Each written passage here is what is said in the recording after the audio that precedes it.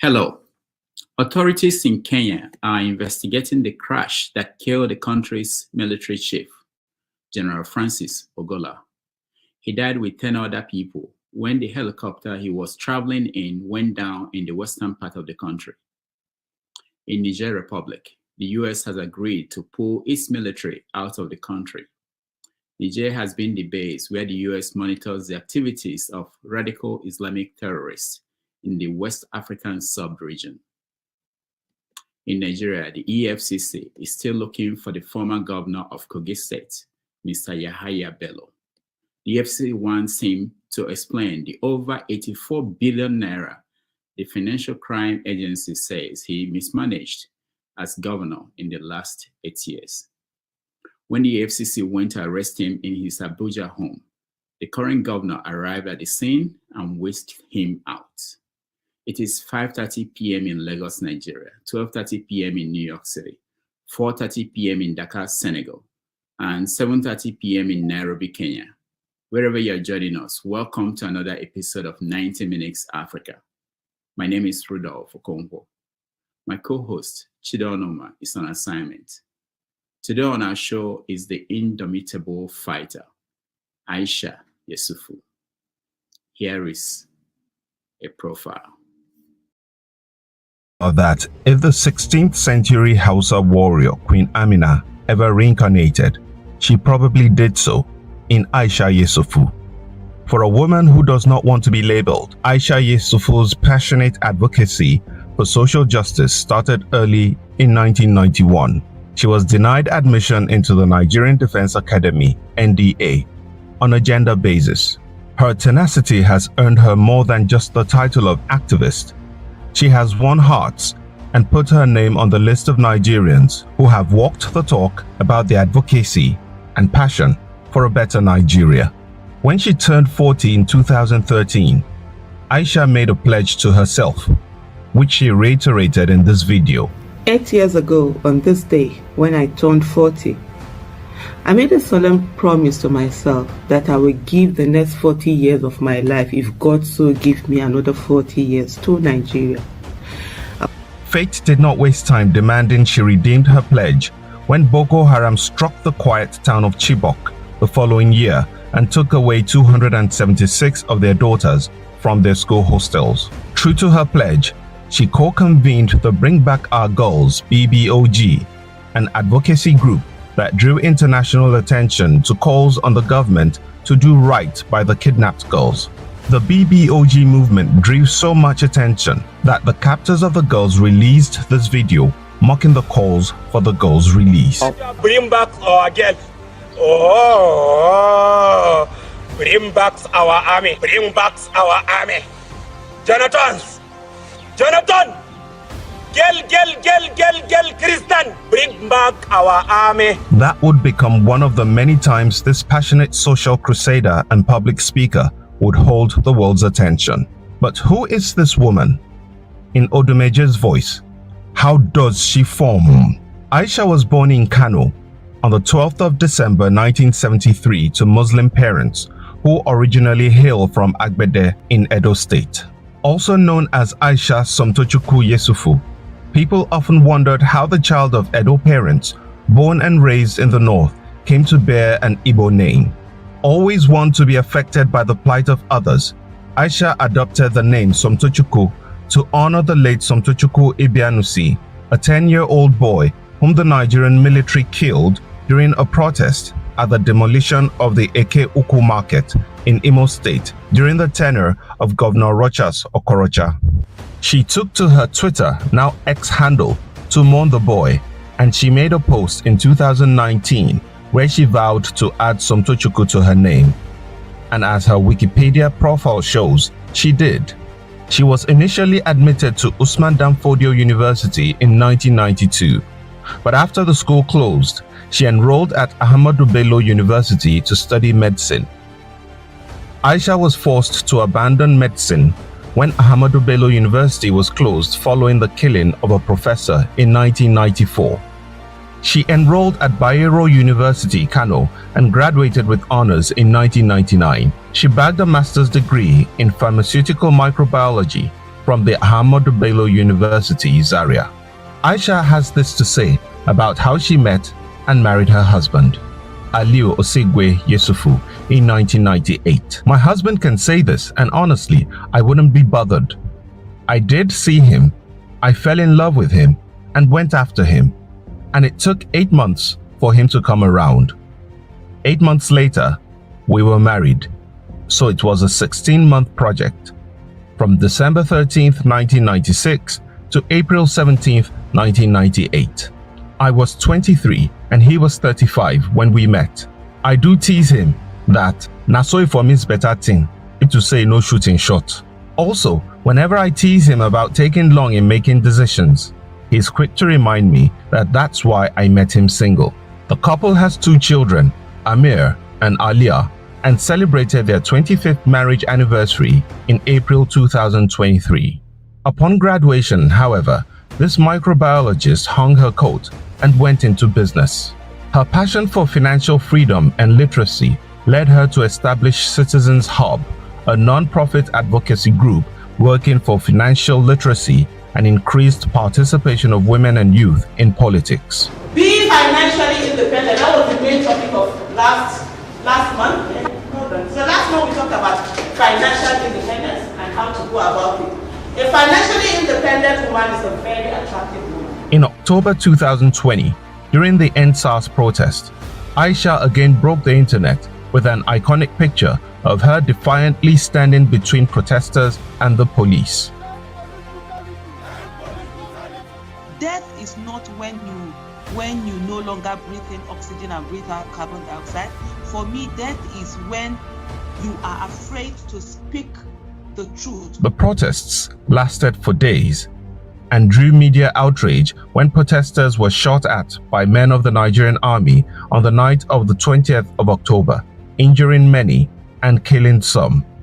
So haunted was she by the events of that day that she got emotional while on stage at the Labour Party rally in Lagos and called for a 1-minute silence to honor the Lekki massacre victims. I'm gonna beg you, let's have silence. Let's have silence. 1 minute of silence for all those that paid the ultimate price during EndSARS. She was instrumental to the Obidients campaign team, serving as spokesperson during the election campaigns. From one city to the other, Aisha mounted stages at Labour Party rallies where she energized and entertained the crowd of supporters with her passionate speeches and impressive dance skills. Her involvement in the last elections raised questions about her hitherto claims of not being a politician. She explains in this video. On the issue of why did I go into partisan politics, I've always been, even right from 2015, and that was in 2015 I supported Muhammadu Buhari. And I remember when I decided to support him, a lot of people that were in his camp were quite happy, but that didn't stop me from, holding me accountable. Following the declaration of results from the last elections and the legal tussles that followed, Aisha participated, sometimes appearing in court to stand in solidarity with the Obi team. When allegations of mismanagement of election funds were made against members of the Obidients campaign team and the Labour Party, she gave a detailed account of the funds she oversaw during the campaign. I know there have been reports out there that there were billions of naira that were raised. Some even said hundreds of millions of dollars. Well, we hope we'll see those monies, and if there are people out there that can help us track those monies, we would want to see them. But what we received specifically was this particular amount, 500, and let me repeat it once again, 595 million naira, 976,000 naira, 994 naira. Keeping to her mantra of saying it as it is, Aisha has continued her self-professed duty of being an active citizen. She takes no prisoners when she dissects trending issues and news on her YouTube channel. And for that, we can say her mother was right, because, truly, in her courts, no one wins. for me, like as right now, there are things that the way I would react on issues 10 years ago, I can't do it now. Because now it's no longer the Aisha Yesufu that was before 2014, that was just my normal, ordinary citizen doing my thing. Not now that, there's a bit of influence attached to you, recognition. So you have to be careful. What the military missed for not letting her join and be a field marshal, the Nigerian populace gained in having her as the people's field marshal. All right, Aisha, welcome to the show. Oh my goodness, thank you so much for having me. You've made me sit through that and listen to it. Like, is it me they are talking about, or is it somebody else? But thank you. Wait. Where did you get them from? Where did you see them? Like, I've even forgotten I said two states. Well, we have people. We make this for people who have done sacrifice for the country, and we use that to appreciate them. Oh, thank you so much. Thank you. You really took your time to really put a lot of things together. I appreciate that. Welcome. All right. So typically we start with the news, and in the news today, especially with Nigeria, is the issue of the former Kogi State Governor, Bello. I don't know what the latest is. I know you're in Abuja. Have we seen him? Do we know where he is? I mean, talking about Yahaya Bello. Do we know where he is? Can you come a bit again? We are having rains in Abuja. I think somehow it's affecting my network. Okay. I know you were talking about Yahaya Bello, right? Yahaya Bello. Yeah. Do we know where he is? Have they found him? Oh, oh my goodness. Let me laugh a little. Nigeria police, they are the most unserious organization, security agency in the whole world. No wonder they're always coming last when they are doing this thing. But anyway, I don't think they found him. I don't know whether he's missing. Did he tell them he's missing? He's out there, but they are not serious. They declared wanted. There was something they said. They said that all the security details attached to the former governor Yahaya Bello, that they were withdrawing them. And a lot of Nigerians were saying, why couldn't you just tell them to arrest him and bring him down to you guys? Why are you withdrawing them? On a very serious note, what happened in that whole thing, I think I did a video on that. It's really very painful and just tells you where we are as a country. First of all, EFCC, most of the people at EFCC, they are police. The people attached to Yahaya Bello, most of them are police. Yes, you have other security, DSS, but most of them are police. The people attached to Ododo, I think that's the name of the new governor, most of them are also police.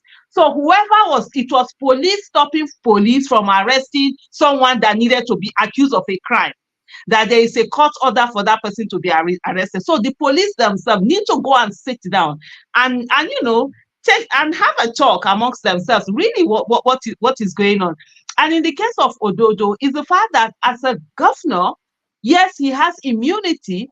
The immunity he has is for him not to have distraction, for him not to be taken to court. He doesn't have immunity against investigation and all of that. But to say, as someone who is for whatever number of time you are in office, focus so that you don't have so many distractions, people taking you away from focusing on the welfare of the people. That's why they have immunity.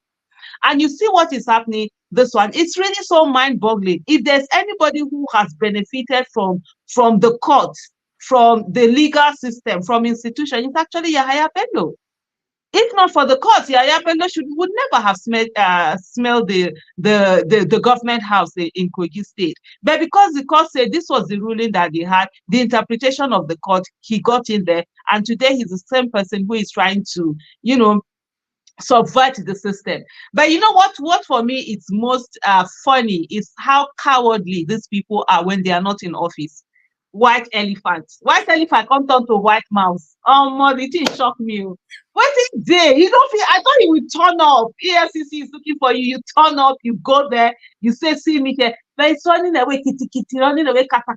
If you drink water, drop cup. The guy will watch you with the big boys.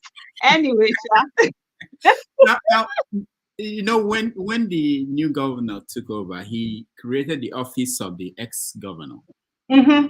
And we didn't actually understood what he meant by that. And he said that the ex-governor has the right to come to the government house at any point and and take his bedroom. We are seeing that now. but isn't that ironic that we have this system where the IG of police is not able to control the police, like you said, and then the Attorney General, who should supervise the Justice Department, could not really. They don't talk to each other. Is that the way it works? So we have our security agencies have always been not independent. And so when you have a situation whereby there's no independence, you won't have, things will not work effectively or efficiently. It's the normal thing. We've had security agents whose allegiance is to the president and the ruling party. That's what we've always had. Even though right now we have an illegitimate president, of course, their allegiance is also to that person. So it's always like, oh, he's the one who chose me to be IG. He's the one who did it. So I have to do everything that he wants to do. I can't even work within that constitution. That's what we've had. And then we've always also had rivalry amongst this whole institution. And because there's not much competence, they don't even know what to do, how to work with each other, the things that they need to do. So we've had a lot of these damaging things, happening in our society. And honestly, it's really sad that this is where we are, but sadly, that's what we've been dealing with. And if all of these institutions are not strengthened in a way that they can act beyond whoever is president, beyond anything, work efficiently and effectively, we'll continue to grapple in our country. We will not get to where we're supposed to get. And then most importantly also, who are the people that are in this position? Are they the most competent people that are there, or the most subservient people? So those are the things that we have to. So we sort of like sacrifice competence for some blind loyalty. So people are looking at Bello's situation and they are wondering about Ganduje. Why is Ganduje not being called to answer questions? What is the situation with Ganduje? Well, I think in the case of Ganduje, you see, it's the state government, right? It's coming in from the state government. So if you look at the issue of what do I put it now? Okay, yeah. So where my thought of train was going to, it got debated a little bit. Ganduje is doing what we call boy. Where I want you to be, that's where you ask, like a slave, like my boy toy kind of a thing. And then Yaya Bello hasn't gotten to that place. And one of the things that we all know from the antecedent of Tinubu is always that he wants people who will be slavish to him, who will be like slaves. And so he controls them. As long as you're ready to toe that line, you definitely will be in a position where, yeah, you can get away with anything. And I mean, issue of fighting corruption, forget about it. Tinubu is not fighting any corruption. We've seen a lot, because if there was really EFCC was really fighting corruption, the current Senate president would be in EFCC cell.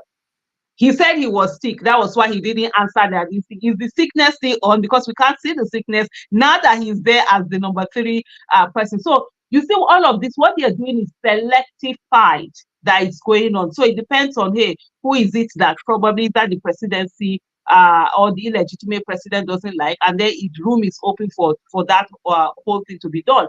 Because as it is right now, in Kano State, you have a different party is the one that is heading this state in Kano State, the government in Kano State. In Kogi State is the same party, the same APC.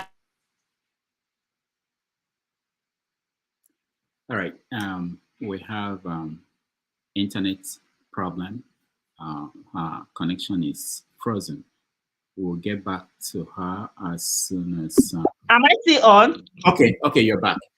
Oh, okay, I saw it just went up a bit. So, like I was saying, I said during the time of Ibori, when Delta State came out to say that their monies are not missing, because that's the same thing we are hearing also now from Kogi State saying their monies aren't missing. So they are the ones that you think, okay, they might really not be prosecution going on. But Kano State are coming out to say that, hey, we saw this man on TV, on camera, where he was taking our monies are missing, and yet EFCC is trying sort of like doing as if they are not doing it. Well, anyway, EFCC has always been unfortunate. That's why a lot of Nigerians are really not even bothered about this whole drama that is going on with them and the so-called white lion that has turned to white mouse. All right, we'll get back to Nigerian politics, but let me first ask you about the Chibok girls, Mhm. 10 years after. Where are things at this point? Things at this point are very sad, and I can tell you, I saw one of the parents, two of the parents, during the commemoration of the whole thing, and the father was crying all throughout. You can just imagine what it is for you to send your child to school and the child never comes back, and to come from a very callous nation where people are not thinking about those children that were taken away. They are so, even 10 years after, fixated on the fact that an incompetent president was voted out of office. So they made Chibok girls issue about good luck Ibele Jonathan, and not about the girls that were taken away, that their lives were, truncated. We have about, I think, 82 now who are still in captivity. So some are back, some have been able to, some were rescued, some escaped on their own and came out of it all. But at the end of the day is the fact that Chibok girls have not been treated very well. Even the ones that escaped, even the ones that were rescued, they were not given the right kind of education they should have. One of the things that the government did was to ensure that they Bring Back Our Girls movement, and the Chibok girls never had a meeting.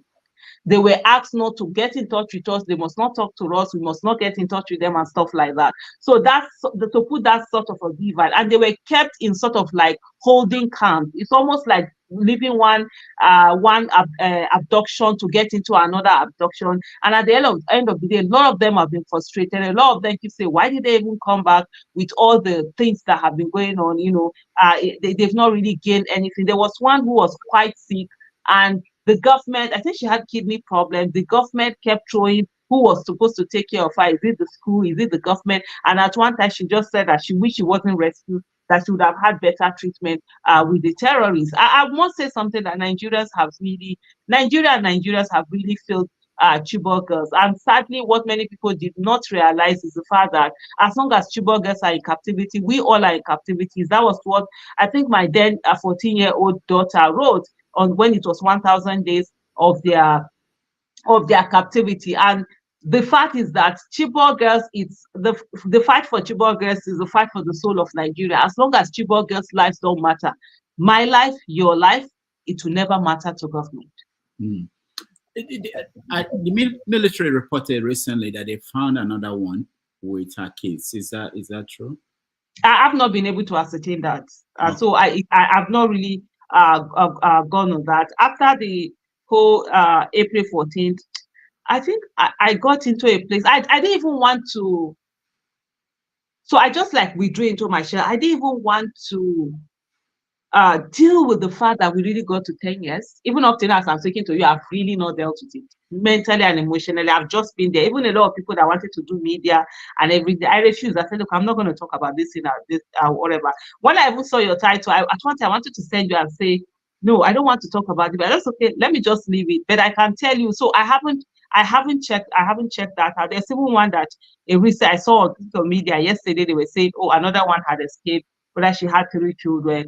I just have not been able to really be able to open up my heart, my mind, my soul to that whole issue again. So I've not really checked. I will tell you that. Okay. Were there anyone that were integrated to their family, back to their family? They live with their near their parents. Any one of those that were rescued? Do we know? Because there were some of them that have been after maybe like I think some of them took like maybe 4 years or something. A good number of them are with the community. Some of them have gotten married. Some of them, because at the end of the day, for years they were kept in one place within the holding place. Then the school, even the school that they were in, they were isolated. They were not allowed to mingle. So there was a lot of frustration. The parents really couldn't see them. There was a long time, I think about 4 more years, parents couldn't really see them per se. They could talk once in a while and stuff like that. There was a time they took them down to Chibok to go and meet the parents something. But right now, yeah, they do meet. They are able to have that connection and meet and mix with them. Okay. When this other kidnapping happened in Kaduna State, a lot of people were surprised that it's still possible in places in the north, that nothing was put in place to prevent this from happening. Now, for people who did not live in the North or know how the North is, can you help people understand how people could go to a school, pick up school children in hundreds, and take them, like the one in Kaduna? Kaduna, they told us they found them in Zamfara. How did that happen? Do you understand what the government is trying to explain? I think for anyone who thinks that how did that happen in the North, as if it cannot happen in the South, that's living in la la land. In this Nigeria, there's no security anywhere. I mean, people don't understand how bad it is. We are all vulnerable. When Chibok happened and Nigerians didn't understand what it is to rally around and say to the government, no, this will not allow it. By not rallying around Chibok parents, making demands, what we did was that, one, we gave the government enabling environment for them to abdicate their responsibilities. And then secondly, we gave the terrorists enabling environment to be emboldened and do more. And so a lot of people all over, they know that they can walk into anywhere and take away anything. And that was why in December, I think it was 2020, December 2020, I went at 12th, I think it was even on the 12th of my birthday, actually, when boys were taken away from a school, is it called Kalkara in Katsina State? On that day, the president, the commander-in-chief of Nigeria, had gone to Katsina State, and it's about 100 and something kilometers from where the abduction happened and where the president's hometown is in Daura. And for me, and this is the thing I talked about, I said you can imagine that a commander-in-chief was coming into town that day. The terrorists did not change their plans. To tell you the audacity, because Katsina State is a state that has a lot of insurgency issues, and so there are a lot of terrorists. You will expect that as a president, as a commander-in-chief of Nigeria is going into that state, everything should be locked down. To the extent that even ants, as they are moving, they will know the movement of every ant in that state. But nothing like that happened. And they took these children, they walked with them for hours, took them to long places. We couldn't recover them until whatever negotiation happened, and they brought them back. That's where we are in Nigeria. In Abuja here, they are coming into people's houses and taking away people. People are having to leave the houses they have built. I know of someone who just a month ago left where he was staying to move with him more into Abuja City. It's Abuja City because of kidnappers that were coming in. And they were retired police DIGs and AIGs living in that area, who also now are living that area. That's how bad those things are. But Nigerians are living in la la la, that we think that we have the patent to prayers, and it's prayers that can help us. So it's not just that in the North.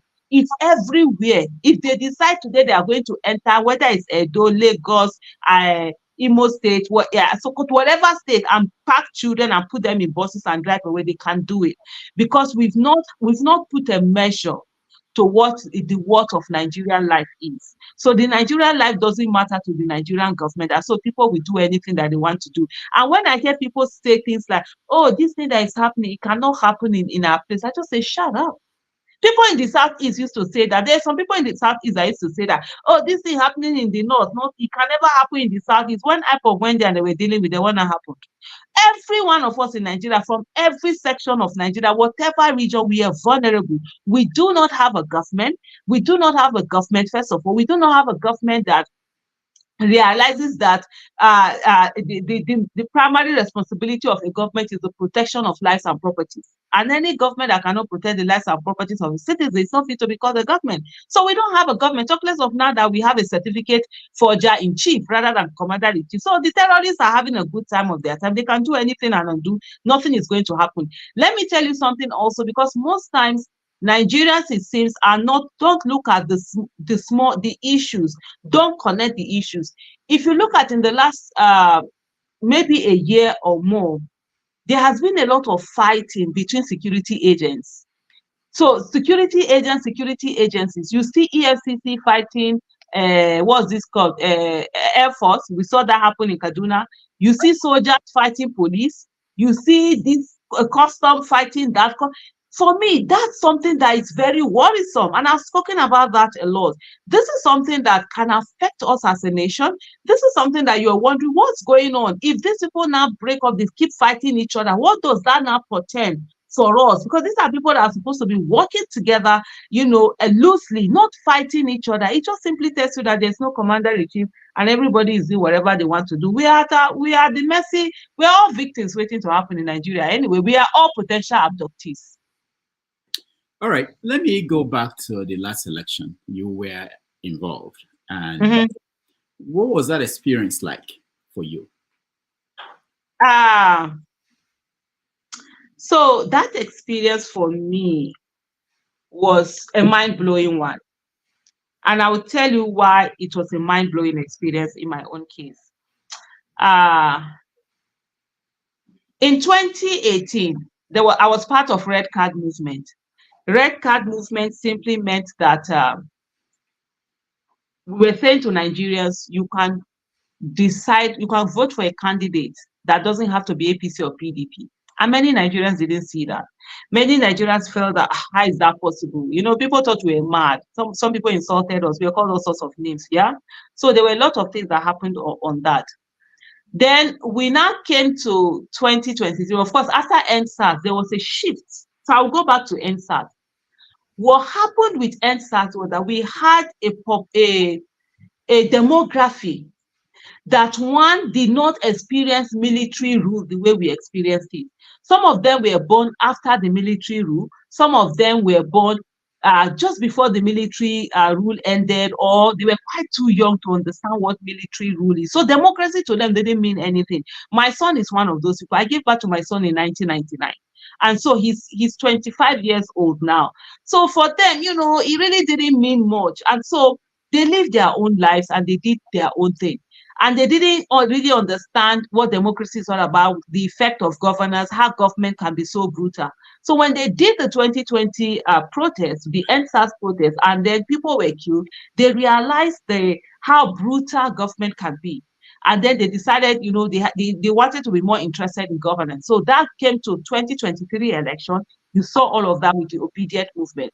And so for me, the thing was that, wow, this was something that I didn't expect to see in the next 10 years. Because from shouting red card to APC and PDP and people calling you are mad, to those same people that say you were mad, they are not the ones who are now coming out, you know, to now actually say red card to re-show the red card to APC and PDP. It was amazing.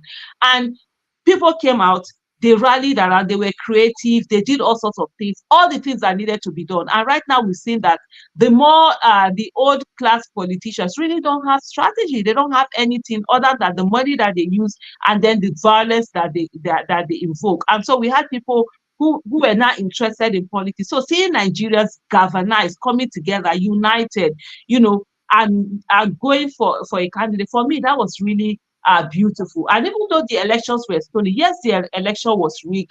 Mr. Peter Obi won that election and everything. For me, I still take out of it the fact that, wow, the amazing things that Nigerians could do. And of course, it's to continue to do that until we're able to get that good leadership that we're all yearning for. So after the election, what happened next? Going to the courts and the court ruling, and how did you see the way Peter Obi and that's the campaign, how they handled that period? Do you think that was the best path to follow? Absolutely. For me, that was the best part to follow. I see a lot of people who, oh no, he should have been on the streets. He should have been demonstrating. He should have. Well, he didn't stop anybody from being on the street, and it has stopped anybody. There were people who were on the streets who were demonstrating. So everyone that wanted to demonstrate could have been on the street. But people always look for excuses. I think what they did was the best way, which is try all the system. Let everybody see. We didn't know how much rotten the judiciary was. We knew it was rotten, but we didn't know it was as rotten as it is. But now, I think almost every Nigerian of voting age have an idea of how rotten it is and how rotten the system is. And so the first thing that you need to do, of course, is to bring knowledge to the people, for people to have an understanding. And that's what Mr. Peter Obi did, which was to go through the system and let the people see how flawed that whole system is all about. For me, that was the best way to go. For others who keep thinking, oh, you should have been on the street doing what? Because people always romanticize Obi there, and you see most of the people who are saying, "Oh, he should have been on the street," will be the one, will be the last to be on that street when even if he had gone to the street. But for me, I think the way they handled it was well. I handle it within the ambit of the law. There are some people who keep, "Oh, how can you have 8 million voters and you did not use that to be on the street?" He's not desperate to be president, and he's not looking to put people's lives in danger. And one of the things is that Mr. Peter Obi is a servant leader, and that's one thing I've known about him. And I will share something with you. During the whole campaign, I have one regret with the campaign that I had with Peter Obi, and this happened. It was when we were going to, I think I can't remember the south states, was it Bayelsa, then Port Harcourt or something. But anyway, we were supposed to have P Square come to perform. They had agreed, they supported him, they have agreed, they were ready to do this whole campaign. They were very vocal about their support for him, and they had agreed. We had gotten the private jet, gotten someone to get a private jet for us. I was going to take them to, I think whether it was Bayelsa, the first one. No, it was not Bayelsa. I can't remember the state now, but the one before Peter Obi went to Port Harcourt, they were ready. But Peter Obi was like, he didn't want, and he did not just with the law, he didn't want, how Nigerian government can be. He didn't want them to be in a position where they'll be vulnerable. So it was like, no, they are ready to do this. They've accepted. They are public with it. He kept dragging. I literally spent 8 hours back and forth with Mr. Peter Obi, sending him message. I did one long, me that I don't even like writing. I did one long episode to write to him why it was okay to allow P Square to come and perform. And he was like, no, I don't want them to use this against them. I don't, blah, blah, blah. And for me, and I've said it to Mr. Peter Obi, I said, the next time something like this happens, I'm going to make a decision. I'm not going to wait for you. Whatever it is, I will bear the decision, because I kept waiting.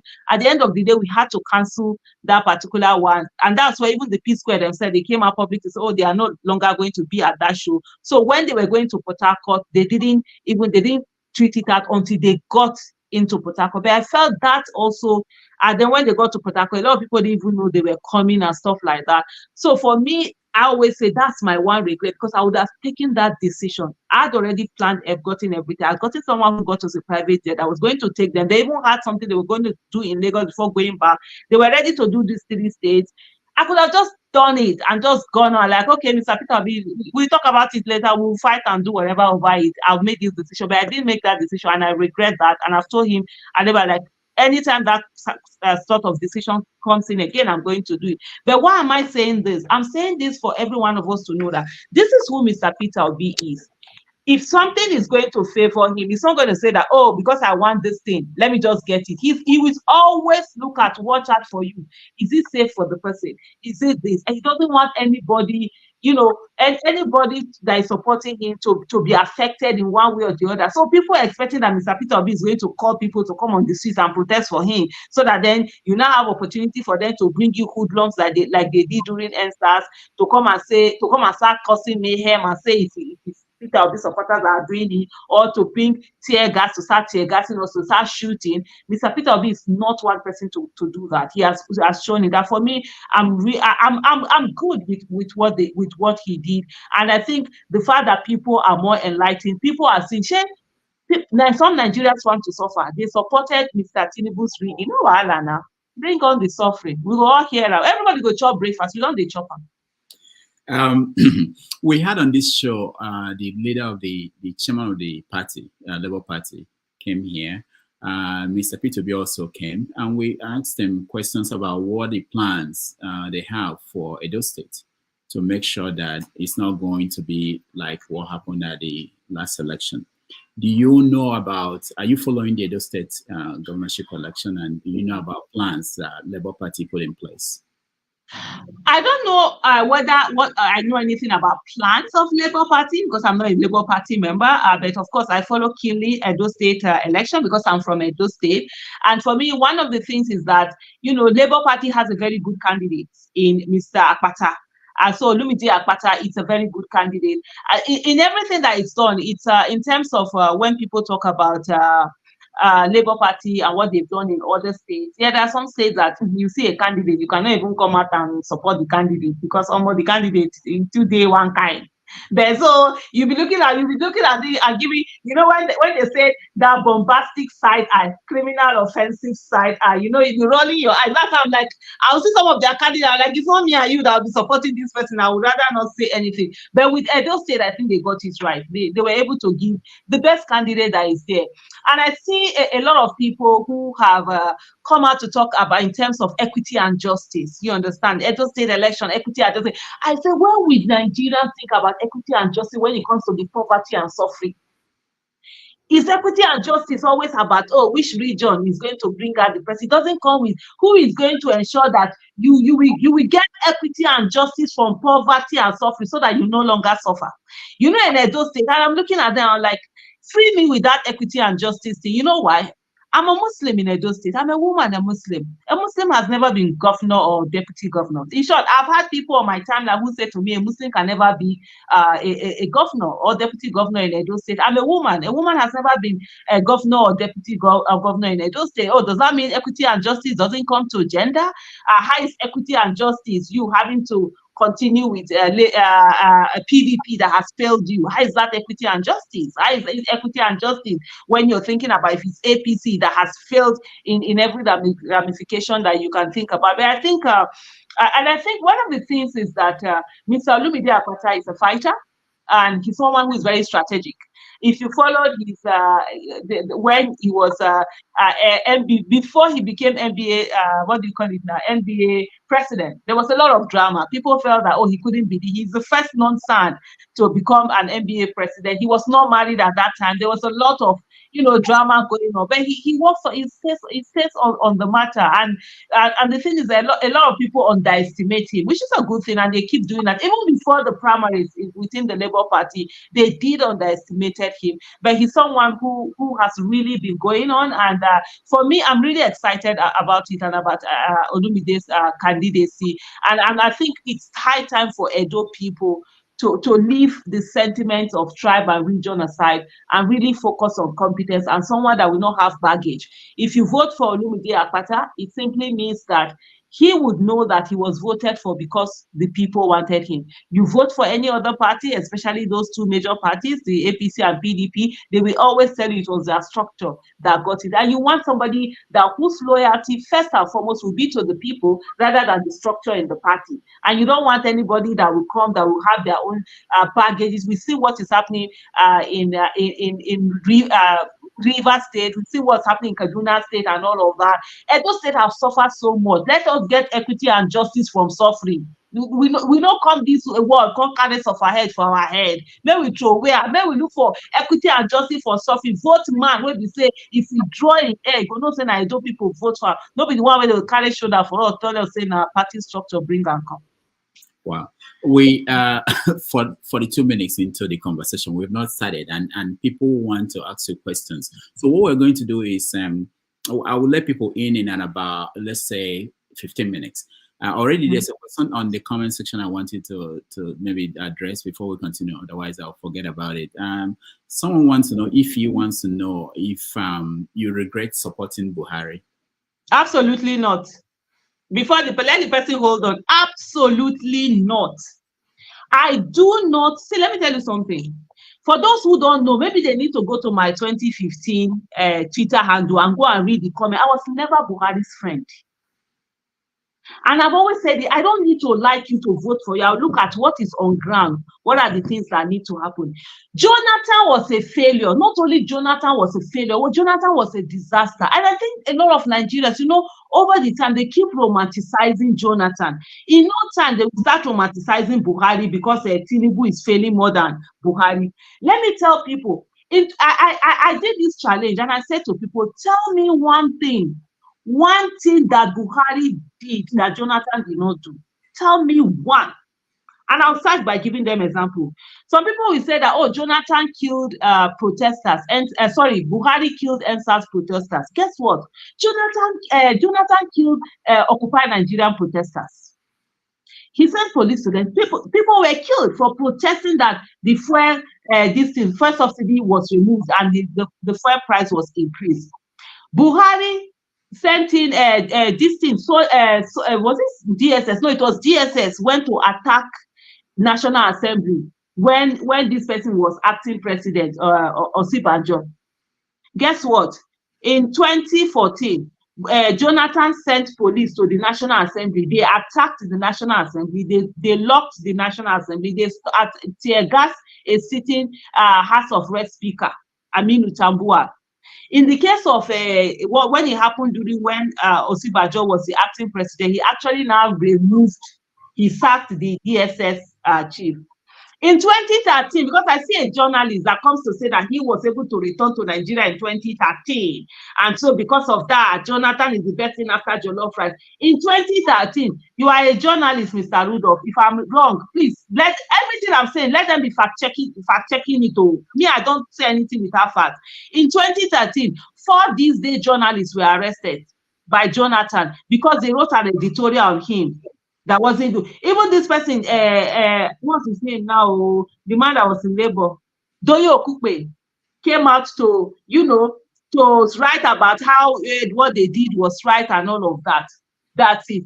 I think it was in 2014 also. Soldiers were sent to go and pack to attack newspaper stands, vendors, and pack away all the newspapers and destroy it. In the democracy that people died for. Jonathan wanted to turn our head backward. Some people are sitting there telling me that, a life was good during Jonathan. It was good for you. It wasn't good for the people that were killed. When on the 14th of April 2014, the same day that Chibok girls were abducted later, there was a bomb blast at Nyanya. Dozens, scores of people died. Jonathan went there, visited the office. From there, he went to Kano, and then he did what he was dancing. February 2014, before then, there was killing, Buniyadi killing. Children in school were slaughtered. As in, I know of a girl, Ummi, whose brother was slaughtered in front of her eyes. Yet, Jonathan did not say a word about that until a year after, in 2015, when Bring Back Our Girls movement, commemorated that anniversary, that particular day. 48 children were killed, 40 school boys. So a terrorist came in to their what do you call it now? Into their school while they were at the assembly and blew his and killed 48. Jonathan did not say when he went on that day to go and do his declaration. 2,000 people were killed January 2015 in Baga. Jonathan did not say a word. I think the same day or a day after, Charlie Hebdo happened, where the 2 or 3 people were killed in France. Jonathan wrote a statement to them. Even Malema of South Africa had to now write, and he called Jonathan the most irresponsible president. How your own people were killed. I could go on and on. Immigration. How many people were killed when they did that job? Immigration. The people were telling him to start. Is it Abamoro? He refused to do that. People were being killed. Jonathan said it was a fugitive. He didn't care. He didn't do anything. And then people are coming to the. Hey, by the way, I even forgot this one. You people know what's that? Our former Minister of Information, Laye Mohammed. Laye Mohammed was arrested for loitering. Laye Mohammed was arrested by DSS. Merely Olga, please fact check everything. No, don't believe what I'm saying. I want somebody to come out and say, Aisha, you are a liar. We checked it and what you are saying is wrong. Because I've said, until I'm dead, I will not allow anybody to whitewash Jonathan. Jonathan was the worst thing that happened to Nigeria. Nobody wanted Buhari. Even me here, 2014, 14, go and check my tweets. I said nobody will vote for Buhari because that's why they wanted to make him the presidential. I said for what? After what happened, the role he played in the 2011 election, riots and all of that. But Jonathan was so bad, his incompetence and failure made Buhari that was not an option to become an option to people. They voted for Jonathan that he was someone without shoes. Yes, he became this. I saw all 2 hours yesterday. They've been insulting me on Twitter. They are trying to whitewash. They say, they are suffering now more. Okay, don't worry. Tinubu will show you more suffering so that you will not begin to praise Buhari and say he was a good thing. But before I finish, let me talk about this other one. You see this person, what's his name now? Nasir El-Rufai. He was arrested in Anambra State by Jonathan administration. They used DSS to arrest him. My then sitting governor, I'm from Edo State, Adams Oshomole was the sitting governor. His helicopter, They stopped it from flying. They said orders from above. They were going to, is it Ekiti or was it, I can't remember which of the election, either Ekiti or Osun, one of them in 2014. EFCC opposition, sorry, what's it called? The APC, the then opposition party, their offices were raided by DSS many times, saying that one thing or the other. Their members were arrested. Governors that were going into either Ekiti or Osun, I can't remember precisely, it's almost 10 years now, they were stopped.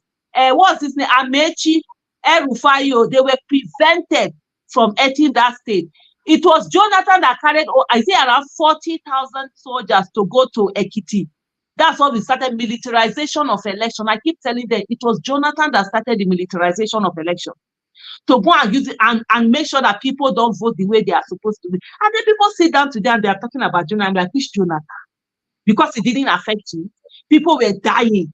Our soldiers had to be running away from terrorists. They entered and ran into Cameroon. They were crying. They said equipment were not being given to them. They were sharing money like no man's business. Corruption was ongoing. And people sit down and they are.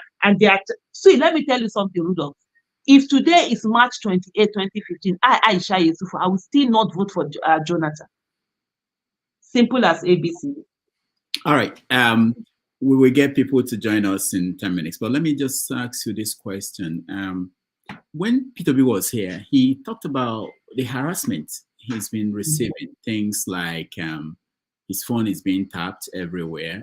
He didn't mention specific about most of them, but have you been receiving any kind of harassment from the government because of your role in Labour Party, the election, not Labour Party? Me, they've always harassed me from 2014, so there's nothing new. It's just Mr. Peter Obi that will say, welcome to the club. But on a very serious note, Mr. Peter Obi has been going through so much, and he doesn't talk about them. And for me, it's not in my place to talk about anything that he hasn't spoken about. But I can tell you that many people will not understand. He's one person who is very strong, mentally and emotionally. Everything that can be used to break him down, they've really tried it, and it's crazy. It's crazy, but he get coconut head. So that's just what I would say. And it's not phased. It's not phased. They use everything. Is it family? Is it friends? Is it trying to? If Mr. Peter Obi is going anywhere in the country, it's a problem to them.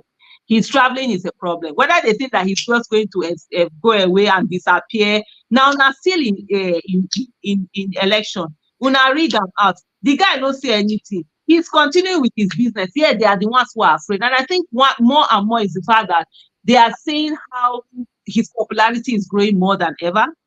There are a lot of people who know that Peter Obi was the most competent candidate, but they felt that, without the structure, so because of that, they chose rather to vote for PDP. And now they are saying that, okay, this man can do it. So all of them, they are really afraid of all of this. But in my own case, I've always gone through that, even before joining Labour Party. So my joining Labour Party really has nothing to do with it, but more of my vocal stand. Because I don't send any government. Even Mr. Peter Obi we did here. So if he enter government, when he enter government, begin they do anyhow. We go drag on like small jet. We know they fear anybody. And I even said it today. Like I said to people, I said, look, for me, all I want is who is it that will give Nigeria the best at any election. 2011, I refused to vote for Jonathan. I refused to vote for Buhari. I voted for what's his name now? What's this man's name? That is who is the one they call NSC? Oh, sure. Oh, no, NSC. One question. Which one? No. The chief's what's the national security? Nuhu Ribadu. Oh, Nuhu Ribadu.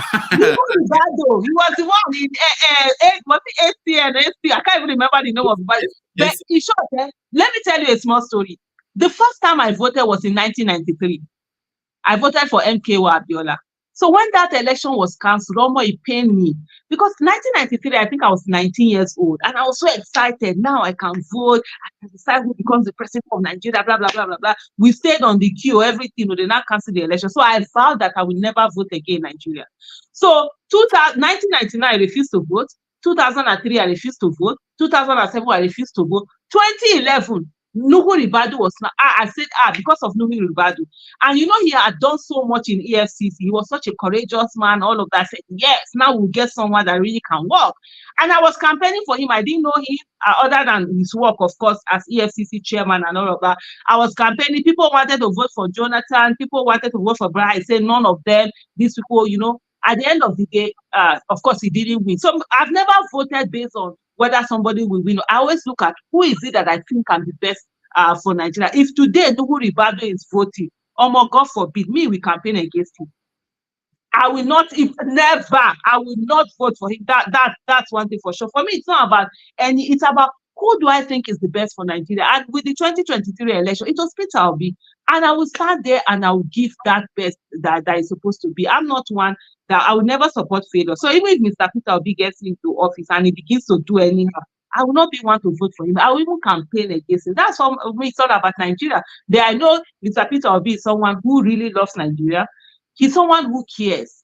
He's someone who feels the pain of the people. He's not someone who is looking for what to eat or some power. He just feels, and for me, that's the biggest thing I'm looking for in anyone, which is empathy. And let me just quickly add this one on the issue of Buhari, to say that a lot of people, oh, we know who Buhari. You say, look, let me tell you something. Buhari is with someone who delegates. In 1984, he delegated to what's his name, Idiagbon. Even when he was PTA chairman, he never takes this thing. It's someone else. So when Osibanjo came in, for me, 2015 election was all about Osibanjo. When I saw Osibanjo, I was like, and the things that they say he had done in Lagos, you know, and all of that, all of those judicial reforms he had done, I was like, oh wow, okay, so now we have a competent person, and then he'll be able to take the reign. Why Buhari will be there chilling and looking pretty in his in his starch babariga and kaftan. But unfortunately, he delegated to, you know, the wrong set of people, those his CPC people and whatever. And then we now had Osibanjo. I don't know what he was doing there. For me, I don't have issues with Buhari, because for me, as Alkosa, Buhari has never really been the same. It was Osibanjo that I have issues with, because Osibanjo was the reason why a lot of, for me particularly, I've never hidden it, voted for APC ticket. Osibanjo, if people have forgotten, was the one who started the campaign in December 2014. He started the APC campaign, the presidential campaign. He was on a meeting with people outside of camp. He was doing that common sense revolution. He was going to Molwe. And I was like, wow, okay, now we're seeing a difference. And then if people that I know some people are their own is mischief, go back to January 2015 and see where me, Aisha, will say, where is Buhari? I will say, where is Buhari? Osibanjo is out there. And I'll say, Buhari is showing arrogance of somebody that feels that he has already won the election. He's not doing the things, you know, that he should be doing. Even when his people were saying he shouldn't go for debate, I was saying, no, that's the kind of arrogance we don't want to see in government. Me, as far as I'm concerned, and I even did a tweet that said, Nigeria deserves better than Buhari and Jonathan in 2014. Okay. So the Obidient movement, where would they be? What would they do in 2027? What are they preparing for? I'm not one to speak for Obidient movement, so I can't come here and say I'm speaking for Obidient movement. So I will just talk about what I expected, what I hope it becomes. I see a lot of people, you know, who go around, oh, they are the leaders of Obidient movement. It's all bullshit. Sorry, don't mind my French. I don't mind my language, whatever. It's all nonsense. There's nobody who is an Obidient movement leader. It's something that it doesn't have the kind of horizontal, vertical leadership, traditional leadership where, oh, there's one person who is the commander-in-chief is telling. No, it's something that has horizontal leadership. So there are people who are leaders on different sector and different side, and then they are coalescing together to form one body. That's what it has been. And so as we go on, and so of course there are a lot of people who are thinking of rallying or putting all of that together, coming together. Well, it's fine and good. But for me, one of the things I keep saying and I was having an argument with someone. I said, look, the real Obidient people, we don't even know them. Forget those of us that are known, that are on social media. They are there in the villages and in hinterlands, who are carrying this whole Peter Obi matter on their head. And I always said, those are the real Those are the real, when they were doing, what is this thing that they call, oh gosh, opportunity, threats, what's that thing? SWOT, when you're doing SWOT analysis, yes. I said they are the real strength of the movement. One, they are mostly unknown. People don't know them. So people don't know to go and bribe them or to go and get them to the other camp. They are all there, all working, and they are passionate. They are not waiting for anybody to pay them. They are carrying the matter on their own head. And I've always said that those of us that are even known as the Obidients, whatever, Kiriko, we are the ones that are sort of like either threats to the movement, because they can easily buy you out. They can easily bring some money. It's not everybody that can stay away, from money and stuff like that. So for me, what I hope to see is, first of all, people keeping on hope alive. You understand? Keep that hope. Don't allow yourself to say, they rigged the election, so I will go away. Buhari said for 12 years to come and give us disastrous leadership. This Tinubu that rigged the election, he has been planning it since when? Some people say for 20 years. They call him master strategy. We don't see strategy. Now nonsense we see now rubbish. So if you think that you will self-sabotage yourself, or you will self-defeat yourself to say that, because they rig election, I will no longer participate. When you in 20 years, you will come and participate. And you will be older then, you have more responsibilities and more problems to deal with.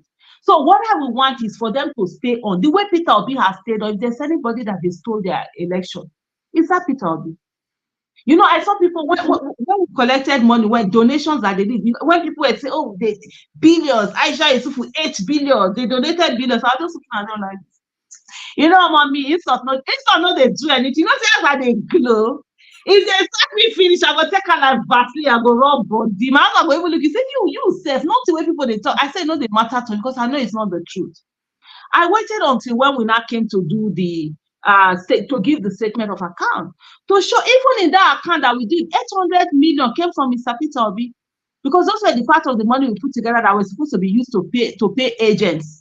And agents, when they do that, they can't say agent, they swap name. They wanted me to be sending money to people. I say more, send money. You will not see it, not on my watch. So this is somebody, and Peter Obi used his money. Those campaigns that you saw, those things, and he put a lot. And yeah, his election was free. It's not paying. It's you because you did some campaign, you went to vote. That's what is paying you. So first of all, I want people to stay on, have coconut head. No retreat, no surrender. Giving up will never be an option. And then the next thing, let us begin to form ourselves into polling unit agents. Every polling unit, we should have at least 2-3 people that will stand as polling unit agents, so that when Mr. Peter Obi, if they run again, we are there to be polling unit agents. And let that Obedient movement be like that, political force that people will reckon with. And hopefully, see what happens. For me, Labour Party, I see Labour Party, Mr. Peter Obi, he is interested in staying in Labour Party. He's not thinking of moving. I saw, media, they were doing all sorts of permutations. Say, the one I know, even like with whatever conversation where he wants to say there. But for me, the thing is that if Labour Party are interested in opening up the party to young people, I want to see where young people will run. I want to see where people that don't have money, where they can run for election.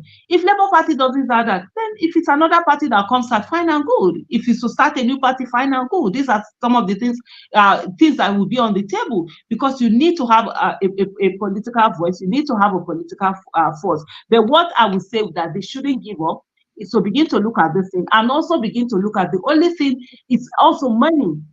What is it that is being done? I would expect by now, if we can have a situation whereby 1 million people, whether obedient, whether citizens, coming together every month to donate 1,000 naira, guess what that would be? That would be 1 billion naira every month. In 12 months, that would be 12 billion. In 4 months, that would be 48 billion. You can use that to do a lot of elections. You can use that to send people to National Assembly, to be senators, to be House of Rep member, to be House of Assembly member, to be councillors, whatever it is. Because at the end of the day, politics is very expensive. You need money for it. And if we allow people to be using their own money, when they get there, they will chop money. It's no longer politics, it's business.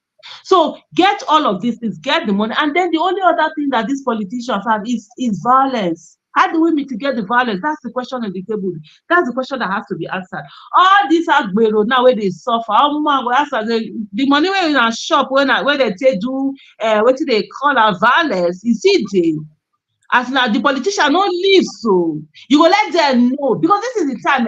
You see now some people come to me, why I need money for this? I said the money we collect do the election, when you shop on now. It's supposed to last you for 4 days. If you collect one sachet of what do they call a spaghetti, or more boiler for 4 years, I no send. Some people are like, you know, say if you get God, I say if God no cost you, say you no help yourself, God no go cost me because I no help you. Because we must do tough love. People must understand the relationship between governors and their lives. People must understand that they cannot vote anyhow and expect that good things would happen. So even in mitigating that violence, let's begin to reach out to all of these agueros that they use, whatever, for them to understand that relationship so that they would not easily be used again as a weapon to promote violence. But for me, I'm really happy with the way how enlightened Nigerian citizens are, and even the Obidients movement with their coconut hair. They know they agree. You do anyhow, you see anyhow. They show them for that social media. It sweet me. Now I don't need to do a lot of things. I'm so relaxed. It's before that I need to fight a lot of battles on social media. Now I've just been looking at them. Oh yeah, there are enlightened citizens that are doing it, and that's what I want to see also. My goal is to be able to push for a lot of people to get into political positions and be doing the right thing so that I can just go home and be chilling with my baby boy. All right. There are still so many questions, but we have to let our people to be involved in this.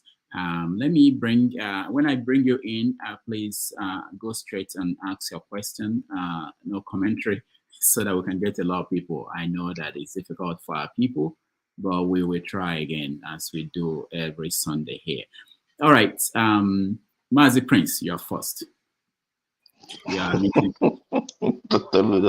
Did you actually say no commentary? Really? Because Aisha deserves accolades. You know, that's all I really owe her. I don't have much question to ask, but brother, good morning first, Dr. Rudolph, and good morning, Aisha. I know you guys should be in your afternoon. Good evening. Oh, good evening. Yes, good evening. Yeah. My question goes this way. What would you tell your grandkids? Because I believe you're a grandmother now, right? Am I right? No, I'm not. Not yet. Not yet? Okay, looking towards that. Okay. Okay, what would you tell the, you know, the young ones right now in terms of politics? That's all I just want to ask. Yeah. Okay. You want to take three at the same time, or you want to answer? Yeah, I think that would be better. Yeah. Okay. Ikola Lioness. Hello, Aisha Yesufu. Good to see you. Good evening to you. Good evening. Good evening. I think you've answered a bit of my question, but this is my thought. You have actually said the move forward is enlightenment of the people, such that they could know what to do in the next elections. Because at the end of the day, I don't really blame those who maybe voted in the man we have now. Because if you don't get 25% of a vote, it's very hard for you to be rigged in anyway. So some people really voted him in. So how do we ensure that people are enlightened rather than penalizing them for their ignorance, such that there should be a roadmap where anyone who wants to get involved in this enlightenment program can easily tap into, like you have said, groups where people donate money towards a cause. But if these things are not structured, it's like it's that it becomes the analogy of everybody in the office waiting for someone to clean the table, and everybody thinking someone is going to clean the table, nobody cleans the table. So that has to be a game plan, a play, which the Labour Party or whatever party you choose to be in really put a structure down, because that's the structure that we're talking about. So to look forward to the future. All right, thank you, Colonel. Prince Nick. Meet yourself, Prince. All right. Good evening, Aisha Yesufu. Good evening. I want to thank you for your advocacy for a new and better Nigeria. Thank you. My question goes, do you have any plans to run for office? And if not, how do you intend to encourage and mentor youth to run for office from local government to House of Assembly across the 36 states? All right. Also, what are your plans and strategies going forward to engage the diaspora people in trying to achieve that? All right. Thank you. Okay. Thank you so much. Just trying to write the last question down. Okay. So the first question I got, I think, is what would you tell the young ones in terms of politics?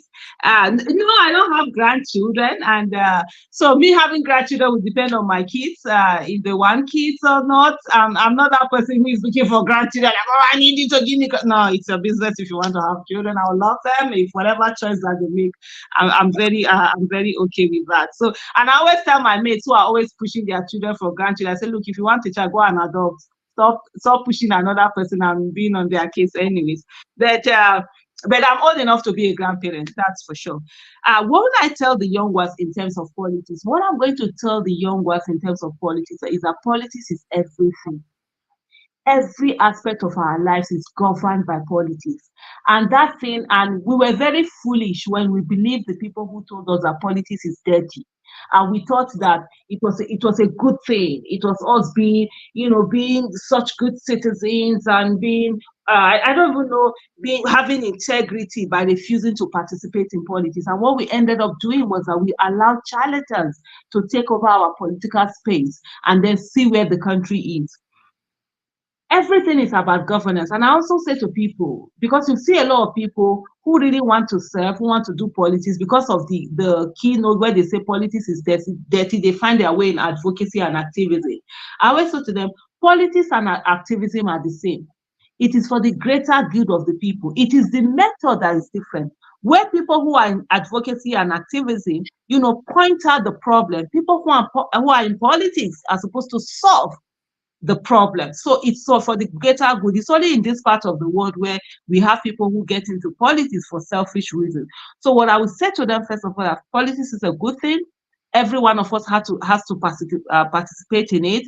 And most importantly is the fact that we need to have a critical mass of people involved in it for some of us to be able to take our minds off for it. So everybody needs to put that focus, because it is through politics that people who govern us come from. And the governance affects every of our life. The business you're doing, policies can make or mar that business. The educational system, our security, our everything, it's in the hands of the people who are governing it. And if politics is the way to go, they should go into it. And then the second thing, so that's to tell them about interest, about participating in it.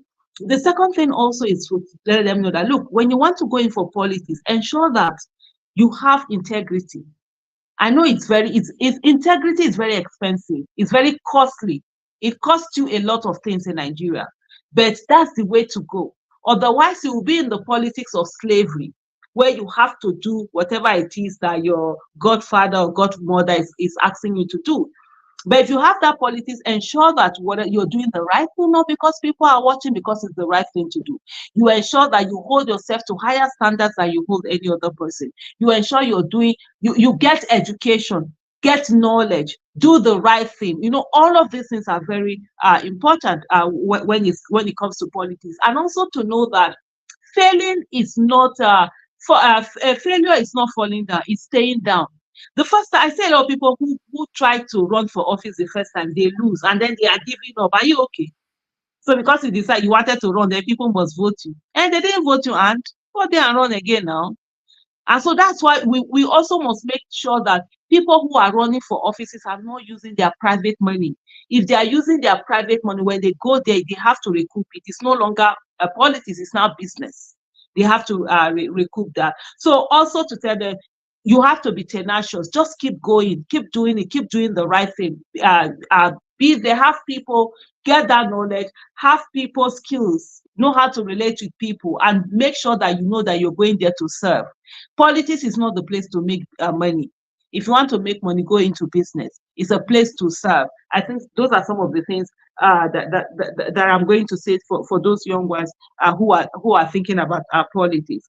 Then going back to the next question is that, yes, okay, yeah, I totally agree with you. There are people who voted for Tinubu, know that about it, but the thing is that they were not in the majority. And like you rightly said, before you are even able to read, there must be a certain number that would have voted you to enable you to read. That's what we have right now. And you say, how do we ensure people are enlightened without necessarily punish them? Well, the thing is that it's tough love. There's something they call tough love. You know, sometimes when you are telling a child, hey, stop it, this thing will burn you, that fire will burn you, you're always taking away from the big fire. And then sometimes you have a candle that is lit, and you actually see the child still going to that candle. What do you do? There are certain times you just allow the candle, because you know the candle is not going to kill the child anyways, it's going to burn their hand, right? So when they touch it, oh, it burns their hand. Now they've learned, sometimes that's the tough love. They've learned that lesson that says, oh, that thing is, then they will now realize, okay, that's why they don't want me to touch that big one. So sometimes there is tough love. One of the worst things that we've done in Nigeria is the fact that, and I was reading about this, somebody sent me something that Chinua Achebe said this thing, that charity is the opium of the rich. I read it today, I'm like, wow, that's so apt. You know when they say religion is the opium of the masses, right? Charity. There's this thing that charity does to people who have means. They feel good. They feel they are. But at the end of the day, are they really helping? Are we really helping? No, we are contributing to the problem, because what we've simply done is that we have turned ourselves into we play government and God. We have Messiah syndrome, Messiah complex. We want to be the ones helping people. Oh God, you know how many people's children, how many school fees I'm paying? I'm paying so school fees. More. I said I don't want to help anybody again. I want people to not need my help. Because when people are in the same situation, they won't need my help. They will have good healthcare system, they will have good educational system, public system, and so they can take, that's where government comes in. But what we try to do is that we play stopgap for the failure of government. We are subsidizing the failure of government. This Nigerian government say they don't want to subsidize fuel, they don't want to subsidize electricity, but we are subsidizing their failure. We are paying for people's school fees. We are paying for people's healthcare. They will never understand bad governance. They will never. So when you're talking about, they don't know, because they don't know that there's relationship between governance and their life. So we need to allow people know there's relationship between governance and their lives. So in that way, they begin to know, okay, so the people going into office, how do we get them?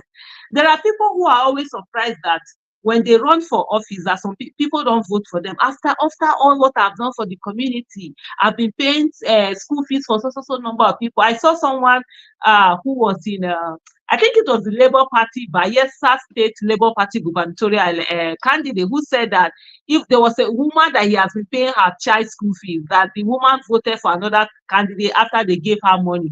I said, why not? She won't vote on you because you are to her, you are a philanthropist. And she doesn't want you to become a politician, because politicians, when they get into office, they don't help the people. So in their mindset, politicians don't help. So they will rather vote the politician that doesn't help. I will not vote for it, so that you keep helping them. So there's a place where, and I even say that to Nigerians in diaspora. Look, and I think that's the question also that comes to Nigerians in diaspora. Like, look, I'm sorry to say this, for those of you that are in diaspora, the most foolish set of Nigerians are Nigerians in diaspora. And I will repeat it again. Maybe somebody will say that Aisha did. Maybe I did. You heard me right. I said the most foolish set of Nigerians are Nigerians in diaspora. You contribute about 4 to 5% of the GDP of Nigeria. Without your billions that come into Nigeria, wallahi, Nigeria for don't fall yakaka for ground. Yet you have zero political power. They don't allow you to vote, but they need your money. Even during Buhari, Mayfele was saying that, be sending him money. They would give. There was one thing they were doing, whether that Kalo they did. If you send in something, they will give you so naira because they need your money. Go and check when diaspora remittance fell down, how it affected Nigeria. But yet, see what happens.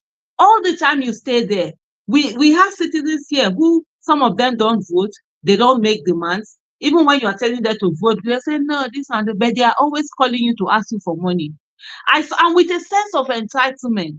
I saw a tweet that a lady did the other day. She said, was it yesterday before yesterday? I think she did that tweet, that someone asked her for money. So she sent the person 10K. 2 hours later, the person updated, UK people and 10K, sha.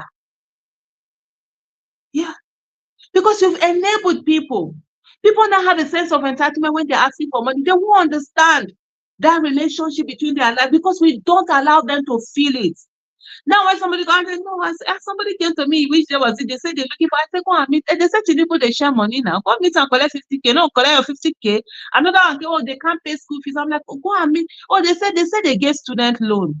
Because we've allowed citizens to sit down and watch their billions being spent anyhow.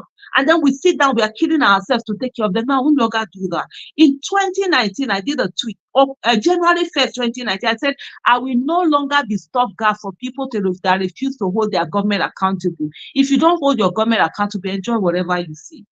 So if we must get to that place of tough love, and then for people to begin to see relationship between governors and their lives, and get to that.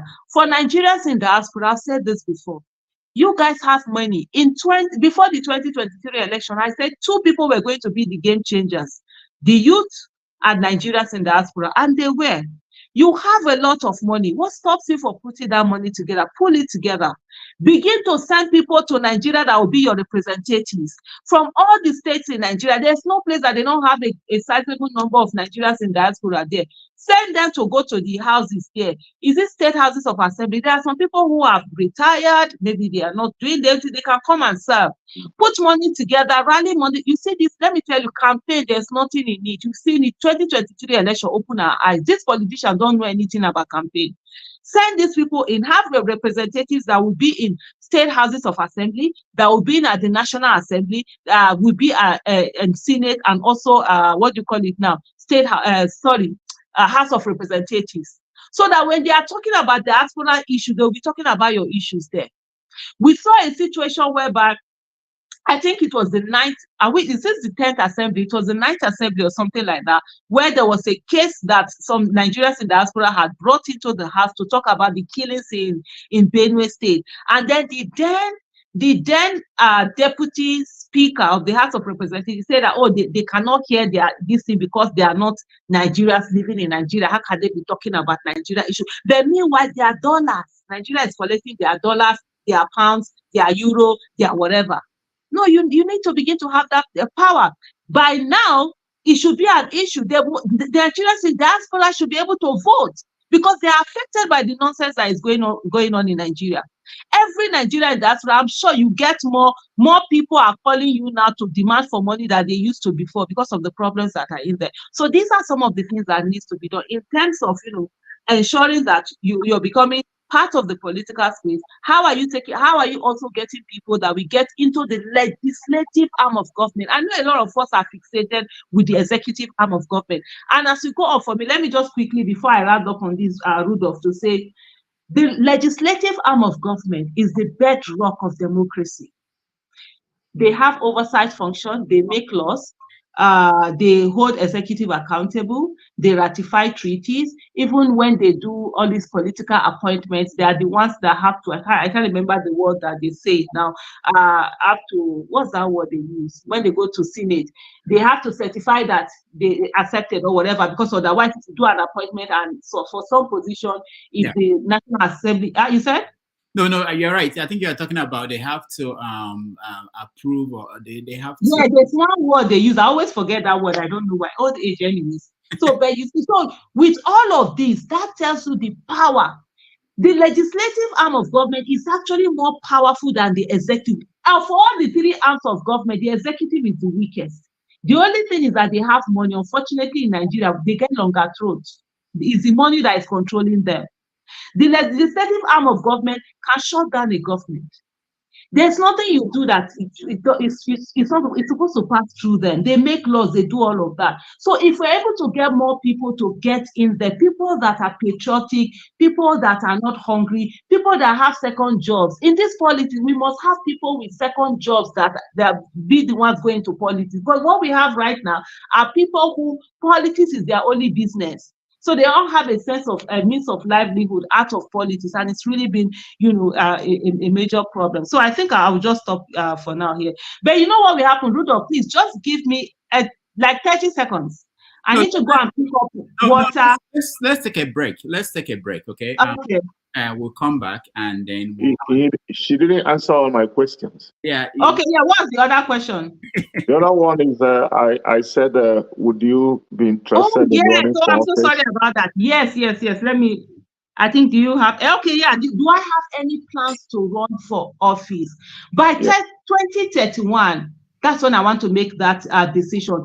Absolutely. If there's any place I would serve, it would be me running for office. But currently, right now, I don't have that plan. Because for me, I want to focus on getting more people. I don't just want to focus on Aisha Yesufu. I want to focus on getting more people into that political spaces. And I don't want the place where I'm running for office. I have a lot of people who say to me, even this, we said, oh, run to be a state deputy governor, run to be this, that. For now, it's not something that I'm doing. From 2021, I made up my mind, I'm going to give myself 10 years in terms of growth, in terms of, just working on myself. If I now want to run, by 2031, definitely by 2031, I can do that. But yes, it's on the table. I can run for office. But one thing that I've always said I will never do, and I'm repeating here, appointment, I know they do that too.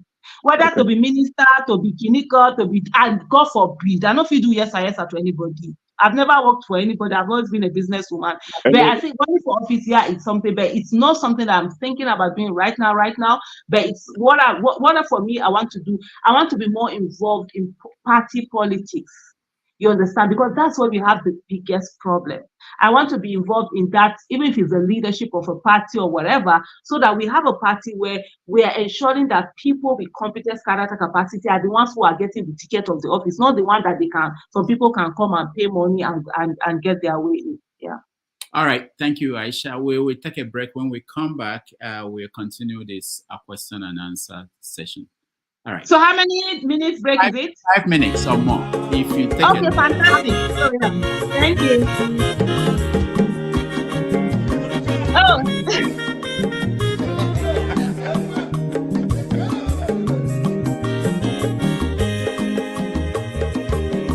Asim wenye mazolo bio, akwa mazolo bio, Max. Ibia bunye go kwanu mo no fube nazo olaga ni biazugo mma olaga do ni biazugo akwa nwa wilo chi o biko rapuzo kona bazia onyo mazoro biko abamba watsara dasari Ibia unyane gana mo Ulaga ni biazigo Mo ulaga ni biazigo Abamba wilo chila Bigora fuzoro Ona wazi Mazi weko mamu Odogu no kwere sunaka Onyo maniga dele mo Mazini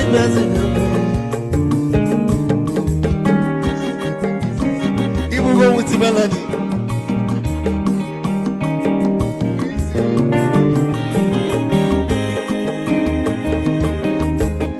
You got to know where you're for Odogu na chala noka Is it one them nigga delemo? Olaga doni biazigo no. Mo olaga doni biazigo.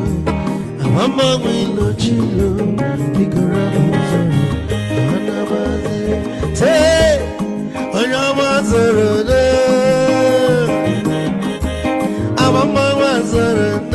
Hey, if I were the one I'm a fool, Mulaga doni piasugo, nasa boy.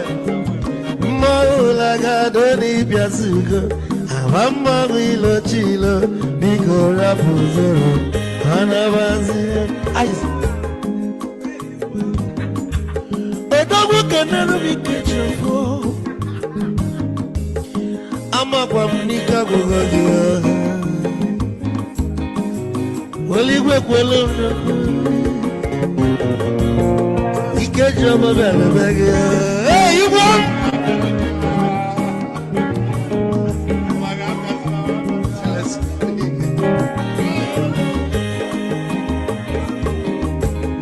Eku kampune kene, omogo ninso. Chukwe mekalumo, ike chukwu negaje. Esi nwanne m ekene ịla polife niile na-eme wee bịa nke gosili na anyị na gị bụ nwanne wisdom ga-adị ka nye gị maịkị ka ogobanya bụ egwu esili mmaksi ọ bụ na-etiri egwu a malụkwa malụ n'imego m ife ọjọọ wee sị gị nwanne m ife ọkụ na-echọlụ na nkeme wisdom onume ekene gị gbamanwụ iyo iyo biko lapụ nabasị ya zoro zoro zoro zoro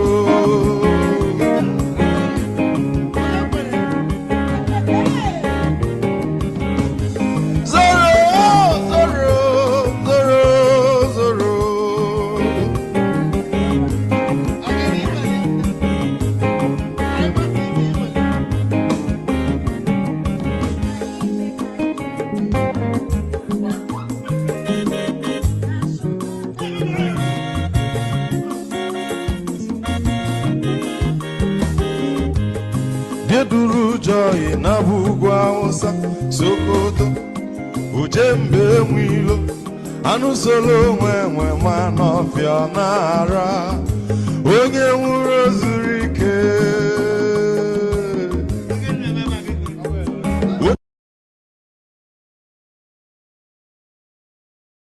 The 16th century Hausa warrior Queen Amina ever reincarnated, she probably did so in Aisha Yesufu. For a woman who does not want to be labeled, Aisha Yesufu's passionate advocacy for social justice started early in 1991. She was denied admission into the Nigerian Defense Academy, NDA, on a gender basis. Her tenacity has earned her more than just the title of activist. She has won hearts and put her name on the list of Nigerians who have walked the talk about the advocacy and passion for a better Nigeria. When she turned 40 in 2013, Aisha made a pledge to herself, which she reiterated in this video. 8 years ago on this day, when I turned 40, I made a solemn promise to myself that I will give the next 40 years of my life, if God so give me another 40 years, to Nigeria. Fate did not waste time demanding she redeemed her pledge when Boko Haram struck the quiet town of Chibok the following year and took away 276 of their daughters from their school hostels. True to her pledge, she co-convened the Bring Back Our Girls BBOG, an advocacy group that drew international attention to calls on the government to do right by the kidnapped girls. The BBOG movement drew so much attention that the captors of the girls released this video mocking the calls for the girls' release. Bring back our girls. Oh, bring back our army. Bring back our army. Jonathan, girl, Christian, bring back our army. That would become one of the many times this passionate social crusader and public speaker would hold the world's attention. But who is this woman? In Odumeje's voice, how does she form? Aisha was born in Kano on the 12th of December 1973 to Muslim parents who originally hail from Agbede in Edo State. Also known as Aisha Yesufu, people often wondered how the child of Edo parents, born and raised in the north, came to bear an Igbo name. Always one to be affected by the plight of others, Aisha adopted the name Somtochukwu to honor the late Somtochukwu Ibianusi, a 10-year-old boy whom the Nigerian military killed during a protest at the demolition of the Eke Uku market in Imo State during the tenure of Governor Rochas Okorocha. She took to her Twitter, now X handle, to mourn the boy, and she made a post in 2019 where she vowed to add Somtochukwu to her name. And as her Wikipedia profile shows, she did. She was initially admitted to Usman Danfodio University in 1992. But after the school closed, she enrolled at Ahmadu Bello University to study medicine. Aisha was forced to abandon medicine when Ahmadu Bello University was closed following the killing of a professor in 1994. She enrolled at Bayero University, Kano, and graduated with honors in 1999. She bagged a master's degree in pharmaceutical microbiology from the Ahmadu Bello University, Zaria. Aisha has this to say about how she met and married her husband, Aliu Osigwe Yesufu, in 1998. My husband can say this, and honestly, I wouldn't be bothered. I did see him, I fell in love with him, and went after him. And it took 8 months for him to come around. 8 months later, we were married. So it was a 16-month project. From December 13th, 1996 to April 17th, 1998. I was 23 and he was 35 when we met. I do tease him that "Naso for me is better thing," if to say no shooting shot. Also, whenever I tease him about taking long in making decisions, he's quick to remind me that that's why I met him single. The couple has 2 children, Amir and Alia, and celebrated their 25th marriage anniversary in April 2023. Upon graduation, however, this microbiologist hung her coat and went into business. Her passion for financial freedom and literacy led her to establish Citizens Hub, a non-profit advocacy group working for financial literacy and increased participation of women and youth in politics. Being financially independent, that was the main topic of last month. So last month we talked about financial independence and how to go about it. A financially independent woman is a very attractive woman. In October 2020, during the EndSARS protest, Aisha again broke the internet with an iconic picture of her defiantly standing between protesters and the police.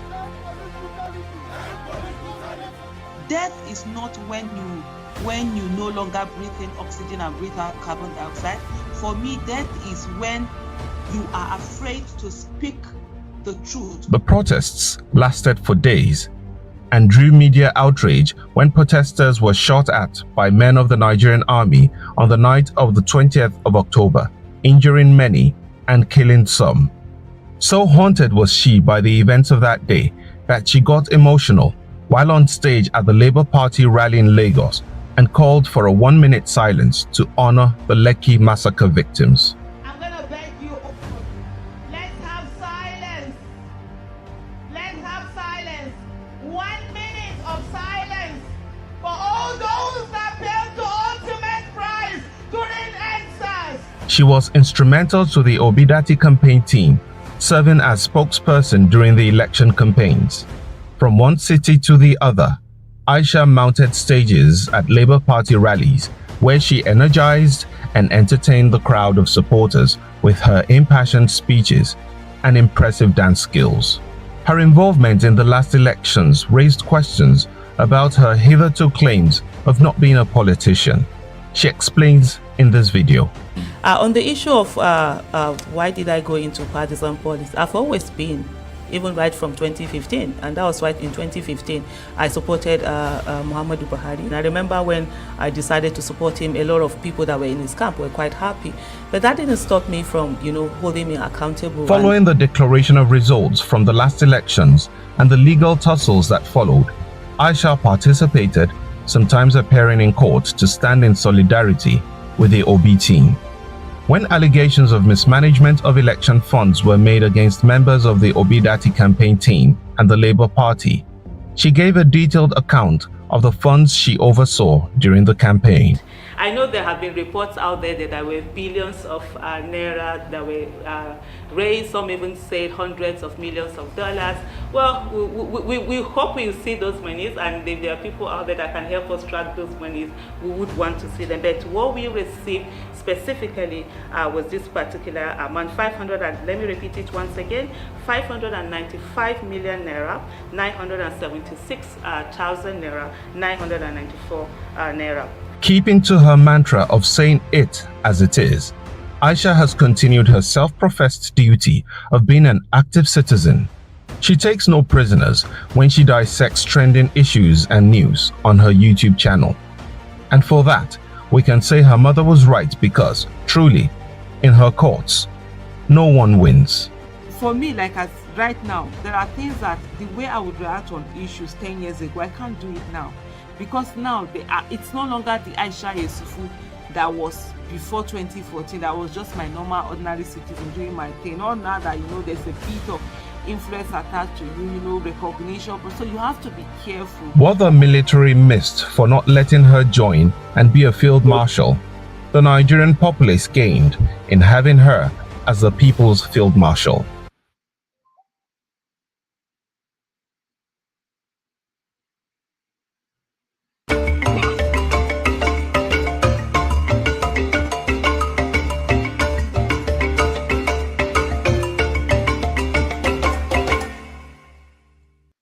All right, welcome back, everybody, and thank you for hanging in here. Aisha, welcome back. And so we are having a conversation with Aisha Yesufu, and she has been giving us her take on the last election, the Chibok girls, and everything in between.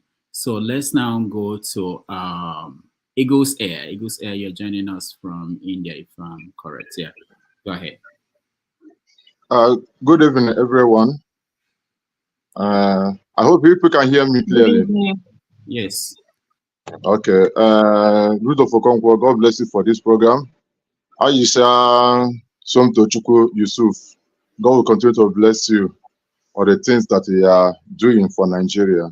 And since I'm backstage, I've been hearing you talking about people in diaspora. So my question is coming from the people in diaspora. That's where I want to ask my own question. Popularly known, I know that a good advisor to P2V, the Labour Party presidential candidate. Now, I want to ask you this question. As an advisor to P2V, what is the international policy structure for people in diaspora? What I mean, international policy structure people have for people in diaspora. For instance, a lot of things are happening to people in diaspora, especially here in India. I can tell you from my heart that some people have stayed in the 6 years imprisonment because of visa, expiration of visa. They are staying in prison 6 months, more than 6 months. Some people are in the protection camp more than 4 years, 5 years.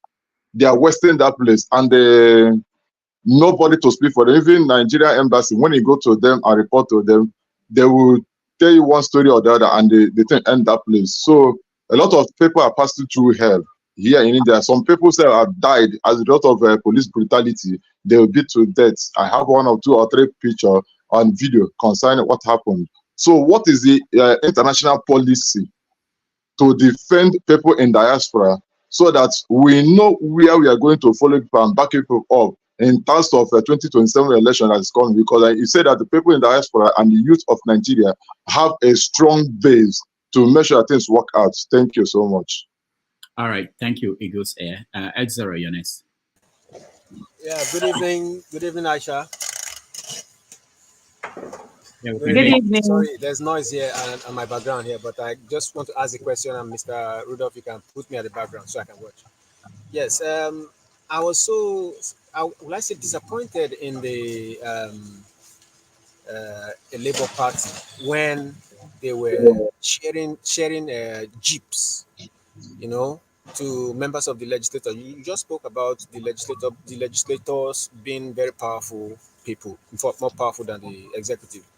But yet, the Labour Party members of the House of Representatives did not say anything when they were sharing jeeps. And that leads to my question. We have people who manufacture cars. Okay, we say they're not manufacturing the steel, but they're still making those cars in this country. Nobody spoke up for them. The Labour Party members of the House didn't say, instead of giving us these jeeps from foreign brands, give us the ones made by Nigerians. Nothing of that nature. And we saw recently that some Labour Party members in Enugu State decamped to PDP. I was so disappointed. Please, what is your take on this issue of sharing jeeps? And then the state which Labour Party won has not yet come out publicly. This is Abia State. Though they are doing fantastically well, they have not yet come out publicly to say, okay, from now henceforth, all government cars in our states should be made in Nigeria. Please, this is my question. Thank you very much. Thank you. Aisha, before I call the next person, maybe you can add this to the question that Exera just asked. Someone on the comment section wanted to know about the lawmakers. Why did they collect Ababio's money to pass the budget? Labour Party's lawmakers. I know you are not a spokesman for the Labour Party, but you can weigh in on that. All right. Hello, Rudolph. Thanks for having me. And hi, Aisha. It's a pleasure to be making your acquaintance this afternoon. Hello. Thank you. Just a little joke. I beg you, come show us how they can measure coconut head. I want to know how they can measure that coconut head.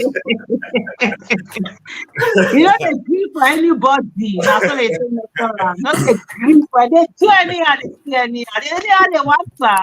If they want me with this stuff, they want me with this. All right. So yeah. So last I think it was last week or 2 weeks ago, we had Mr. Obi in our forum here, and it was a wonderful time. Before he came, I've been speaking out on a particular subject, and I want to continue speaking up on that because it's very important.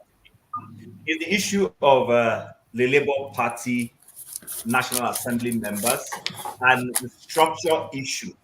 Remember, like you rightly said in your initial intros, you talked about how Nigerians kept, dissing Labour Party and Peter Obi as not having structure to win the election.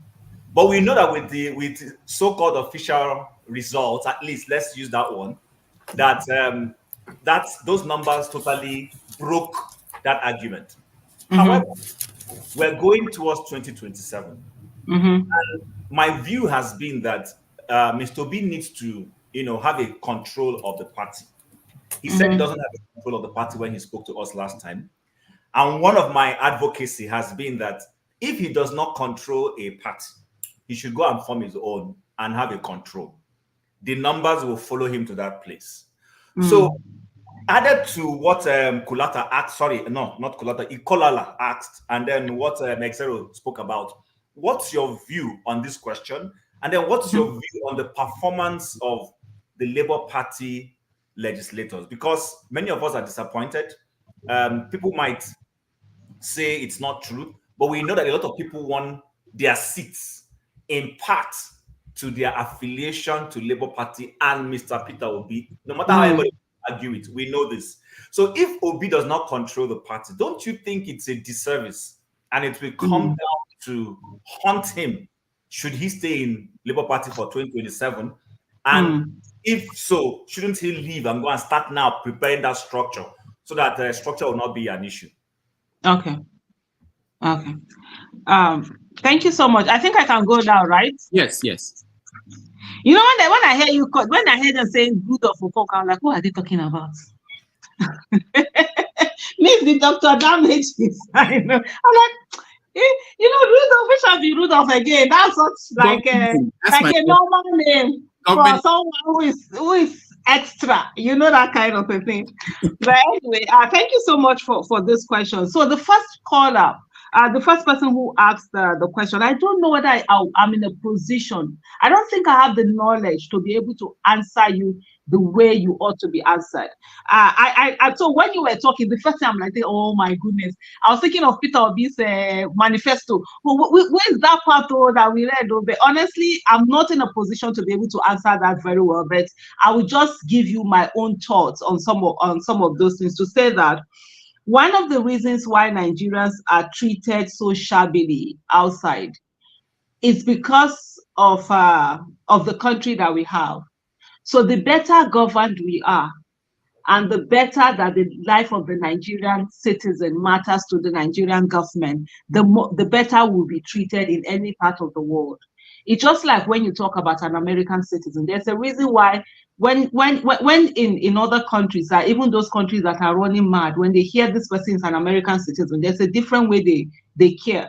They treat that person, because they know, of course, there's a nation behind that person. No matter how the person will worry, American government will stand with their own people. So I'm going to apologize. I'm not able to answer your question. I can't remember what is foreign policy about, and foreign policy is not my strength at all. I know little or nothing about it. I'm always learning. Even when they're having conversation on social media, I never participate. All I do is to learn as much as I can. But one of the things I do know is that with a better governed country, we will have a better, passport.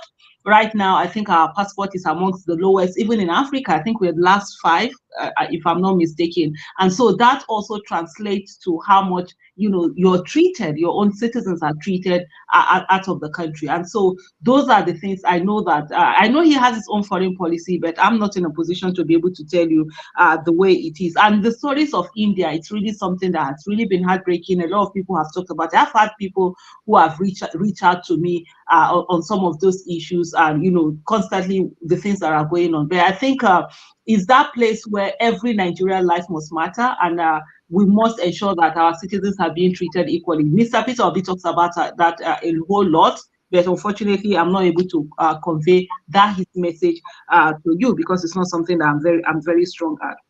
So I will come back to the issue of Labour Party. When I see people who say they are disappointed in the Labour Party National Assembly members, I'm just like this. Did you choose them before? Why you? I get you are disappointed, but why are you disappointed? You didn't choose them. They are accidental National Assembly members. They got in there by virtue of their what do you call it now? Closeness. They were a Labour Party. There was a Mr. Peter Obi, and people felt that, okay, let's vote everyone. We really didn't put them there. We don't even know what their characters are, what they're, some of them, their antecedents, what they are, how they are, whatever. We don't know that. So why are you so disappointed as if you did something? Why are you taking ownership of, I don't know, because if I'm disappointed in somebody, is like, I'm taking ownership of your failure. We didn't. If next time they get in there, that's where you now say that, okay, yes, the onus is now on us for rewarding failure. So, and I think that's the first thing, because I see a lot of people who are trying to put the parallel, after all, I will vote. After all, the National Assembly members that got in there, see the way they are behaving. So maybe even if we have voted Peter Obi, if Peter Obi had got in, no, they're two different things. These are people who, first of all, their competence, character, and capacity were not checked. You just woke up and you saw them as Labour Party candidates. And so because of the fact that you knew Mr. Peter Obi, you were going to vote for him, you knew his antecedent, you wanted to vote for him, you extended that courtesy to other people. And yes, I totally agree with you. They've been absolutely disappointing. They have been. So that's where the issue of competence, character, patriotism comes into it. If you're talking about, when they're talking about, the dollar is going high. I saw when the Senate president came out and was talking about that, people, I think he was the one, people that are paying school fees, people that are doing I'm like, really? When you people, it wasn't the one, I can't remember whether it was the Senate president now or the CBN governor, one of those, in a way, APC of this illegitimate government, one of them were talking about that. And I'm thinking, what about the cars that were bought by the National Assembly members? Is that not dollars they were spending elsewhere? And what they simply do is that with those cars that they have bought, they have exported employment and imported unemployment into Nigeria, because they created jobs for another economy. without creating jobs for their own self. If they had used that money in Innoson or the other card, the one, I think we have our 3 or 4 Peugeot and all of that in Nigeria, that would have helped the economy in a way. But the thing also is, why in the first place are we even buying cars for National Assembly members? If you don't have car, trek. If you can't enter public transport, if you don't have cars from where you are coming, this is the kind of corruption that we should be talking against. We've been talking against this for the last, I think, if I'm not mistaken, 8 years or so. That every of them, they come, they buy these cars, and there are people who have been I'm sure there are people who have been there since 1999 as National Assembly members, and they still keep collecting cars. Every time they keep on changing their cars. Meanwhile, how much is minimum wage? So at this moment, honestly, so the thing is to look at and look at it from the angle of these people, were they the ones who were actually these people, were we the ones who actually brought them in? It's just accidental. By their virtue of their closeness, they were the beneficiaries of the collective anger of the people, and also beneficiaries of people's support for Mr. Peter Obi. And then they got into office, and they're doing all the things they're doing without actually thinking really of the people's welfare. And I think one thing we must never do, let's not take on, especially the supporters of Peter Obi or those who voted for Labour Party last election, don't take on their failure as yours. You understand? If it was Peter Obi that went in and is failing, that's a different thing, because you saw him, he was the one you wanted. These ones are just accidental, this thing. But that notwithstanding, it's when it comes to the next election, you can't recall, you more or less cannot recall legislative members in Nigeria with the laws that we have. It's almost near impossible, because you need 50% of the registered voters, and I can tell you most of those registered voters are fictional. So how do you even get 50%? And one of the things that for me I've been agitating for over the years is that we need to have a new law that says 50% of the number that voted you in. So if you went to the National Assembly or State House of Assembly with 300,000 votes, we should need 150,000 votes to recall you back. They shouldn't tell us that we should go and look for 50% of 2 million or either 1 million that is registered there, because that's not it. The people, those are not the people that voted you to go in there. So that's one thing. In the case of Abia State government also, and I think Abia State government has really been has patronized Innoson very well. They've done that, and I know there was a time where they put out that they were buying, whether they were buying some cars, they had orders for some cars abroad, and there was an outrage. You understand? There was an uproar on social media. We all called them out. Like, what was that? What does that mean? You have a company there, and they did come to explain that, oh no, because of course the company, they needed this cars on time, and Innoson couldn't supply. Though we were like, oh, those are not excuses. Just do whatever you need to do. But I think Abia State has really been doing well, and even the Governor Alex Oti, the car that he drives is actually the Innoson. His official car is the Innoson car that he drives about.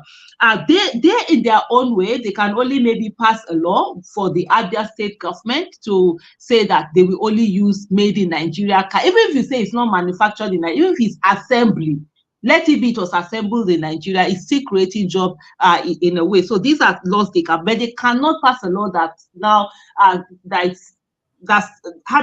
covers the whole country or the whole government or something like that. They can only do something that is related to them, and I think that would be a law that would really be good. The same way that the State House of Assembly has been able to pass that no more pension should be paid to any politician, any governor or deputy governor. I mean, this is also something that they can do to ensure that, you know, monies are kept within the country. But for me, it's for us not to also give legitimacy to people who constantly use monies to just constantly keep buying vehicles year in, year out. A vehicle lasts for like 20 years, 30 years. It's not something that you just keep changing anyhow. So what happened to the last vehicles that were used by the last administration? What we've had in some states is that when these governors are going away, they pack all the cars. Those are not their private properties. Those are properties for the state. And so there should be a place where whatever governors' vehicles, whatever, should be used, subsequently. Let them fix them, let them repair them, let them maintain them. Vehicles can run for 20 years. It's not something, most of the chokumba that we use here in Nigeria, they're already 10 years old, 20 years old. So we must have that judicious, use of our public funds. Then I think the question that came in from the message is that why did they collect Akpabio's money to pass budget? I knew there was a time when Akpabio said he was sending money to them, when they now had to correct him, and he was saying that, oh, it's message to their whatever. I don't know whether there's a factual this thing that monies were sent to senators or National Assembly members or whatever, but whatever shenanigan that is going on in the National Assembly, whether we know them or not, whether we have the facts or we don't have the facts, Labour Party members have been part and parcel of it, and it's really disappointing. And I see a lot of people who keep saying that, oh, what can they do? They can't do anything. No, you can do something. You can take a stand. That's why you were voted for. People took a stand, and that's why they voted for Labour Party. So they have no excuse other than the usual greed. Of course, a good number of them were going there for their own whatever. Some of them went to Labour Party because either they couldn't get ticket from the other parties, or they tried or one thing or the other. So it was not really about going into to serve the people. And I think as we go on and as we continue to go on with our democracies, to always ensure who are the people who haven't done the right thing. Labour Party, if your Labour Party senator hasn't done the right thing, why don't vote for them again next time, so that we go to a situation whereby people understand we must never reward failure, no matter how tantalizing it is. You must never, no matter whether you know the person, you don't know the person, you voted for the person before. Voting is not a life sentence. So if somebody hasn't done very well, just move on to another person. And that way, to send a message to whoever it is that is coming again, for them to understand that, look, hey, politics is not, governance is not about you just going there and doing anyhow. It's about you actually serving the people. And if you don't serve the people very well, definitely the people will take the action into their own hands and they will vote you out. Okay, I think that's the question. Then the other one is Mr. Peter Obi at Labour Party, and also talked about the National Assembly. So Labour Party, control of the party. So I will tell you this thing. I used to be in the same, I used to have the same opinion. I was having the same position like you did. And I remember lots of times I would say to Mr. Peter, look, a lot of people, if you can't control the party, then how are you going to control Nigeria? How are you going to govern Nigeria if you don't have this thing? Then, so he would talk, he would explain, and then I had like a paradigm shift where I was thinking, this is what we fight against, but we want to still continue to use it, in the sense that a party, there should be internal democracy in a party. A lot of people come in and they use their power, just like what we see in PDP. What PDP has been suffering from now. They enjoy what's his name now? This guy, the one that is doing boy in Abuja. What's his name? Wike. Wike, yes, Wike. They enjoyed Wike's money. That time that PDP was all over the place after, is it 2019 or before 2019 or something like that? Wike's money was enjoyable. Now the thing don't hook them for throat. The guys say, after I don't spend my money here, I'm going to control this. So, but it's the same thing also we are asking for when we keep telling Mr. Peter Obi that he should control the party, take hold of the party, because at the end of the day, where then is the internal democracy? So it took me a lot of time, because I felt like what I wanted, if you see all my action, because that's why when people ask me, when all of this whole drama about a neck, they had what did they have, that thing that they were voting, the convention or whatever, I was just, my mind, I was tuned off. I say I was tuned, because for me, I like to put my energy where I can see something that is working. The first thing about Labour Party, when that election was over, was we're going to sit down. This whole party by now should have like 10 million registered members. Let's begin to get people in, do your convention, starting from the World Congresses, move it on, get people that will get this party working, revamp it, do a whole lot of things. And then the party people are holding on to this thing as if it's one thing or the other. I'm like, what's going on here? And they still can't see it. And so there's something that they call the law of the lead, right? The law of the lead says you can't grow something beyond the mindset of the leader. So the leadership of the party, of the Labour Party, is still thinking small. They're not seeing this big, amazing, opportunity that they have to be the biggest party in Africa. So it's very hard trying to get them to the place where they're. So they are still holding on to that small position that they held before, where people, if they don't get, maybe they don't get tickets in one party, they come to them, and then something they are getting whatever. That's where they're still fixated on.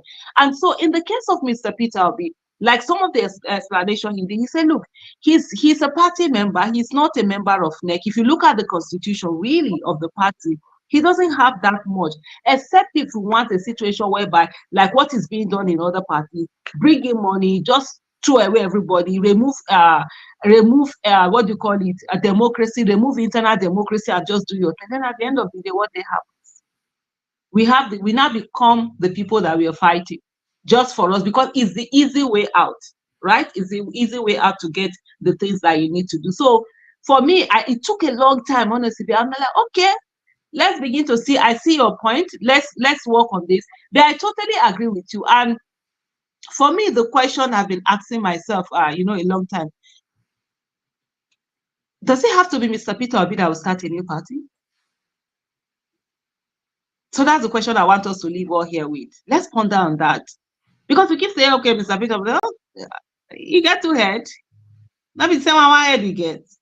And having another party, if Labour Party is turning out to be that party that is, welcoming of the people who want to go in, the welcoming of, what happens to, maybe other people should just start the party. Of course, you can say that, any new party that is starting, of course, you're not thinking of running for presidency now. You don't have to do so. You can still make him your consensus, candidate, if that's what needs to happen. But like, I totally agree. These are some of the conversations that we need to have. But in terms of Mr. Peter Obi, what he wants, and even like the Edo family, there were a lot of people who said, you need to put your stamp, you need to do this, but he always insists on, how do I put it? Let justice be done. Let things be done the right way. That's what he's always after. That internal democracy. Let the will of the people be, rather than one person who has so much power, controlling everything. That's what we've had with other parties. And look how badly it has gone for Nigeria. It hasn't really worked for Nigeria. So let's not also look for a way where we are looking for one person that will control the whole party. Let's not look for that internal democracy that continues to use people with competence, character, and capacity that will take the people. I don't know whether I've answered your question, but if I haven't, if I finish this thing, you can always let me know. And but I think for me, I've gotten to that stage where it's easier. I can tell you something. It's easier for Mr. Peter Obi to take over the party. It makes everybody's work easier. Take over the party, have a hold of it, just do all of that thing that people do. Like we saw Wike literally hijacked a party and took hold of a party and did this. But how has that worked out for this thing, for PDP? And is that what we also want to see with Peter Obi and also Labour Party? Because at the end of the day, also, if you're doing things the same way others are doing it, what moral justification do you have to say that you're different, when in essence you're not really different? So that's some of the things that even I can tell you, it took me a long time, because I was on this man's head every day.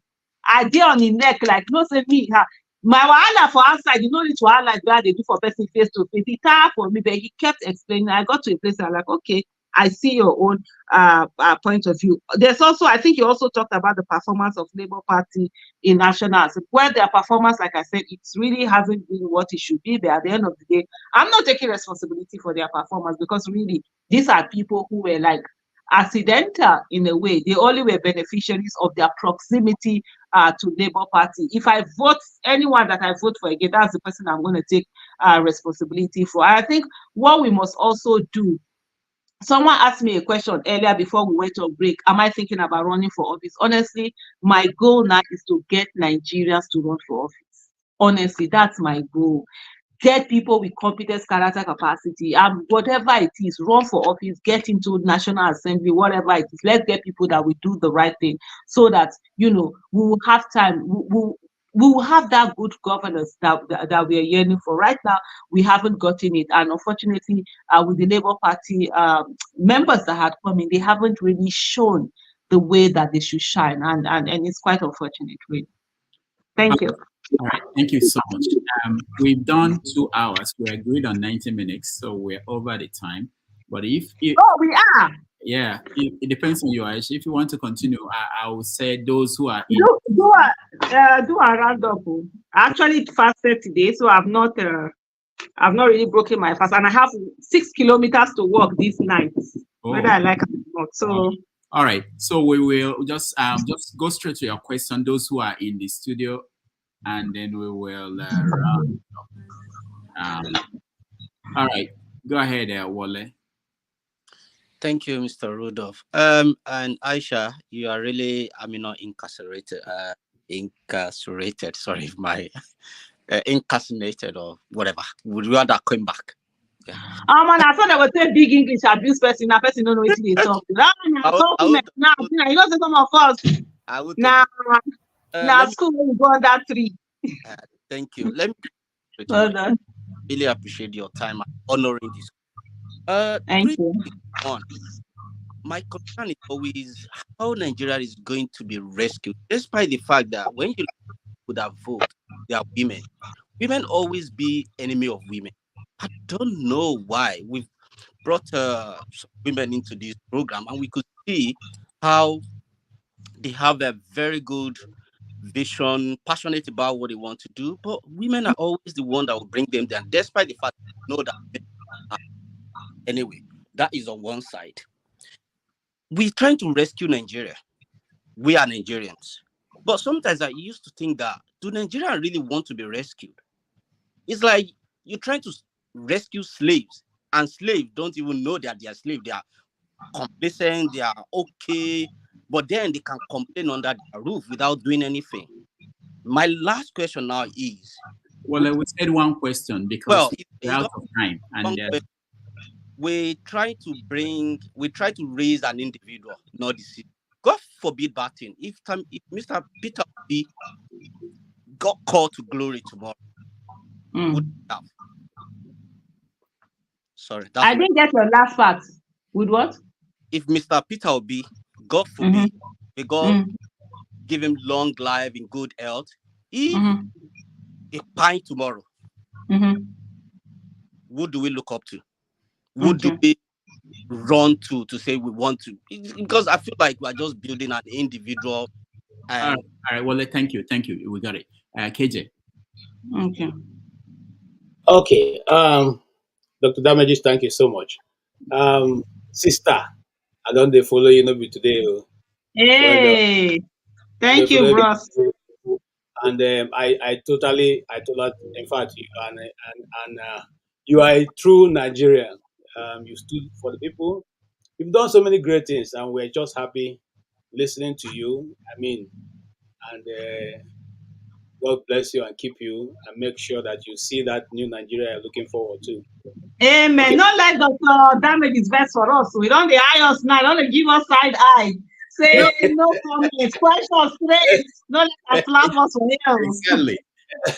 No, I have just one question for you, and I'm not going to dwell in politics. I'm going to be on the side of the Nigerian people, and because I'm asking you this question because your voice is well heard and taken. Your comments are well taken, into consideration by government and non-government people. So I'm going to ask you this. Now, in Nigeria, you find out that the Nigerian people, when they are traveling outside of Nigeria, they go to the embassy, and most times when they pay a very high price for the visa. Now, my question is this: in other clients, when you pay such amounts and your visa is not granted, you are refunded part of your money. Why is it not practicable or done in Nigeria that if you pay 200,000 naira for your visa and they find out that they cannot give you a visa, why do they not take their administrative costs out and refund the rest of the money to the Nigerian people? My question will lean on the fact that is that nobody is discussing these issues with these embassies, or what? Because before Onyema did what he did, we were told that, it was the cost of coming to Nigeria was so much and now we have all the costs falling down. Why can't we have a person who can sit in place and discuss on behalf of the Nigerian people, since we're a nation, and say this is not fair to the Nigerian people? And I'm asking you that because, like I said, your question will go a long way because your voice is heard around. I don't get the question. I know I made Dr. Damage is best. No, it's not me. It's about you. It's your time. We stay here for 8 hours. So, so it's your time that we're worried about. Okija, Ernest. Like the People's Queen, welcome to our platform. Thank you. Speaking of Africa, so let me be feeling myself. Dr. Damages, thank God you came back from hell. My question is this, Aisha. It's like, two questions in one. What is wrong with Nigerians fighting for Nigerians? I mean, fighting for people who fight for them. And I mean, you've said a lot of things, Peter Obi, how, and the man in Bayelsa that gave money. And it's similar to this, something Wole asked. You see Nigerians, okay, like when they do those, what do they call that thing they do every year? They vote, Big Brother Nigeria, and they go out and they vote for people. Something will not consign them. They will just put their money. Then when people that felt aggrieved, they were waiting for Peter B to come to, ask them to come out. Instead of them, come out organically, just come out, do whatever they want to do. They want Peter B to do that, say, oh, come out. Even if Peter B asks them, because I'm asking this question because I've been involved in politics, I've tried to help, but I had bad experience, not because of, the structures or whatever, but the people, what they demand from you and what they do. Okay, now, you see someone like Showore. He came to Nigeria, left his family. And for how many years, the system was just, he was in prison for some time. Nigerians didn't come out to this man, Showore, we need to fight for him. They have to release him. Nothing. It just, sometimes, a few people, his friends, they would just come and do demonstration, and then, and nothing else. He suffered for how many years, and then he just came back to his family this year. So, I mean, why is it Nigerians are not? I mean, I don't know. Mohbad died, and they were all over the place. I don't know, but they were not doing that for themselves. That's it scares me. All right, thank you. All right, Aisha. So you answered the 3 questions, and then we take the last 2. Okay. So let me start with the first of the questions that came here. They say most of the people that vote are women. Women are the enemies of women. I totally don't agree with that. No, I don't.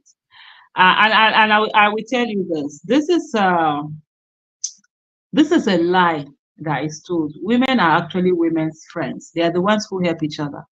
Most times when people look at women and say that, oh, a woman has come out to vote, that, why are women not voting for them? I laugh. Is there any man in Nigeria that has ever been told that if they vote a certain way, they will be divorced? I can tell you a lot of women have been told that. Women are controlled. They are told what to do. Some, if you dare not even have another candidate other than what your husband has asked you to.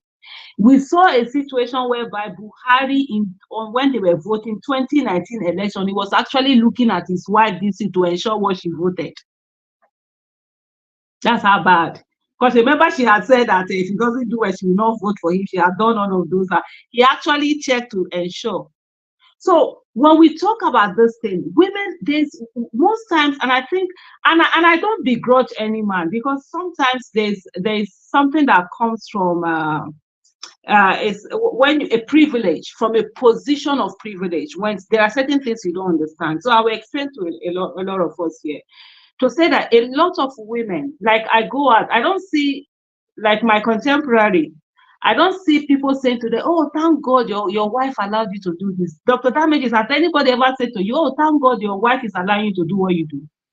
I had that. I stay too long on this show, 8 hours. Your wife must be somebody wonderful to allow you to. Oh, okay. So you felt your wife on somebody, but nobody has said that your wife allowing you to do what you do. There's a woman, if you were a woman, you would get that constantly. And I can tell you, for example, you see, people travel with Mr. Peter Obi when he's doing certain things. When it's a man, you never hear anybody say that, oh, Peter Obi might be sleeping with that person, or the person might want to snatch it. But if it's a woman, you hear it. I want us to, as we are here, I want us to open our eyes to some of the things that women go through, right? You hardly see a woman get into a position and they say that, a man, he slept his way there. It's a woman. So when we talk about political power has nothing to do with your number. It also has something to do with your education and your financial power. So even some vote, you can't vote if you're not educated, if you don't know. There are places in this country where people will say to someone that, I will not give you permission to go out on election day to go and vote.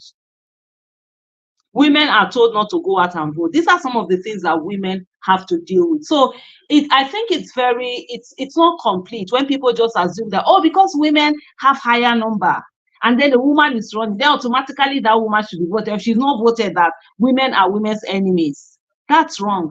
And I will tell you something. There is something they always used to tell us that, what's this woman's name? I think it's Sarah, right? Madam Sarah, that she ran for office and nobody voted for her. She got 0 votes. For many years, they told us that women hate women. But Madam Sarah did not spend 100 million naira. Pastor, what's his name? What's that? That makes it? Bakare. Pastor Bakare, how much did you spend to buy form, APC form? It's not 100 million naira. Mm-hmm. Did he get any votes? No. Did anybody say men are men's enemy because he didn't get votes? There is another person also. There are other amongst them also. There was that one that said he's from. He even had to put his wife and say that his mother. His mother was doing this thing that gave birth to him. The mother, he caused his mama for state. He still not get any vote, and he spent 100 million naira. Sorry, Aisha, that's not what I mean. No, that's what you go ahead. What I mean is, people like you, I see you as a woman all over Nigeria. I see you as someone whose voice is very, how dare. I'm thinking that why women are not coming to support you. I wish I could see like 5 or 10 women. No, so it's still the same. It's still the same thing. I'm getting there. Why would they support me? Want a better Nigeria. No, but there are also a lot of men that want better Nigeria. Okay, Showore was running. Showore wanted a better Nigeria. Why didn't men vote for him? Does that mean men hate men? We are talking the same thing, but you might not look at it from that angle. We are saying the same thing. I haven't even run for any office.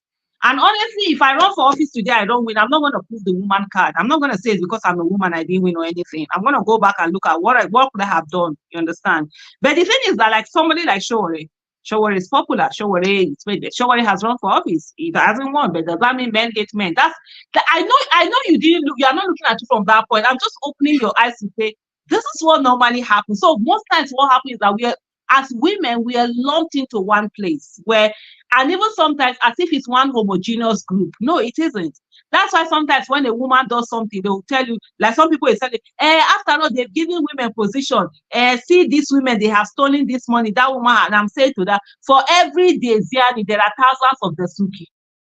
If the Suki has not stopped a man from occupying an office, it shouldn't stop a woman from occupying that. It might not be something you looked at. And I'll give you an example. There was a time when in 2018, Dr. Obidients was running for office. So of course there were a lot of people who come, she cannot even, this one, blah, blah, blah. So there was a friend of mine who said that he doesn't see why are they always making it about gender women, that nobody has ever stopped any woman from running for office. So he does it. So I called him and I said, as you are, you really don't have that much experience. You don't have the BC. But if you are running for office today, will anybody tell you that no man can be a president in Nigeria? He said no. I said, so that's your privilege. But as a woman, they will tell you, no matter how, Dr. Obidients was vice president, World Bank. If you are talking of policies, that woman, she's amazing. And I'll personally tell you today, if Dr. Obidients and Peter Obi are running for office, Aisha Yesufu, now Dr. Obidients they support. That woman's strong. And she carried Nigerian matter for her. But you know what? People will say to her, a woman can never be president. I've been told that as a Muslim woman from Edo State, I can never be governor. I'm from Edo State. I'm a Muslim. But somebody looks at me and says, you can never be governor because of my gender. Not even if you remove my gender, even because of my religion. So these are certain things, you know. So that's why I talk about privileges. Sometimes we don't get them. We don't see what they are. But that's actually what. So women, honestly, I can tell you, you'll be shocked at very educated women who are told what to do. They can't have their own voice. They can't vote for another person. They can't, even though you sure they won't tell them that they go and say that you're not going anywhere. Do you know who is the man of the house? You know, so those are some of the things that women have to deal with. And I totally understand, and I totally get what you're saying. I'm just trying to give you an inkling of what the whole thing is about. I totally understand where you are coming from, where it has to be, you know, this gender. And don't forget tradition. A lot of tradition and religion has been put in such a way that, oh, women can't be rulers. Women cannot lead, not rulers, leaders. Women cannot be leaders. Women cannot be this. And then you see some people, like I would give you an example. Let me just break it down for you. I shared a video. There was a program that my husband was at during someone's 70th birthday. And so my husband did something. The video was out there. And what my husband was trying to say was that, look, men have power, that normally men are built with power, with strength, that strength is not meant for you to be pummeling. I'm trying to use his exact words now, pummel your wife or your children, but to protect, you know, your wife and children. And then he talked about, you know, that sometimes that men should allow their women rights. So that he has seen situations whereby some people feel that, oh, if their women are rising, wives are rising too much, that they will no longer respect them. And then my husband said that respect is earned, it's not commanded.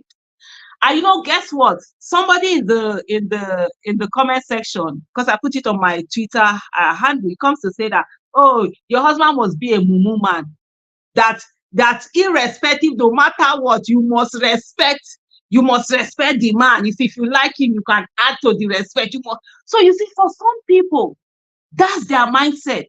And I can tell you because I was at that program when my husband did that, there was a guy that came to meet my husband that what my husband said touched him, because his wife was working in an oil company in this Nigeria. Imagine the salary of oil company. He wasn't working. His job wasn't that good. I think he was earning like 30 or 40K when they got married, that he forced his wife to resign. And that they because of course financially they had to suffer in that, but that was him coming to actually tell my husband that he went through that physically and saw the effect of that thing. So what I'm trying to say to you, but anyway, what he doesn't realize, the mumu husbands, now then they enjoy you, now then they get premium love. They give them premium love. That's why I do say there before somebody they hear where. Because if woman want to deal with you, go deal with you. It's better you calm down, let her respect you as saying her boss, not be saying you go to feel say you won't get that respect by force. But I'm just trying to tell you to see what it is that women have to deal with. And I'll give you an example. There was a time when you have this cooking issue. Fumi Yanda, I think, it's not Fumi Yanda. Who is it now? Because I have problem with names. I'm not very good at names. Betty Rabo, yes, Betty Rabo. Betty Rabo is, I think, 67. She just celebrated her 67th birthday. She has been married for over 40 years. Little children that have never gotten married, that have not yet gotten married, in their 20s and 30s, cursed that woman out. Because she said, during one time there was argument on Twitter, and she said, any man that is deserving, you will cook for him, you will do anything for him. And they said to her, how dare she say, no, she said any husband that is, how dare she say husband that is deserving, that anybody, as long as they are husband, they are deserving. So there's a lot of things that women go through. Sometimes we don't. So that's why I'm just trying to bring this up. But I totally understand where your point is coming from. And I tell you, the same people that will see me today, when I say I want to run for office, that's when they will now come. They will abuse my papa and mama teeth. I totally get where you're coming from. It's irrespective of gender. And I think in the questions that have been asked, I will answer that as we go on for some of us to see. then you ask the question, do Nigerians really want to be rescued? No, they don't. No that and no peace. Me, Aisha Yesufu, I tell them, I no longer cry more than the bereaved. I cry with the bereaved. If the bereaved no one cry, all of us go, they laugh, they eat bomo. Because let me tell you something, there's something about Nigerians and their pity parties. They love it. They love to be able to say that, now we the suffer pass. So that's why you will see them celebrating people's. I said today all over on Twitter, I think at one time I saw Aisha trending. I didn't open it, but I'm sure it was my Aisha that was trending because they were trying to whitewash Jonathan. And I said, no, you can't whitewash Jonathan. Jonathan was a failure. The fact that Buhari failed more than Jonathan doesn't mean Jonathan was not a failure. And the fact that Tinubu is failing more than Buhari doesn't mean that Buhari was not a failure. But guess what? Nigerians will defend failures so that they will feel good. Because if they don't do that, how can they hold their pity parties? You know, one of the things that I no longer do, I don't tolerate Nigeria sitting down and doing that. How the country is back, cut me out. I'm not going to sit down and listen with you. I'm not going to gist with you because do something about it. You know, there are some people who deliberately, they don't get jobs. Because if they get jobs, they don't get as much money as when they were jobless. Have you ever seen that? Have you ever seen people who do that? Well, ask around. Because, you know, when they don't have job, people pity them more. So, and then they keep giving them. When they have job, they say, but you are working, a guy. Are you not working? So there are some who deliberately don't do that. So that's the situation Nigerians are. They love their pity parties. They love to come and complain and talk about how they... Well, I'm looking for that my charger for. Sorry, iPhone charger. No, it's not here. I think I can iPad. Okay, iPad charger. I don't think it's here. Sorry, please. It's my main guy, my baby boy, that is interrupting us. Anyway, let me come back. So they love their pity parties, right? And then guess what? They don't want to do anything about it. So they want to be praying. You see, the biggest problem we have in Nigeria, religious leaders, or I call them religious rulers. You see those people, until Nigerians are able to collect their power from their hand, voila, we no go get sense. The religious rulers and the political rulers are in the same WhatsApp group. So what they do is that they have a symbiotic relationship. The religious rulers, they need bad governance to be able to sell cheap miracle. So if I go to a U.S. embassy, now before I go to U.S. embassy, I will go either to my malam or my pastor or my dibia or my babala or my boka, right? I tell them to pray for me, to do this, so they pray for me when I go, and then I will get the visa. I will come and do testimony. How that pastor can pray very well. How that malam. What about the countries of people that don't need visa to go to U.S.? Do they have two heads?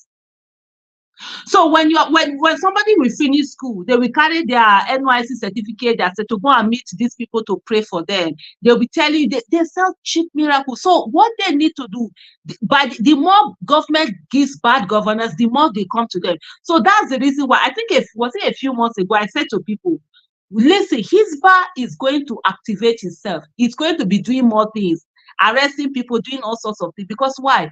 They need to show that they are religiously working. So that when people are talking about suffering, they say, it's because of the Islam they are doing for you. The thing we have, and let me just break it down a little bit. In the southern part of the country, Christianity is dominant. In the northern part of the country, Islam is dominant. I'm from the south, so I'm a minority from the southern part of the country. In the Christian world in Nigeria, do you know what they do? They tell you that look for your own miracle. Don't hold government accountable. That's how they enslave the ones that believe in the Christian faith. Look for your own miracle. Why are you bothered about government? Come and sow your seed. Use your first salary to sow the seed. You will get this money, you get that money. Yeah. In the Islamic part of Nigeria, so what they say to you is that don't bother about what is happening right now. Don't bother about the bad governance. Just focus on hereafter, so that when you go to the hereafter, you will enter paradise and enjoy. So that's why they will say to you, protest is haram. And don't protest, those people are whatever. So you see, they have, what they've done is that these people have connived together to keep the people down.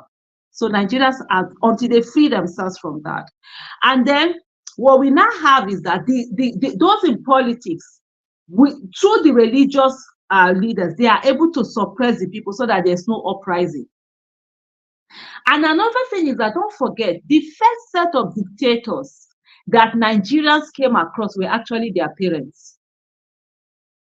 Parents oppress their children from speaking. How dare you speak? You are a stubborn child. We were called the stubborn child. We collect beating, no be small. These are coconut head. They beat us. You know, call you a stubborn child. You can't say anything. Your parents are talking. You dare not even question. You dare not ask for this thing, explanation, or anything. They will call you all sorts of this. So we got used to that.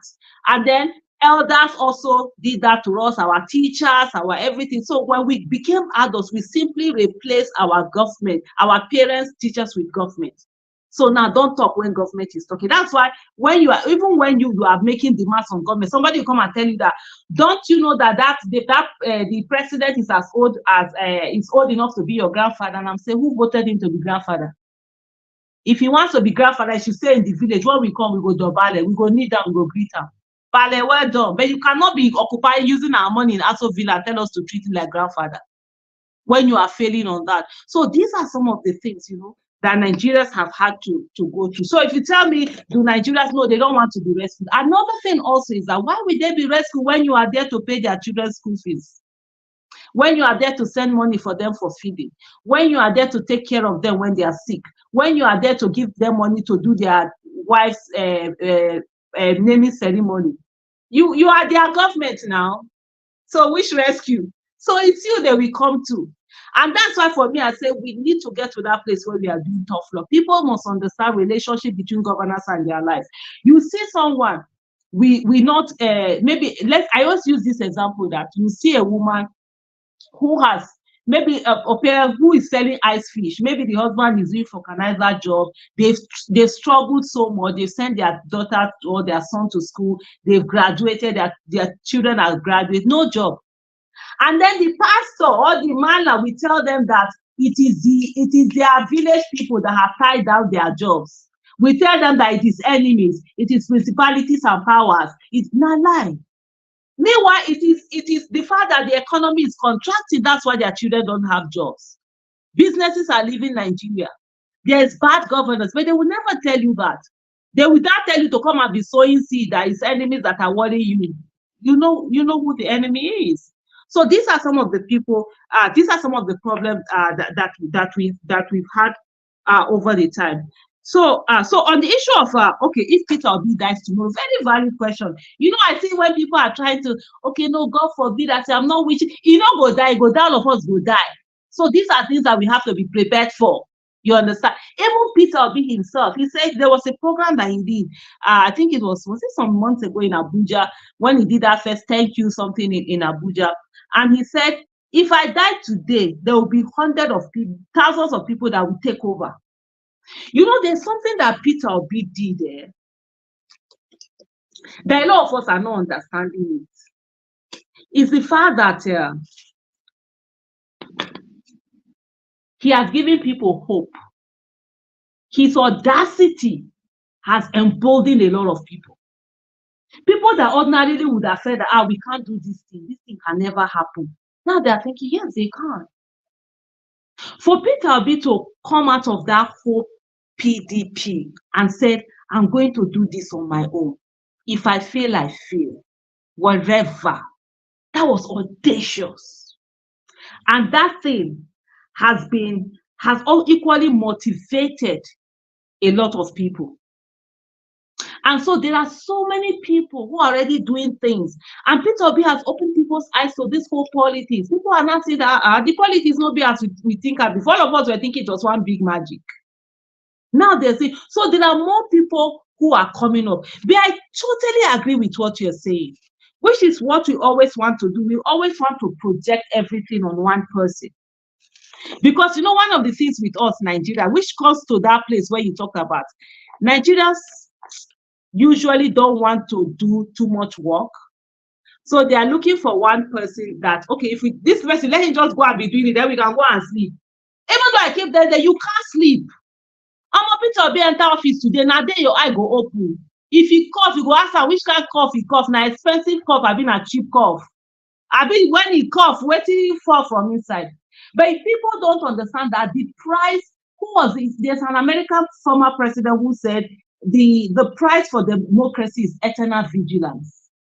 You can't vote someone into office and go away and not do that. That's how when we are holding Alessandro accountable, some people are coming, you can who will be?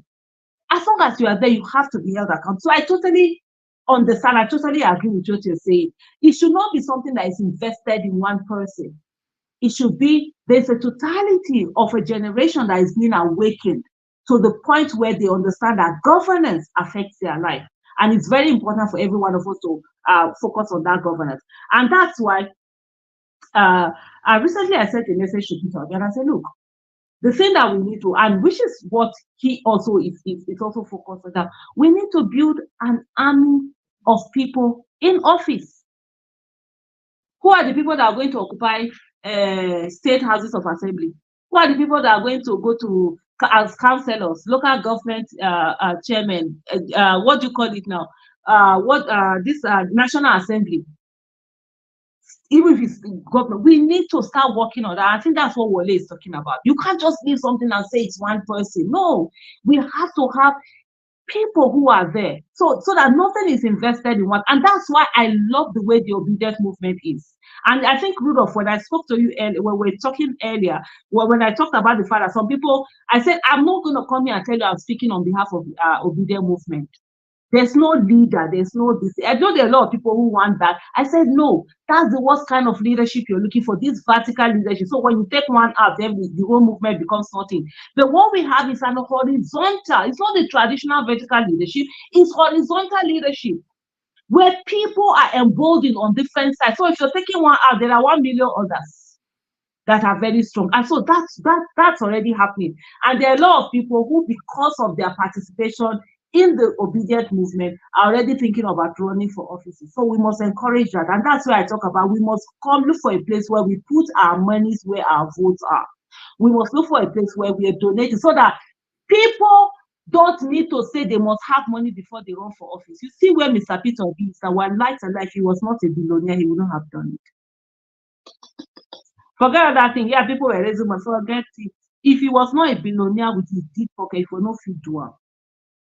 So he was able to, so we must get to a place whereby we can have people who have the passion to serve, who want to serve, and then they can run for office, and then we should have a platform where we are able to fund their election. When they get in there, they know we are the ones that put them there. If they run, man, next time we will not vote for them. So these are also some of the things, you know, that definitely we need to have happening in our country. So if what's the other thing? Okay, the other question of visa money, right?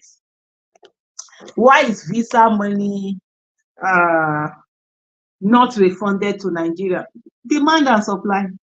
That's it. It's at the end of the day, it's all economic.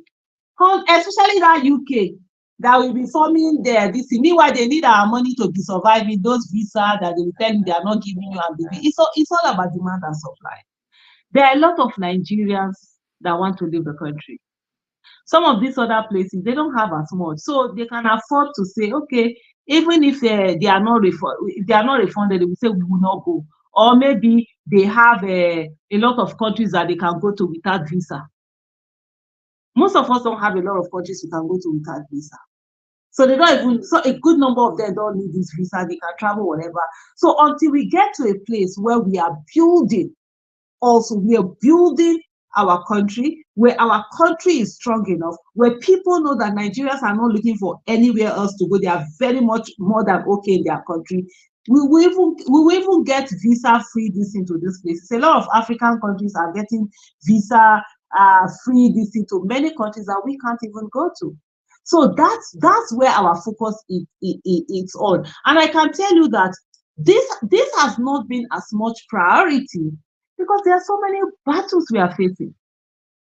I want to carry visa matter where they say na person wey chop food benefit na dey travel abroad. Meanwhile, some people they don't even have good quality education. I'm not saying that it's not a fight to be done. You understand? It's a fight to be done. And then most of the people that the fight affects, they can actually afford the visa. And they are not ready to come out. And there are not many people who are not going to take that on. But it's also something that people can take on. It's a fight that people can take on. But I can tell you at the end of the day, it's really about demand and supply. How many Nigerians are going out? How many Nigerians want to go there? In short, if you see how much Nigerians are paying for people to do visa for them, you'll be shocked. Some people are calling millions for all these agents. Forget how much they pay for visa fee. Go and see what they call agents who help you to package the whatever. If you see some of the monies they are calling it, they will tell you that some of them they are into millions. To get you a tourist visa or visitor's visa, they are calling. So why are people paying that much? Because there's a need for it. So that's why sometimes these are some of the things that happens. But of course, by the time we begin to have a country that actually works for us, we won't have as much need to travel abroad. Other than people going, and even when you travel abroad, they know definitely you are coming back to your country. The other time I applied for a Canadian visa, and they denied me. They said that they don't think I'm going to come back. Meanwhile, Canadian embassy in Nigeria are following me on Twitter, but they don't think I'm going to come back. But that if I think I'm going to come back, that I should rather say your father die. They look at a person where one week code beat up. I just saw that mommy when my husband they connect visa, they go there all the time. The next thing they laugh. I just threw away the thing. I just laughed over it and I threw away the thing. Aisha, I'm so sorry, but on the flip side, if you have a US visa, you can go to Canada for 1 month and back to US. So you don't even need that Canadian visa since you already have a US visa. Yes, I am. Yes, I am. If you have a US visa, all you need to do, you fly to the US. From the US, you can visit Canada for 1 month and back to the US. So you are not flying from Nigeria straight to Canada, but from the US to Canada, back to US to wherever you are going. You can do that with US and Mexico. Do you know? Oh my goodness, I didn't. So you go pay me for that one. You go pay me for that one. I'm supposed to pay you. You see what they talk about knowledge, eh? That person if person don't know something, the person go die. You know, as I'm saying to you, because I did the Reagan Faster Fellowship in 2023. That was March. I was supposed to do it in 2022 October. Because of the disappointment of this election, I deferred it. So I wrote to them, I said, I cannot come here and be doing fellowship on democracy when the real democracy is happening in my country because someone has just emerged. So they graciously allowed me to push it. So as soon as the election was over, I think March 1st, I traveled to the US. I was there for 5 months. At one time, they were like, okay, I should travel to US, Canada and all. I started filling the form again. I was seeing them asking me all my siblings' address. Oh my, to wait the form. I didn't feel like I didn't know I could go. To honest, I didn't know I would have done that. And even recently, my friend has been disturbing me to come and visit her because I'm supposed to be in Cancun for a birthday party and all of that. I'm like, I can't go. So okay, thank you. So that means I can go. It means 1 week is even enough. Who wants to stay there for good? But you see what I'm trying to say is that this is how we get treated. They just tell you that, oh, you can't get this visa because they think you are not coming back. I'm like, what's in Canada that I'll not come back? France also denied me visa, myself and my children. I think that was like 2008 or something like that. I just threw it away. In 2022, it was the French government that invited me, 2022, 2023, that invited me to come to the same France. I said, oh, now first deny me, now still can't call me back again. But what I'm just trying to say is that we actually need to get to a place where we have a country.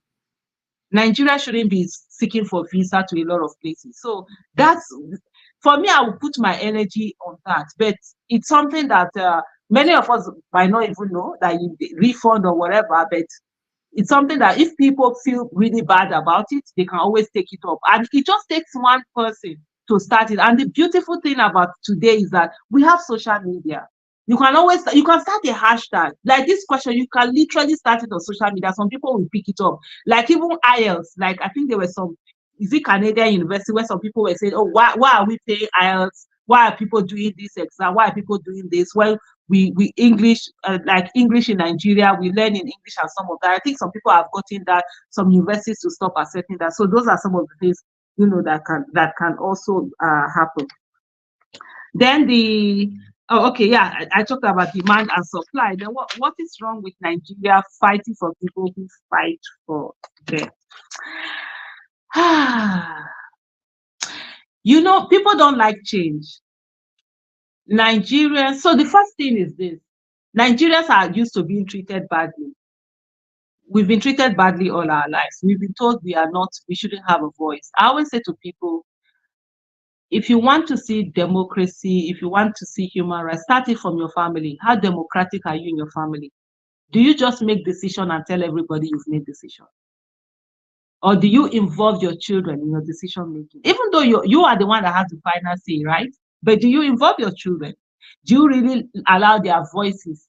So for me, those were part of the things I was very mindful of. We're very mindful in our house. We make decisions together. We call, okay, this is it, and we allow people's voices to be, even our children's voices.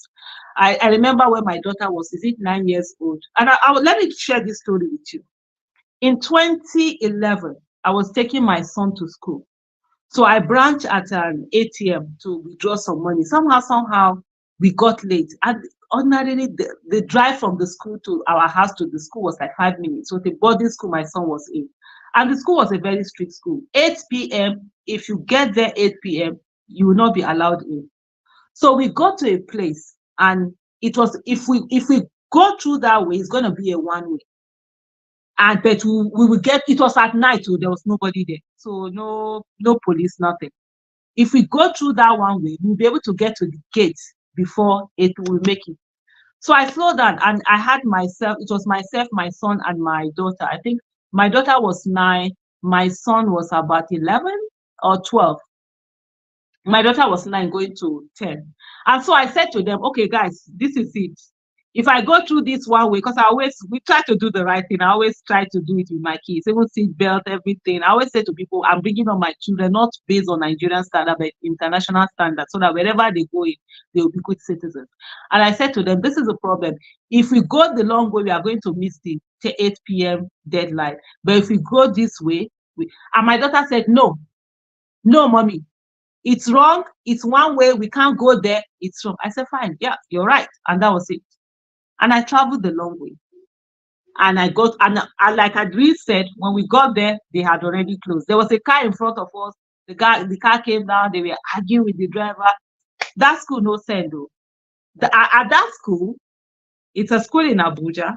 The vice president's child was a classmate with my daughter. All of these, them, Erufai, all these ministers, governors, blah, blah, blah, blah, they are all in that school. But the school discipline is their topmost. I remember a time that I went into the office of the registrar, and I saw a letter that had come from a state, the office of the first lady of a particular state, asking for her child to be withdrawn because her child was given this suspension or something for doing something, and they withdrew.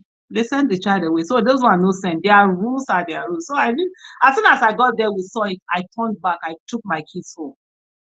And the following morning, I woke up early to wake my son for him to get ready, so that because he has to now go as a day student, then I'll now drop his things. And by the time I woke up, my son was already awake and dressed.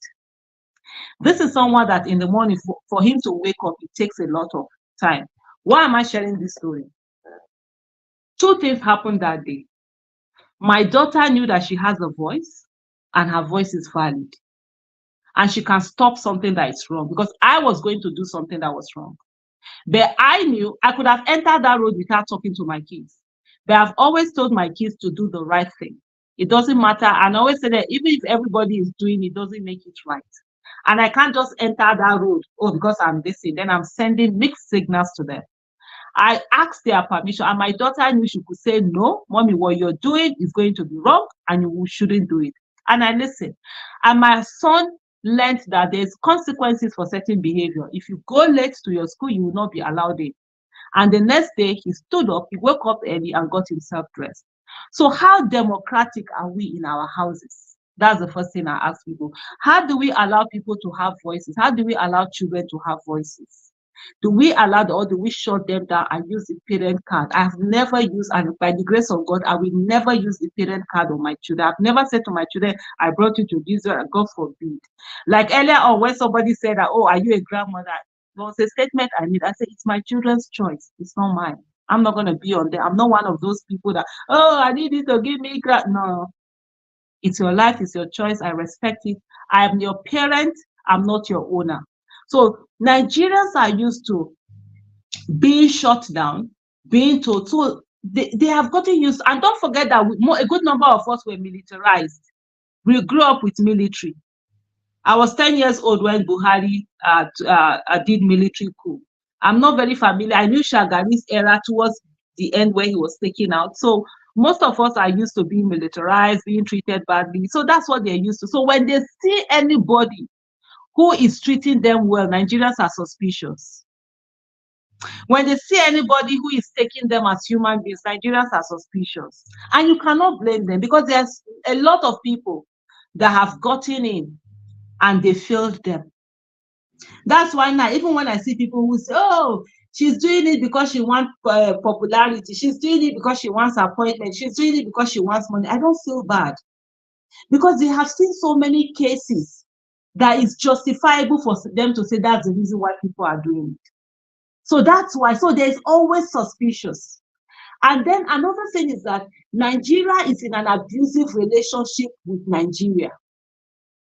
So anybody that is trying to save them, they are suspicious and angry. Have you ever seen people in abusive relationship, whether women or men? Because there are men who are in abusive relationship, who their wives, they deal with them. There are women who are in abusive. If you are close to one, and you ever try to take them, you see how they react to them. You will not become the enemy. So that's what is happening in Nigeria too. So that's why when you see people are trying to fight for them, they are fighting the people who are fighting for them because they have been brainwashed. And like Stephen Biko said, the greatest weapon of the oppressor is the mind of the oppressed. So they've used religion. They've used a lot of things. Things have been weaponized. Poverty has been weaponized. A lot of people can't think. A lot of people don't even know they have rights. Poor people don't know they have rights. They don't. They are busy struggling to see how they can put food on their table. The last thing they are thinking about is their rights. Any day that they are able to put food on their table, that's their activism. Illiteracy is being weaponized in Nigeria. Many people don't even know that they have rights or governance or what policy. So there are people who are using that. So of course, that's some of the reasons, that happen. And then another thing also is the fact that they also have people who are taking care of what government has failed. All of you that you are here now, you are subsidizing for government's failure. Yeah, we are all subsidizing government's failure. And the government will be making math and say that, oh, they remove subsidy for this. I'm always in support for removal of subsidy on petrol. Even 2012, that was the reason why I was never part of Occupy Nigeria. Then I used to have trailers. I've been a transporter before. I used to have trailers. I used to run from the north to the south. I think I started that business around 2007 or 2008. And diesel was not subsidized. Diesel is the commercial fuel. It's the one that big vehicles use. The one that is used in industries and all of that. And I'm like, why if you're not subsidizing fuel, why are you diesel? Why are you subsidizing petrol, which is more or less used by the smaller this thing? But you see today, what we now have is that people, all the failure of government, people are subsidizing it. And most of the people then, even that did the Occupy Nigeria, what they kept saying was that even if government removes the subsidy, they will be stealing it through corruption. And I was saying fight the corruption, but of course we're seeing it now. That's what is happening in Nigeria right now. But to come back to the core of the issue is that you subsidize for government. So many people have no inclination to fight for good governance because they know they can always come to you to beg for money. Abroad, for those Nigerians who are in diaspora, have you seen how many people you see go and knock on another person's door and say, I'm hungry, or I have not paid my children's school fees? The person you look at, are you crazy? You've done your children's school fee. Am I your government? So people are holding their government accountable there because they have no other person to hold accountable. We don't hold our government accountable yet because we have other people to hold accountable. So that's part of the things, you know, that has always been going on. So thank you. If I've missed any question, let me know. No, thank you. So I don't know how much time you have. This is wonderful. I want to. No, I think I'll give you the last set of questions because I need to go and eat and I need to go and work. So Okay. So it doesn't come too late. Yeah. Okay, I'll propose that another time we'll invite you to talk about social issues. I really like how you analyze these issues more than politics because I think it's very important. All right, so let's go to Paul. I think you're next. Yeah, Paul, go ahead. Okay. So it's rather unfortunate that you missed this one. Assuming you're a Christian who for contribute for sorry, you're a Muslim. No offering for you. Do you know, no, on a very light note, do you know, I've been taught so many times that I should be a pastor. Like, oh, you make a good pastor. There is even this senator in this U.S. senator. Is it Shirley something? When she came to Nigeria, she was like, oh, you're not a pastor. You need to be a pastor and all of that. So no, I don't hear that one plenty times. No, Allah. Okay. So let me greet you like as we greet back in the days when we were together up there. Aisha, whether you like it or not, the good God will bless you. Whether you like it or not.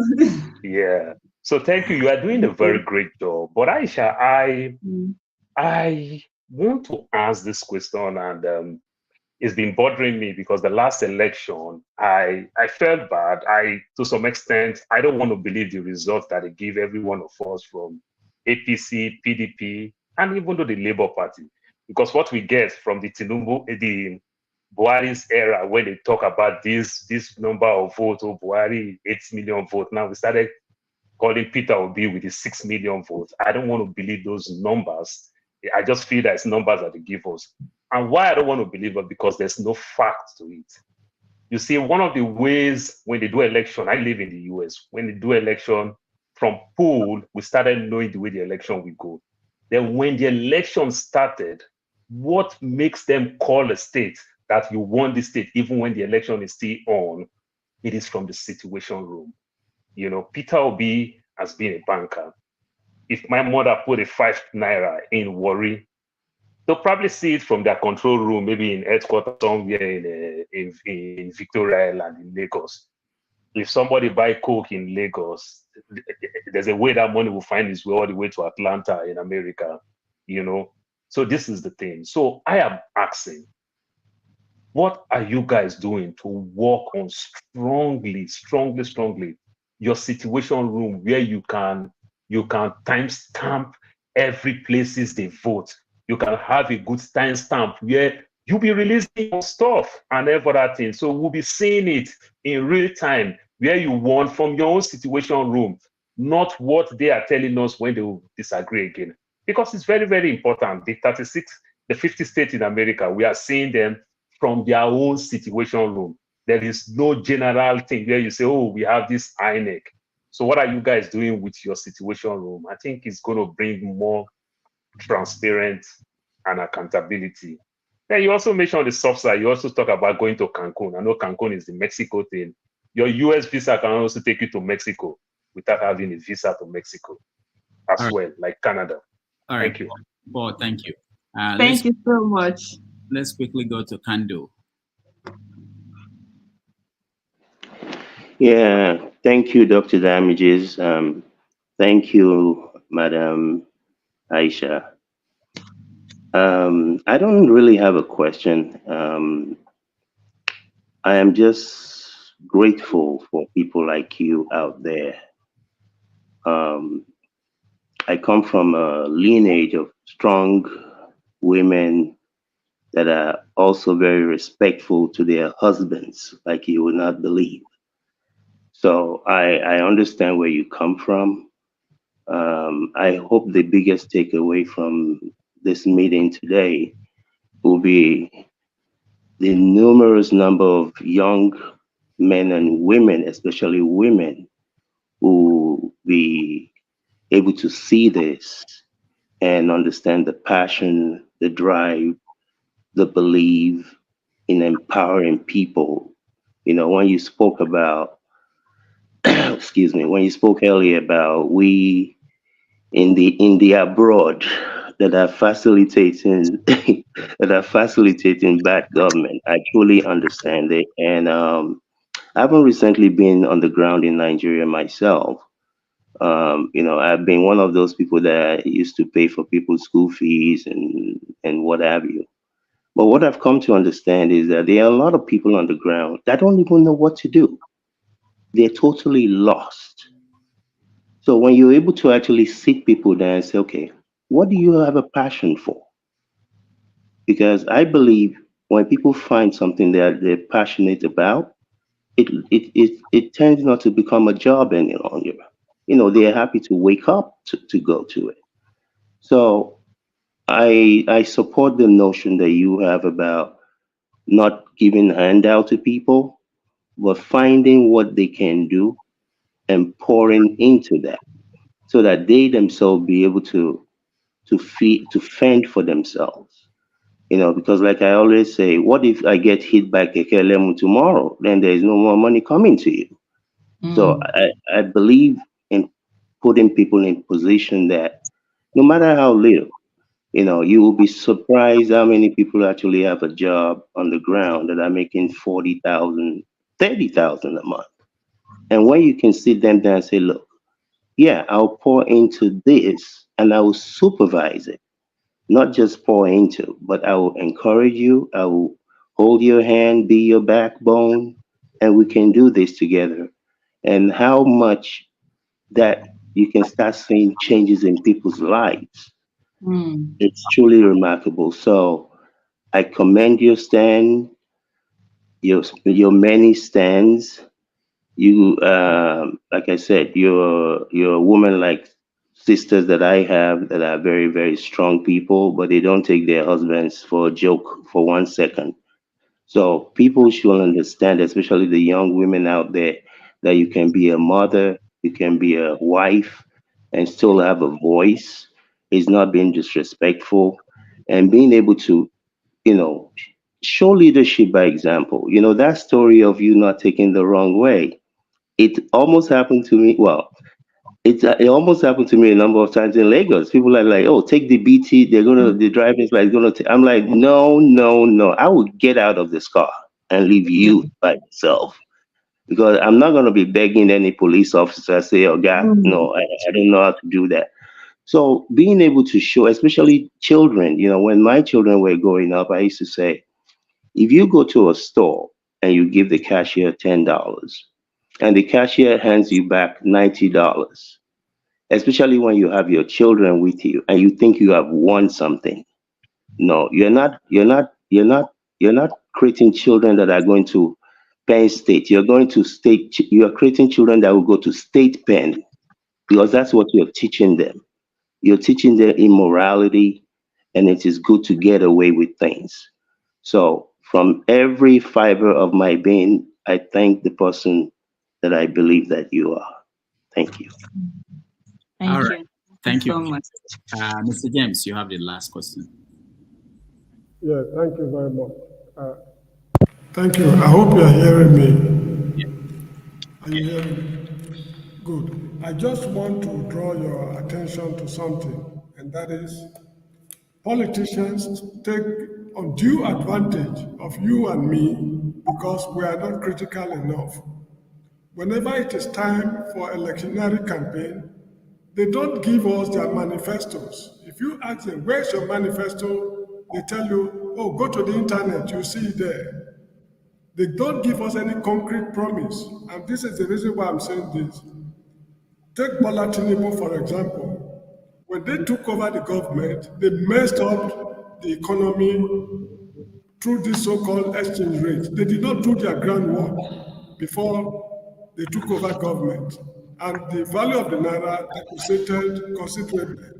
Now, if a politician is canvassing for votes, he should give us a blueprint. I always cite education as an example. If you want to provide education for the people, you should know the number of children you want to cater for in each political constituency in the country. the erasers they will use, the pencils they will use, the pens they will use, textbooks, teachers, desk, chalk, salaries for each political constituency. That is the work of the political party because you want to govern the country. All the parties have got offices in all the constituencies in the country. What are they doing? What is their research and development department doing? Now, if it is agriculture, like take Bender, for example, former Bender state where I come from. The what's it called? Plantain they produce in Ovia local government, what is the volume every year? The cassava they produce, what is the volume every year? The meat they eat, where does it come from? The potatoes and what have you, they don't have any figure to fall back on.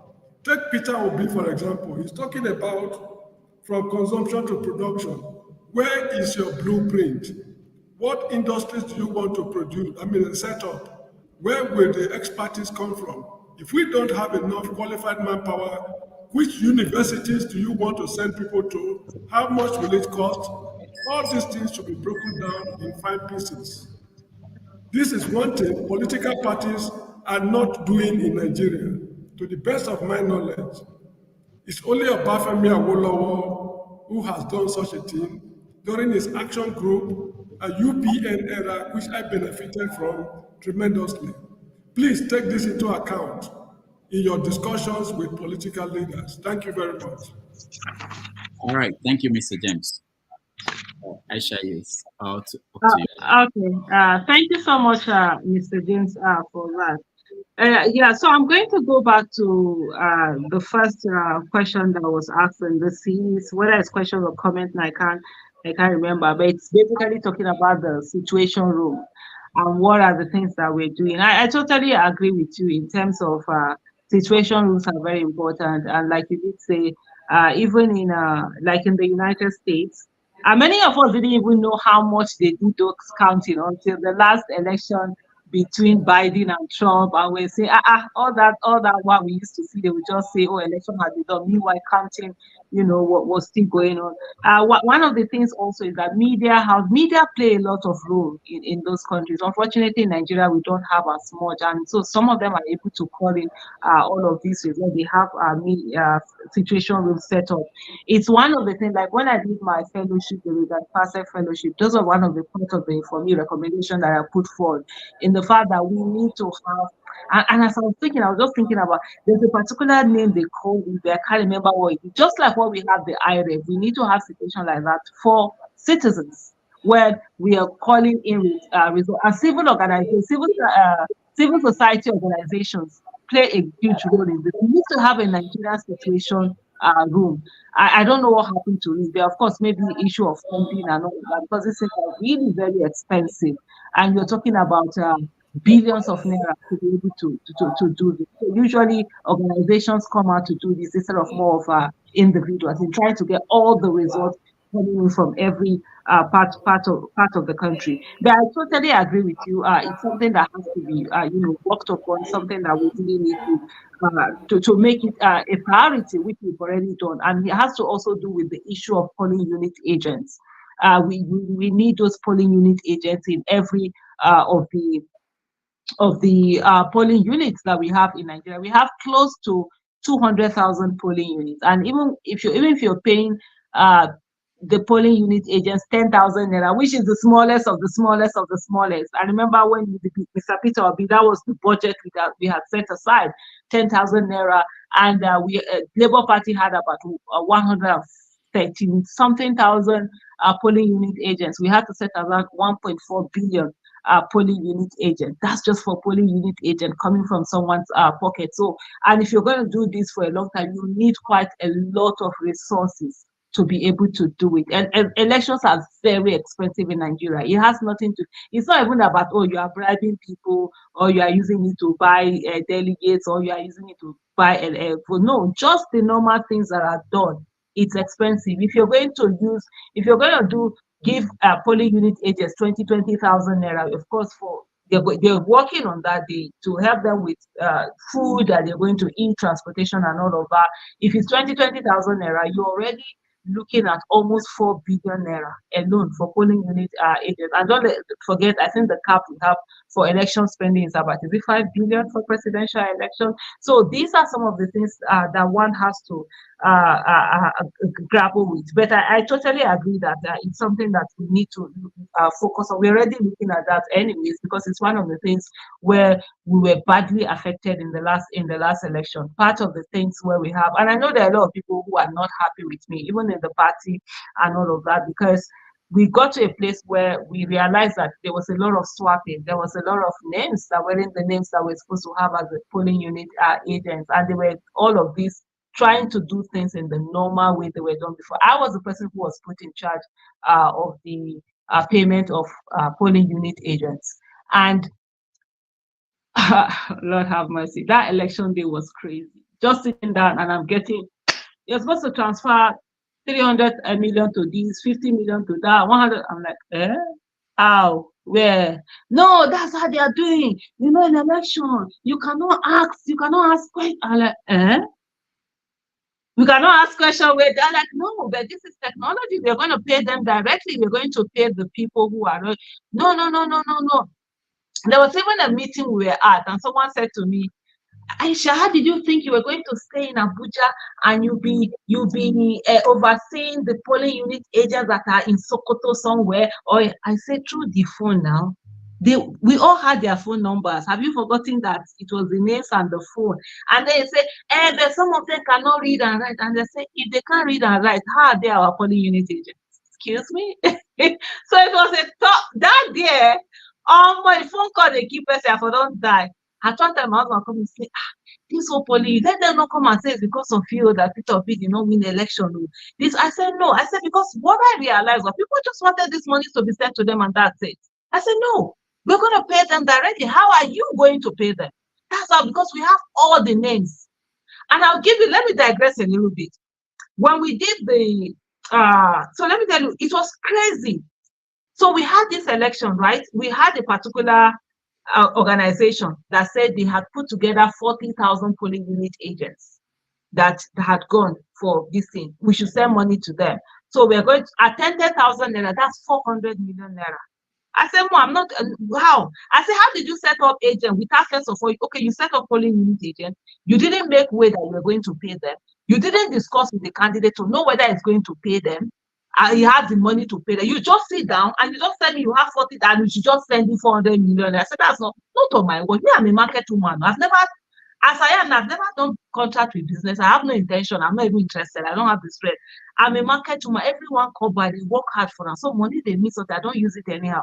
So we got to a place at the end of the day, Appeal was now like, okay, no problem. Okay, let's wait and say that, okay, you know what? Bring the results that you collected. You know what they said to me? Oh, they didn't make arrangement to collect results. You made arrangement to collect money. They didn't make arrangement to collect. I said, sorry, not on my watch. You people say that. You know, some of them they say that my hand touched past Peter Obi. That's what they use to abuse me. Because I really refuse to. Honestly, it's crazy how people think they can just use somebody's money anyhow. So on that year, I totally agree. We need to get work on that polling unit agents and everything. Get all of that together because it's crazy. If you whatever rot that you think there is in our political system, it's worse. Let me look at Mr. James. It's worse than what you think about. It's bad, and that's what I'm saying to people. We need to get people with second jobs into politics because it's crazy. For some people, I think they've taken it as an entrepreneurship that every 4 years they make so much humongous amount of money, and that's what they're waiting for.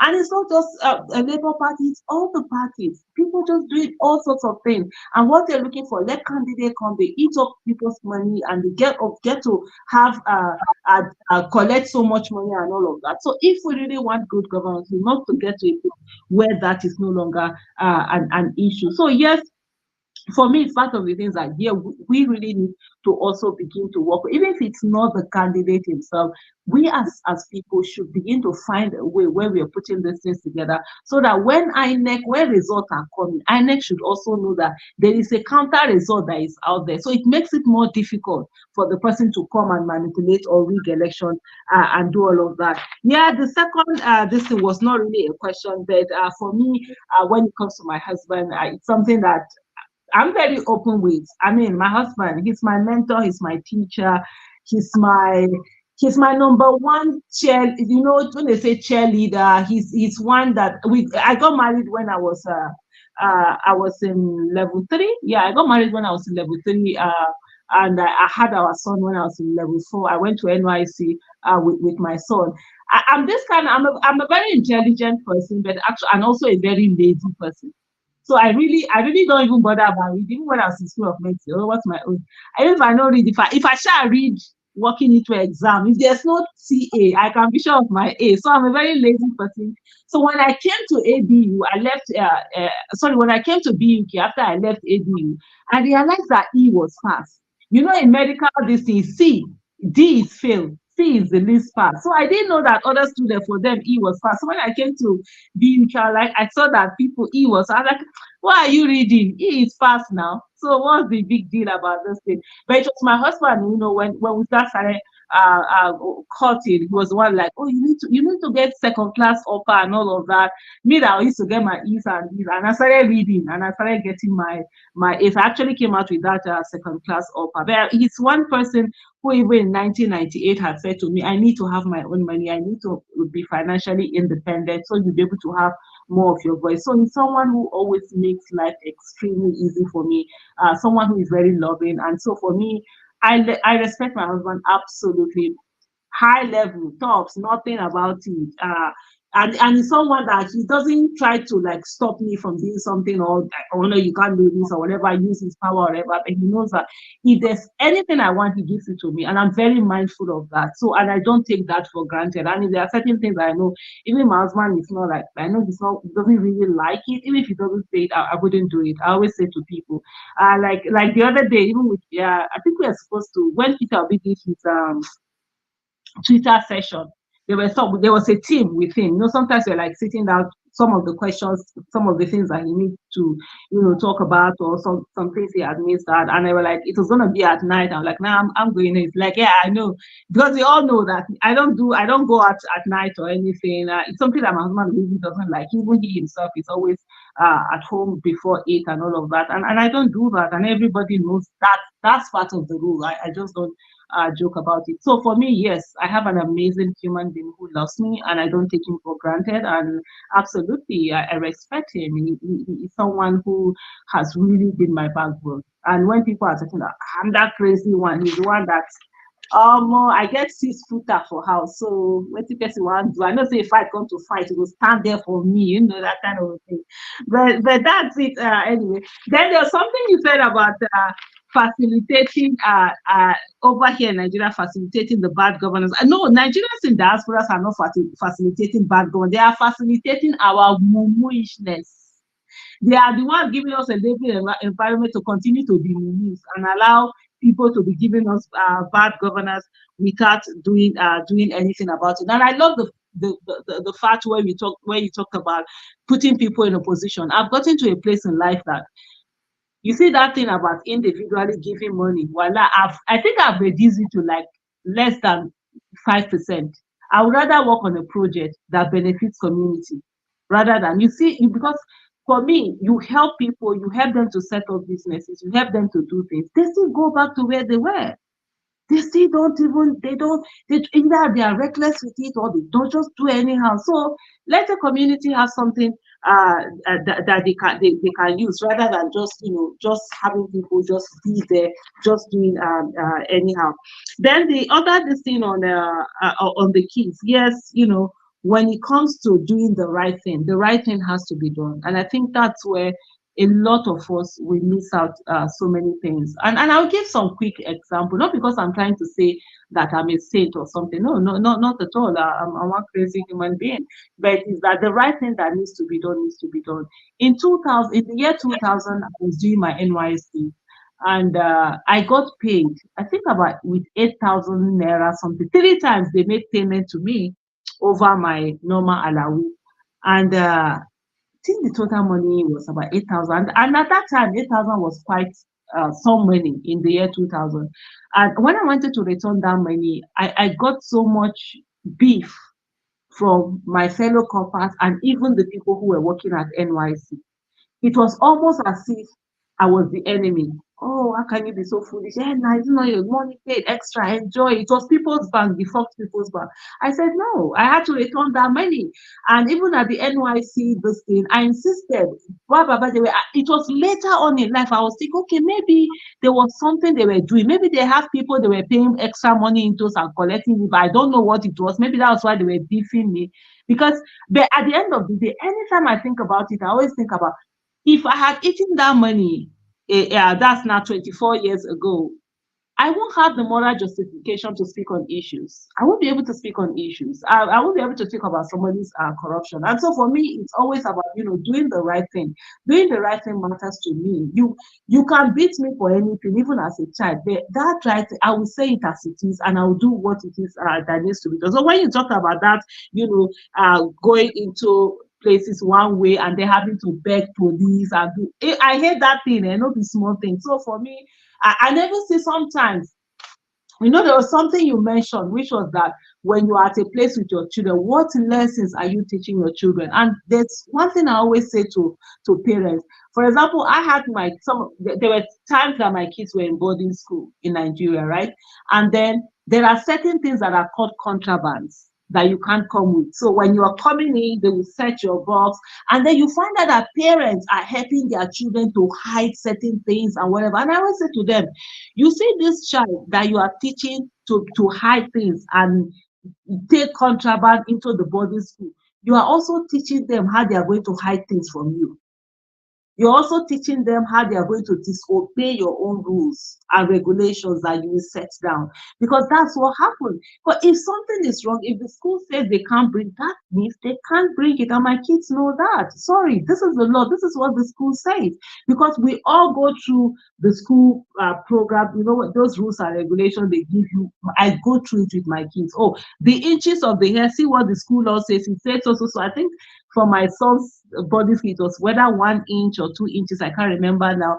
Go through that, because it means that you need to be consistent in what you tell your children. And kids learn by example, what you do, not necessarily what you say. So those little things that you think that they are not paying attention, they are actually paying attention. And if you keep not doing the right thing, at the end of the day, you also are going to be affected. But when you do the right thing and you're also ready to be held accountable, and they can come and say, okay, mommy, why did you do that? You didn't, you too, you were wrong. Apologize, accept, and do that. And at the end of the day, we'll have more healthy society, and children who understand their rights, who will be vocal, who they will not make a bad governance on them. And that's why I think this old generation of politicians have not realized that there are new citizens, the Gen Zs, that are our children, that we that were oppressed, we refuse to allow them to also be oppressed, and we've given them wings to fly. So they're still using the method they used to treat us with their parents, and they're using that on them, and that's definitely not going to work. And I'm going to round up today to say that there's this tweet I read some time ago that really made sense to me, which was that the greatest activism that we can do as human beings is to give society, great children. If you have children, bring them up to be great members of the society. And I think that's really very important. And it's also important for Nigerians to understand that we don't have any country other than our country, and we must do everything to make Nigeria a great country. The countries that we admire, it was citizens that came together and decided that enough was enough, that they were going to work for their country. And one of the things I also say to a lot of Nigerians in diaspora, especially those, there are some who have this attitude of, oh, we have a second passport, so whatever is happening with you people. I always say to them, there's a difference between a Nigerian Canadian and a British Canadian, because a Nigerian Canadian, when they see you there, they feel that you are there because you have to be there. The British Canadian, they will say, oh, you're there because you want to be there. So it helps everybody, whether we that we are in Nigeria, and Nigerians that are in diaspora, and Nigerians that have second passport, for Nigeria to be great, because it gives you, more bragging power for you to know that the country you're coming from, you're not just like handouts, but you're a great, amazing country. And we really do have a great, amazing country that we all can be proud of, country that, we're so great, we're so blessed, we're so talented, we're audacious, we're amazing, we do so well. And it's only bad that we've allowed ourselves to be pulled down by bad leadership who use religion and tribalism to separate us. Before I round up, I will say to everyone, I always say, before you think about all the things that separate us, that I'm Esako, you are Igbo, or you are Yoruba, you are Hausa, you are Kanuri or Nupe, let's think about the fact that we are united by bad governance, we are united by bad roads, we are united by bad quality public education.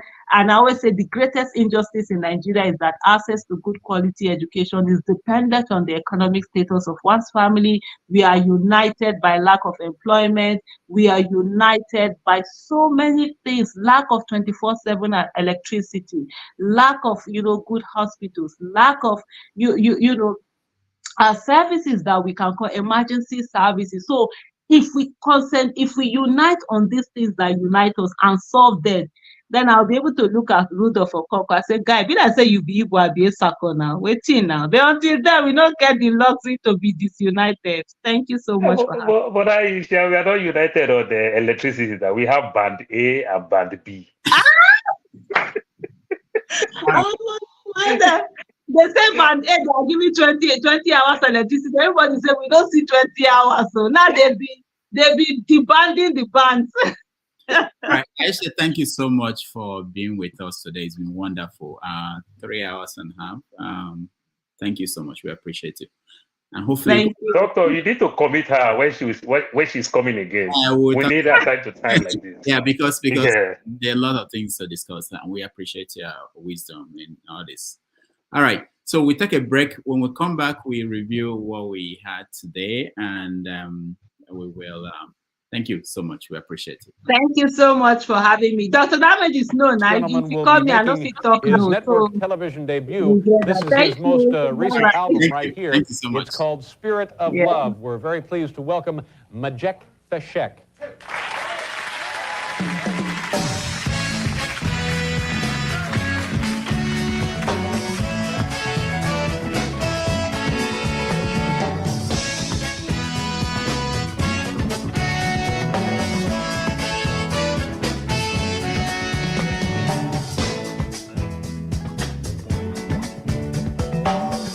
Arise from your sleep, Africa. Rise from your sleep, America. There's work to be done, Africa. There's work to be done, America. But if we unite, we will be free. So long, too long, so long, too long. We've been sitting down for so long. We've been fooling around for too long. We've been sitting down for so long. I have not been fooling around for too long. So long, so long, too long, too long, so long, for too long, too long. Hey.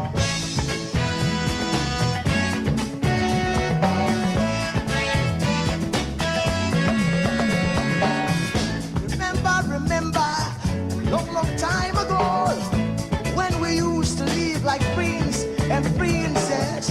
Remember, the pyramid of Egypt, when we used to live like prince and princess. Remember, Marcus Garvey, who are the dream for New America. Oh, remember, Martin Luther King, the dream for New America. They say you are black, they say you are brown, they say you are black, they say say you are brown. Only the angels of Jah is white now. Only the angels of God is white. So long, too long, so long, too long. We've been sitting down so long. We've been a fool around for too long.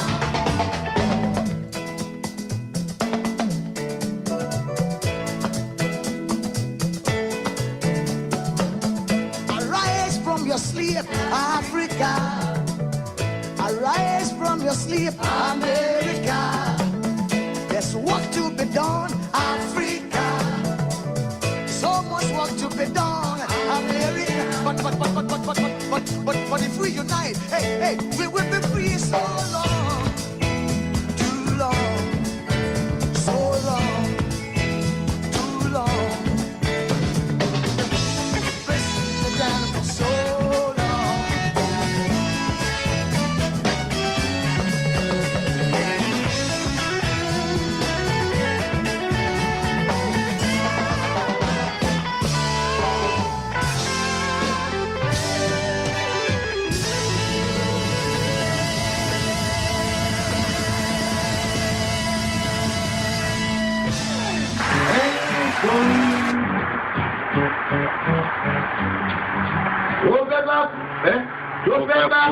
Tó fẹ́ kú torí ẹ̀.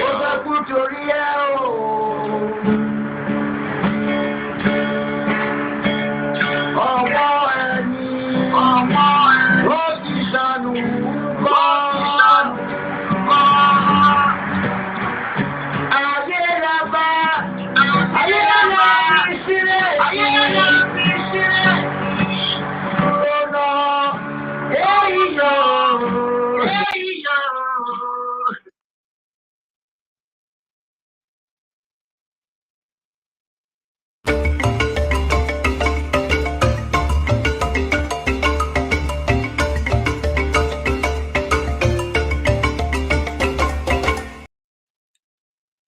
All right.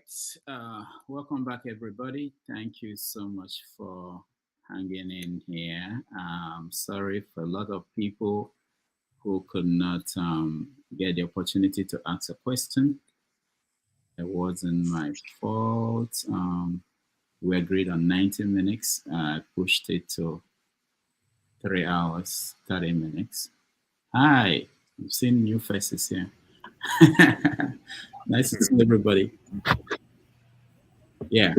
So who are the people who are mad? There's somebody who was writing me, was really angry that he wanted to ask a question about accountability. Sometimes I make some judgment calls that may not be wrong, they may be right or may be wrong, but I felt that we had a video in the profile of her. We had a video of her talking about how she accounted for the money she controlled. We had P2B on the show saying that she accounted for the money she controlled during the campaign. So I didn't think that question about that she did not account for the money was very urgent.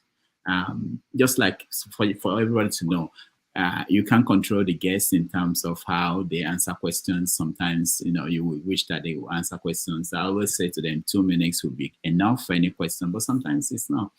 All right, let's do a review of what happened. Thank you all for joining.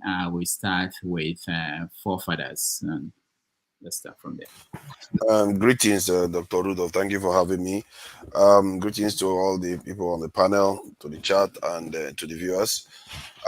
I think she basically did well, and most people asked her conciliatory questions. There's some element of that. That's why I speak the truth, was feeling like they didn't ask her some pertinent or challenging questions. But I'm not sure there is that much. That's why I didn't ask much question, because there was not that much to ask, because I agree with most of her positions. The only area I felt like I would like to have a discussion with her, not to just ask a question, was about the idea of democracy in the home and stuff like that, and the implications. And I felt like there was a little bit of the way her take on it was a little bit simplistic to an extent. But she did say that she didn't know much about foreign policy and that area. I really think it's important that any of our major politicians in Nigeria should have an awareness in such areas. And if she's listening, it's something that because she's very great at home already. She sounds like every other Nigerian. So she's already part of us. So I would recommend she keeps an eye on that arena because it affects a lot what is going on within our environment. I guess that's how I will leave it. Thank you. All right, thank you so much. I just want to take this moment to thank Nana O. I've seen some of your support to this program. I've not had a chance to meet you. I don't know who you are, but I appreciate you, just like everybody else. But most of the time is when I'm not here that I see I'm informed that you support this program. We thank you for that. All right, let's see. Paul, let me skip you. Let me go to people who didn't have the chance to ask questions first, then we'll come back. Austin, you're next. Hello, good morning, good afternoon, good evening, everyone. I think for me, she was apt. She was very okay. I really appreciate the part of the home, Sometimes some of us, we may have had the opportunity to talk to my father. I always said, whenever I want to talk, I like talking to my father because he reasons sometimes like a boy. He puts himself in your shoes and try to make you feel belong. So that's one part I've always liked, which I think I grabbed from it. And also being a mother and doing what she does and being able to really exhort the husband. In fact, I even decided to come in when the husband came around and said, and she was at least hailing the husband, and you saw the rapport between them. So it gives some of us hope who are married, or some of us who want to marry or have married, that we can make it in both sides, in the professional setting and also at home, to make things get better. All right, thank you, Austin. Ton. Let me mute myself. Okay. Hi. Good day, everybody. It was a good session, but I'm just going to direct these again. I'm not trying to be toxic. I mean, from what everything she said, I'm not even surprised. See, good upbringing, being polite has not gone out of fashion. When you tell people to do the correct thing, they will start abusing you and start this thing. Dr. Damages, this is for you. Is it fair for you to bring guests here? And that is why, if I'm a guest, to be quite honest, if you invite me to this program, I'll go back and look at the past broadcast and all that. I'll look at the comment section because there's this thing saying that the comment section doesn't matter what people say, you should just ignore them. That is not right. And you have moderators. Chim was sitting there. You were just looking. You can't do everything yourself. I even called out Chim. I said, bro, do your work. How can somebody say that how can somebody make such statement? If they make such statement, direct such statement to you, will not be happy that she's empty-headed, just like your principal. I even forwarded a direct message to forefathers. Forefathers ignored me, and yet forefathers will have the temerity to put people in the background. Forefathers, you should stop that. You should just stop that, and that is why people attack you. Stop smiling sheepishly at me. I'm telling you the truth. You should stop that. Do your work as a moderator. Dr. Rudolph cannot do everything. If people are insulting your guests and all that, it is your responsibility to tell them to stop it. And if they don't stop, put them on timeout. Is it that hard? It is upbringing, and that is the crux of all what we are talking about today. Without good upbringing and all that, that is why you have irresponsible people like will come here and defend the indefensible. It is not right. All right. Apart from that, the session was great. Thank you.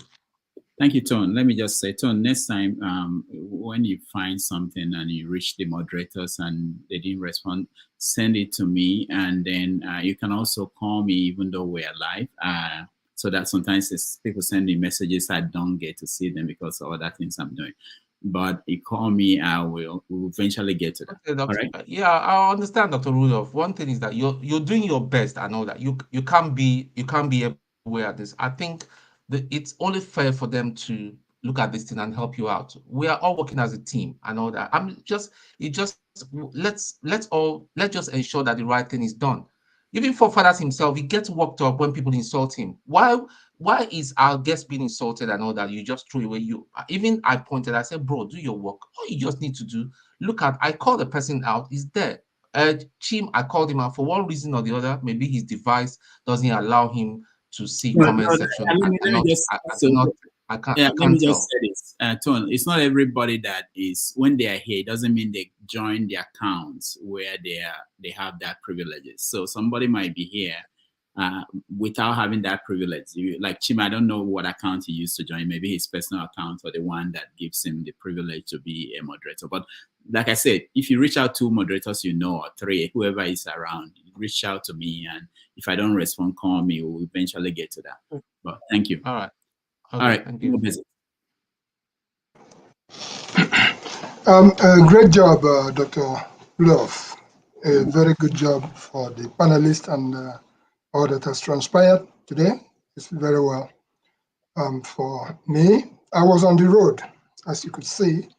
At some point, I had to make a U-turn to come back to the studio so I could put out a question or two. Order notwithstanding, great job, Dr. Rudolph, Dr. Damages.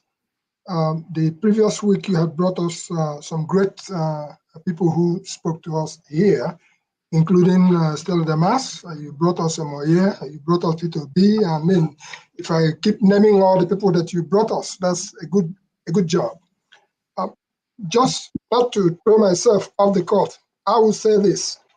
That's not in defense of the moderators or anything, but they say if you can't stand the heat, get out of the kitchen.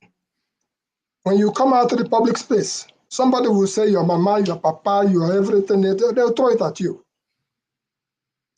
Our guests have the capacity. If you like, call them whatever you want to call them.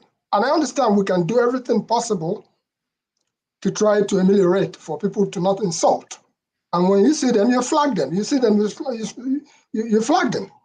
We can do so much. So my question that if I had the opportunity of speaking with Aisha, is on Edo politics. And this question has been asked before. The question that was asked Peter Obi when he was here was, are there any persons that you would not function with in the politics? And Peter Obi pretty much answered that question accordingly. By virtue of the fact that we're talking about Edo politics, where she by default hails from, there were some people in Edo who I see happen to have become a governorship candidate for one quacky party or another down in the same Edo state. To me, Aisha did a great job, particularly coming from the perspective of, from the angle of integrity, coming from the angle of, the person who was asking that question about did she account for, I was like, did you listen to this lady, to our guest? Did you listen to our guest for you to even ask that question? The guest has given you her life history, who she is. And I'm not saying that she's an angel, as we all put it, but she put it out there, and you can see integrity, first class, right in the face of Aisha Yesufu. I wanted to ask her a question in terms of when I said her personal chi is really at work. And I think some of us understand what our personal chi means. Because I wanted to link it to Obidients Melafia when he was up and some of us were following. And I wanted to also bring it to bear in terms of the question that I had asked Dele Ferrotumi in this forum before about being able to weave a basket around people like Omoye, people like Stella Damas, and there are great ones. And I also wanted to land it on the fact that with the character and the competence of the person of Aisha, whom we have seen today, I link them back to people like Fela's mother, the great activists who did their part during their time. And I also wanted to ask her what she could have done in terms of the same question I asked Omoye the last time, what she could have done for those people who sold their refrigerators, those people who sold their telephones, and the hope was dashed. And I also wanted to land it up with all this said and done. But basically, remember you had one question. Yes, but I put all my questions so that she could have been able to answer those questions in terms of the local politics, because we are sponsoring people in the localities. We sponsor people in Benue. We sponsor people in what you call it, in Delta State. We sponsor people. By that, I'm talking about Foundation Democracy Initiative.com. I wanted to know, in the present scheme of things, what can Aisha, in her position as a social entrepreneur, do to bring back? There is a constituency, whether we like it or not, there is a constituency that have fallen back to the backdrop, say, you know what, enough is enough. After all, they will switch off the beavers if they will use beavers again. There is that constituency who gave it all during this last time. What can she do in order to see to it that those people are encouraged? And of course, I believe in her local politics. All politics is local. So, Dr. Damages, I don't have too much to say because there is quite a lot to do. I just wanted to thank you, Dr. Damages, for continuing to steer this ship. And I see that Uncle James, or senior citizen James, like me, had come back, despite the fact at some point she has stormed out as a result of our behavior, or the behavior of some of our people here. So I pray that we all, when we have this genuine, and I mean, she is genuine, that's my own position. I don't know what else anybody else is thinking, she's genuine. When we have these people here, let's do the best we can to see if we can bring out that vineyard, that same fire that she has carried on. Let's see what we can do to blend it into our position here. And that's all I have to say. And the Damages, now what's his name of the so the guy that you guys did something with yesterday, right? Showore. I guess we're gonna have to have him back here. He's coming in May. Okay, we will be prepared for him, but at the same time, Peter Obi was in Ibuku yesterday. And I think I had informed you that we as Igbo Basics, we were there. Our people were particularly also with him. So we are still doing some things in the background, even though we are not up front here beating our drums. In the end, we'll go back to practicing bushcraft, which is what I'm getting ready for that. All right. Thank you so much, Igbo Basics. Oh, Dr. Damages. Zarulea could not make it to what you call it, Okwadike's burial for some reason or the other, even though that Okwadike was the person who commissioned Zodiac Studios. His name is there as the person who did it. So we need to talk in the background to see what we can do so that when those kind of situations arise, we are able to make sure that they are there. Okay. All right. Thank you. Thank you very much. And well done, all the panelists. Sure. Continue the good job. All right. Thank you. And Mr. Paul, I wait for you in New Jersey. Tom, I'll see you soon. I was in New Jersey 2 weeks ago, and I asked doctor didn't do anything. I was in Jersey. I was in Lindy. But all right, guys. Next to your place. You guys can talk after. So let's welcome B Marwa. I don't think I've seen you on. Maybe when I'm not here. Welcome to the show.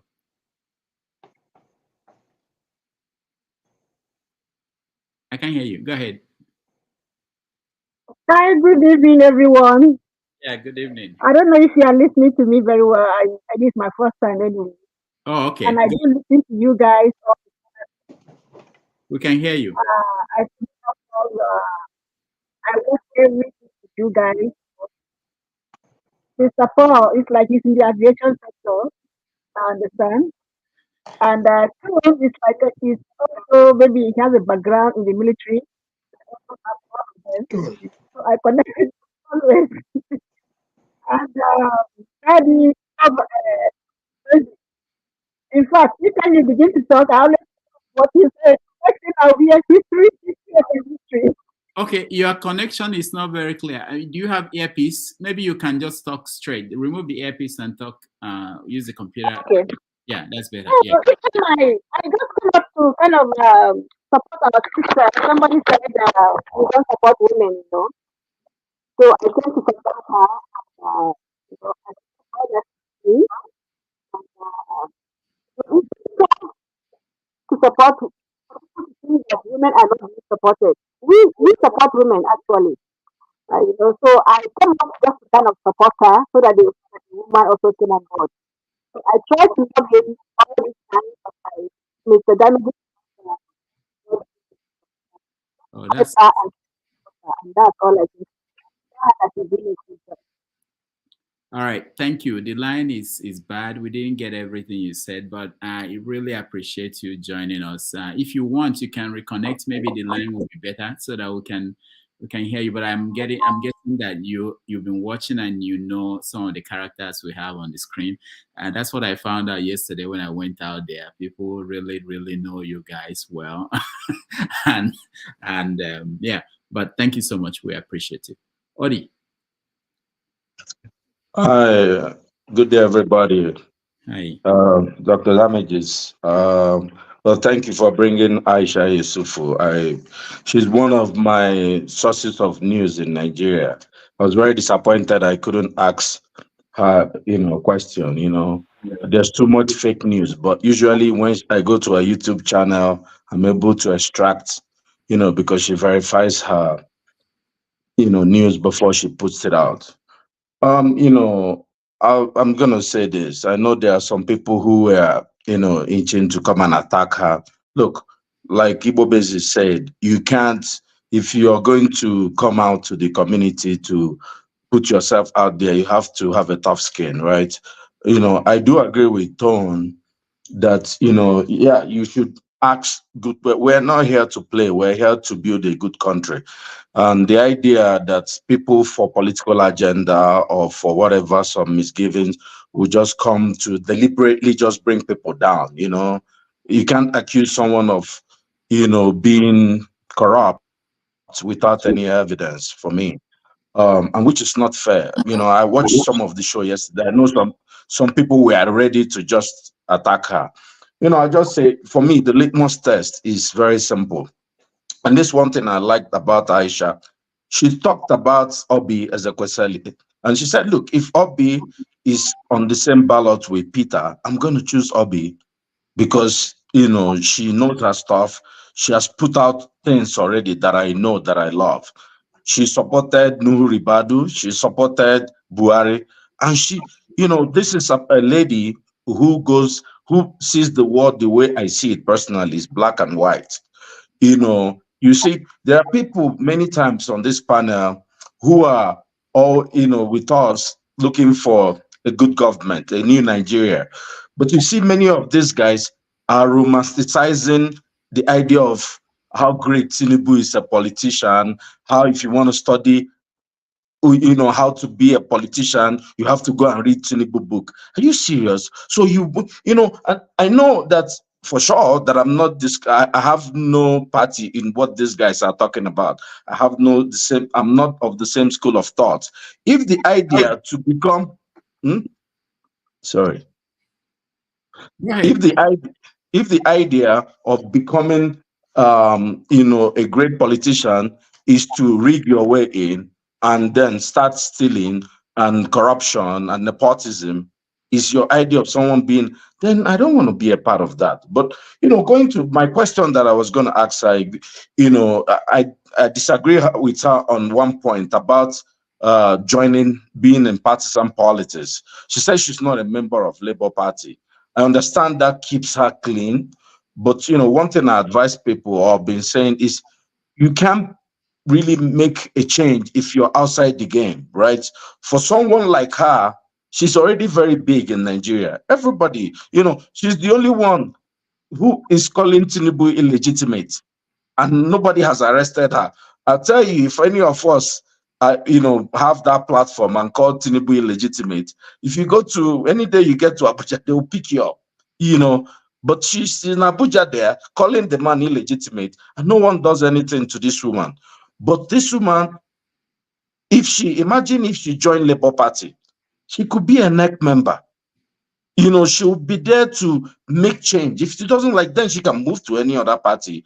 Because let's say we build this new party, and Obi doesn't succeed with Labour Party, and there has to be a new party, or INEC brings, then who is going to be the board member? Who's going to be part of the NEC? Because if you don't get involved, how can you effect a change that you want to effect? She talks about people, you know, building new generation of people who are going to run. But if people like her are not part of the executives of the party, people are not going to have the confidence to run. If people like her get into these parties, when they are doing meeting, if they see Aisha in the board member, if they go to do NEC meeting, and Aisha is there, everybody will be careful what they are doing, because the woman will go outside and say what you people did. So this is why, and I really, really disagree with her on that point. And I know she evolves and she's dynamic. I hope that one day she will understand, you know, the idea that she has to really, she's already in there. She has to be in there fully. She can't be halfway, you know, and that's my, you know, take on this. And it's nice to see you, panelists. All right, thank you. Is Spike the Roof? I hope I'm calling it right. Is Spike the Roof?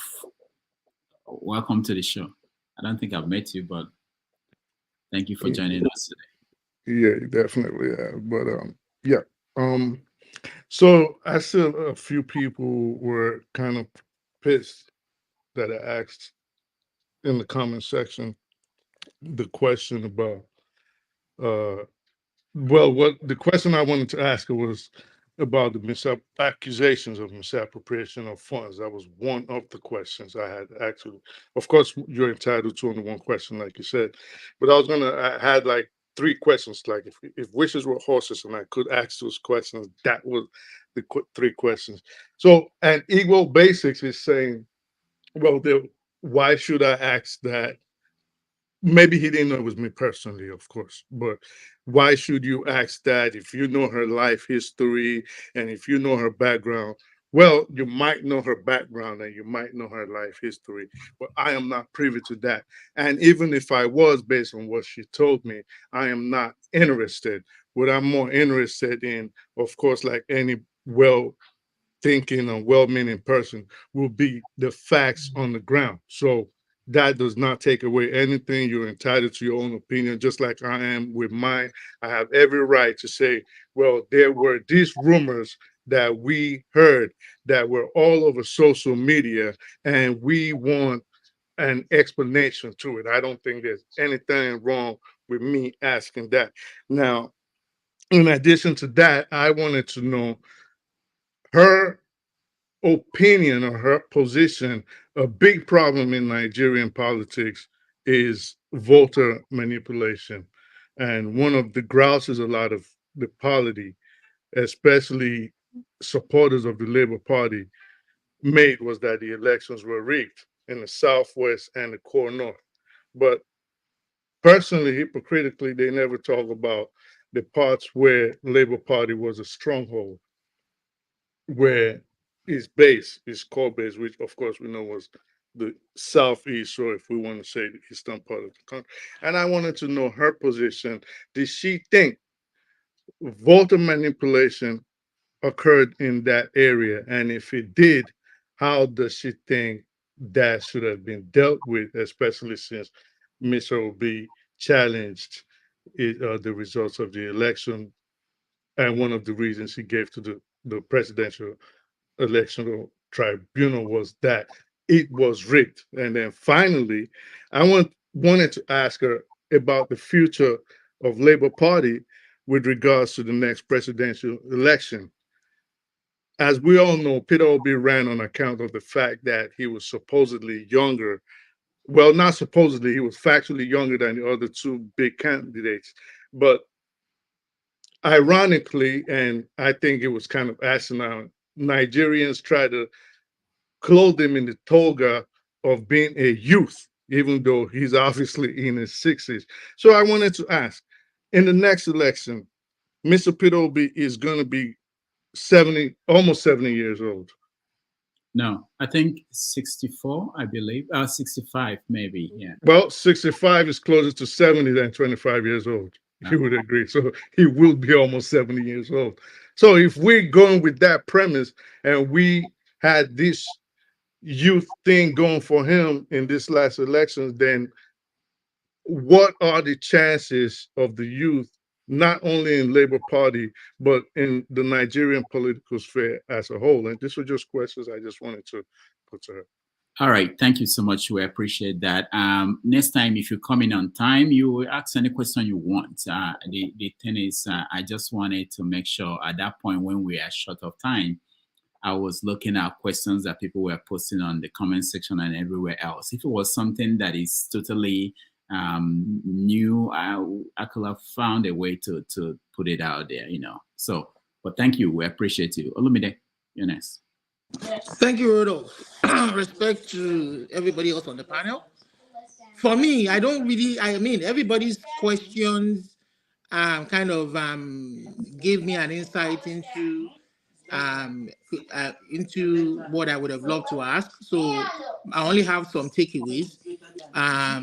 Like one, she's a very, very candid woman.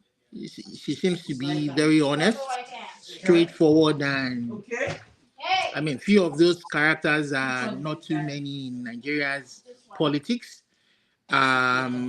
Also, my own another takeaway is the fact that she's not a member of any political party, she says, and I don't think anybody should be forcing her if she's not ready to really be a member. At least she's actively involved in politics in one way or the other and trying to make change, which is very important. You don't really have to occupy any office or whatsoever. She's playing her own little role that she can be in that part of the society. But my own fear is just that in their preparation for 2027 and in looking forward to 2027, I don't think, I am not optimistic of any change whatsoever, because I don't see how they are able to make, I mean, it's not just her, but where those who are working with her and everybody else working with her in that place, how do they make the elections free and fair? You understand? I mean, I speak to Craft's point,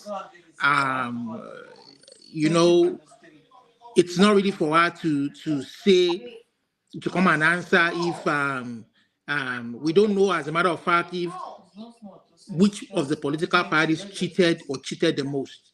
The only person who can give you an answer to that, who can answer that, is the electoral body. And they haven't come out with all the results.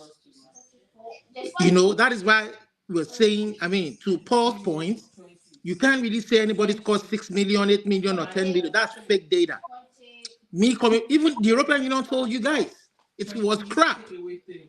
When somebody from the Western world is dealing with you guys, they deal with data. They don't play around. Even when they give you money, when there are non-governmental organizations in this part of the world give you money, they want to see the data you are working with. They want to see, once you don't meet that standard, they cut your fund. So data, they deal with data. That is what they deal with here. They deal with data. And when your data is crap, and then you guys think data is a joke, data is used to plan for development, to allocate resources, and then you guys trivialize it. I mean, you should be called I speak the crap, not I speak the truth. All right, thank you, Olumide. The noise was coming from Olumide. I wanted to stop him, but I said, let me just not. I was thinking this democracy that Aisha said should start from the home. Is Olumide practicing that? Do they know that Olumide is talking to what Kulata calls CNN? Do they people making noise? Anyway. All right. Well, I'll come now to people who... Right. Okay. Thank you. I think she has really done well, and I give her credit for being a woman that is championing a lot of front out there. When I see someone like her, apart from Omoye and who are the women? I think when I see a woman like that, responsible, have family, still have their brain intact, it makes me wonder, like, we men, I mean, she answered a lot of things when it comes to how men, the beast in Nigeria, ruining the country. And we tend to be, I wouldn't say complacent in a way, because when I look at it, I feel like our Nigerians actually want to be freed. And she answered it perfectly, that Nigerians just want to be enslaved. Because there are so many things that you would think whatever the looters is should be gone by now. Like this Jayabelo thing we are hearing now. It will just go under the carpet again, like just like the budget padding and off the mic and all those stuff. Nigerians are not ready. Sometimes when we talk, I feel like maybe, do we really want Nigeria to be rescued? The answer is capital no. Because the people you want to rescue, they're not even ready. If they have the chance, they want to bring you down. They love their oppressor. So I don't know. People like Shure, Aisha, what they do, I don't know how they get the energy, how they do it. Someone like me, I would probably wake up one day and think, you know what? Forget it. But maybe there is hope. Maybe that's why I'm still keeping the hope up and see maybe one or two or three or few people who really can change the country. I can put my own little support, contribute my own quota. But like she rightly said, charity begins at home. If you train your own home, politics is at every single one of us is at our home. How do we practice it? We all saw how our husband, how she relate with our kids and everything. How many of us actually doing that? How many of us actually called our brother who is a local government and is reaping money because he's giving us me too money here and there? We can't tell him that, hey guy, what you're doing is wrong. Rather, we join them and we said Nigeria is not good. It will never be good. As much as indirectly, directly, we are part of it, forget it. She's doing her own bit. What are we doing? That's the question we should ask ourselves. And she said it. We diaspora, we are even worse. All right. Thank you. Thank you, Wally. Paul. Yeah, Doctor, I'll just follow from what Wally said and everything. If I want to base it on percentage, it's so alarming because we are really great accomplice to some of those things. You know, like Francis Bacon said, he said, "Blessed is the man that hope not, for they shall not be disappointed." I know our religious people hate that quote, but it's just like that when it comes to siblings, family, good friends, and everything. Their ideology is far apart. But guess what?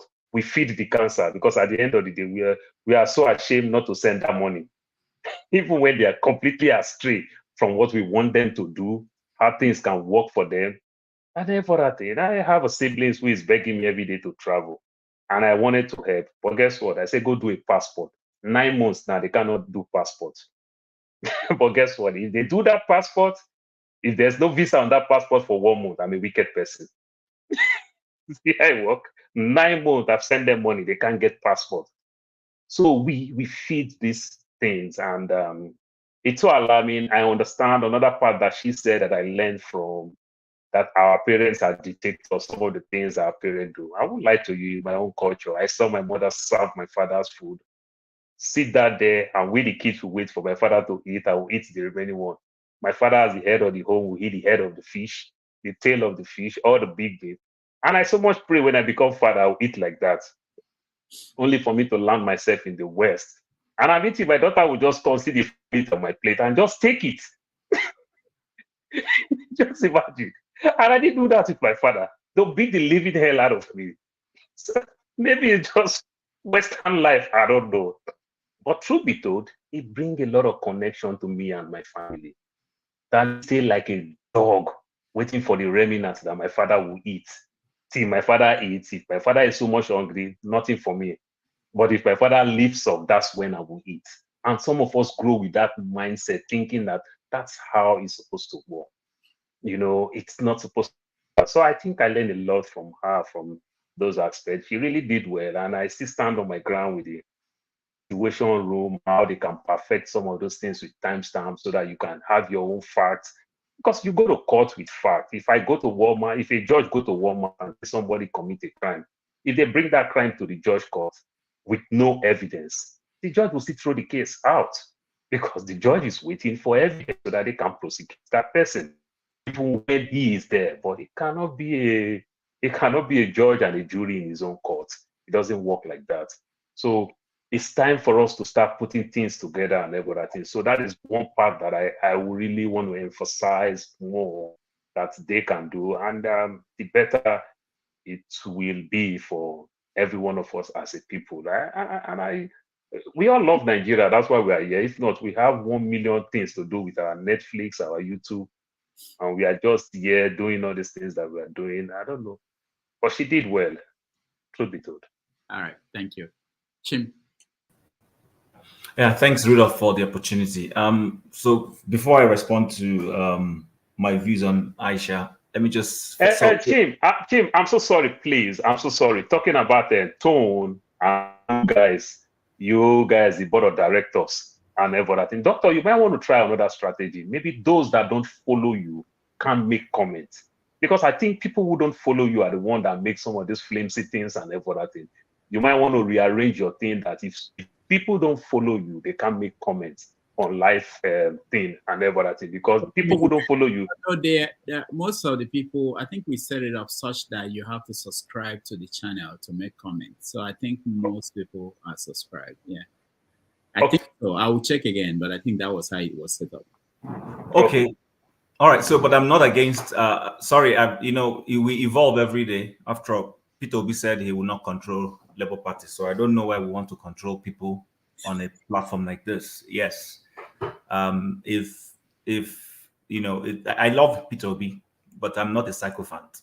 Incidentally, I'm not. I'm not one of those people who, because you ascribe or support someone. I voted Buhari, just like I have. But from day one, I started telling people this guy is a disaster.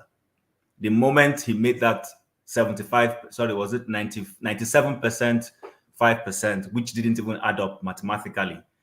The moment he said that, I said, no, this guy is a disaster. And from that day till the day the guy left, I did support him. So I'm not one of those who come to support people. Now, to Tone, I think I'm not trying to make any excuse. Like Rudolph has rightly said, I didn't join in. I came back from church and we just wanted to come in straight into the conversation. So I joined when you were interviewing her initially. So I didn't go through the original process, but that's one. Then two is, Tone, you need to define what your purpose is when you come to the program. Do you come to learn? Do you come to contribute? If that's what you come to contribute, then forget those other people. I'm not saying by my comment that people staying on that section to abuse people is right. But the other thing we should, which is why those of us are open and have nothing to hide. If I had anything to hide, if you go and look at my account, it's my face. It's not an emoji. I don't have an emoji. It's my face that you see. Every platform, Facebook, Twitter, everywhere, it's my face that you're going to see. I don't hide.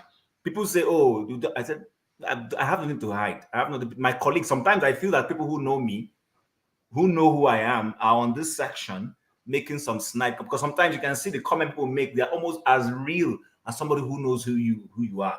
So, but I'm not bothered because I have nothing to hide. I go to my room and I sleep at night. I've not stolen anybody's money. I haven't done anything wrong. I will make my comments.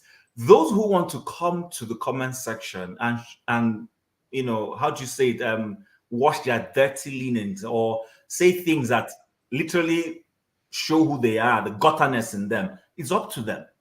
It's up to them. So I've stopped going there to worry. I only banter with people who are friendly there. I occasionally go there and I banter with people and I leave. But I can't come here every day and start fighting people who are making dirty comments. I just can't do that.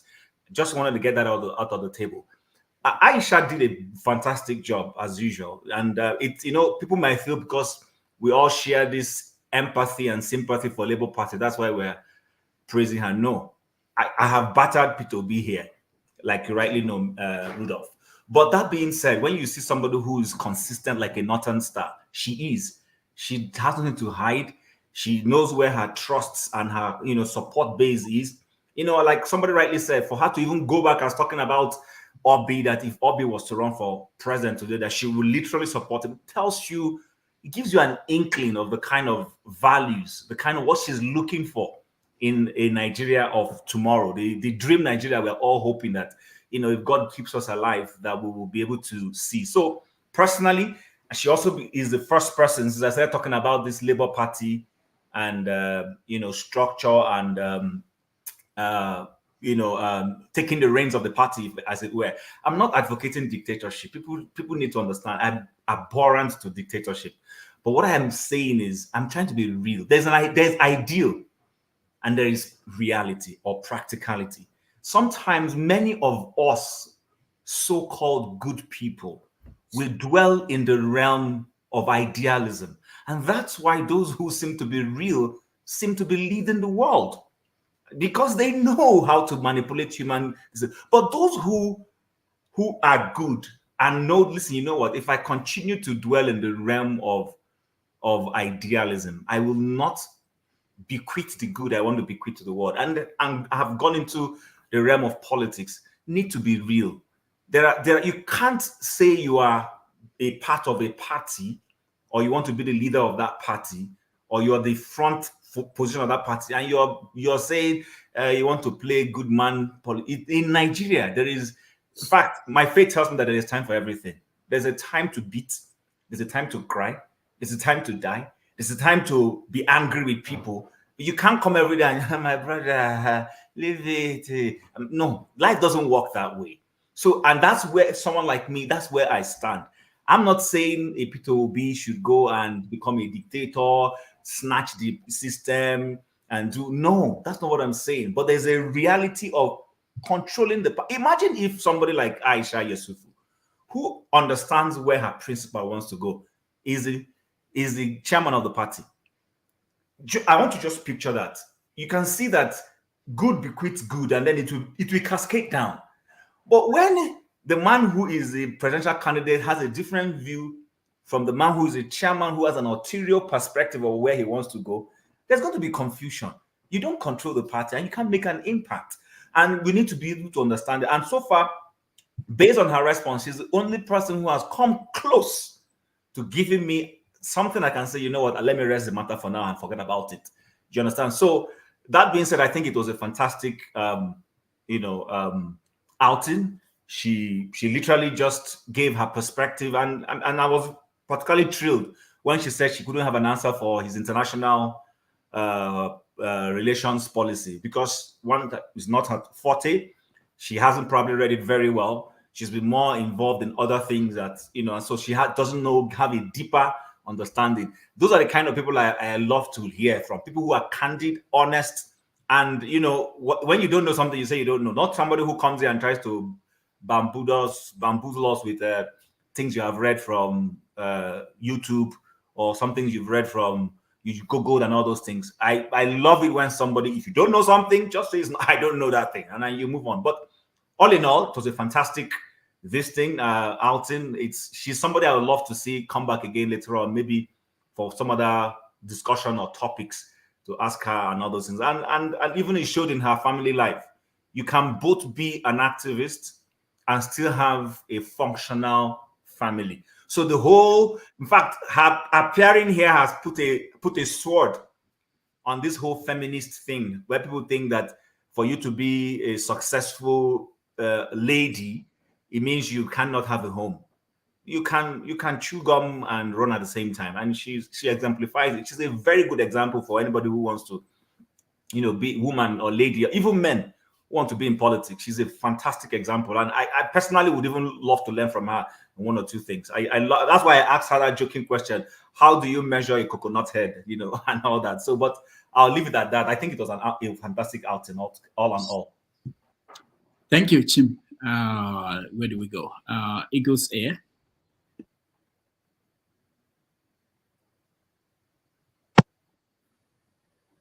Again, I hope you can hear me clearly.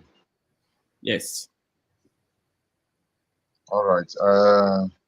Rudolph, God will bless you for this program that you created, and God will bless every one of us in Bandel who have been giving our best to make sure that we build a nation. There's two things that I learned in this our discussion with Aisha Yesufu. What are the things that we learn? We talk about We thank you for diaspora. your prayers. For my own is Yoruba Nation. All right.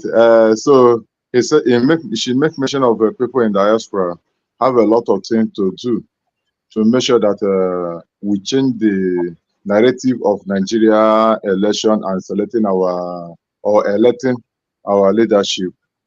That if we in diaspora can be able to gather together, organize ourselves, and look into our contribution towards the economy of Nigeria, we know that we have a voice, and that is true. What is that voice? There are certain things we need to organize ourselves, because charity begins at home. We that in this panel will be able to organize ourselves. So, okay, right now, see the way things are going. In which way are we going to contribute? In which way are we going to organize ourselves? In which way are we going to make a difference to make sure that the right person will become the Senate, or right person will become a president or local government, even your governor, as they do state the planning for their governor? What are we going to do to make sure that we put the right person? Because when the right person is already there, then we are started making a serious contribution to change life. Now she talk about if people gather once every month, up to 1,000 people, up to 100,000 people gather once in every month, and so okay, we are contributing 1,000 every month to make sure that we push some people who are supposed to be there to make a difference. We found that the 1,000 is not too big, it's not too small. But if we connect, you said that we make a lot of money and have a lot of great people that need to be there. Because one, for you to make a difference, you need to make a step. And I believe that before you build a house, you must make a step. You must calculate yourself. You must know the kind of structure that you need. You must know the kind of thing that you need to make sure that you give yourself a good house. So staying together with Aisha Yesufu to ask some questions, give me a clear knowledge of the things supposed to be handled. Give me clear knowledge what is supposed to do. Not only talking and talking. In the problem of Nigeria, we are good in talking and talking, but we are not good in doing. So in which area we need to do something to start doing, not only talking, to make sure we change some narrative and some useless policy that are created on their own to feed themselves back, not to take effect in every masses or every Nigerians. So this night, I'm very happy for the kind of discussion and what we have in view. Personally, people in the comment section, as I'm joining this program, I don't see anything in comment section, because I don't want to see, so that I will not be provoked in my spirit. So that's one thing that I always avoid. Thank you, Rudolph, that he did not join us from the hell. So I know that everything will work fine. Thank you so much. All right, thank you. Let's go to Pastor Electricity. Yeah, Rudolph, good evening. Good evening, or the morning, afternoon, evening. Rudolph, yesterday I really did not understand the hell issue until Forefather now. They now said, Pastor told you to go to hell. You know, when you were. So I said, oh, so this was what Rudolph was trying to tell me. But anyway, welcome back from hell. So did you see Pastor today? You know, it's a long place. I thought it's nearby. It's very far. Okay, good. Pastor is a madman, so just leave him where he is. Oh, there were people who were they were trying to find out where is he. I don't know. But I'll reach out to him sometime tonight. Anyway, I didn't listen to Aisha Yesufu, so there's nothing like it. But I was listening to you, sir, Mr. Igbo Basic, and you've repeated this the second or the third time in respect to those who contributed or who sold fridge or so personal property to support the election. I need clarification on that first. I really do not understand what you're trying to say in that regard before I can weigh in on that. I really do not understand where because I was involved. Quote, I think that's from Ojukwu, Admiral Ojukwu. And we were working in the background, and frankly speaking, literally, I'm not saying figuratively, people in Nigeria, and I was in touch with some of them, who actually sold their belongings, refrigerators, anything of value, they sold it because they believed in the Obidient movement.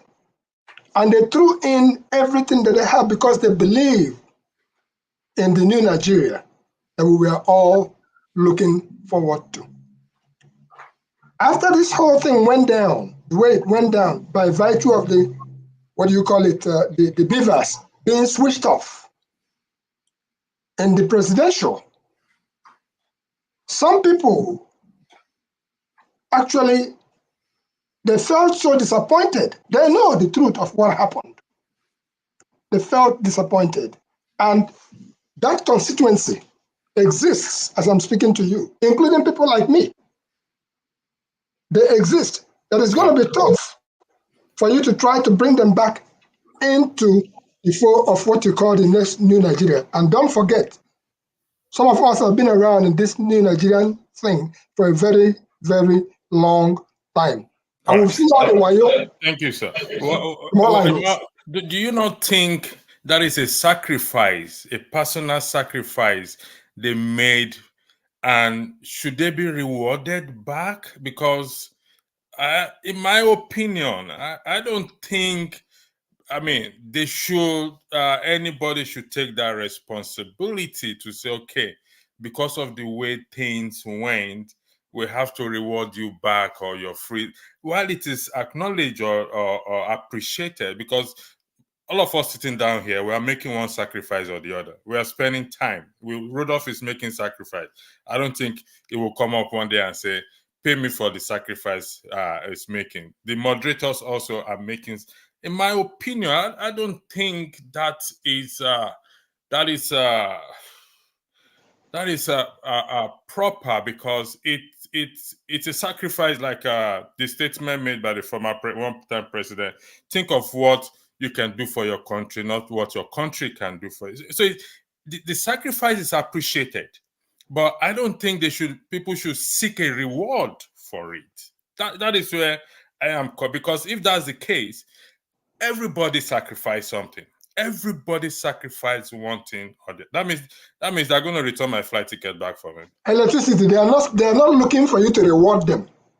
They are not looking for you to reward them. They've calculated themselves. They've backed away. They've gone back into their fishing, their hunting, whatever they do for a living. What they are looking forward to is people like you, people like me, to sit them back, just like Omoye answered some part of that question. I know she went with, oh, we can try to replace their refrigerators, their school fees and stuff like that. That's not what those people are looking for. Those are genuine people in Nigeria. And for them to be left as if, okay, it didn't happen, they're kind of just like, you know what, don't even bother me next time. They exist as we speak. So we need to find a way to reach them, personally, those whom we know, to reach them so that they can reach others to say, yes, we made a sacrifice, it would have been better, but we are still being encouraged to realize that the light at the end of the tunnel, they say, it's another train. We don't want the one that be another beavers pulled down. All right, thank you, sir. Austin, Austin, go ahead. Okay, now, generally, I want to start from this direction. Aisha made one very important thing. Sometimes, in a way, you talk to people when you don't see their faces, it's a big problem. And sometimes, people are used to, when you talk to them, they feel you are shouting. They may not even see your facial expression, but they may feel you are shouting. Yeah. Because that is how they have been trained, that everybody shouts. But that's not true. I'm talking because I remember I will talk to myself personally. I make a comment. Somebody asked a question about the strategy for 2027. And I just replied by saying that, look, that this woman is not an LP chieftain. Mm-hmm. So she cannot give you the insight of 2027. And the person took it personal. Come on, you should look at people's faces before you even know. Because as I said, You people, long distance relationship are very difficult. I may be saying something and you may think it's an attack. No, it's just an input in my own perspective. So sometimes I don't know. It doesn't mean that you should always take things personal. Come on, we are all adults. We are matured. We can take things, at least if you say something. That's why I love Aisha. I used to see her programs. You go everywhere they say she go, they laugh at you. Actually, you saw that she could even shout, "Hey, whoa," and they think they make you vex more, and it doesn't make sense. So please try to take things easy. Second thing is that I will talk based on I'm very close to my, even though be say, well, I like science, I will be Reverend Father. When the Reverend Father dies, nobody has the right to announce that he's dead except the bishop of that diocese. That is, it means that if you want to get something, let's say I'm running for the president of Nigeria, you only take what I say as the fact, not what my supporters say. Peter Obi never run on a case that he's a young president. I've never heard him say that. I don't know. Somebody can tell me. Did he ever say he was young? No. He just said that he wants to change consumption to production, and he said, I have never been a thief. That I am not a thief. So let us hold that word he said. That is what he said, not what his people said. That's the second thing I wanted to talk about. Then there was one thing we also mentioned about this issue of us in diaspora helping those in Nigeria. The truth is that life is not all about money. It's not always money. I am a teacher and I prefer human capital development more than the money I give you. That is why I told my students that I prefer the value of a gift, the love behind a gift, than the gift itself. You may give me $1 with so much love and attention. I can remember there was one lady when I was in year 1, she failed mathematics. The next time she was going to write it, because again, she begged me to teach her. I taught the girl and she made it and passed and had a B. The girl came back after 1 year to give me credit card for 100 naira. And I appreciated it more than any other thing. And the love was much. I will appreciate that credit for 100 naira than a car. So I believe that it is rightly possible that we can start from here and start looking at our words and our friends to start advising them for the 2027. People learn me. People have, like me, as I said, I'll talk based on my own conviction. If I finish one day, I sit down, I ask myself, what have you done well? What are the things you have done poorly? Because I'm Augustine, my patron will say, an unreflected life is not worth living. If you don't waste at the end of the day, if you don't think about your life, it means you just wasted one full day. So in that case, they have been stock taking of the 2023 elections. Everybody knows. People know what happened. Okay, this is where we failed. And to be honest with you, as Aisha said, the problem for me, from what she said, if I'm asked to analyze, the problem is from the polling agents. Just think of you having up to about 140 something thousand, as I said, polling agents. It will cost up to 4 billion.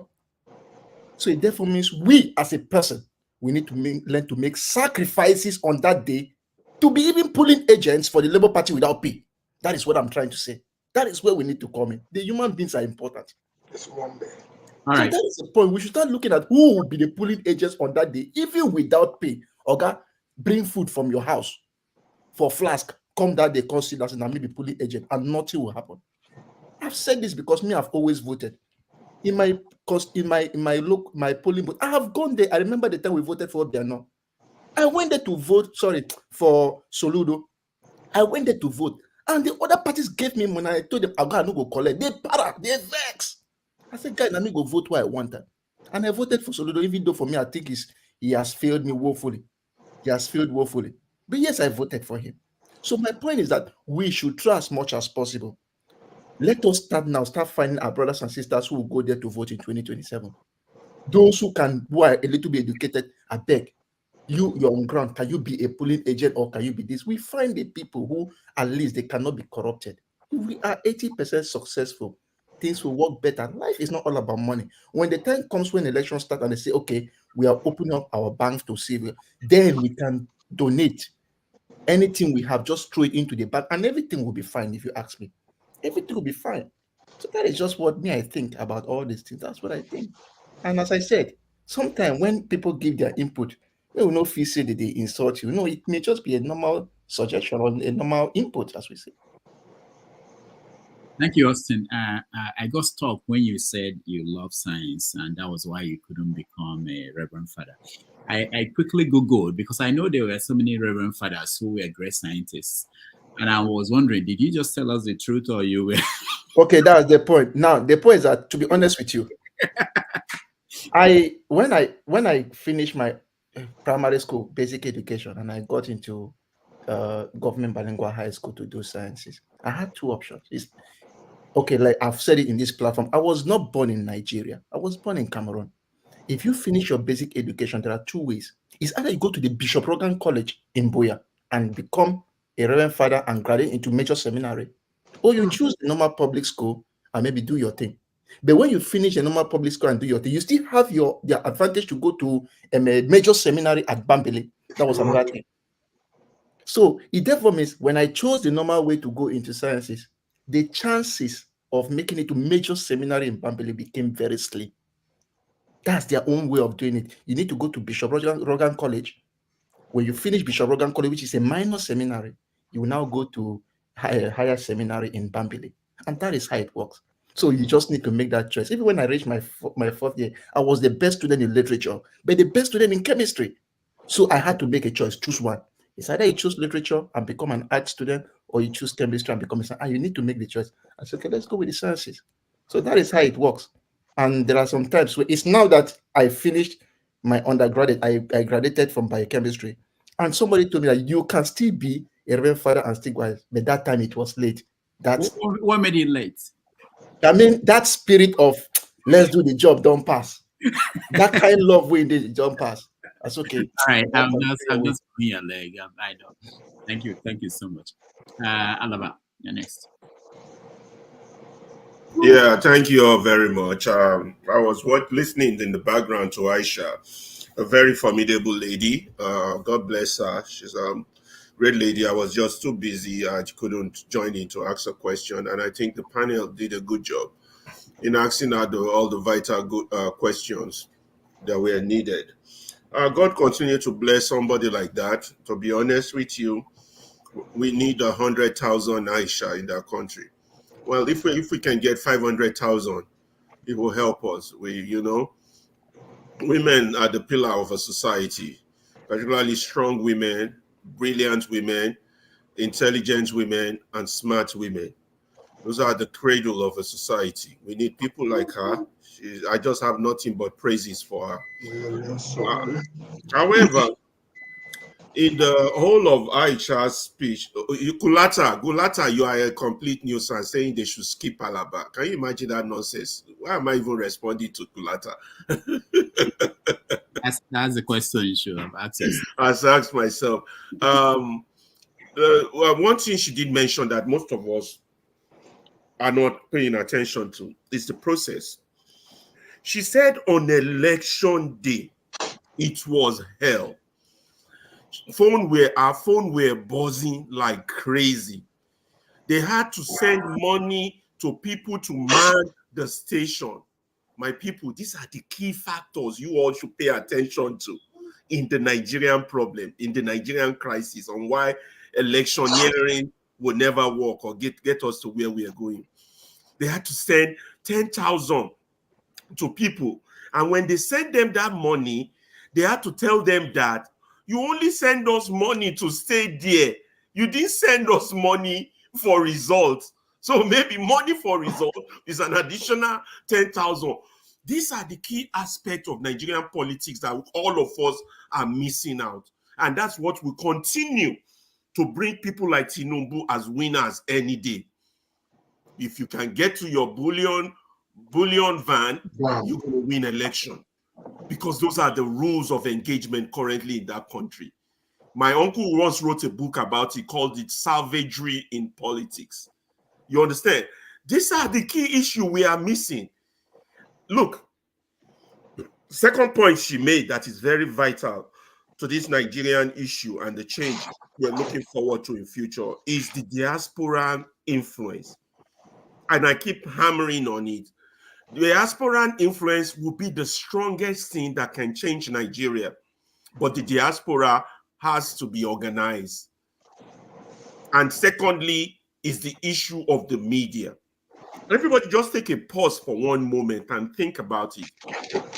If the people, the Labour Party or the politicians were sending money to man their station on election day, if they were all journalists, they don't have to be registered journalists. They could be amateur journalists just with their cell phone, with a central coalition center reporting from every district, every unit,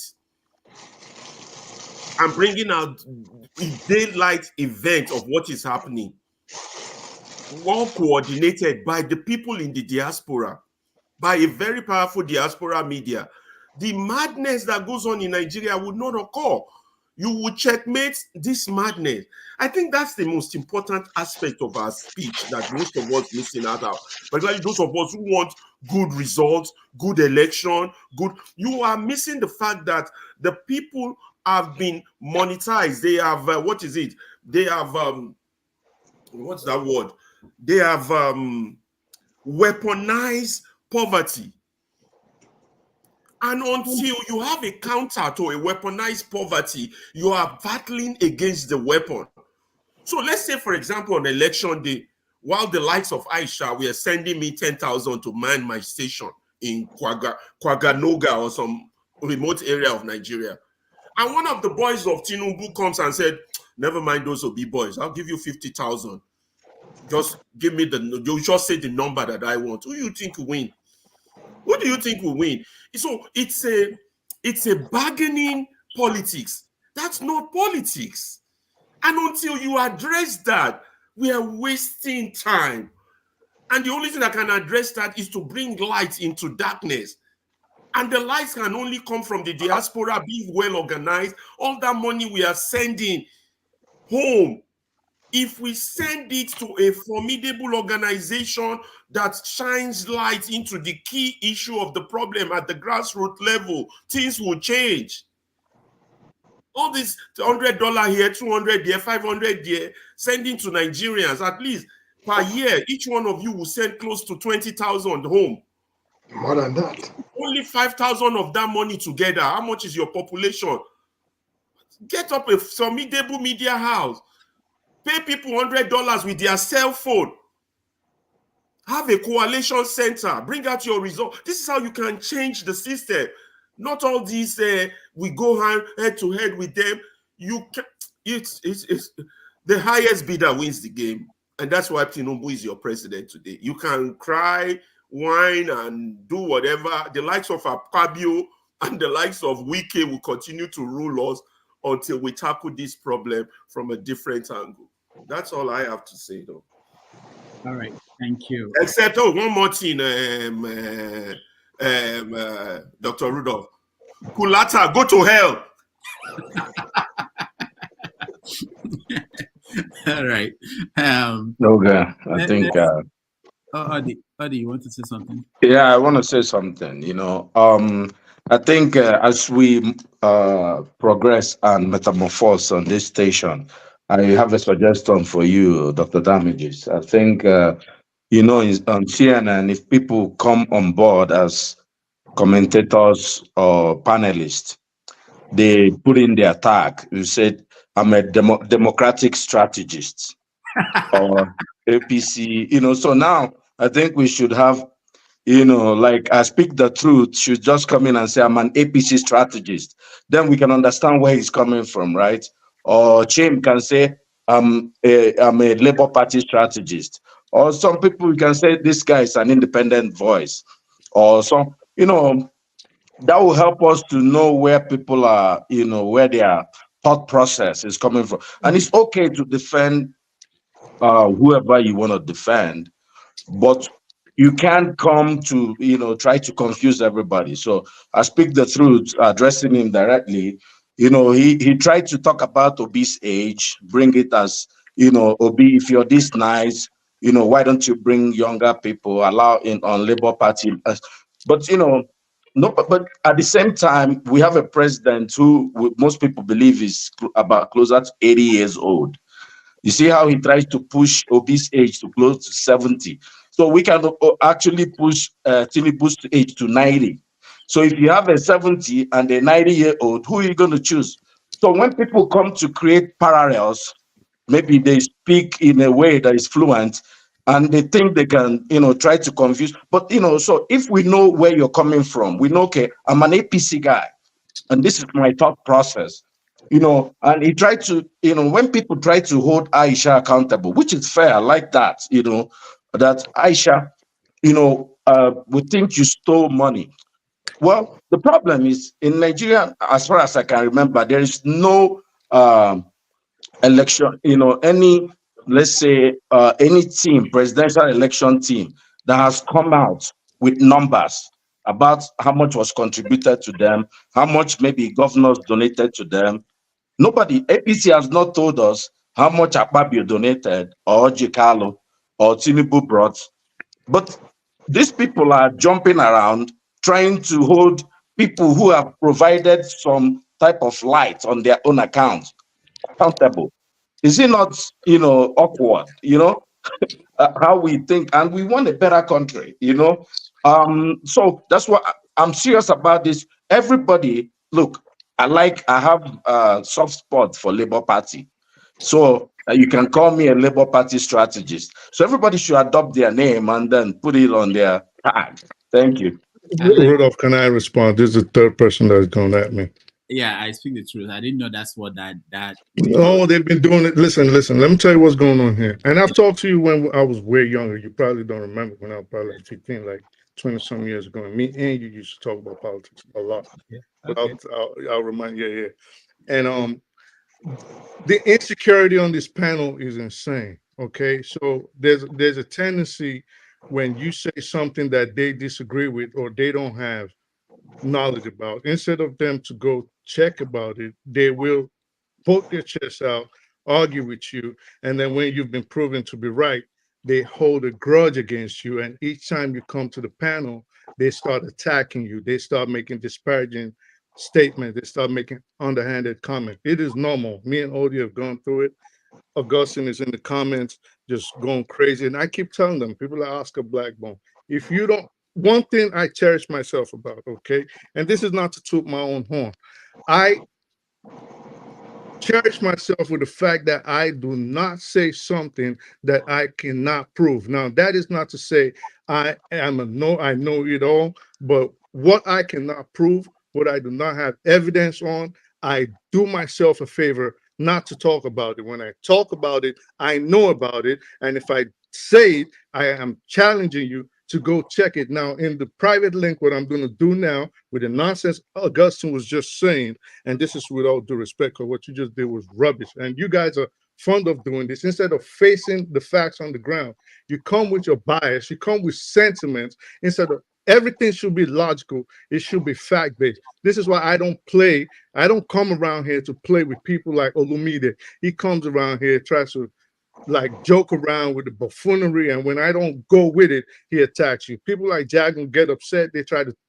you speaking, and Jagan comes and says, let me explain what you're trying to say. Let me explain what you're trying. No, let me just speak. I'm not dumb. You can hear from me. I am not an idiot. Now I'm going to show you a link, okay? And you can give me anything you want, up to $500, where Peter Obi didn't make fun of the many people's ages, where he ran on the platform that he was younger than the other big two, Atiku and Tinubu. And keep in mind, and you're welcome to rewind this, because you can always go to the YouTube section and rewind it. I didn't even make mention of the fact that it was Peter Obi that said it. I said his supporters, he ran on the fact that, yes, he's younger, but his supporters, what they were propagating and pushing forward, because I actually wrote it here, so I read it out verbatim. But if you decide, Augustine, this is to you, if you are arguing that he never said that, I'm going to post a link right now with a video, and then when you watch it, you come to the audience the same way you try to disparage me. Now you come and apologize. With Audi, I have no words for, because he's always personalizing issues. Like I said, I don't come with bias. I don't come with sentiments. I don't care. I don't have a horse in the race. I'm here because I want Nigeria to be great. I'm here because I want Africa and the Black race as a whole to move forward. Do I know certain things? Yes. Do I know it all? No. But I do not appreciate the fact that each time I come and I say something that goes against you guys' beliefs or you guys' sentiment, instead of you to go check, it is okay not to see eye to eye with someone, especially if the person has a superior argument or a superior placement in facts and logic. But to always come and look at everything from, oh, he's APC. I never voted in a Nigerian election. I do not even know how to register to vote in Nigeria. I do not know the process. For all intents and purposes, I can stay in my bed and not care about what goes on in Nigeria. But each time someone comes, oh, look at his headscarf. He got to be Boko Haram. Oh, look at him. He's supporting Tinubu. I don't care. I've always said it on here. Tinubu is garbage. Atiku is garbage. Peter Obi, with all due respect, is also garbage, but lesser than the other two. So when someone says Peter Obi is a career politician, you guys get upset. Peter Obi is not a saint. You guys get upset. Oh, well, if you said this about Peter Obi, then you must be supporting Tinubu. But what about the times I spoke about Tinubu and spoke about Atiku? Why didn't you people get mad? But when they talk about people that you are sentimentally linked with, you guys start getting upset. Now, to end that, I'm going to post a link. You're going to watch the video. You're going to watch it, listen to it from the horse's mouth. And please just do me that favor. Come on here and tender a public apology. And maybe this might put an end to this nonsense that you guys always do, that if someone decides not to play around or someone says facts that you are not comfortable with, you start attacking the person. All right, thank you so much. You see how I behaved myself. I don't want to go to hell again. The one I'm going, I'm not come here to come back. Thank you so much, and I hope that you guys will watch the link that he provided. I think the most important thing to me is that we give everybody a chance to air their view here, and you guys know that that's the most important thing to me.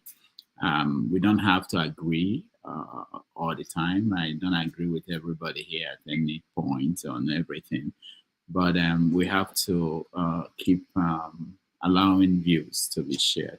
Let me just introduce Ngozika. I want to do something I've not done before. How many of you watched the profile of Aisha? What do you think? What do you guys think? Anybody? Jim? Yeah, that's. I presume the one you played as a this thing. Okay, I think it was well done. The voiceover you use, whoever that voiceover is good. Inflections perfectly okay. And then if we're going into the details of her profile, it's fantastic. The only thing I'll say is let's not make it too long. Okay. Yeah, personally, I thought it was too long. Yeah. But in terms of the quality and the descriptiveness, it was okay. I don't have anything against it. But lastly, the way it ended, I don't know if it is from you who is chopping it off. It didn't end in a smooth way. It looked like something you just chopped off, and when we went into the program. So perhaps the ending, which is why you need to shorten it. Maybe because it's too long, now you felt, oh, I need to quickly start the program, then you chopped it off. So keep it short. I don't know how many seconds you want to make it or minutes, but I felt it was just too long. That's the only part. We don't need to know everything, just some key highlights. That's the only thing to, but all in all, I think it was good. Okay. I just want to give the credit to Ngozika wrote the script for that profile, and I thought. And then whoever your voiceover is, that's a good voiceover. Yeah, that's my editor. Yeah, he's happy. Sorry, Dr. Rudolph. Before you introduce Ngozika, I do apologize, but I just wanted to mention something. You don't have to be even a citizen of a country to be a political strategist. Axelrod was instrumental to the election of Buhari in 2000. He's an American. He came to Nigeria. I'm just saying, if people are coming in here to give opinion, we should know who they are, where they're coming from. You may never have been to Nigeria, but you have enough knowledge to say things, that can confuse people, and play in two different parallel worlds and try to, close people's eyes, here and open, it's like when we had Trump and Hillary Clinton, and we tried to equate the email with every other thing, So that's, and of course, we know how that came out. So that's my own point, So the idea that you've never been to Nigeria doesn't change that. I think we should have labels At and know what who we point are. did I say I've never been to Nigeria? Do you guys even ever try to listen? You said you've never voted. I said even if you've So never me been, saying I you never were not voted listening means to. I never been to. When did I say I've never been there? All right, guys. Let's not dwell on this. Let's listen to Ngozika. Go ahead, Ngozika. Good evening, Dr. Damages. Good evening, gentlemen. Dr. Damages, thank you for the credit. I appreciate. Happy Sunday, everybody. The rain ruined my evening. I'm still sulking from it. I went out for a beer and barbecue event, and the rain started. I had to come back early. You drink beer? I'm still sulking. Tim, the world has changed. It's not the old. No, Rudolph. I can't be in Nigeria and I will be drinking beer, especially in Enugu. How can you be in Enugu when there is Nkwenu? I did not say beer. I drank beer. I said I went for an event. You went for a beer and barbecue. That's what I'm asking. Okay, yeah, so well, if you must know. Anyway, Sha, that's not for you to know. That's for me to know. Whether or not I drank beer, that's for me to know. But the rain scattered everything. I had to come home quickly. And I didn't see barbecue. I was so pissed. My friends, all of us were disappointed. Enugu people have done this thing too much and it's beginning to pain me. I'm going to call them out on Twitter tomorrow. We are looking for meat to eat. Suya finish. Goat meat was too dry. The pepper soup was awful. In this Nigeria that we are suffering and we are looking more things like this is making us happy. People are bringing nonsense. When you people are talking of all the problem that the one that is making you angry, this is the one that is making me angry. We're already going through a lot in this country. So any little ray of light I see, I'm going to grab it. This was a ray of light. I decided to take it and it was whack. And the rain even made it worse. So that's on the light side. Good evening, gentlemen. I missed Aisha's interview. Unfortunately, I really wanted because I have when it comes to Aisha Yesufu, I'm very conflicted. Sometimes I love her, sometimes I can't stand her. I am very, very conflicted when it comes to her. Yes, I am very conflicted when it comes to her. So I really, really wanted to. You want to tell us why? I can't. I can't get over. So this is going to sound somehow, but I have to say, for the people that voted Buhari in 2015, I have a special feeling for them. I can't name the feeling, but there's something about them that I can't shake off. The people that reinforced it in 2019 are the ones I can't forgive. And the ones that after seeing how the first Buhari's 8 years was, and then went on to foist Agbado on us, are the ones I'm praying that God will punish every single day. And I want to take us back a bit. Last year on this show, I was called a whaler because I kept saying that this man is going to be disastrous. Nothing they didn't tell us. Somebody even said that I was helping Labour Party to rig election because I did admit on air that I worked as an ad hoc staff for INEC. So somebody said because I worked as an ad hoc staff for INEC, I probably helped Labour Party to rig the election, which was completely laughable. After last year, I was having these conversations with my friends this evening. I told them something in me snapped last year. This is the first time I'm going to admit on a public platform. My relationship ended last year because of that election. So, aside the fact that it affected me personally, and it did because I judge people by what they identify as, what their belief systems are. I'll give you an example, a most recent example. And this is me going off, but I'll come back to it. I didn't watch the interview with Aisha, but I'm just saying, still speaking on the election and the Labour Party. When things, when why I like have your say, and most of you will notice that I'm always on have your say. Why I like have your say is because of we get to discuss trending issues. And I like trending issues because I used to use it to size up people mentally. I like hearing people's opinion on trending issues. It gives me an insight in how their thought process is, in what their belief system is, in what their ideals are. So during the whole Erisco fiasco, I had some acquaintances I cut off. It was simple. They did not see anything wrong in a businessman using the state powers to harass a buying customer, a consumer, somebody that went to the market, used her money to buy a product and reviewed it. They did not see anything wrong with it. And quietly, I don't like drama, cut them off. After last year's election, I could not get over. I can pride myself and say I've never been the naive type. I read a lot. I keep an. I mean, part of what I do for a living is research. So I'm always soaking up information. So I can't call myself naive. But I had this idealistic um perception about Nigeria. I knew Nigeria was bad. I knew a good part of Nigerians were tribalistic. I knew all that. But last year, after what happened last year, there's nothing anybody wants to tell me. If you call me tribalistic, now I'm chesting it with my full chest. Because what my eyes saw last year is not what normal human beings should see and remain normal. People legit became what they've been trying to hide. Like they couldn't hide it anymore. People were supporting bigotry with their full chest. People were supporting bigotry with their full chests.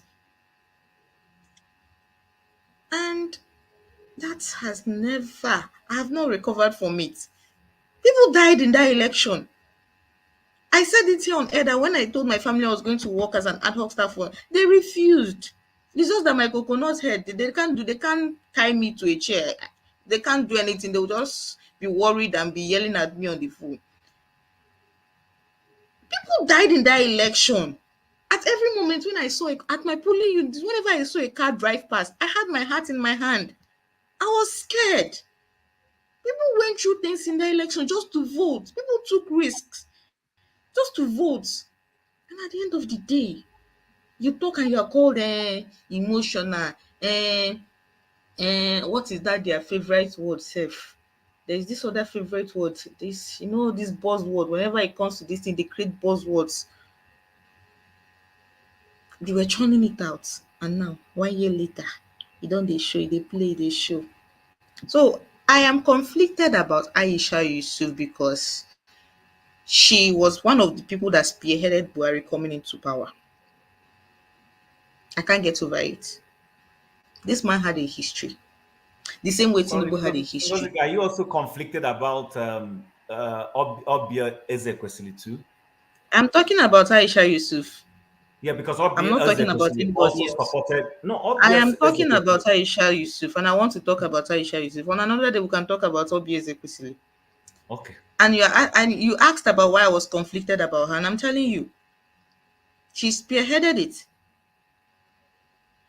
And okay, I'll give her the credit that she saw him for what he is, and then spent the remaining 7 years after he was sworn in criticizing his government. I'll give her that. I don't know what her choice was in 2019. I don't know who she voted for. I'm not sure. I can't speak authoritatively on that. And the other side that I like, I say sometimes I like and sometimes I can't stand her. The side that I like, I've said the part I don't like. Now the part I like about her is her brazenness. I like how audacious she is. I like how outspoken and assertive she is.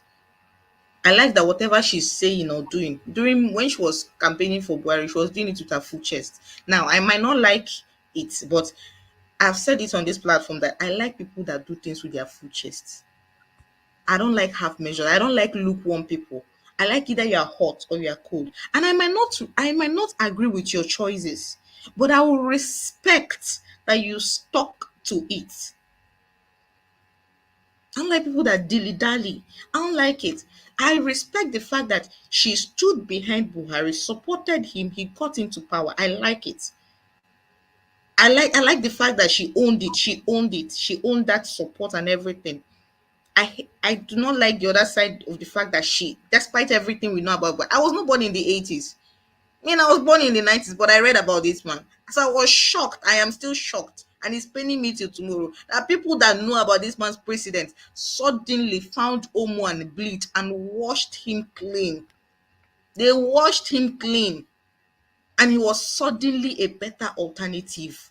Till today, I can't wrap my head around it. And it is the same nonsense they did last year. It is the same nonsense people did last year.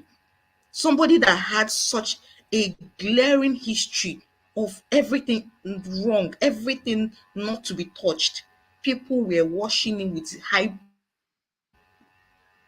detergents so that they can market him to us. So that is where my conflict for Aisha comes in. I like her activism and I wish her well. And as a woman, a young woman at that, she's one of those women I would want if I ever have a child, a daughter, I want my daughter to look up to. So I actually came for you, Mr. Chim, but Dr. Damages, I think I've used my time. Let me just. All right. Ngozi, sorry. Did you cut his neck? Hold on. You can give her more time if you want. You can give her more time. No, hold on. I didn't stop her.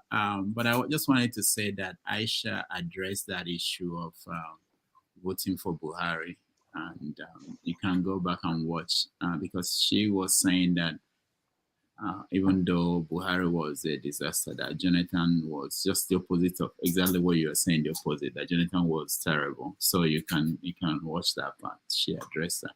All right. Who wants to? Oh, basically, I brought you in because when I my brother. When Gazika talked about beer, I thought I had her talk about drinking beer. I said, let me bring an elder. Maybe you have something to say. Gazika, on a lighter note, like I say, any day I come to Enugu State or wherever you are, I will seek you. I will tell you in advance. I'll be there. You are one of those human beings. You are one of those. That's the real deal. So I wanted to ask you, Ngozika, that snake that fell down from the tree, whatever became of that snake, did it swallow the ballot boxes? Oh, it was killed immediately, angrily by the youths. They killed it and they hung it on the tree. All right. All right. There are a few things. You want to say something? Dr. Damages. Yeah. Oh, sorry, sir. Go ahead.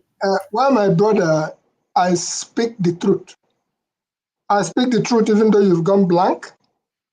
I wanted to appreciate the way you followed this whole process, but I also wanted to address you as a senior citizen, even though I haven't seen your picture clearly, so I can't quite pin it down there. Having been around this political scenery for a very long time, including New Jersey where I live, where we are responsible for putting Jim McGreevey, Governor Jim McGreevey, we are responsible for putting him into office. And the rest is history. So what am I trying to say? Nobody is trying to attack your views. That's why I put it out there that if you can't stand the heat, you stay out of the kitchen. Once you come out as a public official, stones will be thrown at you. All kinds of things will be leveled at you. People can understand whatever they want to understand.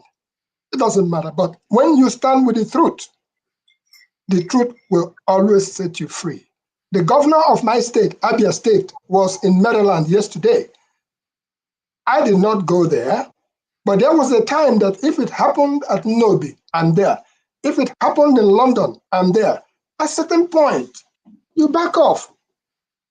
And you think before you look. So let's not take any of these things that we see here personal, no matter what it is. And I'm speaking as an elder. If I sit with you one-on-one, you probably would appreciate the depth of knowledge I'm coming with. I could probably appreciate where you are coming from in the country where we are. So to my advice to our younger folks, monkeys everywhere in our home. If you live in Maryland and you want to play politics, play the local politics. Get in there, become the councilman. Don't do what some of us did when we had the opportunity to have busted it out there, all leading towards resources. So I keep saying it to the younger ones. It doesn't have to be Nigerian politics. It could be partisan politics where you live in. You could equally become a mayor there. And from there, in the end, we will contribute to our home country, Nigeria, as much as we can. And that's why I like people like Ngozika. So Ngozika, because Jishike, and continue the good job you're doing. We appreciate that deeply. All right, thank you. And if I speak the truth, if you wish, you could get my number. We could have a chat. All right. Public forum is public forum. Tim, go ahead.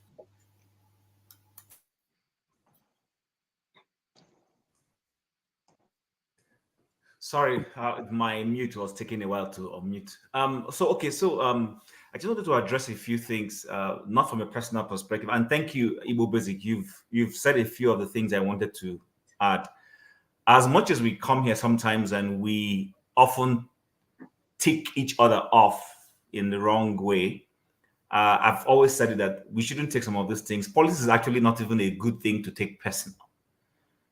Because the truth about the matter is, irrespective of whether we wanted Obi or wanted a good candidate, let's be honest and let's be rational. Rational in the sense that, are you expecting the entire 100, I don't know what Nigeria's population was in 2015, or let's even use the last election. Are we suggesting that 250 people, million people, 200 million people will all vote one party? Come on, guys, that's not possible. That's not possible. There are going to be people, very good-hearted people, honest people who, unfortunately, based on whatever value you think you hold, will see something good in a candidate you see as a devil. It is a fact of life.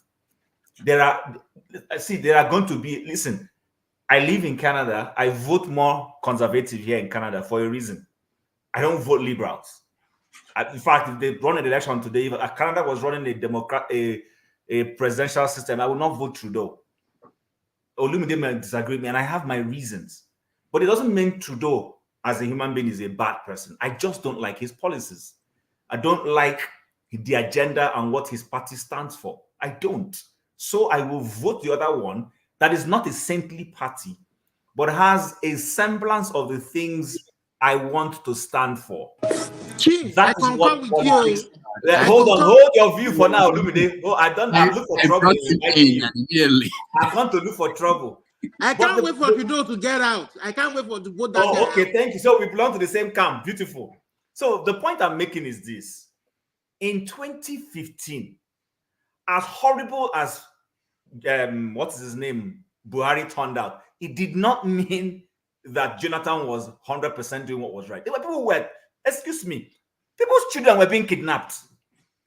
Please, let me finish. People's children were being kidnapped. There was corruption in his party. That does not mean there was no corruption in Buhari's own, and there's no corruption now. But it all depends on how you reason and see things. Of course, we were all thinking that, if you remove this party that said they wanted to be in office for 60 years, who had taken Nigerians for granted for 16 years, that these other ones would have learned from that and do right by Nigerians. That they have not done right by Nigerians doesn't ultimately now mean that those who were like, no, this is not right, were wrong. That's not correct. In fact, it shows a lot of immaturity when you look at politics from that angle. Like I said yesterday, Tinubu has won the election by crook, by fraud, by whatever means we think he is the Nigerian president. Right now, until the next election, and if I'm voting, they'll probably vote against him, we will hope, and do anything we can for him to excel. It's up to him. Listen, if I take my car to a mechanic and the mechanic keeps ripping me off, you come every day, you rip me off. you rip me off. But he's a nice guy. He's a nice guy. He's not a terrorist. Are you saying I shouldn't take my vehicle to the next mechanic for an alternative view? If I go to the next mechanic and the mechanic also becomes worse than the place where I'm coming from, would you say that I was wrong for taking my vehicle away from this mechanic that was wrong, just because this other one I gave a chance suddenly has proven himself not to be capable? That's the thing I see with Nigerians. And that's why when people were bashing people in 2015, I said, you are going to make the same mistake. The point is, you gave PDP a chance in 1998. We saw what they did, but we were not satisfied. We tried an alternative. That alternative failed. At that point, Nigerians should have risen out to say, you know what, let's hush these guys. We've learned from 16 years of PDP. Let's not give these guys another 4 years to encourage them to become impunity. Try a third force. For the fact that Nigerians didn't do that, and I know people will say there was rigging, that's fine, that's a different angle. For the fact Nigerians didn't do that, which is why the American election, however you see it, is one of the beautiful elections in the world. There are Democrats and there are independents who will swing the vote for the Democrats based on some policy ideas. If the Democrats don't do well, the next one, they switch. Listen, no matter what you say, Obama is responsible for a Trump. Obama is responsible for a Trump. There were policies that some Americans didn't like about Obama that made them say, you know what, we will swing it to this other person the next time. That is what politics is. We're not running a monarchical system. It's democracy. That's the modern way of leadership. So to hold a grudge, I don't hold a grudge with any Bulaba person. I only joke around with them. I hold no grudge with anybody because I have no illusions that 200 million people are going to vote exactly on the same ideas. It's not possible. It's not possible. So I think Nigerians take elections too far, if you ask me. That's why we kill ourselves.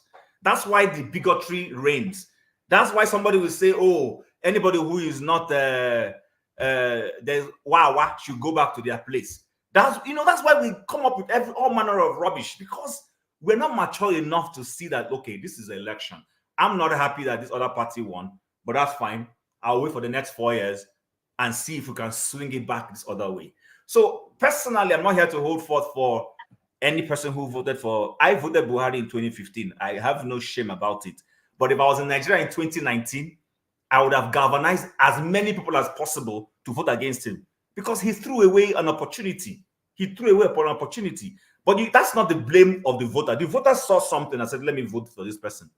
And that's why people vote. So I think, we just need to elevate our thought processes a little bit higher when it comes to voting and elections and all those things. We can't all vote one party. I'm not even angry with the culators and people who seemingly look like they are APC apology. I don't have anything against them. My only pain is people should wake up and be able to say, you know what, objectively, if Obi wins an election and he goes and he doesn't perform very well, and I voted Obi, I will vote against him in the next election. Clearly vote against him. I'm not going to say do any sentiment. I'm not that kind of person. Because what I'm looking for is the betterment of Nigeria. And if that betterment of Nigeria is coming from even my enemy, I don't care. I just need to put that out there. Because someone like Obi Ezekwesili was more vocal against Jonathan, this is somebody who you would have thought was more PDP inclined, but she was more vocal than even this woman you're talking about, and really pushed to bring Buhari in, because people just felt, let's just give this guy a chance and see what we'll do. Unfortunately, you won't blame them if the man comes in. Like I used the analogy of it's like even taking your clothes to a tailor. The tailor constantly keeps failing you, and you don't get your clothes on time. Are you going to keep saying, let's take our clothes to this person? I don't think so. It doesn't make sense to me. All right. Thank you. Gozika, hold on. This is why I was sent to hell yesterday. I don't enjoy, while I want people to respond to other people when they mention them, I don't think I like when conversation is not spreading out, especially when we have new people. But I will let you speak because I want to make some announcement, and then I'll have to leave. But I will let you speak so that next people that will speak, maybe we can change the topic. There were other things I wanted us to talk about. Go ahead, Gozika. Thank you. Please, I won't be long. So, Mr. Chim, I respectfully disagree with you. And this is why I'm going to be as brief as possible. So, let me reiterate. Your choice politically is your choice, right? I can't hold a grudge against you for having your choice. But the same way you have your choice is the same way I also have my choice.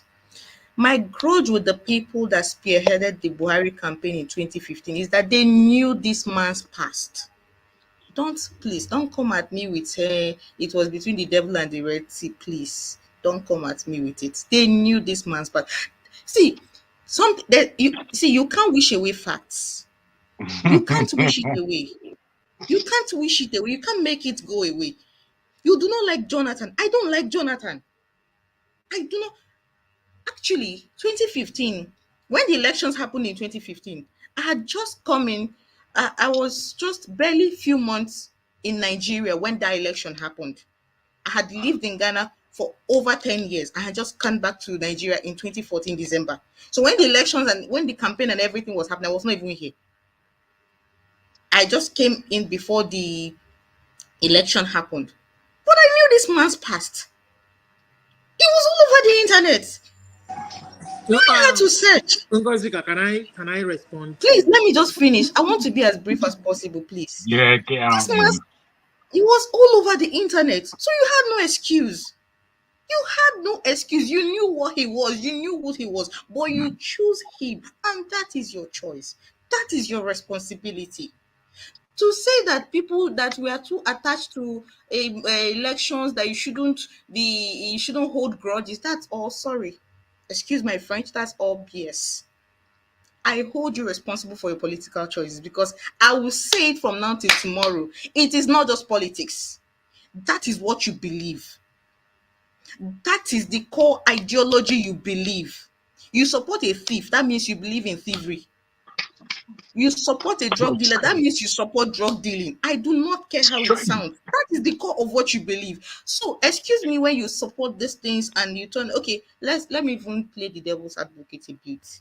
You did not think it's true. You did not have all the information. So you made do with what you had at that time and you found out, good on you. And you removed yourself, good on you, perfect. But please spare my sensibilities by calling to tell me you should not hold. Oh, please, I will hold grudge. And I will not excuse your I will not separate you from your political inclinations. I won't. Okay, can I respond? You repeated that. I won't separate you from it. And you are saying this thing you are saying because you're not in Nigeria. If you are in Nigeria and you were feeling the effects, you won't be saying these things you are saying. You're just saying it from a very privileged point of view. I wasn't in Nigeria in 2015. No, sorry. I wasn't in Nigeria in 2015. I voted in an election. I was not in Nigeria. I don't understand what you're talking about. Okay, sorry. You voted in an election, but you just said in 2019 you were not in Nigeria. So you voted for him. I voted in an election based on my values. We're just going to listen to you voted for him and Jata and left the ones here to suffer it. And you are angry and you're condescending. You didn't even vote in that election. You didn't vote in that election. You just said so now. So I don't understand the point. All right. Let's get around up. Okay. And then let me just leave it. It's not worth it. Let's move on to a better topic.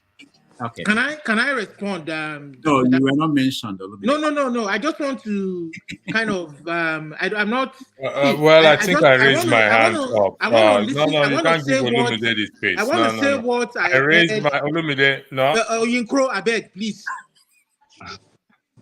Is that how they call it? What did they happen? Why would you mute me when I raise my hand up? I don't understand. Pastor Yinkro, what did they happen? Why would you mute me? I raised my hand up. Dr. David, why would you mute me? See, I want to respond to Ngozika based on what I heard Aisha said. You understand? No. I'm not trying to take sides. Yeah? I've told Ngozika to go and watch what Aisha said, so she will watch that. Don't repeat that. That's not. But I just want to say, okay, don't take it personal, Ngozi. I don't think she's moved on. She worked very hard for Labour Party, and don't. Everybody has a right to vote for who they want. We all thought, I didn't vote for Buhari, but we all thought it was going to make change. But unfortunately, disappointed. But what is wrong? I didn't think. I'm probably younger than all of you, and I didn't think it was going to make any change. And what is me neither. I knew it was going to be a blunder.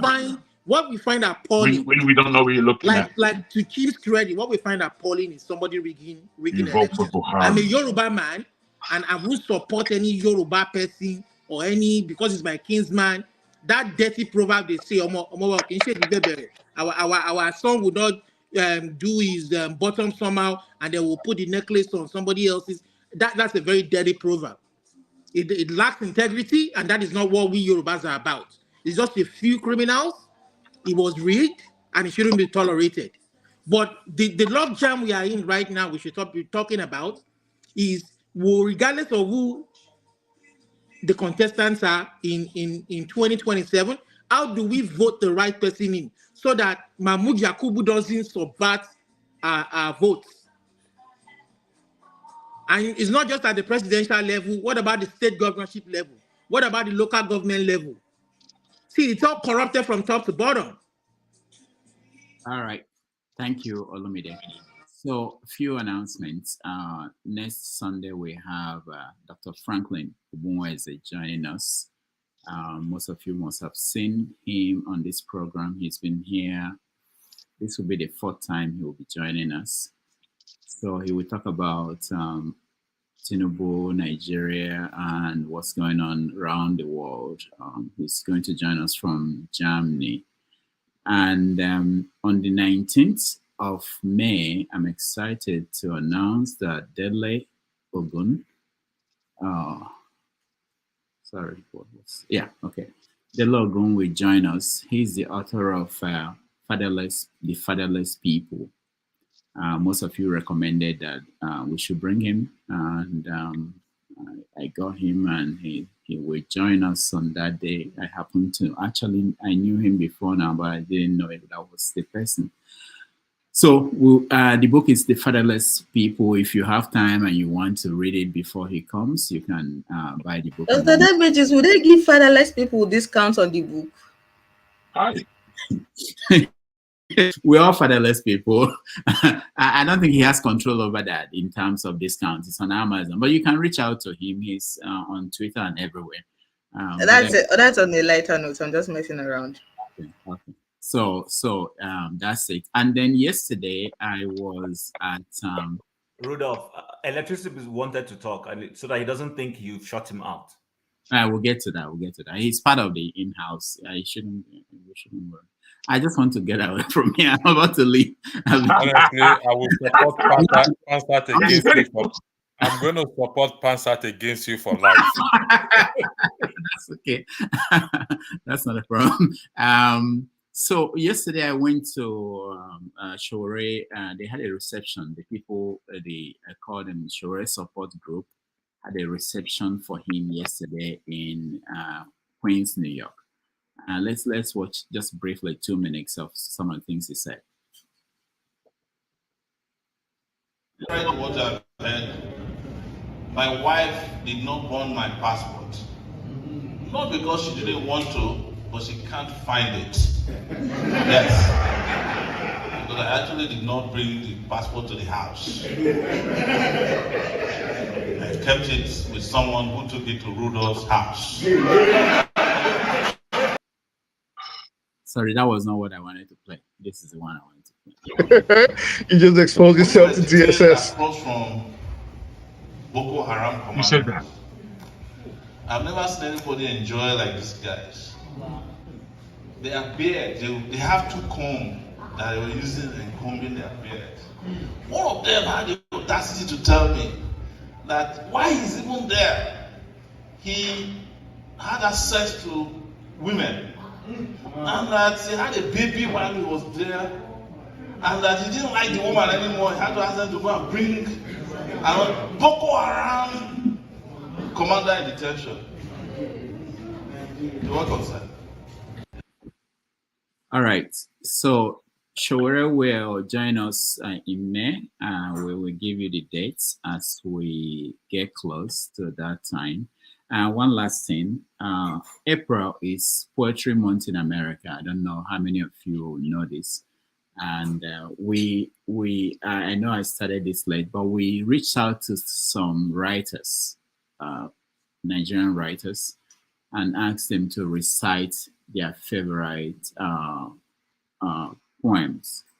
And I want to play a few of them, just a few of them. And we can then go back to the conversation that we were having.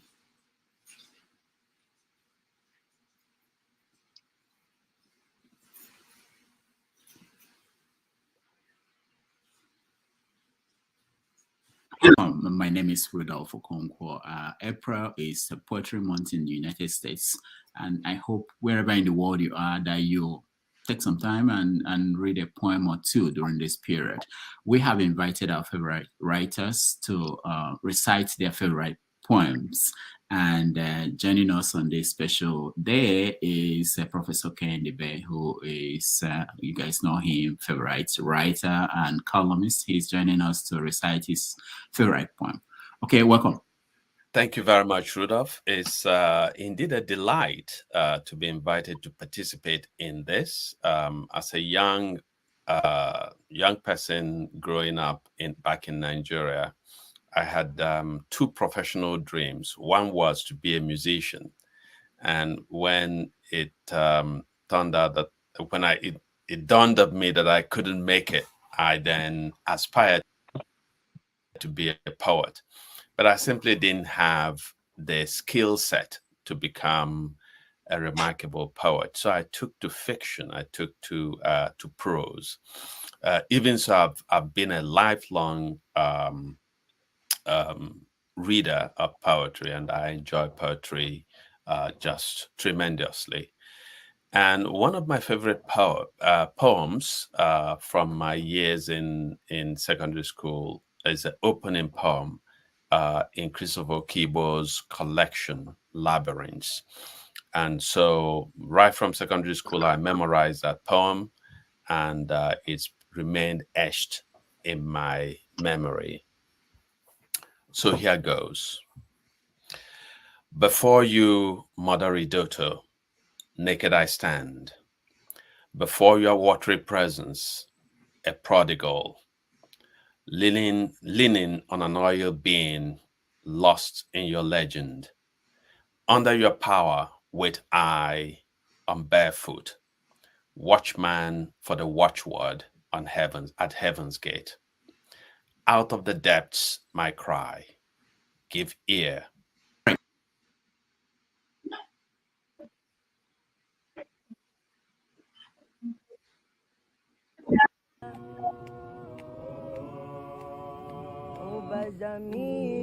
Africa by David Diop. Africa, my Africa, Africa of proud warriors in ancestral savannas, Africa of whom my grandmother sings, the distant river. I've never known you, but your blood flows in my veins, your beautiful black blood that irrigates the fields. The blood of your sweat, the sweat of your work, the work of your slavery. Africa, tell me, Africa, is this your back that is bent? This back that breaks under the weight of humiliation? This back trembling with red scares and saying yes to the whip under the midday sun? But a grave voice answers me. Impetuous child, that tree, young and strong, that tree over there, splendidly alone amidst white and faded flowers. That is your Africa, springing up anew, springing up patiently, obstinately, whose fruits, bit by bit, acquires the bitter taste of liberty. Whose fruit, bit by bit, acquires the bitter taste of liberty.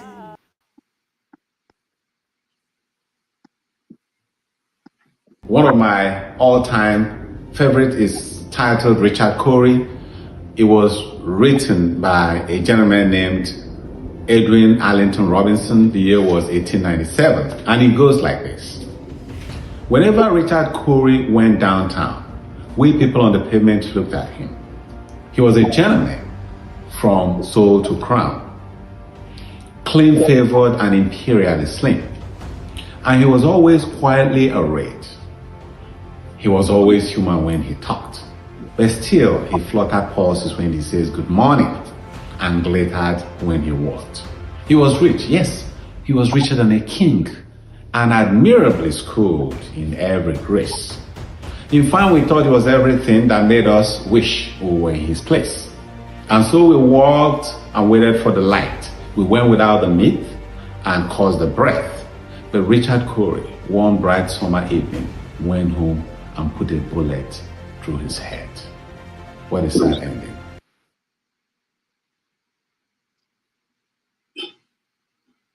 I'm here today to read to you a poem by William Carlos Williams, and it's titled The Red Wheelbarrow. So much depends upon a red wheelbarrow, glazed with rainwater beside the white chickens. All right. So that's part one. We have other ones, but we reserve it for next week. I just want to thank you for watching. I hope that if you were, I don't know where people are in terms of the kind of things they read, but when you were in high school or whatever time you read poetry, I hope that most people remember there is joy in poetry, and maybe during this month you can pause and read one poem, especially African poets. Next month I have a poet who is going to join us, a Nigerian poet who was on radio recently. I had him reading his poems in a New York radio station, so he will come here and join us. All right, that's it, unless it's anything. Okay, Pastor, let me hear from Pastor. Pastor, go ahead. Thank you. And please, before he leaves, Rudolph, sorry, Pastor, before he leaves, I'd just like to make a 1 minute comment before you leave, please. Okay. Thank you. All right. Pastor, go ahead. All right. I would like to read a poem, since it's we're having a poetry. Why, for crying out loud, why are you laughing? Okay, I don't understand. It's a poem written by Pansat.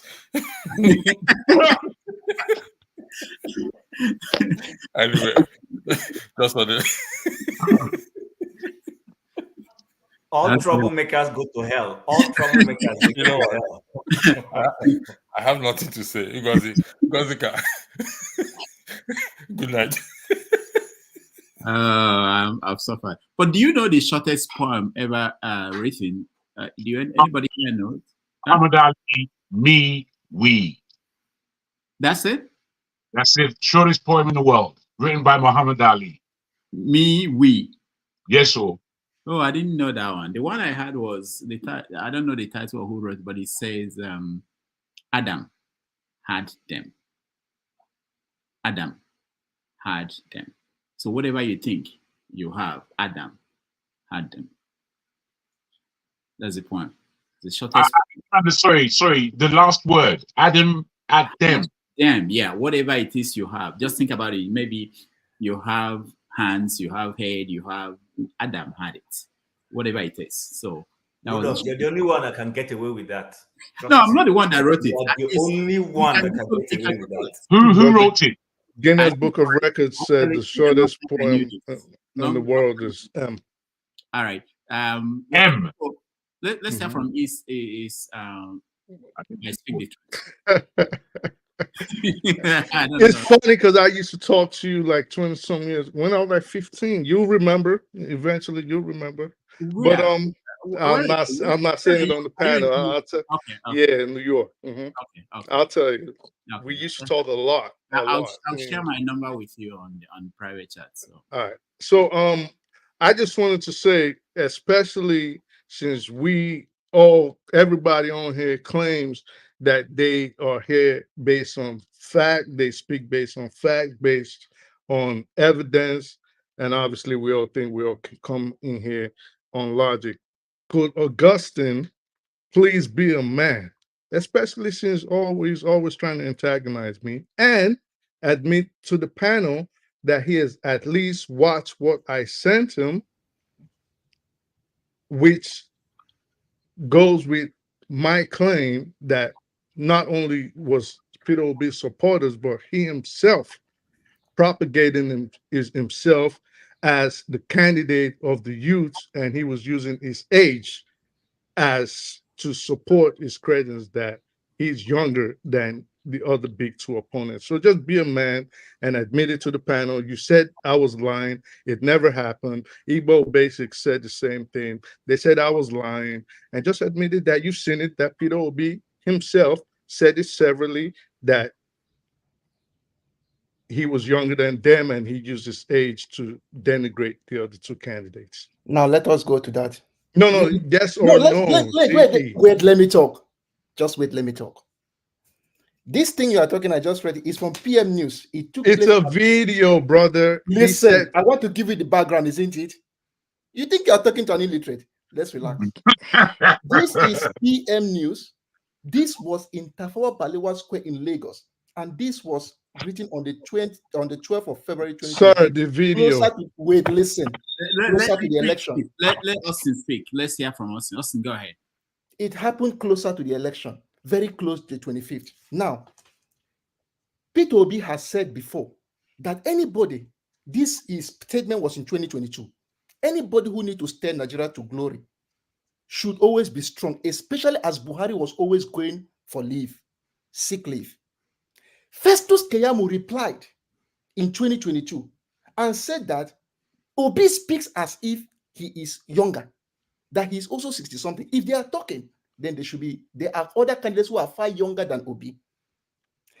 After that, closer in Delta, where Bola Tinubu called Obi, and statistics we go chop, then Obi now replied in this 2023, saying, he said he was a minister under Shagari 20 years ago. I tried to look at the content. I don't know who he is replying as he. He said that even if they want to compare with age, he was the youngest of the three. That was one. So basically, he said he was younger. All this rigmarole, all this going around the world. Wait, sir, hold on. Somebody accused me of being old. Also, if I'm saying that somebody somebody who is not sick. Augustine, Rudolph, can I ask both of them a question? No, you are making it worse. Hold on, I'm trying to. No, let me try to explain my own point. I'm trying to end the conversation. No, let me try to explain my own point. Hold on, maybe you can, but let me just Austin finish up. Let's Austin finish up, and then somebody accused me of being old. And it's okay if you want to say I am being old. Let us consider the three of everybody. I am even the youngest of them all.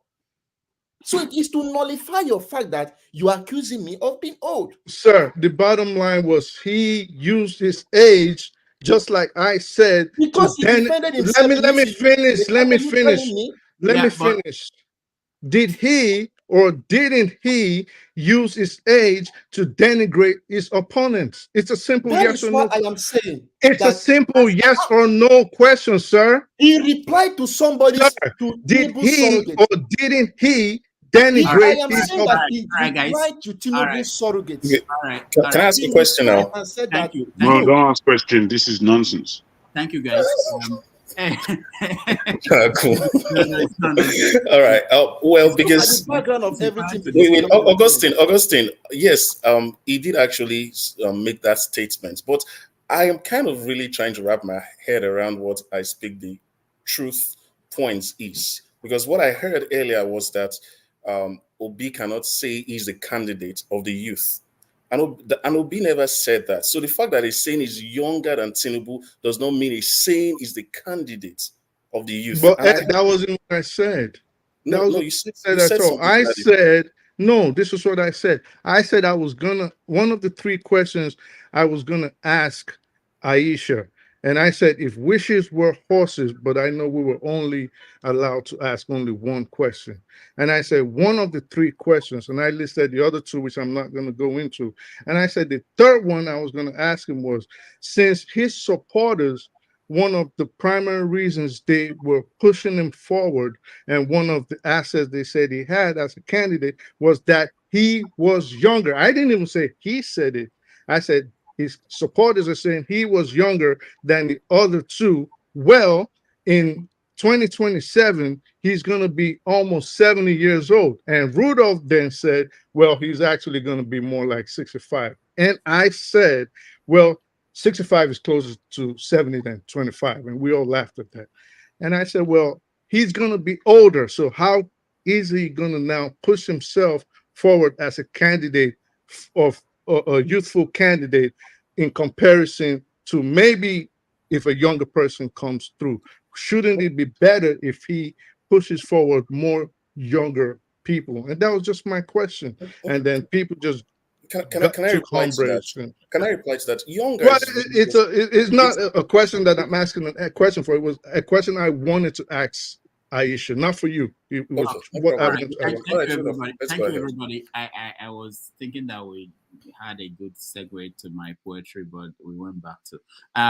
So I almost brought the pastor, Janab. I can see him backstage to help us, but I think we have control of things. On this note, Ed, thank you so much. I want to thank everybody that joined me. Unfortunately, I have to run.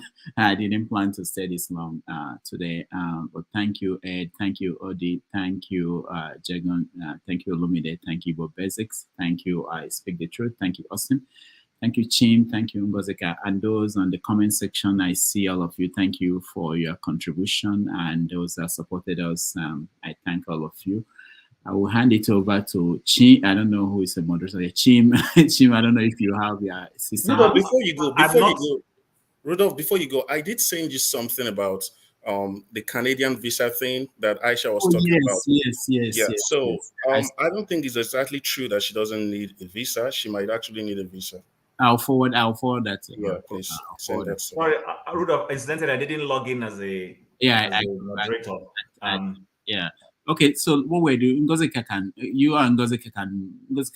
control things until maybe forefathers or electricity comes on. All right. Thank you, everybody. I will see you guys this Saturday. All right. Rudolph, you threw me a curveball on all those African background, the things that you were doing in the Abrakataba. That's like magic is fun. Thank God we are not dead. All right. We'll see. Take care. All right.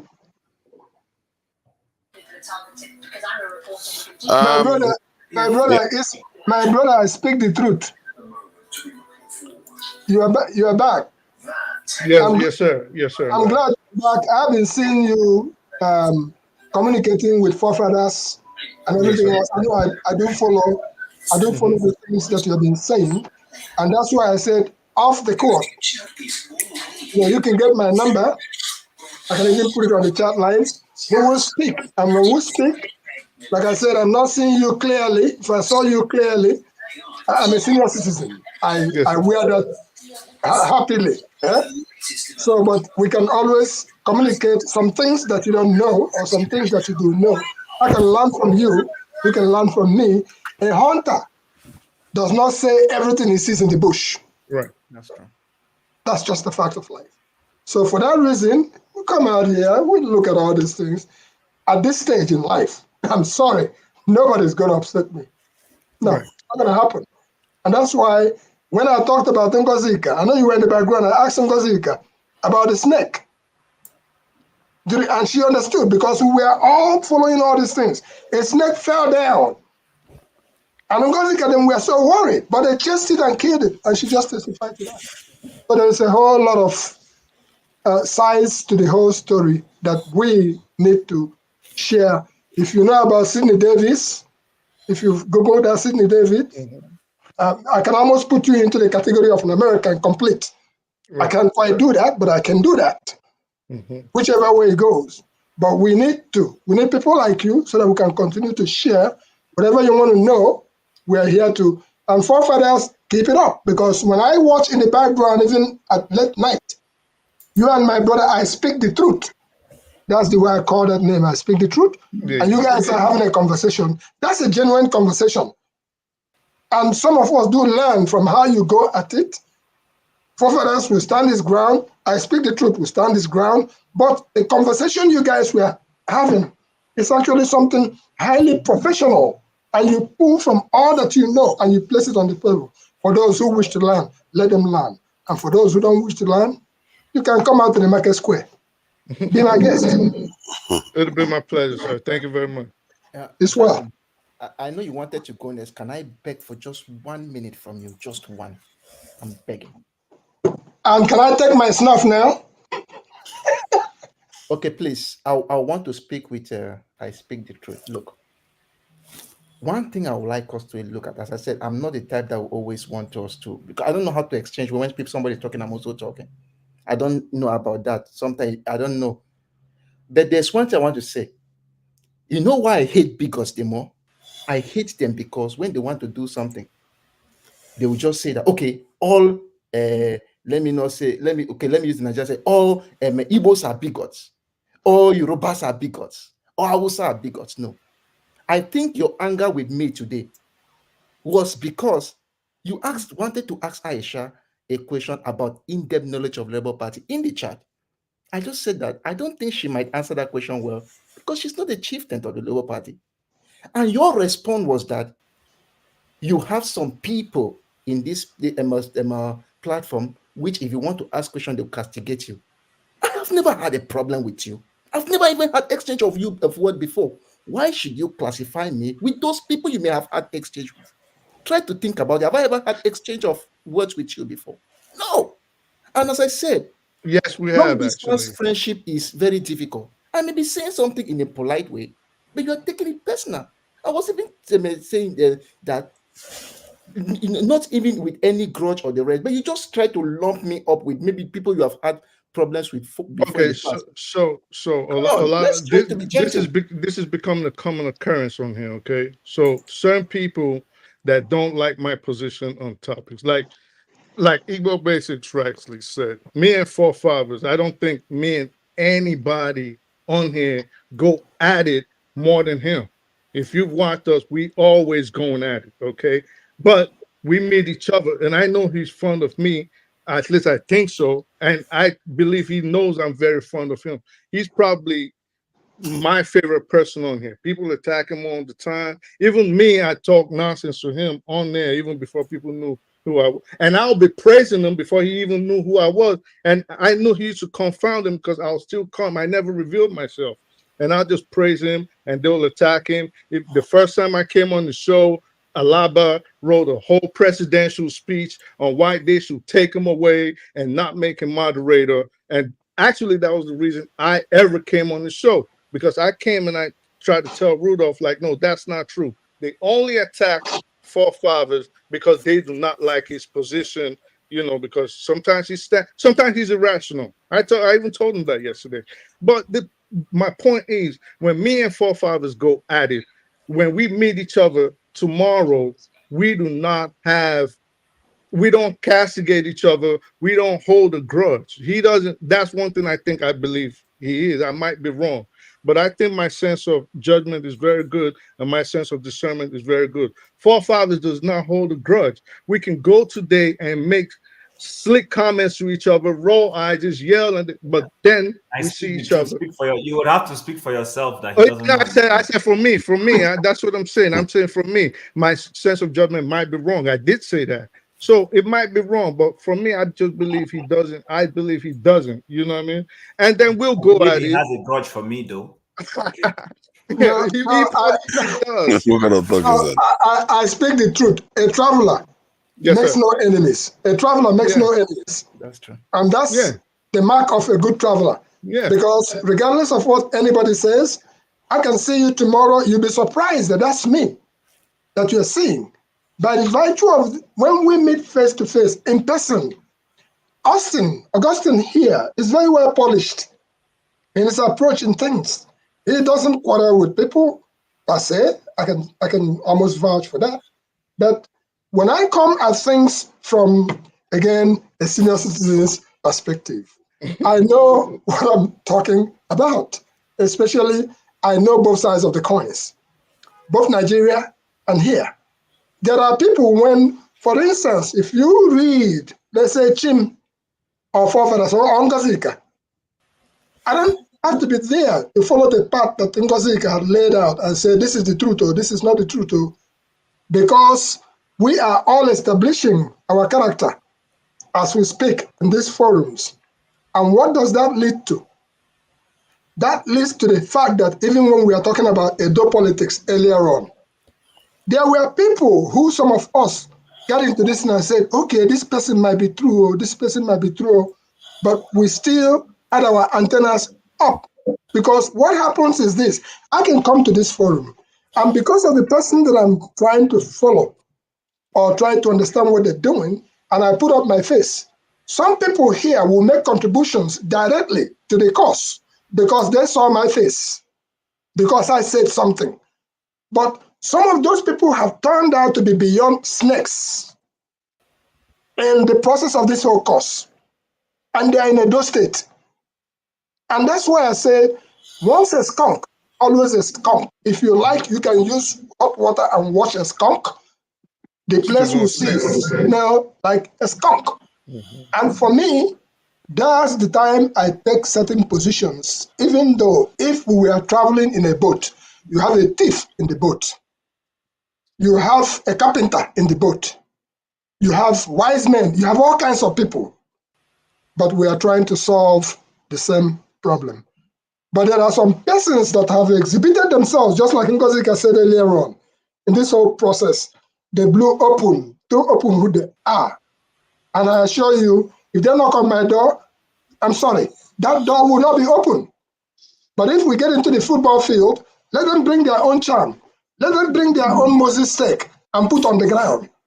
And then I'll put whatever I have, and the truth will always set you free. Because that's just the bottom line. Even when you are telling the truth, there comes a time that if I know that if I tell the truth now, that will be the death of I speak the truth. That's where a hunter doesn't say everything that he sees in the bush. When I say I practice bushcraft, I mean I practice bushcraft. If anybody wants to know who I am, really come with me into the bushes. And I'll probably teach you a thing or two, and you'll be shocked at the things that you learn from there. I will look forward to the day I'll see you in person and speak the truth. But keep up the good work. Thank you very much. Thank you. But I think the truth, nobody holds grudges against you. You understand? We banter here, we speak, we don't.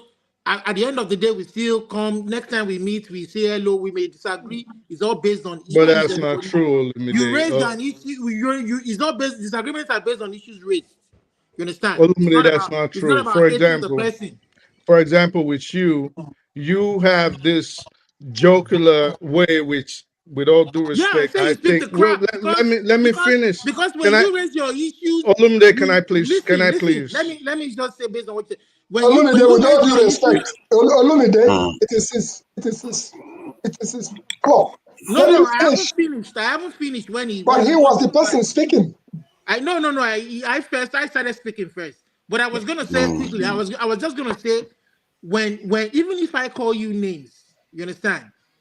It's because what you're saying, I don't agree with it. Like, but I don't care. It's not about what you did today. If I say you're speaking the craft, the issue you're raising, the facts you are putting down, are based on people's hearsay on internet. They are not. They're not evidence. They're not objective facts. Okay, so I get it. I'm an idiot, but listen, I think we have to consider Chim. Chim is supposed to speak. No, but let me just retort. They can't just bash me. Okay, let's keep it brief so that Chim can speak, please.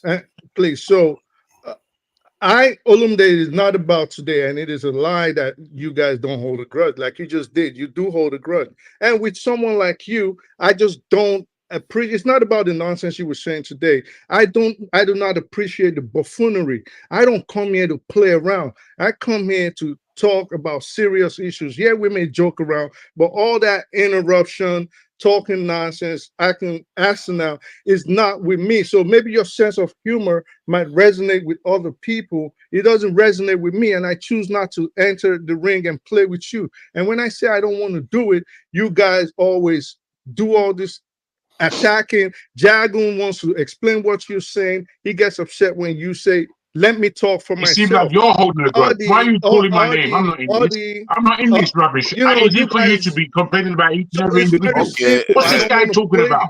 Why are you even allowing this for father? Is that's what I'm thinking. To speak the truth, though? Why is he talking rubbish? It looks like we spent too long. We are not discussing issues. We are discussing ourselves. It's more than too long. It's rubbish. Forefathers, can I say something? He put that his cap down on his head. Rubbish. Can we, because this is something that someone complained about earlier with the people in the comment section. If we're having those kind of feelings about people in the comment section, within the panel, we should at least have, as a no ad hominem thrown at one another. Just say whatever you want to say. Let's be respectful, at least of ourselves in the panel. So, and for us, if I may, piggyback on what Ed has said. You know, we disagree, both of you and I. But one thing I would give you this evening is you have never, in disagreeing, called anybody names. I will give you that. Yeah. He called me a nigger once. I'm not saying it behind I was you. very upset. Can I finish, please? I'm saying it, and I'm not saying it behind you. According to he calls names. He calls Can names. I finish, please? Please. I beg But be accurate now. Let me finish, then you will have your point. That's his opinion. Say your own. Forefathers can cut you off. He can mute you. He can jump you, which I have told him, oh, he jumped me. And he'll say, no, he's not jumping me. He will try to explain himself. But I will give it to him. Forefathers has never called anybody's views nonsense, at least to the best of my knowledge. My issue here, and I'm happy Ed raised it, and that's part of where Ngozika, and this is not personal, when I was disagreeing with Ngozika, is I find it strange when people are expressing their views. Why don't you just come out and say, you know what, I share your perspective, I don't agree with you, and then you say why you don't agree with the person. But when you come on and you say somebody's views are bunkum, idiotic, or buffoonery, and all those things are abuses. I may not be. Are you referring to me? I've never used any word like that. No, not you. But I'm just trying to explain something. Don't be offended, please. You know. So I find those things quite. Honestly, I don't understand it. I can say, you know what, Ed, I don't agree with you. And this is why so, but what I don't appreciate is when people come. Can I follow you? Let me finish. The floor is still mine. When I'm done, you can say what you want to say. I'm not going to interject you. So these are some of the things, and which is why when I was responding to Ngozik and I said that, you know what, let's not take these things personal. Personally, I don't care what anybody says, whether you feel my judgment is poor. Somebody says, "Oh, Ngozika has humbled me." That's up to you. I don't have to respond to that. But the point is this: in politics, we are not always going to vote the same place. There may be something I'm seeing you don't see, and it's perfectly okay. Tomorrow, people are going to vote Joe Biden, but this is a Joe Biden that at some point was supporting a KKK person. If you're following American elections, and he was, but so many black people, especially Nigerian immigrants, that's their best candidate they're going to vote for. They will vote for him and they will rationalize it, but they will not remember that this guy once back a KKK person. So I know who talks that way. I know who talks that way. It's up to you. When you come, tell the person. But my point is simple. Politics is today's game. It has consequences. I'm not in delusion that doesn't have consequences. But guess what? After it has happened, the intelligent way is to find out from these other people to say, you know what, I was a bit appalled at the vote you made. Why did you vote that direction? And let them tell you. Of course, there will be irrational ones. There will be irrational voters. There are irrational voters everywhere. But not all voters are irrational. There are people there are certain things they're looking at. It may not make sense to you. Like it didn't make sense to me when people voted Tinubu. I'm not going to lie to you because of the way I perceive him. But the fact remains, I respect those votes, and I've moved on from it. My concern, if anybody listening to me, is I'm trying to talk to Peter Obi and his people to say, how would you make sure that you're in a proper structural phase to be able to compete with this person who seems to have supposed structure? Because right now, with all that I'm hearing, the structure is going to become an issue again tomorrow, and then we'll come back here again and start crying. So, but let's not abuse people and use foul languages. I'm totally against that. Thank you. Who's next? Can I come in? Myself, okay. I haven't spoken since I've come to this show. You know, Ngozika, if you want to say something, you are free to say anytime. Jago, please. You didn't respond to me at all, bro. No, Jago, please go ahead. You responded to me. Yeah. Okay, thank you. I've come on the show late. I've not listened to what happened earlier in terms of our guests and such, and I wish I had. It seemed like it was a good show. However, when I had Jack, if I remember,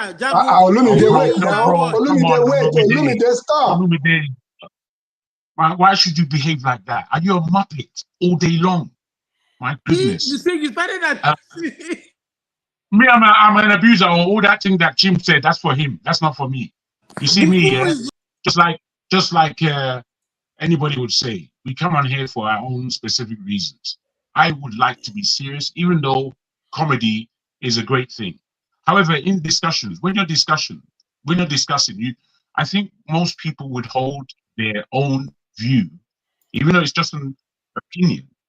Most people would hold it quite firmly. If you have a firm view, then an opposing view to yours, it's not that you haven't thought of that opposing view, but you don't believe that opposing view, and you castigate it, you attack it, you attack the view. The view is not necessarily attacking the person.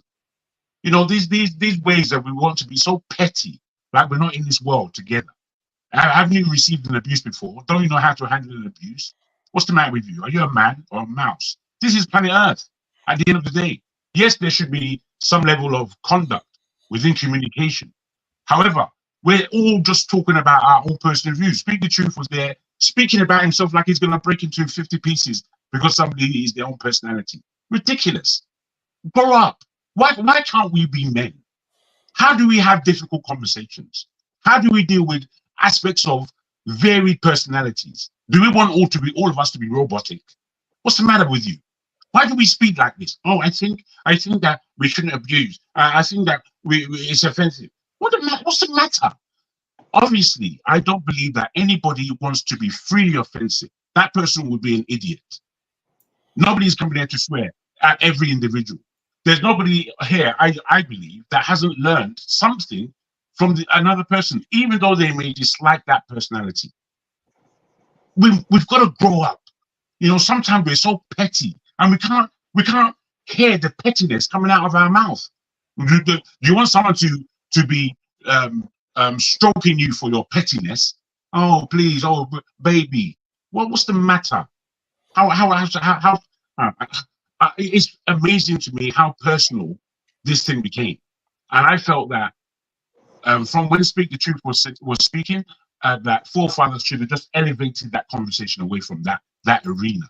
Oh, woe is me. Why are you all treating me like this? In fact, I thought all of your personalities are defunct. What kind of Dude, stop being a hypocrite. You are in the background. We are trying to so that the conversation goes around and speak the truth. Others have to be able to speak. Please finish. That's the person who tells me that I'm always go around, then you have your chance to respond. You're a hypocrite. You're a hypocrite. Yeah, that's fair enough. That's the religion of life. Hypocrite is the religion of life. Just forget that. This is the Chim. That's the person that you said doesn't abuse or call names. You are a hypocrite. I called you a hypocrite. You said it. Why are you repeating yourself?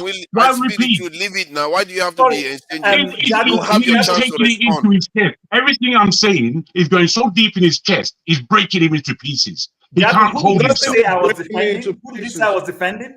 I said to Chim, you put forward earlier, Chim, that Speak the Truth, you have never heard him. You're not listening. He's high. No, wait, let me land.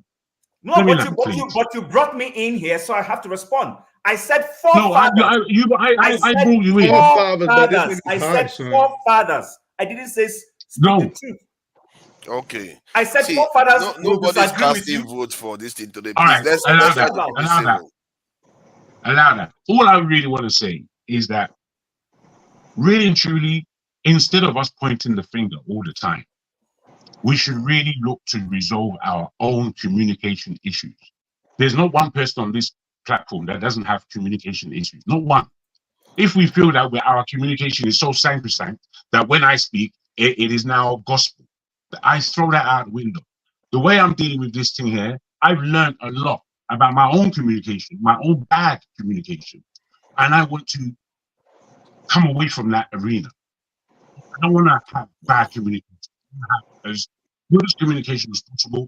So I'm actually communicating my ideas as opposed to becoming personal all the time. If we fix our own issue, as opposed to giving ourselves bad advice, you understand, it would be a much more plausible and effective route of fixing how we communicate on this platform. Always pointing the finger. Forefathers, I thank you. Thank you. Who is next? Is it Augustine, or do you have anything to say? If not you, or then OD or Ed? Is I, it I think Ed or Odu? Janaba haven't said a word yet. Oh, Igbo Basics, Yeah, I've not spoken to yeah. the Janaba topic. just came in. Yes, Yeah. sir. All right. Yeah, you see how they laugh am out. Eh? My brothers, we take I'm suffering because when I begin the rise, I'm like this. I'll Yeah. tell you that I grew up in Aba, and that's the place where they say, "Get and blow, get and blow." Eh? We say, All Aba, right. and Well, if you are forefathers, driving a vehicle, somebody will be telling you, Who's Naga, that? Naga, you know, go yeah, down. yeah, forefathers, it's good to see you again. Welcome back to the Okay, show. are you taking my Uh, turn? I think it's Ed right now. no, I Ed is thought you talking. you talked, Yeah, you it's my Yeah, turn. yeah, I was but that's Okay, checking okay. who let You was me can just first. speak. Yeah. I'm not in a let me just hurry. quickly say this. I hope I don't stir up whatever arguments we've already had, but I wanted to kind of, you know, talk about this whole issue of people who voted for Buhari in 2015. Um, I mean, I didn't vote for him in 2015. I actually wanted to vote for Buhari in 2011 when he was going with Tunde Bakari.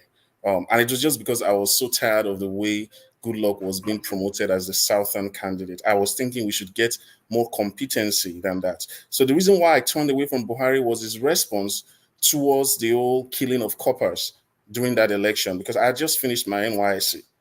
So to me, that was really personal, that this guy could not even come out to say enough of this violence. So to me, that showed the kind of blood, the kind of person he was. And so I decided in 2015 I would not vote for Buhari, right? So, but I understand that so many people do not have that luxury of actually looking at things that way. Of course, there was a lot of whitewashing that went into the old Buhari's candidacy.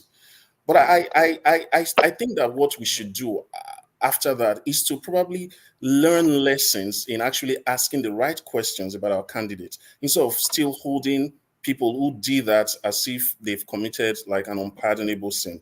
Of course, if you knew how Buhari was in 1985 or 1983 when he ruled, and you went ahead and still voted for him, knowing, having that full consideration set to make your decision, well, that's on your conscience. But I don't think I would want to hold anybody responsible for that. People make their decisions based on whatever information they have. Again, talking about information they have, one of the reasons why I did not support Buhari was one of the people who supported Buhari in 2015 was Wale Soyinka, who actually wrote an article denigrating Buhari and calling him a dictator in 2011, because there was a sort of alliance between Goodluck and the southwestern parts of the country. So to me, I was like, how can this guy tell me this at that point, and now he's telling me something else? I didn't experience the Buhari dictatorship in 1983, but at least that information was enough for me to make my choice. But having said that, I don't think we should really just keep beating people for what they did in 2015. If anything, it's an opportunity for us to actually look back and say, okay, going forward, nobody will deceive us the way we were deceived during Buhari's campaign. The second thing I want to say, again, that idea of, it was Dale Carnegie that said something in his book, How to Influence People and Make Friends or something. I can't really get the title. He said, a man convinced against his will is of the same will still. So in other words, if you keep bashing me and making me not able to express my true convictions, instead of giving me a superior argument, you keep like bashing me and just throwing names at me, giving me labels. I might not speak what is really on my mind again, but that does not mean I will not go to the polls and actually express it. And that's what we see with these old that thing actually was part of how Trump won in 2016. There was an article that was written by someone who's actually far left about how this old mind guarding thing that the Democrats were doing, labeling people, calling people deplorables, actually a lot of people took that to heart and went to the polls and decided, this is our time this is our revenge. So I don't think we really want that. Of course, bigotry is not something we should actually tolerate, but I think it's better if we can give superior arguments as opposed to just labeling people. As to our guest today, she did a very good job. I was really impressed by her humility, especially when she was asked the question about foreign policy. You know, that's something we don't really get so much of nowadays, where everybody, you know, especially when you're in a panel or a platform like this, you want to, it's kind of your ego is at stake. You want to sound like you're really intelligent. But that was she resisted that temptation. I was very, you know, humble in her answer to that question. That I found really commendable. I mean, she's a very likable person. I also wanted to ask her about the Edo election, because I know she has a stake. She's my sister from Edo. You know, I wanted to know what her thought is. There was something during the general election. You know, I think she came out to support Frank Weke of Enugu, and a lot of the Obidients. I hope I'm not mistaken on this. A lot of the Obidients were really mad at her that, well, we should all support Labour Party. But I think we can now look back and see that she probably was right, because what our Labour Party senators and all of these people doing to us, you know. So again, this is one reason why we should not be doing this whole mind guarding thing. It doesn't help. You're just going to make people more, you know, reinforce their convictions. And you know, when someone who has very bad convictions does not speak about it, you never know until they explode. Is there another thing? And this to my brother Chim, we hardly disagree, but you know, on this issue of Peter Obi, I like the answer that Aisha gave about him trying to play the true Democrat that he is. And let's be honest, a lot of people actually like him for that. You know, Peter Obi is actually raised to a very high standard compared to our usual politician. And it won't even, I don't think it will surprise anyone here to know that even the Tinubus of this world actually hold Peter Obi to a high standard in the way they criticize him. You know, so if that guy decides to not probably dabble into party politics and impose his will, you will be surprised how they will use that against him. The next thing is, oh, he claims he's a saint, but he's doing exactly what we do. So I'll just say, let him be who he wants to be, right? And let's see how it plays out. After all, he's just one citizen.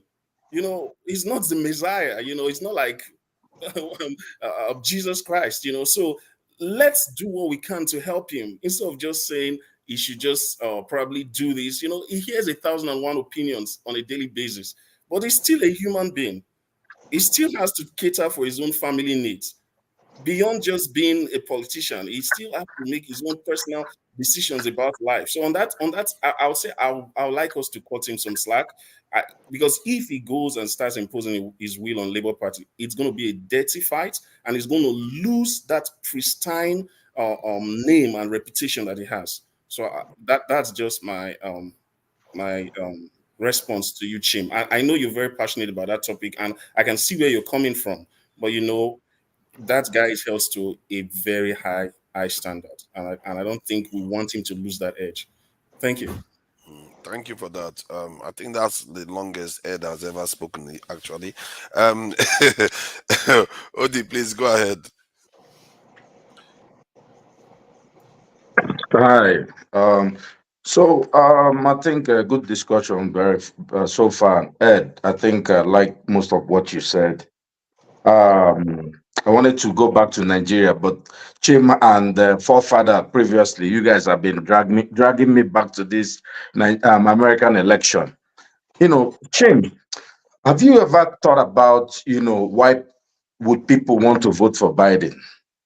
You know, because you keep talking about Biden and, you know, how he KKK and all the, you know, people evolve. I'm not saying that Biden is not whatever he used to be.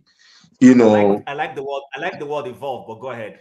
I like that word. Yeah. So, but you know, look, the idea that most people here, most people who immigrated from Nigeria are more likely going to vote for Biden. Do you think they are not smart? Do you know why they do that?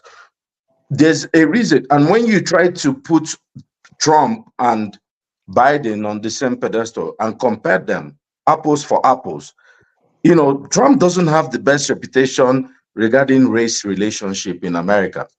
We live here.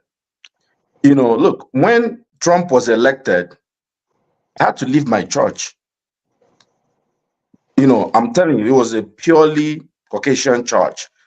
They were obsessed. Like, it was like, our tribe has won. You know, like people were, it was sickening. You know, we'll go to, you know, like you go to Bible study and they're discussing Trump and how immigrants are pouring in. I'm not kidding. It's like, hi, hello, I'm one of them. You know, look, it's as if there was some energy. You see people at work and they're looking at you differently. There's a reason why people are, look, Biden, nobody's saying that Biden is a great candidate. Look, we all see through him. We know his cognitive issues. But there's a reason why Biden is, and if you think Biden is not going to win this election, then you have to think again. You know, remember, if not for the, you know, the American college, you know, system, electoral college system, there's no chance for a Republican to be president in the United States. You know, Biden for sure, they will win the majority vote. Majority of Americans are on, look, most of us have conservative. If I live in Canada, probably I'll go along with how you vote. But there's something different here. I vote both Democrat and Republican. I'm independent fully. You know, I'm a registered Democrat, but I vote independently. I swing. I vote mostly Republican judges, you know, because of, you know, all these social issues because the judges are the ones who stop, whether it's, you know, I don't want to mention all those things. But when you come, because a judge will stop these guys, you can see when the Democrats go to, the judge can put hold on the president's policy. But when you go to, I vote people, the House, you see the House now that is causing all this problem. I vote Republicans for the House because they go there and cause chaos because we need people to be stopped a little bit. But sometimes, you know, when these people are talking about only the border, there are so many things going on in the United States. So what I'm trying to say, you know, like people are not thinking about just one thing at a time. There's so many things going on. And look, whether you like it or not, this is the best American economy in history under Biden. Everybody, like you can't get employees. I can't hire people to work for me. You know, we're paying, you have to pay at least 10 grand, $15,000 a year more, or 30,000 more. In fact, 40 grand more to get people to, no, there's so many jobs, but nobody to do it. You know, so no matter what that old man, that grandpa is doing in the White, he's doing it well. And America, and that shows you the system. This system does not need a king to run it. It's a system that, look, Trump's policies favored me economically. I saved money on taxes. But the problem is that he was on TV. People find it despicable that you're on TV quarreling with everybody every day. Okay, we enjoyed a little bit of the drama, being honest. But tomorrow, you know, it's going to be Rocket Man. Nobody wants all that. It's too much drama. You know, Biden just goes, he goes and falls once in a while, and he stays at home with his wife. And then people are running the economy. Yeah, people have other problems. I just wanted to address that. You know, coming to Nigeria, my issue really about the next election, and another question I would have loved to ask is, you know, we all, you know, invested money. We did all this for the last election, one way or the other. How do you even tell someone, you know, how do you even tell someone in the next election to vote when, you know, Mahmoud is there? You know, Tinubu wasn't president when they shut up the server. Now you don't need a server. The server will be in Asorok. You know, I don't know how, you know, look, we can speak all the English. If they don't do electoral reform and I don't think, look, we just wait for another, you know, 4 years. You know, I don't know how, if anybody can explain how anybody can win election with Tinubu in Asorok. I'd like to hear the explanation, but that's my contribution. Thank you. Jonaba, please go ahead. You're muted. I say, Ungozi want to say something. Let her go. Okay. Yeah, go ahead. So Geneva, go ahead. I haven't heard you speak or anything. Go ahead. I'll just go after you. Oh, you have a very good stable internet now. Thank you. Thank God. That's okay. I thought I wanted to give you Nigerian a privilege to speak, but that's okay. Thank you. Good to see all of you. First of all, I start from our guest. She's a wonderful woman. She paid price that wherever she is, she earn it through her activism. I have respect for her. If I have opportunity to ask her a question, I could have asked her, but she's not here. Nobody's going to give me the answer, so I don't want to prolong to go to that side. The issue of the passionate to be people, I respect your passion, but your first time investment, that person no go recover from it. You're on your own. The Obi is not coming out. He's doing what he's called to do. He's a good talker. He's a kingmaker right now. But if you are waiting in 2027, Obi is going to be your president. It's, you are a good.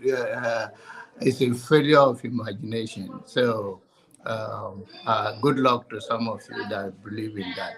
So, hold on. So that is it. He's doing great. What he's supposed to do. I said that over and over. He's a good orator. He's a calm gentleman. The guys say he's not desperate. He himself says he's not desperate. I don't think if you are not desperate to be a Nigerian president and then you cross all the other things. So, and I respect him. He's the one that know what he's going through. He's the one that know where he belongs to. He's a career politician, so he's going to still be relevant in Nigerian politics. So that is it. When it comes to American president, it's two old people. American ideology is the same. It's just two old men, and one know how to carry himself well, and the other one don't. So there is no difference. American is still America. It doesn't matter who wins. I'm not going to go to bed and worry about it. I'm going to wake up the same place, go to the same work. If he cut taxes for the rich, I'm not to that level. So Trump will not benefit me that much. On the other hand, I pay back under Biden too.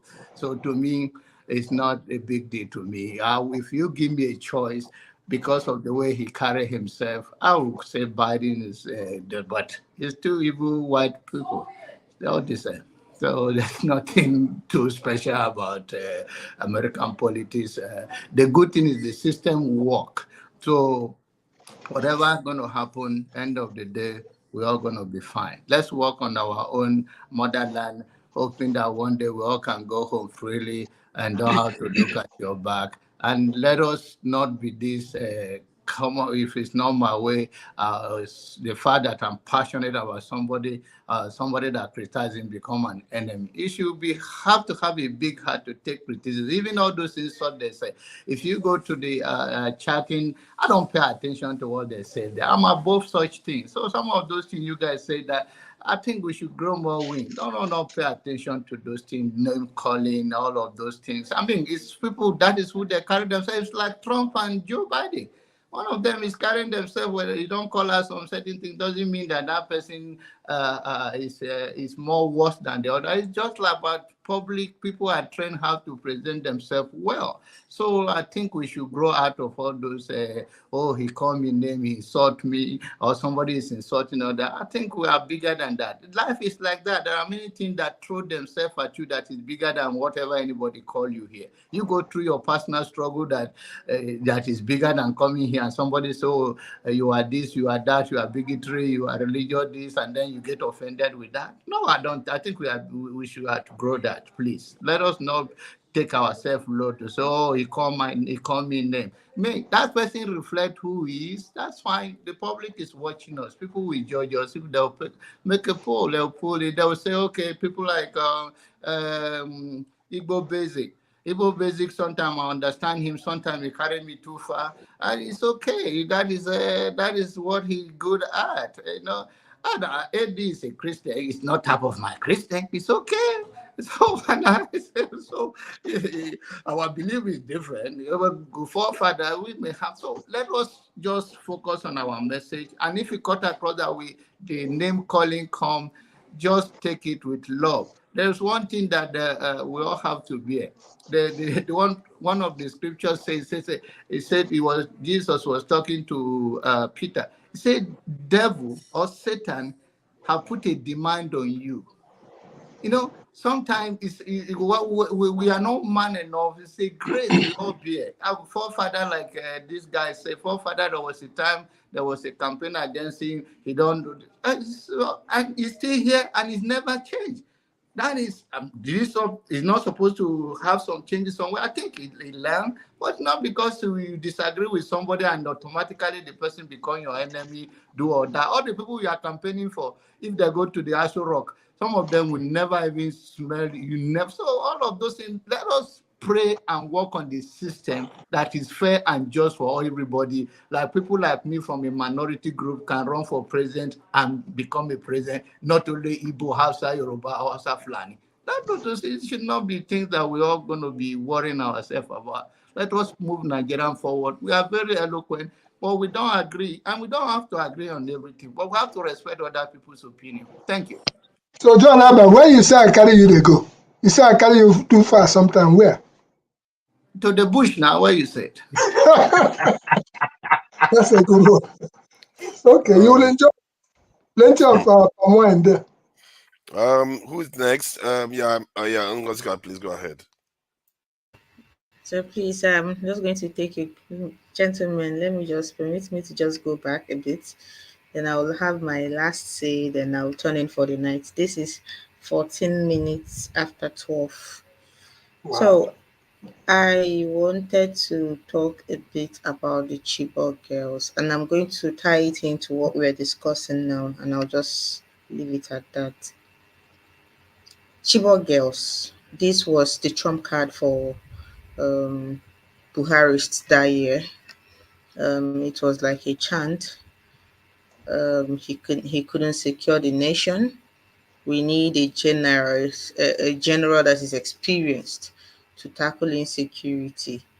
Blah blah blah blah blah blah blah blah blah. Now that I even think about it, I'm thinking, anyway, I'll never understand it. I'll just make peace with it.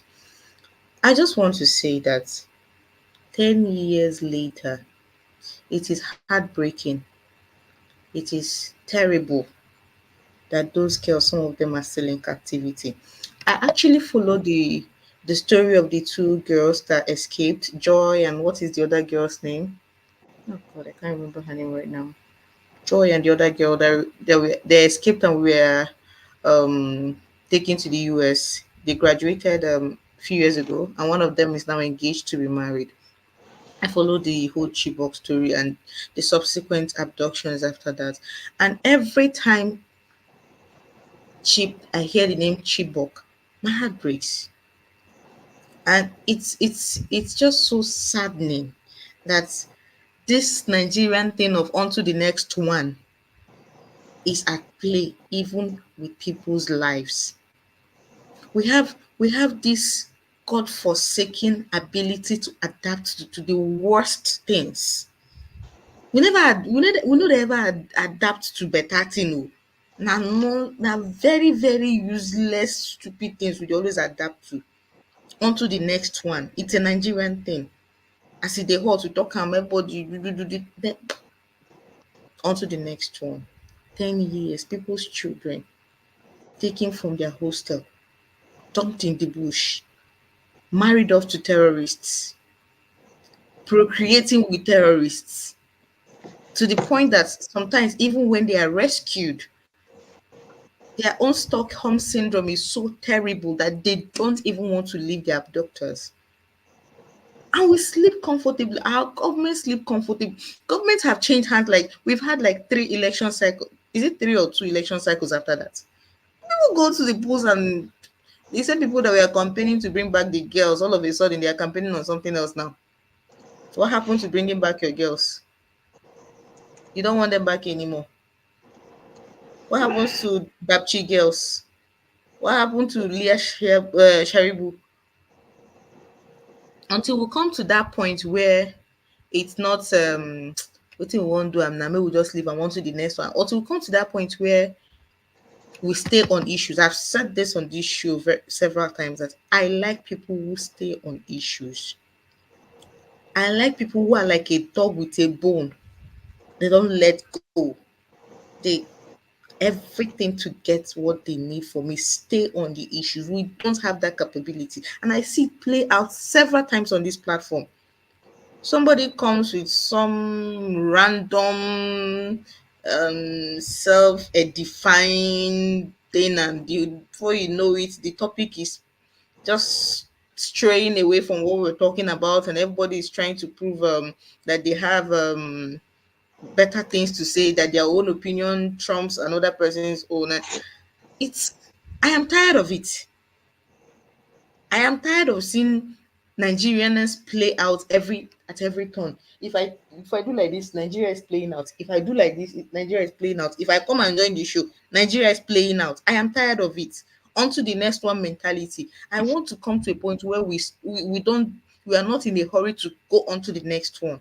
We stay on the issue, thrash it out, and then deal with it decisively and completely before we move on. Because just like that, it will surprise you that in the next 50 years, those girls will still not be back. They'll become grandmothers in those bushes. They'll have grandchildren from those bushes. And we are okay. It has become a normalized thing.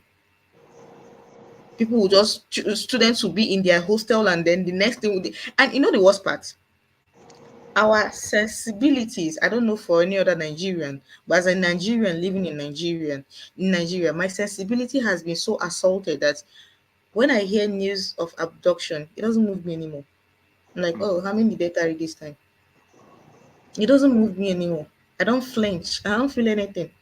The next thing is I'm looking at the number. Oh, they carried 20. 20. Yeah. Oh, they carried 5. Oh, sir, that's small. Thank God, this one is small. Oh, they carried 30. Hey, yeah, this one they're going to get plenty money. It's that bad. And I'm just worried that if it continues like this, God help us. Meanwhile, in the present, I don't want to reply any, because some of the people that have spoken in the last few minutes touched on what I brought in. I don't want to touch on it. I already buried that issue, but I'm going to leave the show by saying this. Gentlemen, I know you people say you are the logical agenda. It's even funny that this evening we had an argument about that with my friends. You people pride yourself on being the logical agenda. For every show that airs, for each time we come here, you people are the majority. And yet we're having kata kata. Please prove me right. Prove me wrong. Because Because I say before you go, I've got 1 minute for you, please. So you sleep on. Thank you. Okay. If people come here, you people say you're the logical gender, women are the emotional gender, yet you come here every weekend and show the world how illogical you are, how emotional you can get. And I want to ask, they tire una? They tire una? That's it for now. Have a good night, everybody. I'll be a good morning. And Thank Mr. you. Tone, I'll hear what you want to say, then I'll sign off. What I wanted to say, I guess Chim has touched on about I would say even 97% of it. Yes, I was one of those people that believed in Buhari when he was coming back. And with hands on heart, I will not say I regret. But with all due respect to you, because of your age, you may not understand why we made that decision and where it's coming from. But as a matter of Don't go fact, there. I take an as a matter exception. of You fact, see, wait. what you As a just matter did. of fact, I met You him. see what you just Listen, don't say nobody. because of my age. No. Excuse Yeah, me. don't do No, that. don't go there. Can I Don't finish tell me now? because of You my heard me. age. You Excuse me. spoke now. Everybody listen to you. You speak to me. Necessary. We're all learning. We're not You debating. When you just don't want took to a listen to me, direct that's fine. shot I'll at cut it off. me. You took a Okay. direct shot at me, Okay. implying that I am too Okay. Let's young. just leave it. Ngozika, I you am Let's leave get it. it. too You have your young. chance Let's to leave it. respond Let's to leave it. him. Let's leave it there. It's fine. Let's leave it. Thank you. Okay, I must say your submission, Ngozika, was quite good. it's a shame that it degenerated into this. So yeah, if you have something to say, Ngozika, you can say it, and then so I can move to the next person. I'm good. I've had enough for one day. Thank you. I think Good night, I'm the next gentlemen. person. Thank I've you. not spoken. I've not spoken. Mr. Chanaba. Kachifo. I wanted to say Jim. something Go about boss up. what Odi said. Okay, should I go ahead? Not spoken. Yes. Now All right. everybody has Sorry. spoken So, about 3 or 4 times. I No, was no, no, behind. no. You will speak. You I will was get your staying there chance to patiently. say all you want. You don't say a Okay. lot, even when they give you time now. You don't even say a lot. So, but please, No, you'll I get your wanted. chance. I wanted to address. See, I wanted to address, and she just started being toxic at me, which is just unnecessary. I That's was so just trying to wrong. explain to her. No, That's so You're wrong. here. When if you had something to say, you should have just said it. Sir, You're not putting in all these no, narratives. no, Jaco, I'm not addressing you. You didn't. You I'm people didn't give addressing me you. I know you're not opportunity. addressing me. You I'm did not give addressing me an you. opportunity to speak, for freaking sake. Can What's you that? just Well, why the frustration? hold on, Can we please? leave it? You see, You we are don't just just proving condemn what she people. said to be You just correct. want to hear you, and that was what I Speak the Truth was talking about some minutes ago. You Oh, all shut want to up, hear you what you idiot. guys. So But far, it does it's not the same align thing with that your. Ngozika just You're said. just There's no grabbing. need You're for us just to clutching be. at straws. Say what you have to say. You all were attacking him. As long as it does not align to your emotions and all that, you start attacking the You're person. an What is wrong idiot. with you guys? Say what you have to say instead of being idiotic. Because that's what you're being. Okay, Jagun, just hold on because I'm not going to go down Chim to wants that to say level. something. Because if I go down to that level, you not like it. Okay, leave it, Yeah? leave Bruh, it. I've never been I say what I Can got we to say. leave Watch it? I your will mouth. start muting Mister, people. watch your mouth. Let me start Watch. muting people. Forefathers, you may have to Chim, excuse please go me. ahead. Forefathers, you may have to excuse me because I think you guys have gotten into the market square. Exactly. This is not proper. This is not Idiotic? proper. What do you We mean? need to do better. We need Watch to your do mouth. better. Team. This in tone. Let's be a bit more civil. Come on. We can do better than this. Dr. Nomegis just came back from hell. What's wrong with us? There's a lot wrong, bruh. There's a lot wrong. Just came back from hell. Can I just go ahead? Please. Chim, please go ahead. Let's turn it down, please. Let's turn it down. So, incidentally, Odi is not here, and I just wanted to thank him. The point I wanted to raise is I love the way he took his time to logically explain. You see, he used 2 words that I quite I was impressed with, but also sounds very hypocritical. One is it's very okay to judge a person you like and support to have the capacity to reinvent themselves and to grow and mature in their opinions, which is what he did for Biden.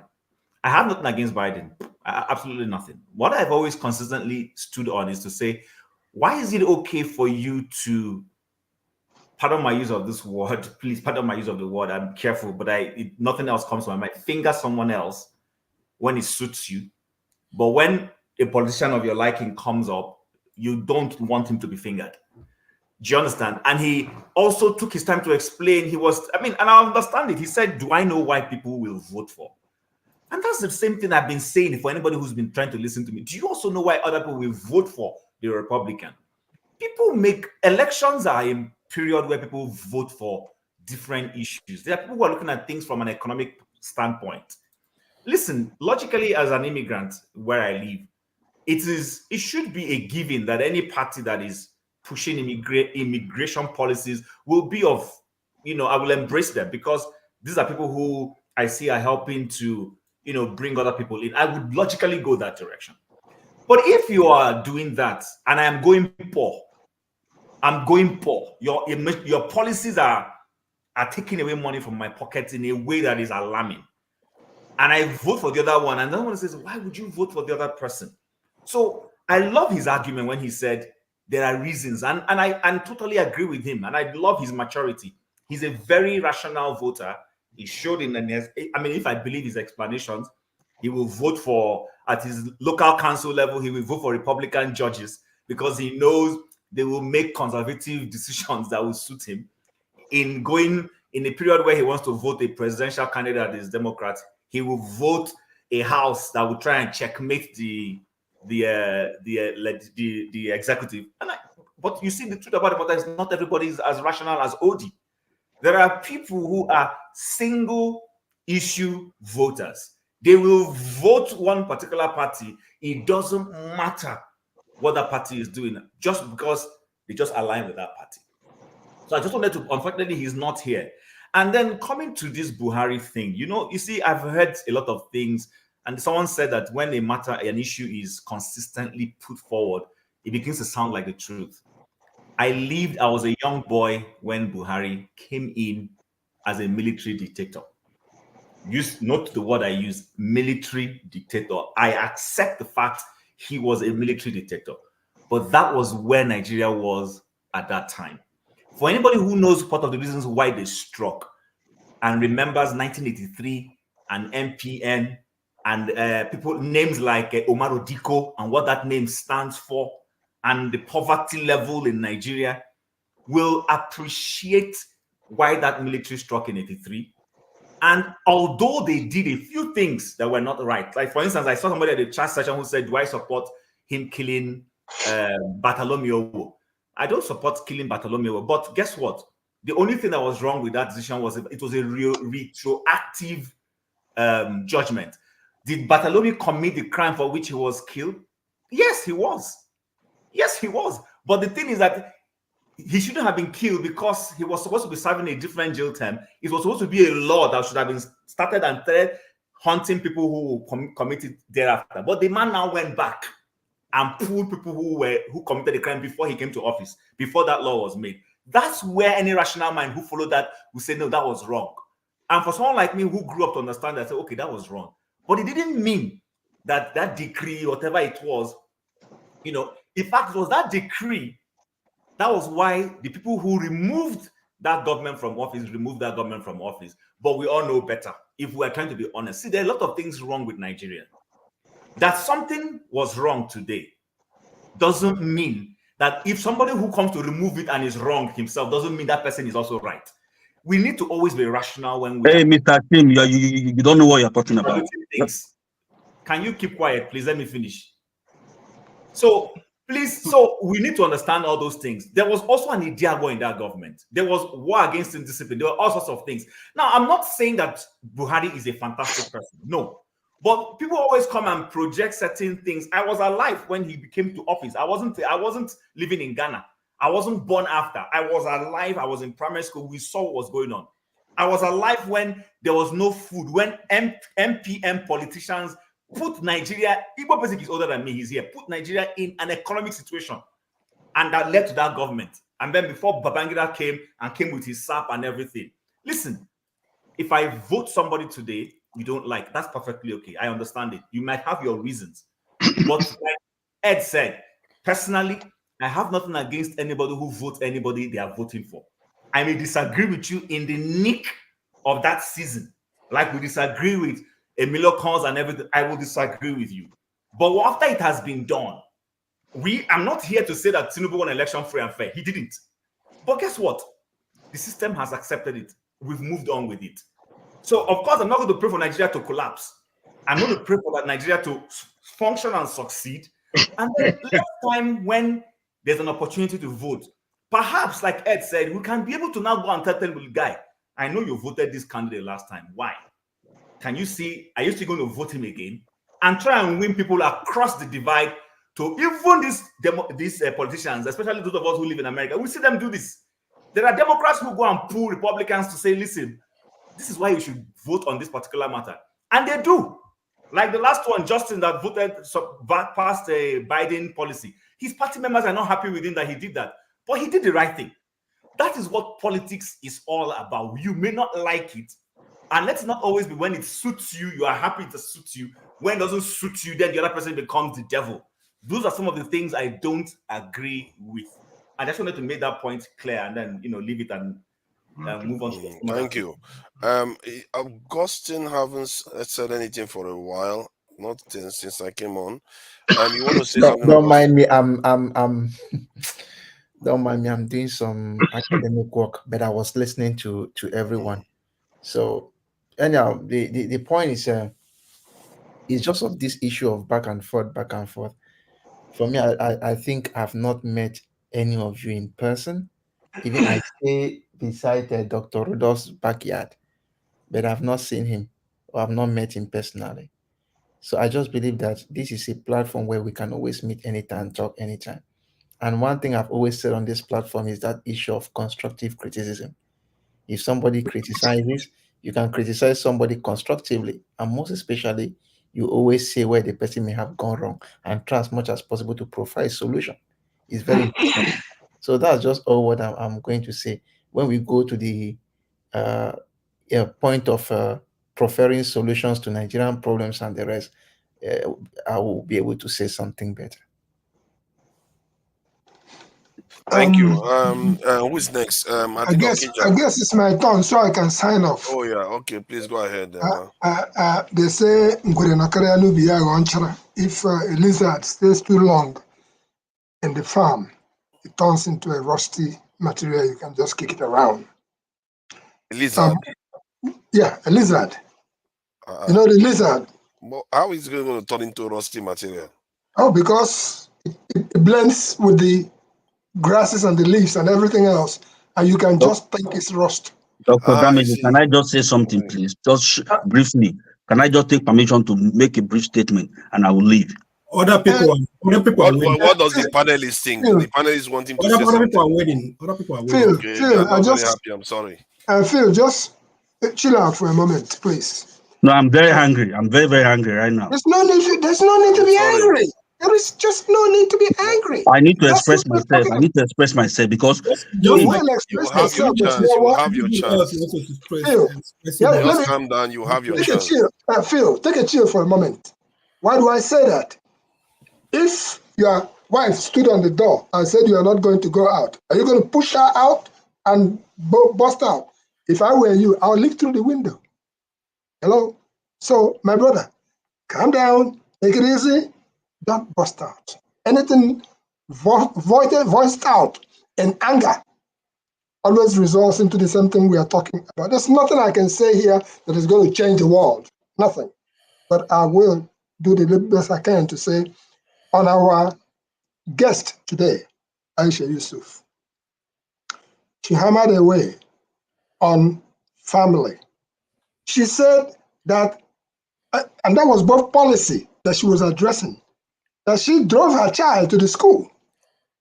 And they had a policy that you come after 8 o'clock, they shut the door. And then she said she was trying to cut corners, and her child said, Mom, you're doing the wrong thing. Call her out on that.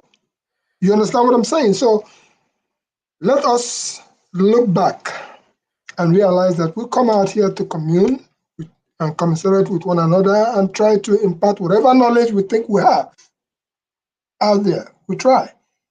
Let us try as much as we possibly can to really take it easy. And the reason why we are going to take it easy, so at the end of the day, we can go to bed and have a good sleep.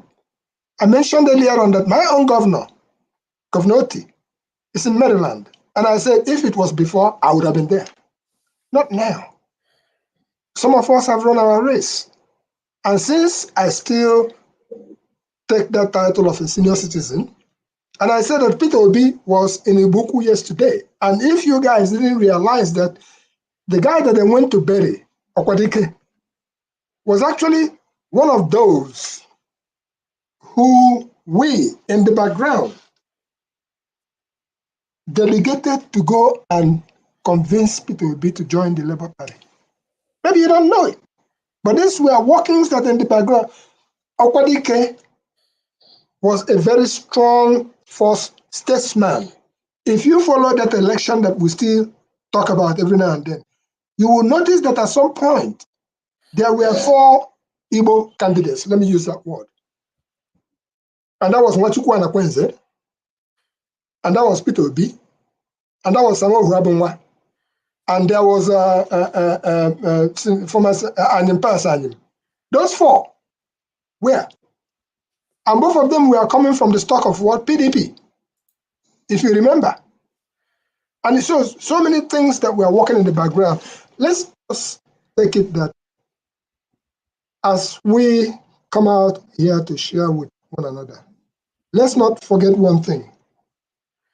Let it be that the day I come to London or to wherever forefathers is, or if I come to Canada, I look forward to maybe sitting down and having whatever the best of what I have out there, even for a moment, because you never know when the last meeting is. That's what I always say. So there is no need. We're boiling and boiling and boiling. And I see Augustine went to Ngwa High School. Next door to Eziama High School. Aba, we are Aba brought up. And when you live in Aba, oh, you didn't go to Ngwa High School? What happened? I went to government bilingual high school. It's not in Nigeria. Government bilingual high school. There you go. Ngwa was just what I heard. Ngwa. He said bilingual. Again, it goes to what do we hear? Did we hear the right thing? So it is well with us. Forefathers, please continue the good work you're doing. Team, please continue the good work you're doing. Folks, tap whatever knowledge you can from the Anton. I really do appreciate the way you go at things sometimes, but I wish we could talk more offline, because if we talk offline, and jargon, that same thing goes to you, because if I had an opportunity to talk with you offline, you find out that our tone is different. When we come out here, we start speaking, and when we speak, it seems as if we're shouting. We are Africans, and anybody who doesn't understand us, and Ed, it goes to Ed that he has that disposition of speaking softly, and when he speaks the way he speaks, nobody's going to go at him. And if you can take a little lesson from some of us, you will learn that there is something central in your character, and that is what you exhibit each and every day. If you notice here, I don't think I've ever told anybody S the hell up, or shut up, or whatever. I don't use those languages. If you find the way some of us comport ourselves, that's what we got from our upbringing. And you can see that in the character of Aisha Yesufu, who was speaking the truth to the best of what she knows. You may disagree or agree with whatever she was saying, but she laid out her positions, including when she even went after the diasporans. I was like, if I came to speak with her, I would have addressed that, because when you talk about us, the diasporans, don't forget that the tables have turned. The people at home keep on telling us, send money, send money, send money. Before, it used to be their brother, send money, otherwise John will be repatriated. But now it's their brother, send money, otherwise hunger has killed us. Let us look at it and think very seriously as to why is our country where it is today. The same country who everybody used to, in our era, everybody used to look forward to seeing a Nigerian. There was a time that you come here and people will be struggling to be your host family. Not anymore. We've gone through all the 4110 and 419 and everything else. That if you say you're a Nigerian, somebody's looking at you with a connect eyes now. Are you one of them? That's what we are suffering. And what we are trying to do here is trying to say to them, you know what? I just watched one young lady who spoke at Syracuse University today, before I went into church. The young lady spoke as a valedictorian. And the speech she made out there, she was very proud of her Igbo language origin. And at the end, she busted out into a song she sang. She talked about Igbo language going extinct. What ran into my mind was an article that we published years ago by Philip Emeagwali. I'm sure some of you have heard of Philip Emeagwali, the computer guru. He wrote an article in Igbo Basics about when the last speaker of Igbo language has died. And he painted a picture into the millennium that me and you will never live to get there. That article, I can always bring it out. I was remembering that and seeing how this young lady exhibited what she exhibited today.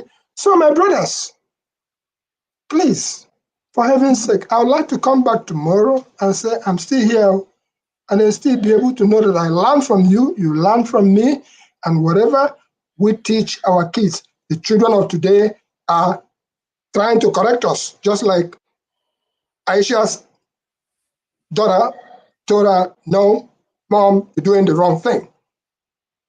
So on that note, I will say, please, this is our forum. It is a great forum. The things that Rudolph, I would have even thought that Rudolph was a super, what you call it, Sowore man. I would have thought that, because I looked at all the things that was going on in the background. But everybody else that was there are people that I know from around here. Okay, and I haven't seen some of them for years. So let's tap it down. Let's tap it down. And may God bless us, all of us, please. Thank you. I'm going to sign off. Yeah. Thank you for that. Is it Jagun? Okay.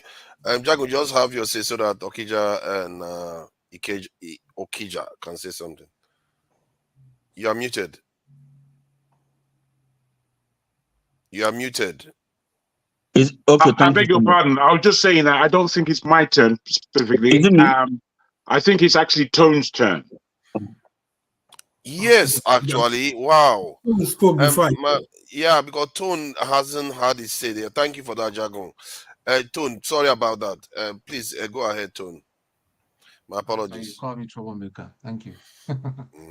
Anyway, what I was trying to say, because I guess everybody has spoken my mind. What I was trying to say is when Buhari was voted, everybody thought he was the same Buhari that we knew when I was young with the Idiagon, but unfortunately, he turned out to be a different person because we never even knew the guy properly.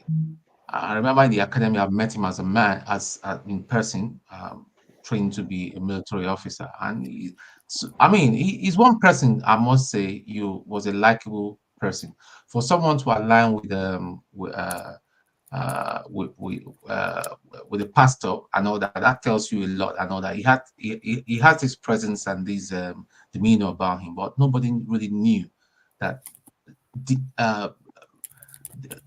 deeply rooted in him, he had this hatred, he had this bigotry, if you whatever you want to call it, and it's the same thing. I'm just asking myself, even this OB guy that we're even shouting about, how about if he gets there and it turns out to be another person? What do we then do? What do we then do? We are all shouting about Obi, about his past record as the Anambra State governor, what he's done, and all his that he's clean and all that. How about if tomorrow he becomes president, he cannot even control the government? Everybody has corruption left, right, and center. Look at the people. Look at the way he defended the people that were. Because we asked him the same question when he came here. We asked him, "How about the people in the house?" He said, "Well, I'm in contact with them. You guys shouldn't worry and all that," which wasn't. He said to me, I wasn't impressed. He said they are doing very well, which Aisha said. Oh, I missed that. Yeah, I was so disappointed. I was just so disappointed. So the thing is, people saying that Buhari is a murderer and all that. Listen, let me just address you guys, yeah, without being rude. Those guys that were shot, is it right for them to be shot? Yes, they deserved it. Because most of you guys didn't even know. Maybe probably you were too young to even understand. There was a pandemic of drug dealers. Some people, even from my family, sent people to Europe and they were jailed. There was pandemic left, right, and center. Like Chim rightly said, I didn't even know he knows about that, but me and Chim know who we're talking about. They were overthrown because of that. The people that took over, there were some certain very powerful people at the time that felt that this guy, the rate where this guy would go, he would just expose us. We better do something. So it wasn't just a coup that and all that. There was more to it.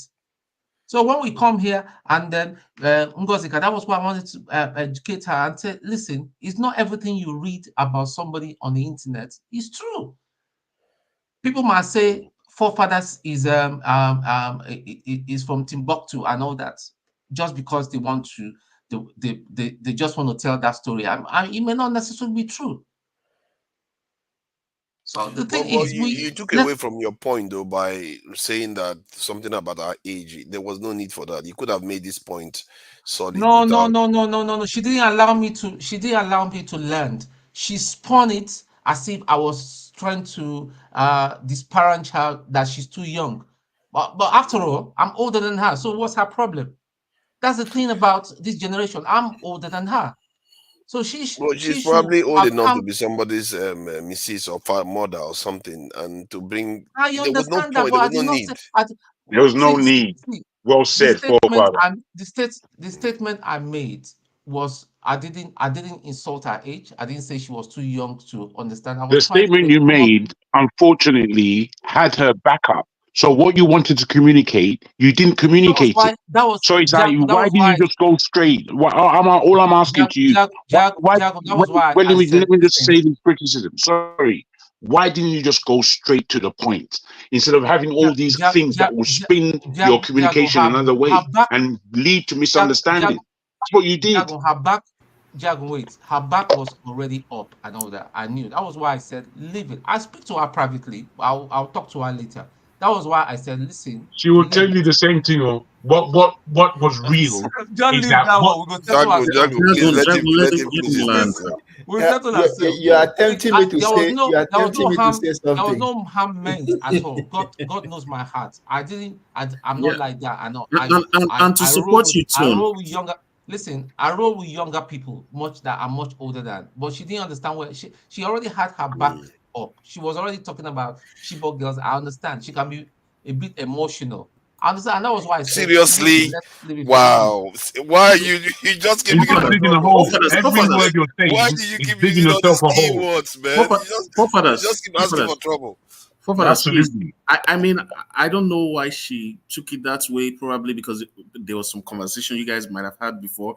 Because I thought not had any conversation. No, Ed. Let me clarify. No. There was no conversation at all. Let me land. I thought you were actually. Oh, it's not your turn now. Change the time to wait. I've been waiting patiently. Wait. I'm going to leave the talk now. I actually thought Tone was responding to something she had said earlier because she was the one that actually revealed her age and said she was not around when Buhari was president. So I actually thought Tone was actually responding to that. I mean, I was surprised to see that kind of reaction. I think it just shows that it's important. If you really value the message you want to convey, try to condition it so that you don't put the person up to block it. Because she just blocked it. But what you said is quite important. I think it was a state of her mind at that point in time. I understand. I'm not knocking her. Yeah, she was unusually quite defensive today. I but get anyway, what you're let's saying, not, but you let's really not need to take give too her much that time. chance. I think Sixfield is itching to let up the steam. Let's hear him out. No, it's not Sixfield. I think it's Okija. You know, Sixfield I just come in. We can't disrespect the whole chief. You know, it's okay. Okija's turn. That red hat is not for nothing. So right. please go ahead. I mean, like every good evening. Everyone has somewhere to go to. So if you want to come, if you come here, just relax, calm down, to get to your turn. I have something else I was doing before people started talking about Buhari and Chima came with Biden and stuff. I mean, like politics, I don't know. I try to separate my politics from my religion and from relationship as well. Politics is just about consensus. You can't see a political figure you will agree with him 100%, except probably maybe your dad. You agree with him 100%. So you always vote candidate based on your own so things you're looking for. Okay, even your dad, you can't agree with him too. Even your dad. Yeah. So because I know people here, they're talking about Buhari, and this. I don't know why they can't understand that why people saw some good things in Buhari. I was somewhere and I posted something online, someone about Desiani. That time, her corruption issue came up about 2 or 3 years ago. So someone, an Igbo person sent something to me, was like, why would you be saying something like that? I was like, she's corrupt, he said, well, what about how, Northern people, that this woman is, she's Igbo. I said, she's not Igbo. She said, oh, she's married to an Igbo. I said, that makes it worse for me. That if I want people that are corrupt, I don't want my own brother to be that person. Let me be their brother, So that's the more reason why I have to, criticize her, because she's bringing she's disparaging our name. She's bringing our name to shame by being corrupt. So anyway, I mean, Buhari, he has his own issues, but Jonathan was so bad. I think the worst thing that has ever happened to Nigeria was Jonathan, because Jonathan brought, the next worst thing, Buhari. But Jonathan was so bad. Jonathan and Patience, they were always fighting in the Asarok. They were always fighting. I'm talking about physical fight. Jonathan was a drunk. Jonathan would drink, nothing. I'm happy I'm not the one saying it. I'm just happy I'm not the one saying it. Sorry, is there any proof for this? This is the first time we are hearing it. I'm hearing it. CIA report. Well, fathers, there are facts about CIA report. CIA report. Yeah. I don't know whether CIA report is CIA report. Were you privy to that report? To be deciding what our leaders are. Were you privy to that report? I believe I don't. Were you privy to the report? Were you privy to the report? Please don't worry. Stop speaking to someone like they're in court. He's not in court. You're not the prosecution lawyer. What's the matter with you? Calm down. Yeah, please go ahead, Okija. So, so these are, like a lot of Nigerian journalists, they have that information. So it's not like secret. A lot of people that worked in Aso Rock, they have that information. So it's why would they hide it though? Such information. Some people they close their ears. Nobody's hiding anything for Tinubu. Some people they close their ears. They don't need to hear. Heard. So even that's one of the reasons why the US government backed Buhari, because Jonathan was so woeful. That is a bloody lie. That is a bloody lie. And the way you people come here to begin to be disparaging other people. You get a chance to strongly disagree. Aisha came here and gave us so many reasons why Jonathan was so bad. I mean, like 2011 election was it 2011 or 10 election? I supported Buhari. I was even campaigning for Buhari. I was in Lagos, and that was when they have a CPC or whatever. I was even the world chairman for CPC. I had to go to the state, they told me who was the state chairman. I had to go to the state chairman house and brought it to my ward. So even we supported Buhari because there was, between Buhari and Jonathan, what was going on then, the choice was clear. Even if it was just like, Jonathan the goat, I would have voted for a goat. That's so bad. Even right now, all the bad things Buhari did, if there were an election now, they said you must choose one of them. I would choose Buhari over Jonathan again. Because what did he do? He had look at this. Jonathan was supposed to be. He was the president. I would say Jonathan was the first president that was, the first Nigerian, common person, common Nigerian president. Because all these guys, all along, they've been privileged. Maybe they were in the army, and somebody stood for them, like Obasanjo. He was in the army also, and there was who had backers. The army, the elites in the army. They backed him. And they became president. Shagari was, Fulani, Fulani, teacher, and he had the backing of the establishment. But Jonathan was like nowhere. I mean, he was supposed to be more responsible. More was given to him. More was expected from Jonathan. He said he told us how he went to school, barefooted. He had nothing, no beginning. They were like accidental deputy governor, accidental president, vice president, accidental president. God gave him so much opportunity. He was never accidental deputy vice president. He was never. You have to let me speak. He has been speaking for so long. No. When you finish, then it's your turn, isn't it? You have your chance. Okay. So I will give you a chance to say, Chime. One of the things I don't like discussing American politics, people who are foreigners in America. So I have a friend in London. He bombards me with all these things. I said, after a while, I told him I don't want to discuss things with you. Like Chime, I don't really want to discuss things with you, but you made something say something about Biden that he supported KKK or whatever. Biden was a senator. He worked in the Senate with Tom Strongman or whatever.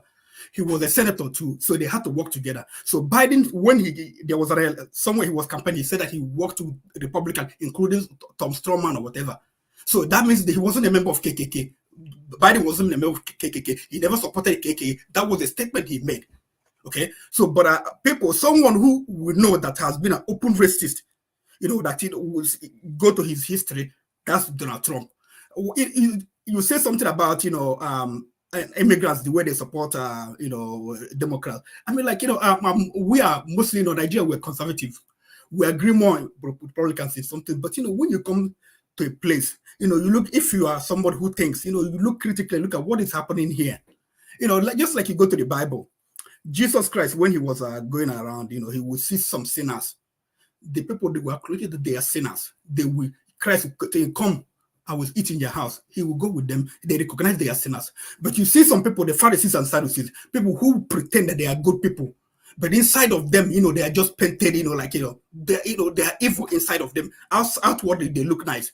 That's what you see. People go out. You have to make a decision. Why do you want to vote for this person? I remember when Trump was in power, and Nigerians are the most educated immigrant in America, the most successful immigrant in America. But Trump stopped Nigerians from bringing their family into US because he said, they are bringing too much people into US. He banned Nigeria. That's the reason why if you go to US embassy now, where you have immigrant visa, I'm not talking about visiting visa and tourist visa or student visa, those are different. You're talking about immigrant visa, they are backed up because Trump blocked Nigerians. And when Biden came, he removed the block. And then, people that were waiting before, they came back in line, and other people that added. And then you want me, all of it, because, Trump, But can I ask you something, though? Yeah. Because it's very interesting, this point, when the way it's spinning around in my head. Like, say Trump now, he bans immigrants from coming in. They are at least limited the numbers that are coming in. But his policies generally gave Nigeria space to flourish, or at least flourish more. But while Biden takes our people into his country to work for his country and carries out policies that destroys our nation, which one is worse? You have your own things to deal with. No, I'm just asking because I think I'm trying to expand the way we think about this individual. I want the world whereby people, where they go to maximize their potential. If the America, we make you maximize their potential, go to America. You don't have to stay in Nigeria. If all of us stayed in Nigeria, we wouldn't have all the things like right now, there was, Nigerian economy is being saved by people outside Nigeria. The money we send back home. So if these people they didn't come, what are we going to be facing now? Let me talk now. I have a dinner to attend right now. I'm even late. Are you saying because you get your time because the way you are hot right now will give you your time to talk? I just want to say some records. I'm not talking too much because like Barton Naji, he went to MIT. His bad energy got to do with the topic. Leave all those extraneous issues. Now let's go to the issue we are talking about. Please, just let him finish. Okija, please, I don't want to feel for the field now. I don't want to do you like Panzer did to Rudolph, but you should shut up. You shut the fuck up. We just say okay, carry on then. Finish. Okay, so people like Barton Naji, he studied here, he lectured here, he went back to Nigeria with all he learned. That's why he formed the geometric, the power station in Abia State today. So a lot of us here, we have experience, we come here to have good experience, and we take it back home. So it's just that we are not working, we haven't devised a way to help. The Chinese, what did they do? They did a CITORO. You remember the CITORO program? They send their people back to US and then they recorded, they went back. And that's, the development you see in Chinese in technology now, those are people that came to US to study. So we have to develop our own CITORO program to, take advantage of. Indians, they're taking advantage. So we have to. You call it CITORO, Yes, yeah, but in the meantime, that's I think I remember that. That's true. Yeah, it's a project. It's a project. They dedicated. There are people go to the West and come back. Yeah, they said that they called it. Yeah, so that's the thing. Thank you. So you have to go back and find out what will benefit you and your people. That's what you have to choose. That's my politics. What will benefit me and my people. It's not about that you're conservative. This is not church. Politics. US is not church. US is government business. Government is about business. What will favor me. That's the way I see it. Thank you. Sixfield, my brother. Okay, my brother. Yeah. My brother. I bet say I wanted you to go after me. Just one question for him. He shouldn't answer. Let him answer later. So because you felt that Trump did not allow immigrants in, that he's a bad person, right? No, he banned Nigerians. He targeted Nigerians specifically. Okay, I will address that. Please, can you put a link? Can you put a link to this thing you just said? It's affected by person. I'm waiting for you. Please go ahead. I don't want you to think I went away because I know you came for me. That's why I'm waiting. No. I don't have time to come for you. What I have to say is this. Number one, Buhari is the worst president that has ever ruled Nigeria. First, as a military dictator. In fact, he was literally chased away because of how terrible it was. They didn't do nothing. In fact, they were going about flogging people on the streets, flogging old people that went to work, flogging civil servants and making them frog jump and do all those military drills. In fact, our parents were coming back home crying. Is that how you instill discipline? That's a question that you shouldn't answer.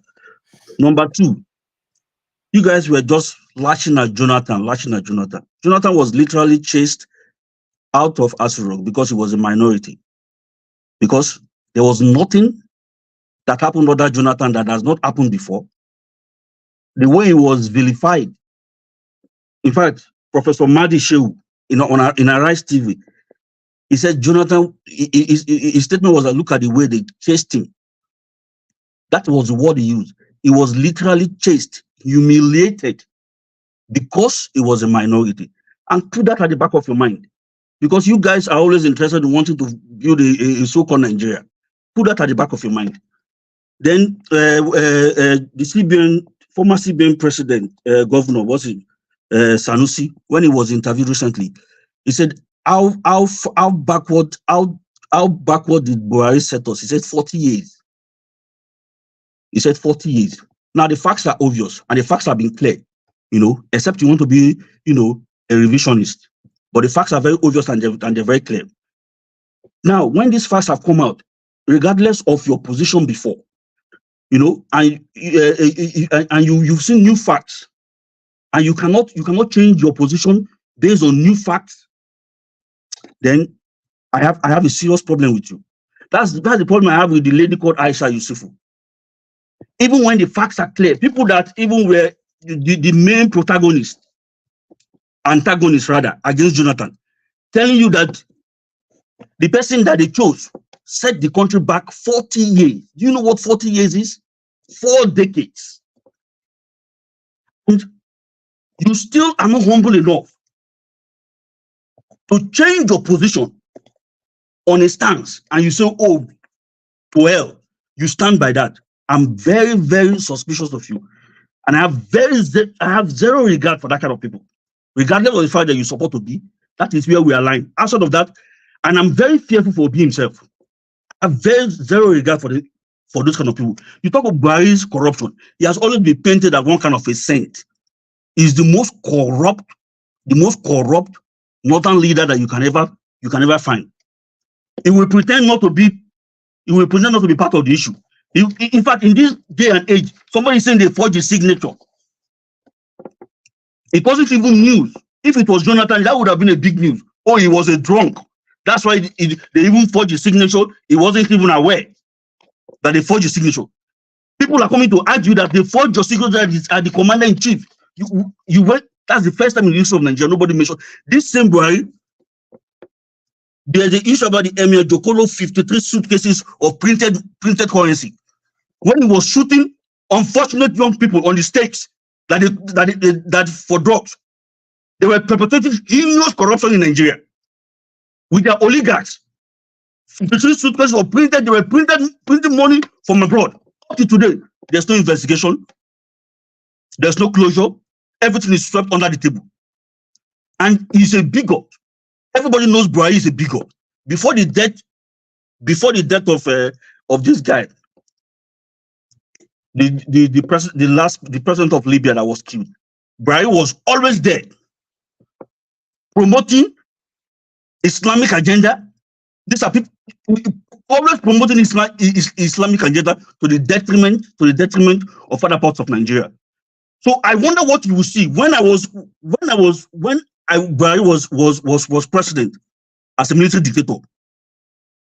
People were flogged on the streets of Nigeria. Is that how you instill discipline? Don't you think sometimes some Nigerians did a little bit of let me finish my point. You can okay. Is that how you instill discipline? Flogging people in the marketplaces, in the places of work.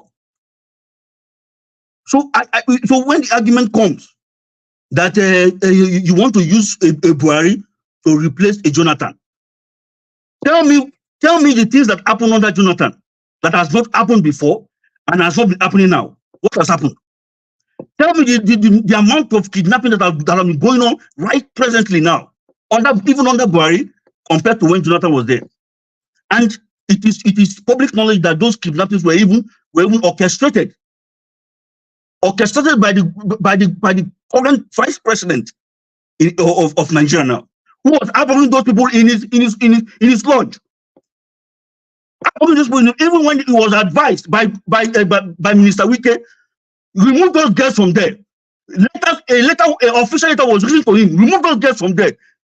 Unfortunately, they left those girls to be kidnapped.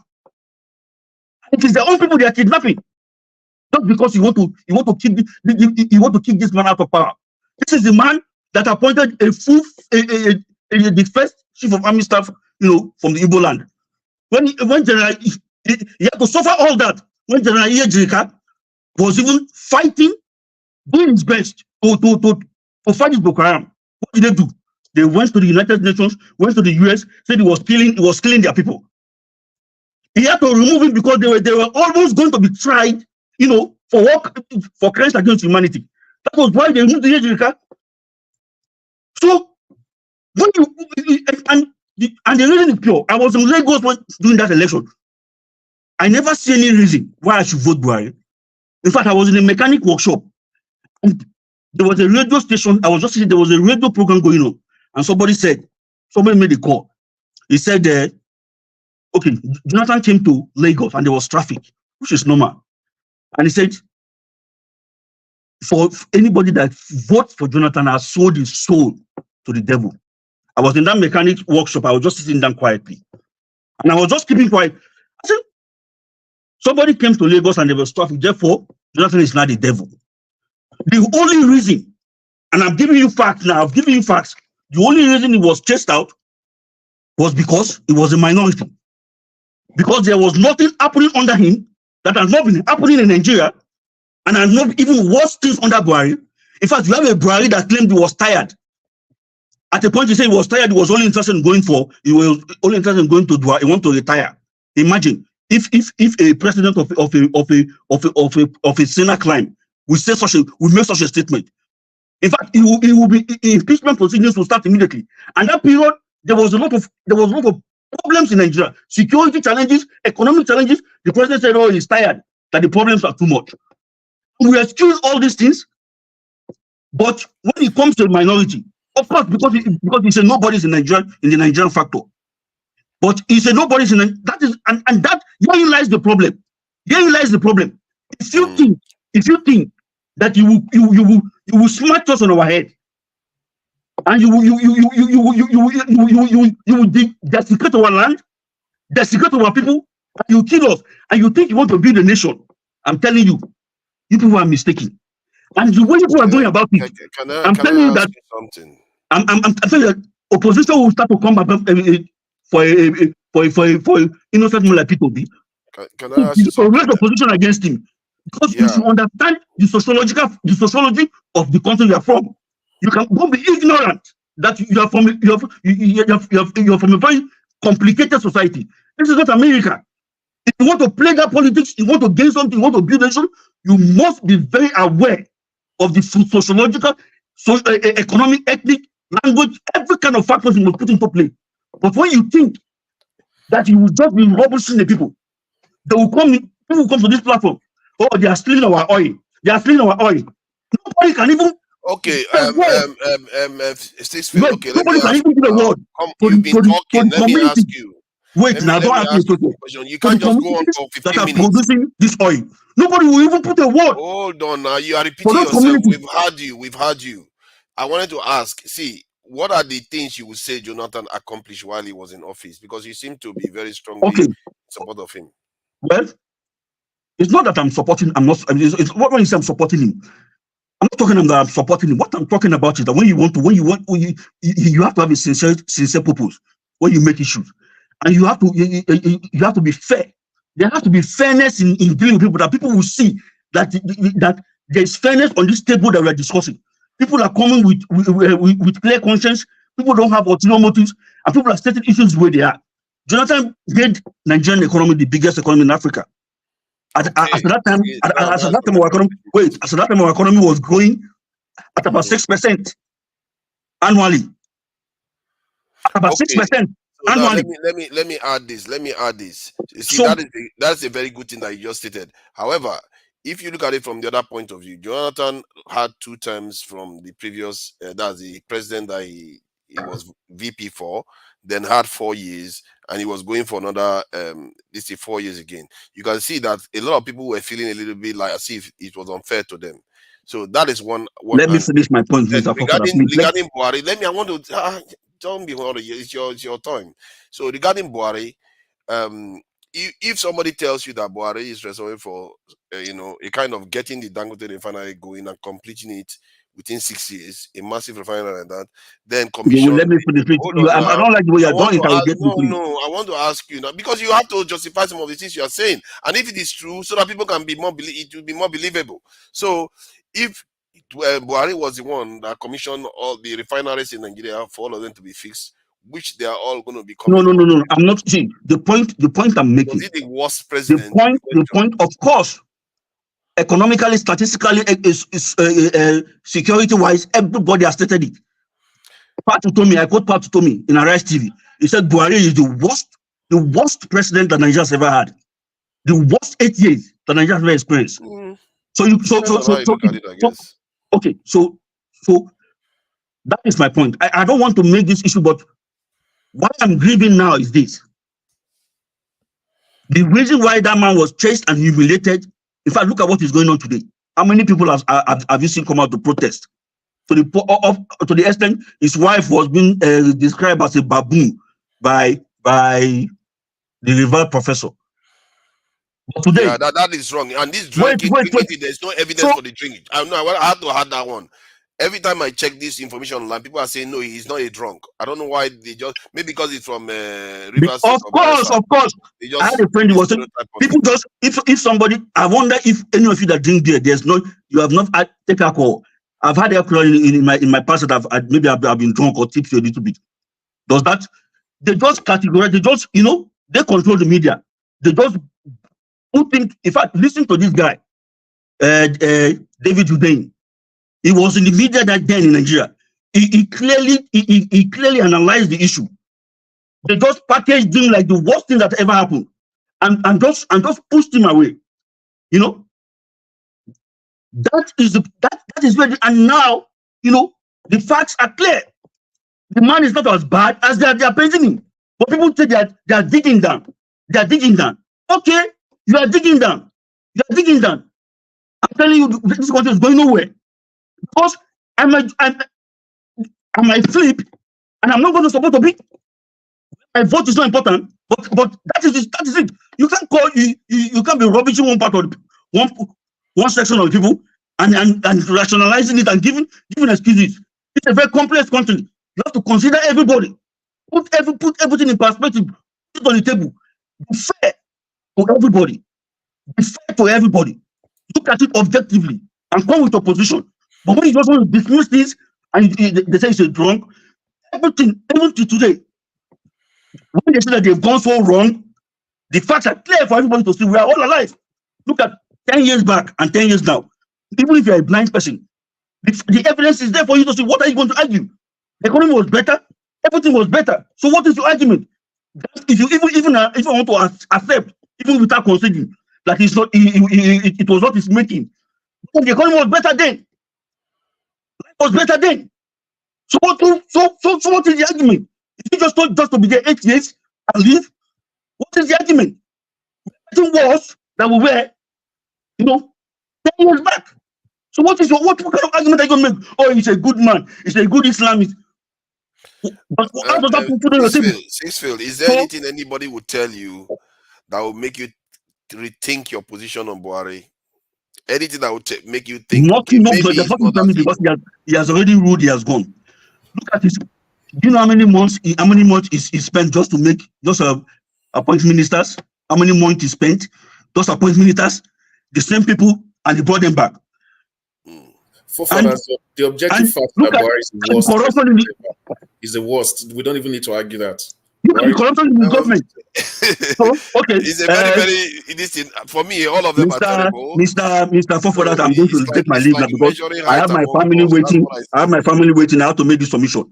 So what I'm saying is this. Point that we get to, you know, Yeah, what I'm saying is I this. think we have to let him vent. It looks like this guy has been boiling for a long time. So What I'm saying is this. When you come, if you want to build a nation, I support P2B with all my heart because I believe he's the best person.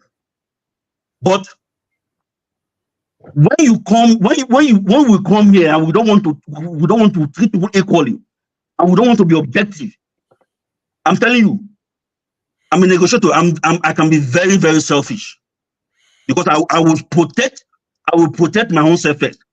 Look at this guy they call Tinubu with all his fault. His people, they carry him on his head, on their head. They said they must vote for him. That is in Nigeria. That is the reality. Don't beguile yourself. Don't be stupid. Don't be foolish. That is in Nigeria we have. People are tribal. People are sectional. They have themselves.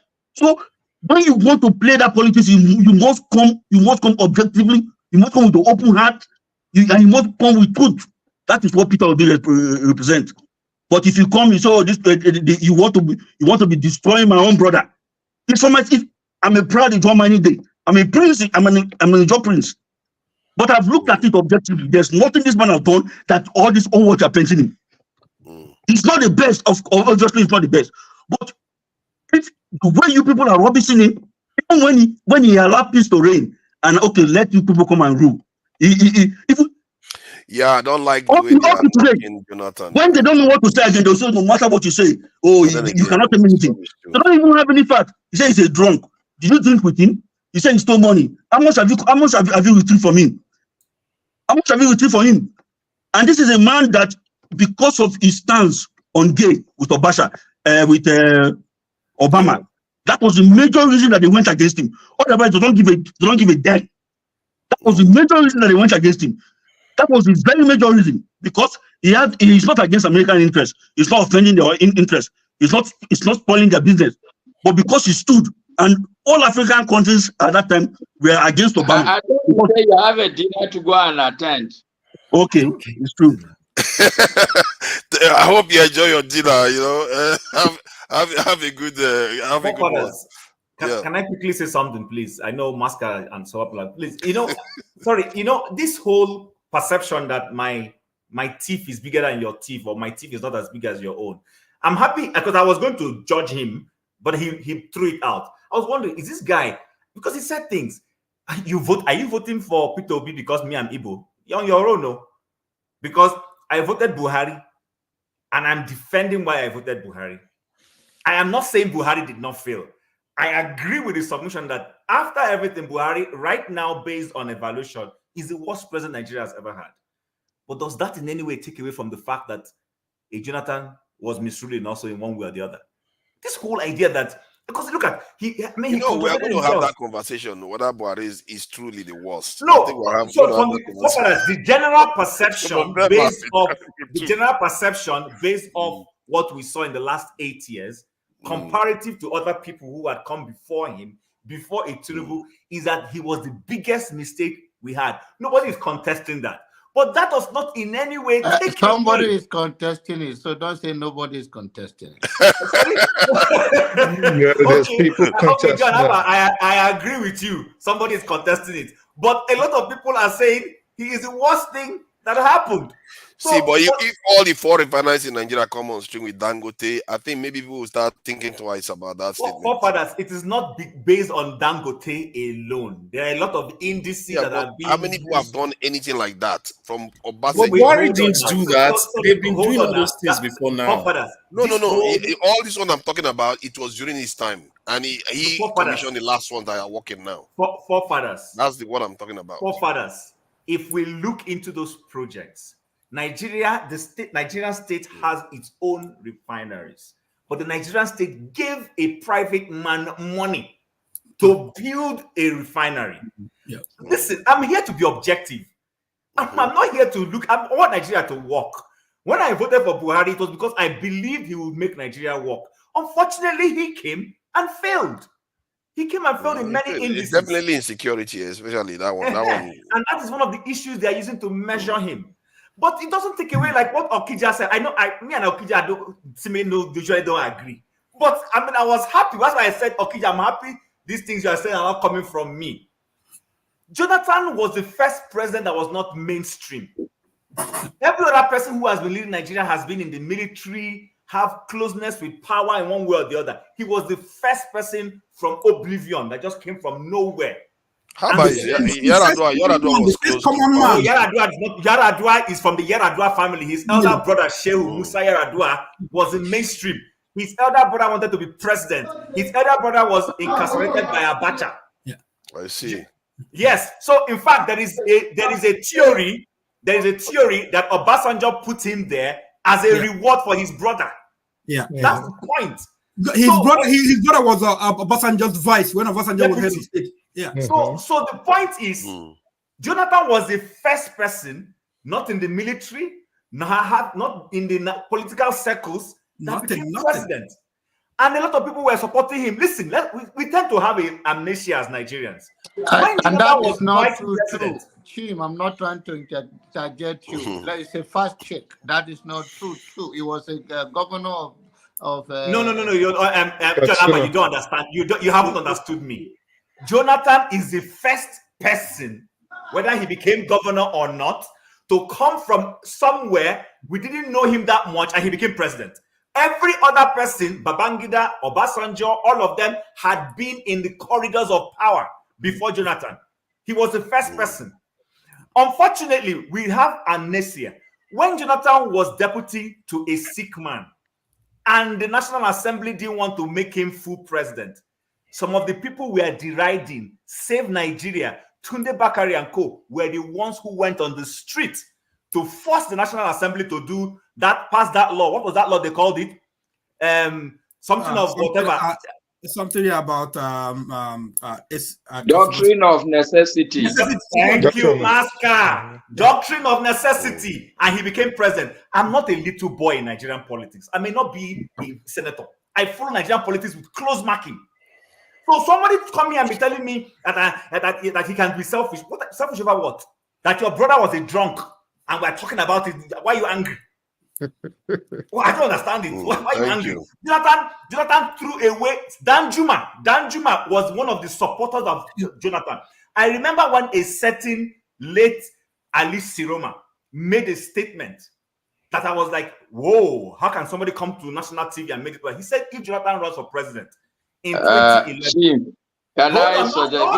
Please don't be offended. Actually, no. But there are people on the comment side who think it's correct. Jim, it's not your turn, though. I speak I beg, no beg. I know. I beg you, please. Let me just make this comment and I drop off. Ali Tiroma, the late Ali Tiroma from Borno State, said that if Jonathan runs for presidency in 2011, they will make Nigeria ungovernable. He said it. And Danjuma told him, if anybody makes that announcement, go and arrest him. You are the head of state. Stop pandering. What did Jonathan do? So when a man had power and didn't know what to do with the power, and then an opposition APC milked it. Listen, APC is the best opposition that has happened to Nigeria. They knew their role when they were in opposition and they milked it. What is PDP and Labour Party doing today as opposition? That's the question I've been asking. And when I say it, people think I don't know what I'm saying. When APC was in opposition, they held PDP accountable. They made life difficult, and that was their role. That's what an opposition does. Chim, there are nuances to this. First, no. Hold on. First, Jonathan gave them that freedom. He signed the freedom. I agree. I understand. I agree with you. Which they are not even following now. Ed, what is PDP doing? Why don't you play your role? Let it be obvious that the government is stifling you. They're not even playing the role. They are not playing the role.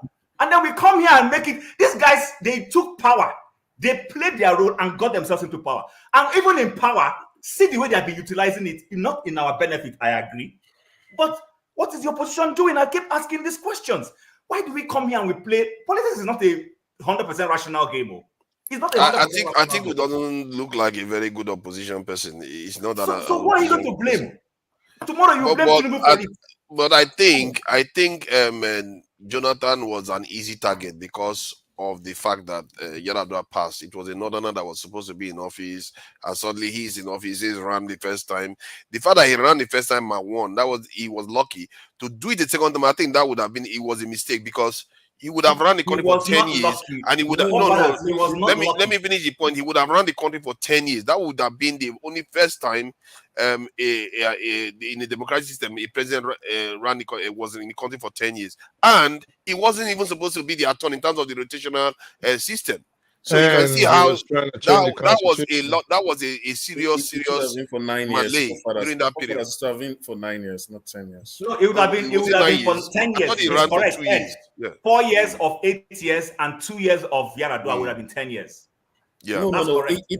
But that's not even the point. I'm one of those who believe that if Jonathan had been running, see, he had a good economy. I'm not going to take that away. I'm not a mean person that will take someone's flower. Jonathan had a fantastic economy. But Jonathan had a loose. And then this guy said, what had Jonathan done that nobody had done? For real? Are you saying that because Jonathan did something that people have been doing before, then it makes it right? I don't understand that. It makes it any less. But I get your point there. Jonathan officially became president. Let Masker speak before the whole thing will go up. I've been waiting for hours. It's my turn. No. I'm not. I just want Ed wants to make sure we get it right. Jonathan became president in May of 2010. I remember where I was that day. 2010, May 2010. No, Jonathan, if he win the election, it will be 10 years. Let us go check. It's not hard. No, May 2010. He left office. When did he leave office? Is it not 2016? Check the dates that Yar'Adua died.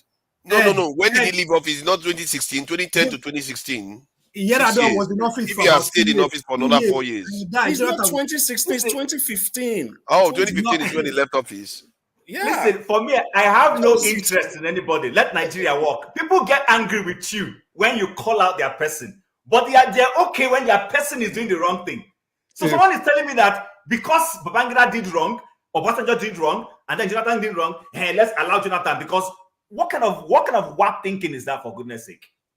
I think Ed may have a point, I think it was 9 years. If he came into office 2010 and left office 2015, if he had won, it would have been 9 years. 9 years, so, because that's one of the things that they used to use. I just wanted to correct it. They kept saying 6 years. It's never 6 years. It was just 5 years. Yeah, so, I used to use that too, so I have to correct my own.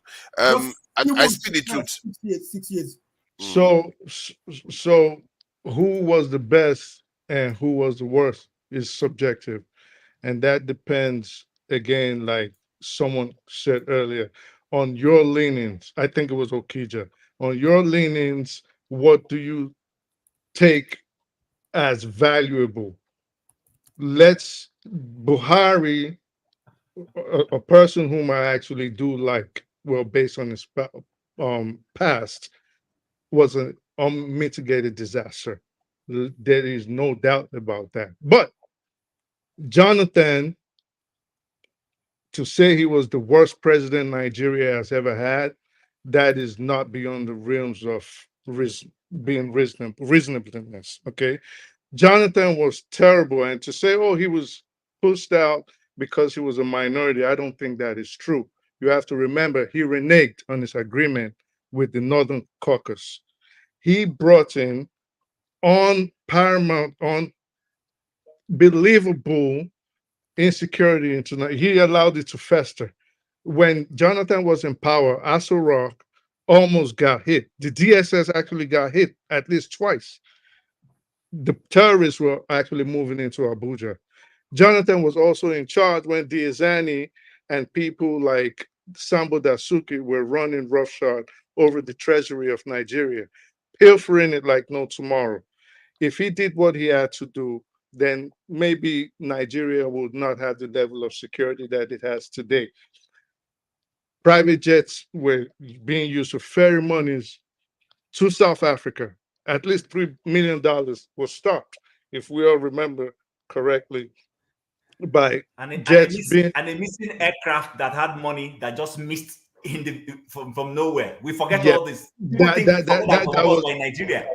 That there was a reason why, for example, the United States would not sell us the Super Tucanos that they eventually approved under Buhari that our forefathers went round and round over. So when you look at all these things in perspective, you realize that not only was Jonathan a terrible president, he was an unmitigated disaster. Now, that aside, Six Field was trying to say, well, he never did anything, no corruption was labeled to his name. That is not true.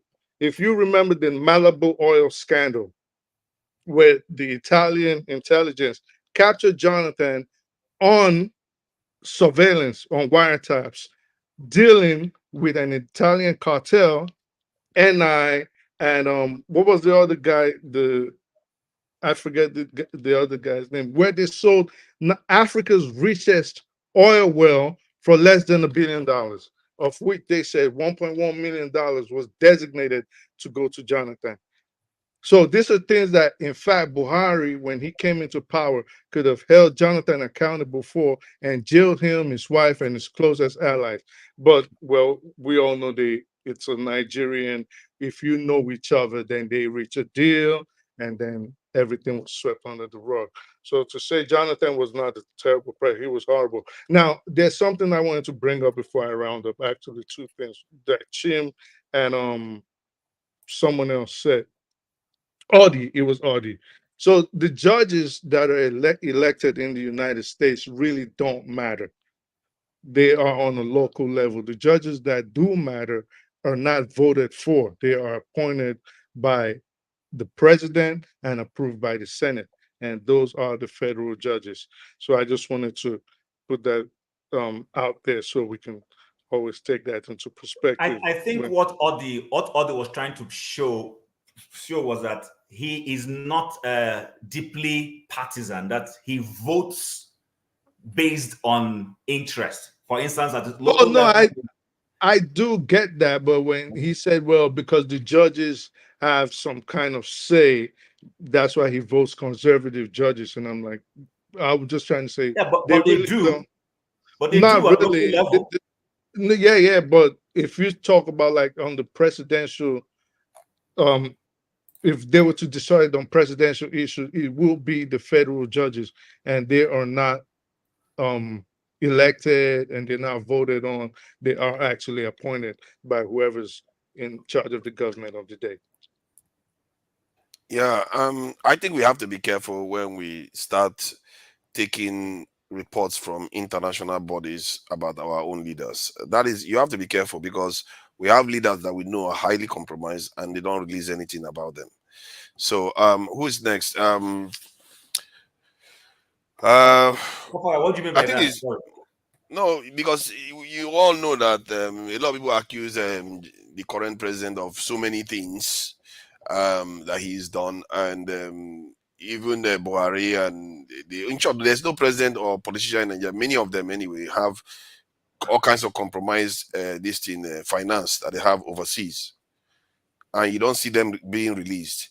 And you can see that during that period when Jonathan was in office, the White House wanted him out.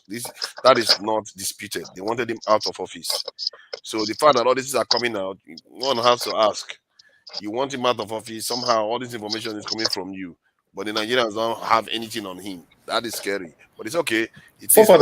Forefathers, I also wanted to ask, like, this whole idea of Jonathan being a drunkard. I mean, I really want to know I want to see evidence of it. There's no evidence. Because David Udeni has actually been on a roll in the past 24 hours talking about these issues. Ed, there was a time, I don't want to reverse some information here. Raila Odinga, when he came to Nigeria, when Jonathan was in power, Jonathan and the wife fought. Jonathan left us to rock. And Raila Odinga, he was drunk. He was a drunk as well. Jesus Christ. You see, we all know Wike drinks, but we all don't know that Jonathan drinks. Listen, I mean, ask Sahara reporters. They have because I'm trying to separate what is facts from APC. Yeah, we really I'm not saying Jonathan is perfect. Ed, we are all Nigerians. We know that there are certain information. I don't want to use the word fact. Even when he was a lecturer.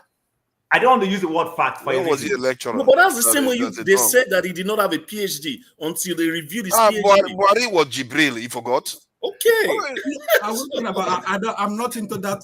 We have to be careful. Nigerians tell some terrible lies. But I'm telling you the truth. You know, this. I mean, like, for fun, maybe we'll check. You know, I would. Jesus Christ, Jibril has disappeared now. Has gone back to Sudan somehow. Jonathan was always drunk. Jonathan was always forefathers. When it comes to our Nigerian politicians, it's like, for instance, Jonathan has 2 children, right? For those who know, he has 2 children. So if someone tells you that those 2 children were not adopted or real children. No, hold on. You are jumping the gun. He has 2 children. But if somebody tells you those children are not from patients, would you say it is a fact or fiction or made up? You have to confirm. Question. You will say it's not confirmed. But do you know it's a fact? Do you know it's a fact? They were adopted. Yeah, if it is true, then that's why you confirm. Our Nigerian leaders are not clean. It's a simple thing.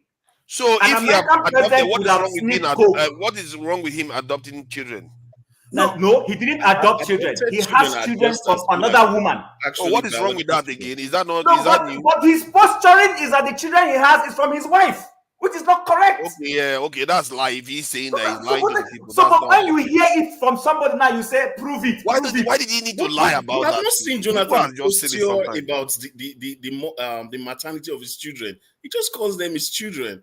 No, Ed, the point I'm trying to make is this. Our political leaders have too many things under the bridge. They always project the wrong image of themselves. We all know that Bush Jr. at some point did drugs. He did not hide it. But he will tell you, oh, he stopped doing it. The Nigerian president will make it look like he has been a saint all of his life. And then when things come out, we say it's conspiracy. Saints? I don't know anything Nigerian president has pretended that. I know what I'm saying. Those who understand what I'm saying know what I'm saying. Okay. But Nigerians are very, very wicked when it comes to lie, man. They do some wicked lies. A lot of people believe that Buhari was dead. Yeah, some of them still believe he's still dead. It was only IPOP people. It was only IPOP people that believed it. I didn't believe it for one day. Not even for 1 second. I did ask a few questions, so they almost got me. I was like, could he possibly be dead? But it doesn't make sense. People believe all kinds of nonsense. Maska, please, thank you for joining us. What do you think about? Is Buhari the worst president? You can comment on Aisha Yesufu too. Well, I mean, why are you in black and white? Oh, me? You're black and white. Yeah. It just looks like black and white. The camera don't have a good color. No, I think, well, maybe there's some technological issues. I don't know. Maybe everything is black or white. Anyway, can you hear me? Master, go on before your internet goes off. Please go on. Okay. I actually believe, I would say was, it's not the kind of statement I will make because you have to go into a lot of mathematical analysis to determine who is worse. But I would say generally they were 2 bad leaders. And unfortunately, when you look at their personality, they would have been the best of the best. But I guess it was Chim who was saying that the quality of leadership has nothing to do with personality. And I think this should be a big lesson for the country. Because we bash a lot of people because of their own. Take for instance, let's say Trump. You bash him for who he is personally. But I think we need to, as Nigerians, begin to discern between the person as he is and the capacity or the qualities that would be required for the person to do the job that is at hand. Buhari was really a bad case. And for me, there are 2 indices, sincerely speaking. When Jonathan was there, I drive from Abuja to Kano. It was supposed to be a 4-hour drive, but because of the roadblocks, the checks on the road, we normally spend like 8 or 9 hours, and we used to complain.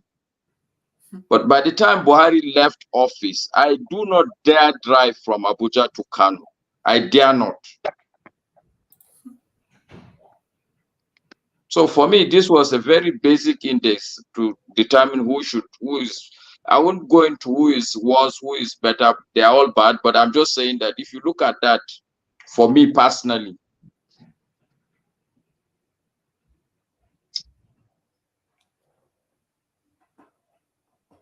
Chim, your prophecy. the second, Yeah, you were frozen a moment ago. Please go ahead. yeah, the second indices. He's gone. I can't hear him. He's doing bye-bye. I think leadership is a very strange thing. I think we may even discuss that, because what you said about personality doesn't matter too much about leadership. There's some truth there. I think somebody was saying that leadership, morality doesn't even come into it in terms of the way we understand morality. That in the end is the greater good. That's all that matters for leadership. They can be cruel, they can be unjust, they can be anything. And history has suggested that's true. You can see leaders that have slaughtered millions and they go and worship them as great leaders. While the ones that are nice people, they will throw them out of office, that they're useless leaders. Like Jonathan, now nobody is going to say Jonathan is a mean person. And look at how we are bad-mouthing him. So please go ahead, Masca. I was saying that the second indices for me, it's the exchange rate. If you look at the exchange rate during Jonathan Goodluck, as bad as he was, there was some semblance of order around it. But today, if you look at the exchange rate, or even when Buhari was living, it was just crazy. You know, another indices was the inflation rate also. Things were stable during Goodluck Jonathan's time, but they are not as stable as they were supposed to be when Buhari was there. Of course, one can also argue that the chief architect of all these demise in terms of the exchange rate, the inflation, you can say is Goodluck Jonathan, because he was the one who brought Emefiele as central bank governor. But I mean, nobody forced Buhari to remain with Emefiele, you know. So it's a sad discussion for me. But the point also for me, I want to highlight to us is the fact that, unfortunately for us also as a people, we're still being fooled by this idea of a person as a leader, as a messiah. We're still looking for a messiah. That will never happen. If you vote Peter Obi today, the fact is that it will be the same storyline. As long as Nigerians do not change their understanding of leadership, which is why I really like James' points today. You have to hold people accountable. You have to. Our attitude in Nigeria, we elect people, we then go to sleep and think that they should do the magic. We have done our own part. That is no. You have to, all of us as citizens, we have to constantly be there. Even if you're my best friend that I elected you, I have to be telling you the truth. I have to be telling you the truth day in, day out. If I really want to remain a good friend, I can't just support you during election and then you are taking wrong decisions and I'm not saying anything to you. True. I would want to stop here.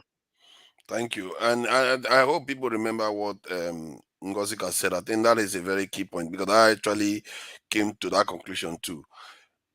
We have to sometimes focus on one thing, solve that one, and move on. I've seen that happen in the West here, where media platform will campaign for one specific stuff, focus on it, and in a way it's amplifying it when you say it over and over again, so that your leaders will know that, okay, people care about this issue. And for me, I've never seen people focus on security, focus on electricity, focus on healthcare. We talk about all of them at the same time. And I think maybe that's not the people. That is, see, you have a valid point. I agree with you totally. But you see, we tend to forget one thing. If you listen to people who follow, let's use the typical American election system we keep using to evaluate. Notice that the Democrats, when they were trying to make sure they held Trump accountable, all their media affiliated organizations, the CNN, the MSNBCs, everybody went against him and they stayed on the messaging. My question is this: we have oppositions in Nigeria. Why can't those oppositions, I mean, APC found media-friendly institutions when they were in opposition to help them drum down their views. People may not understand me. I'm not here to support APC. I'm just saying this is politics. If you say you don't like a party and you want to get them out, go and do your strategy. It's the media that pulls down, that influences public views. The way they drum it down, they drum it down, they drum it down, they drum it down. Before you know it, even if it's a lie, it becomes the accepted Bible for everybody and informs voting.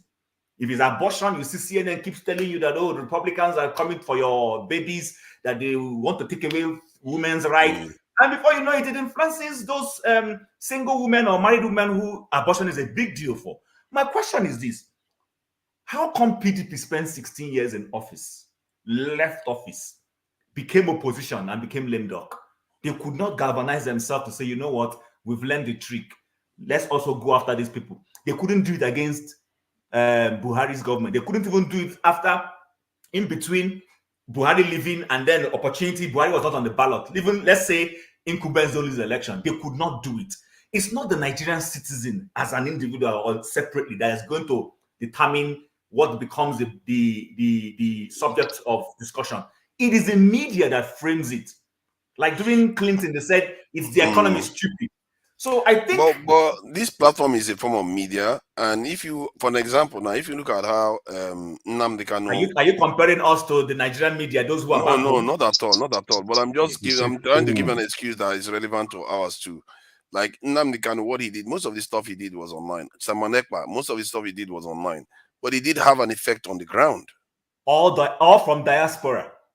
But he did have, the point is that he had the effect on the ground. I'm not doubting you. I'm just saying those media on ground, how are they helping to influence the voter with their views? I know the next defense is going to be that, oh, it's not easy to be operating from Nigeria, that incumbency we could also be calling the media out there. See, if you keep like, you know, was it not that was it Saving Messiah or Isaiah or something in the Nigerian drama that says nobody's coming to save us? Do you think Atiku is going to leave Dubai? Don't worry about him. You have to do what you can do now. And if you have some power to do something, there's no use complaining to somebody that doesn't want to do the job. We have to take this thing and do the ones we can do. Because there's no use being here just talking about different things over and over again when we don't settle down. And I actually believe in that, because I said that before, that we don't focus on one thing and make a specific demand. And that's something our leaders do very well. When they're campaigning, they will make a general demand. They don't tell you, like in the UK, they will cost it. They will tell you what they're going to do with it and how much it's going to cost precisely and how they're going to do it. But in Nigeria, I'm going to give you 24 hours power supply. How? There's no explanation. Put me backstage, please. All right. There's no explanation. I will soon leave it. Just to make one point. You know, yesterday I was going about something and everybody thought I was crazy when I said we shouldn't listen to Tinubu's daughter. So I'm happy you brought up this issue of staying on a single subject matter. Listen, Tinubu, I'm not praising him. For those who think, oh, I'm here to praise him. No. But you know what? We need to acknowledge what he is doing as a politician. This man knows that the media is critical. He owns one. 2, see the number of investments in terms of appointments he made into media. That was crazy. That's 2. Thirdly, do you see how his children, his apologists, everybody's on Twitter. Everybody is doing things to make sure they project him in a good light, including that his daughter I said we shouldn't listen to yesterday. This is why, because they understand the psyche, they understand the power of taking possession of the narrative, being the one in charge of the narrative. That's where Jonathan lost it for himself. He was careless when it came to managing power, managing the media influence and everything. Tinubu does not want to be careless with it. He knows he's going to influence a lot of things, and that's why he's investing in it. We can deride it, stay here and laugh about it, but that's the truth. He understands it. To be fair, I'm willing to forgive Jonathan, because in the context of Nigeria, he had a lot of headwinds against him. If he had come at a time like now, like during this cycle where Tinubu or Peter Obi or anybody could become president, I think the headwind would be different. The headwind against him was a little bit heavy, and I don't think people understand that enough. Forefathers. For me, anyway. If anybody was a lucky president, it was Goodluck Jonathan. Do you know how much money the revenue they got? What better headwind are you going to look for other than an economic headwind? And the economy was better. From what I gathered, the economy was better under him. And politically had a big favor problem for policy changing. So what are you talking about? See, there are a lot of people, in Nigeria that I know, that rotational government that he became the president when he wasn't supposed to be was a lot of problem in the north. They would not like it, and the more popular he is, the more annoyed they get. So you can see why that headwind is always there. They were even threatening to even form their own state or something like that if they didn't hand over power. That is how bad it was getting. So for me, on that part, I feel a little bit sympathetic towards him. And I like the way he also handed power over. That was a legacy that is not easy to get done. To switch from one party to another He has party, no he did choice that at well. that point anyway. He already lost the ground. So what are you talking about? There is some truth there, but still, you No, have to give I somebody give it to credit. him. I agree with you. I give it to him. I mean, if he was a stubborn person, he could have put the country into a chaos. See, the thing with our people is this: people just want to, accept what makes them happy and not be rational and look at things critically. I have nothing against Jonathan. If I compare Jonathan versus Buhari, I think Jonathan was a better leader. But guess what? At the time when that election was coming up, Jonathan was not projected as a good leader. Everything was so, it gave people room to say, you know what, let's try someone else. So that's why I keep saying he gave room for those things. I also think PDP as a party mismanaged 16 years. They became very arrogant. And people were like, okay, this party says they want to rule us for 60 years. Let's push them out. Just what I'm saying. So, I mean, that APC came under Buhari and did not manage the goodwill does not in any way take away the fact that Jonathan also was on a bad trajectory politically. His economy, like Masca rightly said, was good. His economy was good. Everybody says the economy was good. Well, what did he actually do to make it good? That we should give him credit go for. to Mazi. I'm not saying that his economy was good, though, because when you compare the amount of money they got and where they left the country, it was bad economics. And for starters, for him to have sacked one of the best central bank governors we have had is bad economic management. Clearly, I agree with you. They were the people that laid the foundation for these exchange issues we were having, where money that is coming from our your audio is gone. Yeah, Mazi Prince, thank you for joining us. Yeah, what do you think about what you've had so far? So far I've been quiet and no interrupt anybody, right? I hope you were managing the time. You were looking at the time, because when I start mine. Basically, why I don't really dwell much on Nigerian politics when it comes to Jonathan and Buhari, in the sense that when I'm talking about the Fourth Republic, I think we are still in Fourth Republic in Nigeria, is because before the both of them came in, I was already out of Nigeria. However, I supported Jonathan. No matter what, I did campaign for him from here. If you go on my Twitter, if you go on my Facebook, you see it was all Jonathan. Why? Because I knew Buhari before now. I knew when he came in as a military dictator. I didn't like that. I knew what we suffered. I knew how it was that for essential commodities we had to queue. Then they will say, oh, because then my dad worked at PNT, postal and telecommunication. So they will say, oh, today is postal and telecommunication time. So now, he would, for them to take their turn, they will line up in order to buy essential commodities, which is like Bonvita, sugar, milk, and all that kind of a thing. And it was really a put up for me, because we had to be the one to go and collect it. He will, they will do whatever it is, but we'll be the one to take it home. So I didn't like that, and I knew something was wrong at that time. Moving forward, just like I said, Jonathan, had the opportunity to make things right when he was being accused, when his ministers, were being exposed. There was a time given to Jonathan to come to the foreign media. Even CNN, Christian Amampo interviewed this man, and he was still on TV lying. Lying. I didn't like that. And people always talk about when people want to talk about Jonathan, they always want to accuse Obama of being like, was it Obama that voted Buhari? Why are we always this backward? And then the next thing they will talk, because he didn't support LGBTQ, whatever. Who cares? Who cares? The only reason, and it's kind of like, I don't know if it's misconception or it's just that people just want to be arrogant in saying that Obama was forcing Africans to support LGBT. He didn't force anybody. The only thing that man did was to say that we shouldn't kill, because then in some countries, those people were being pied. Those people were being pied, like in Uganda.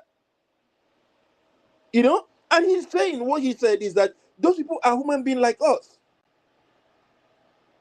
Do I like jungle justice? I don't like it. But do I like people stealing? No, I don't.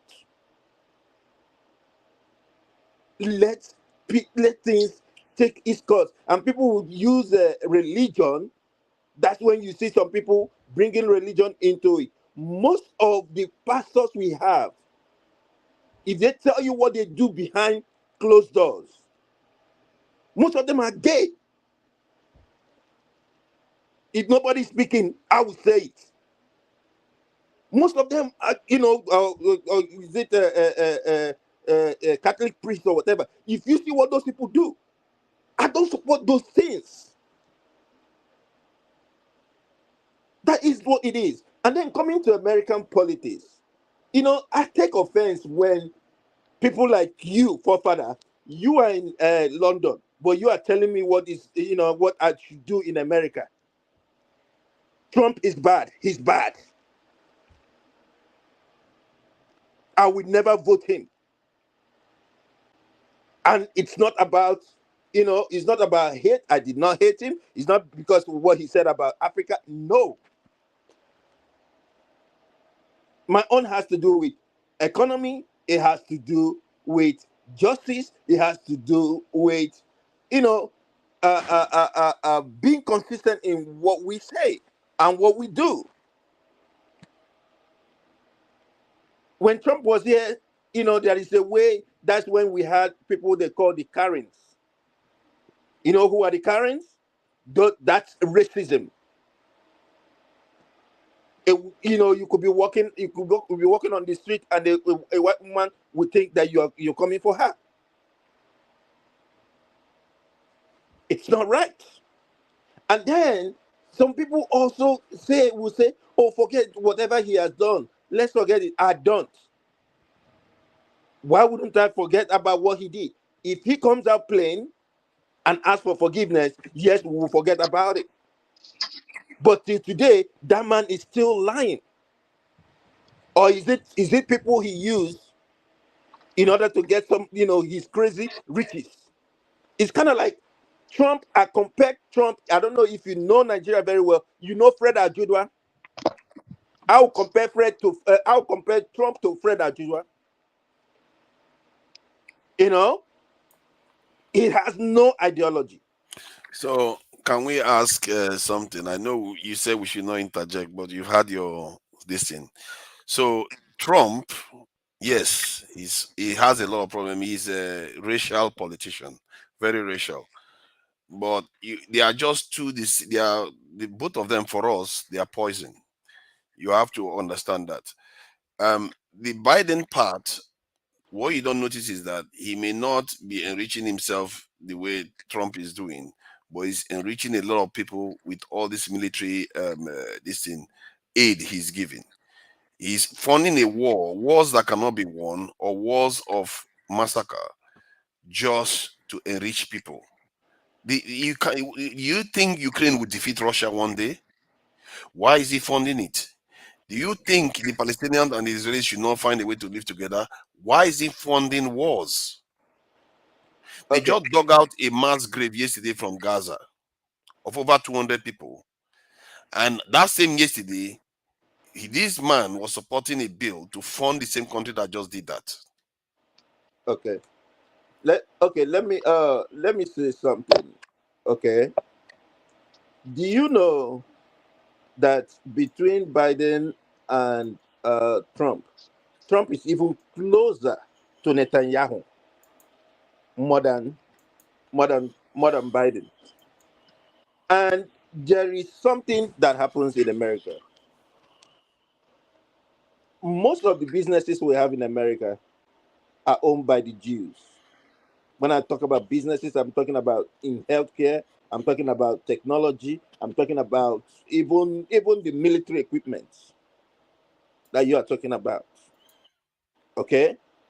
Do I love war? No, I don't. Mama, be careful. I don't love war, but at the end of the day, I love the fact that America is supporting Ukraine. You know why? When Trump was in office, so many revelations about how it is that the Russians were getting ready to attack the Ukrainians after taking Crimea and all that kind of a thing were being revealed. And what did Trump do? He sent them whatever he sent, javelins and some weak weapons and all that kind of a thing. Why? Because he was closer to Putin. Okay? Yes. He was closer to Putin. Now, and then he also try to play politics with people's lives, telling Ukraine that he wants Ukraine to do his dirty deal because of politics. What did he do? Okay, he wanted the president at that time, Ukrainian president was elected, and he wanted Ukrainian president to declare that Joe Biden's son is indicted. To come up. Well, he was indicted in the end. That's a different forefathers. Those are dirty games. He was saying it in such a way that, if you remember, Trump and Hillary Clinton, Trump only won on one topic when the FBI guy came out and stated that Hillary Clinton is being investigated. You understand? At that point, that was when you see Trump. That was even the day that Trump actually won. So, but why don't we select? Why don't we just vote a black candidate instead of worrying about these people? These people, they don't care about us. Vote a black candidate that is going to wield power for your own interest. Because what has Biden done for black community? No, is there anything he's done for the black community specifically?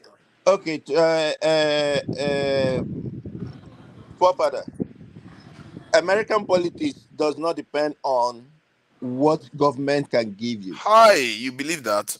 Yes, I believe that, and I've lived it. So it's by coincidence that the black people are doing worse. Lived it. Yes, I've lived it. Those people who wait for handouts should be ashamed of themselves.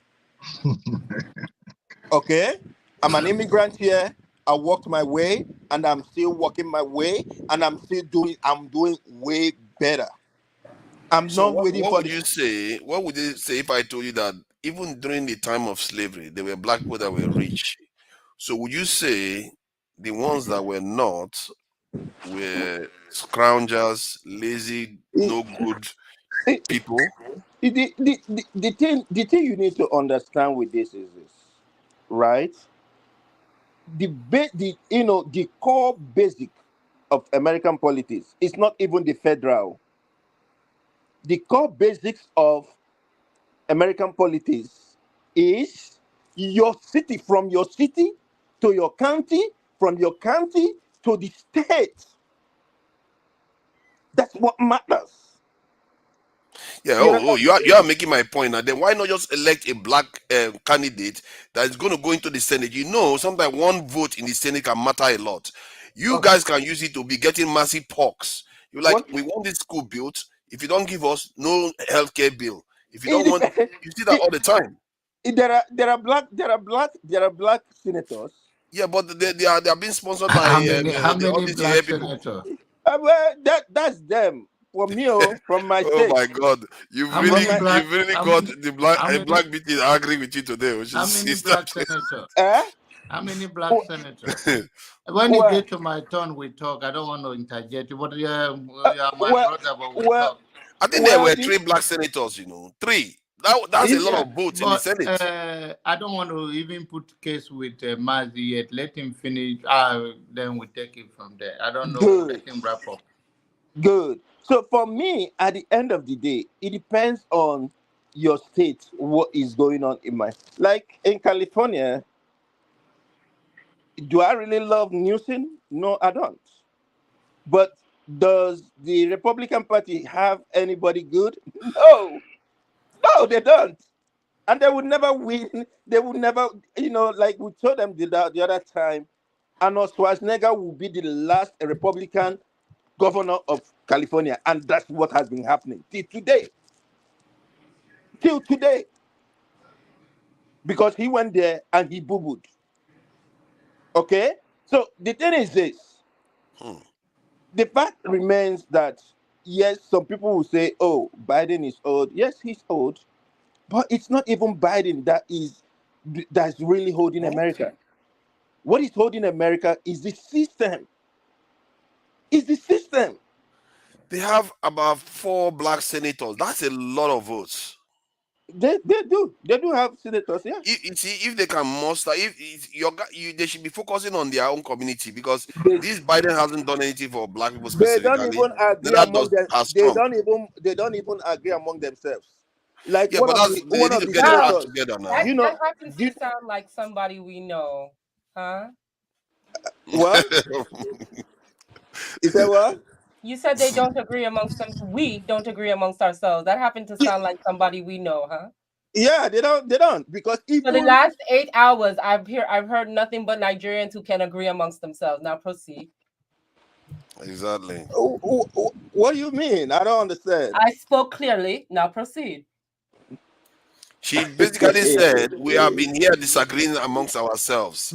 So it means that we are acting consistent with what the African Americans are doing too. I mean, we are you. Hold on, we are you. So we get it from you. I'm not looking at when it comes to race. Remember, like I told you, I don't have any color. Black American. You just call yourself black color. Color. That's why. You understand what I mean? When I mean color, Black American is Black American. I'm Black American. I don't do I'm Nigerian. You have tribe. I don't know. I don't do Lord that. Lugard said that you had a color. You know, Lord Lugard, who created your country, they said you had a color. You don't have one. Black Beauty, why are you on me today? Because you said something that is quite disrespectful to my grandmother who just passed last year, to my great grandparents. On my mother's side, my dad is a Jamaican. My mother is a Black American of Nigerian descent. Mm-hmm. You said something very disrespectful. You said that we are people that don't understand or don't care to be, or maybe we're lazy, a part of this economic system, when in fact we are the backbone of this economic system. No. I didn't even mean it that way. Even when you talk about economic viability, if we even have more white people, I don't know, the area you stay in. I live in New York City, and I work on Wall Street. Okay. The same Wall Street that was built off the basis points on the backs of Black slaves. Now correct yourself. Know your history. Know your history. Oh my God. The thing I'm going to say right now is the same thing I say on Black American channels. How dare you all? I don't want now one person on this panel to sit here and think they do better than me. I bet you don't make as much as I make, USD or Naira. Now go forward. Black Beauty, nobody is here to fight with you. I am black and beautiful. Now next. And you make, darling? and How much you make, darling? And darling, how much you make? Enough to buy a whole house on the island. Next. I'm a professional trader, in case you I don't know. So, Oh, what's going on here, man? Don't start this nonsense. I know who gets their money on these panels. You, People AY, start and bringing this down. I know who gets their money on these panels. It's awful. And we don't have to speak. We don't have to, you know what we don't have to do? We don't have to reach into the Nigerian public and denigrate our Nigerian brothers. I recognize that when I look to apply for a job as a director at Access Bank, where I live down the block, that the people that were at Access Bank making $400,000 a month were making 1/10 of my salary. Now do the math yourself. I didn't have it. Black Beauty, I don't even know why. I think the way you were saying it, that like the people that are not succeeding, they are lazy. It's not nice. The person that set up one of the major banks, please, if I may say one of the directors, one of the regional directors, who set up Listen, one of the Nigerians are major great banks at in math. Gambia. I want you to do the maths. Black Beauty have just Your obstructed my country chain could of not thought afford to now. pay me if they wanted to pay me my low end salary. I think we Now, started, do the your math. chain of thought has been thrown off a long time. When I you know, don't like, even, what is that? What is you know, I wanted to tell you that stop struggling, because even with the Biden one, you couldn't even explain it very well when I asked you. Let me explain to you why people. Let me explain to you why people of all colors are now advocating behind Trump. We don't give a damn if he's racist or not. All I know is that every time I look at my paycheck under Biden, there's more and more taxation coming out. The same tax money that I'm going to use to repatriate your country. The same tax money that I take for Dirty December. Right? The same tax money that I go to spend in the bars and to buy land on the mainland and to go and help out my Nigerian family and friends. I can't afford to do it if I get taxed more heavily, correct? That's true, but Trump too is. But personally, I don't support any of them.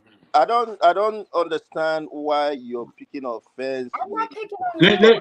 If I can jump in real quick, because this is guys. I'm not picking on anyone. I'm picking on a Nigerian mindset. You are taking this out of context. It's you know, the conversation been going. We've all been very patient. Mazi, but I must put to you. Take a break. Think about what you're going to say.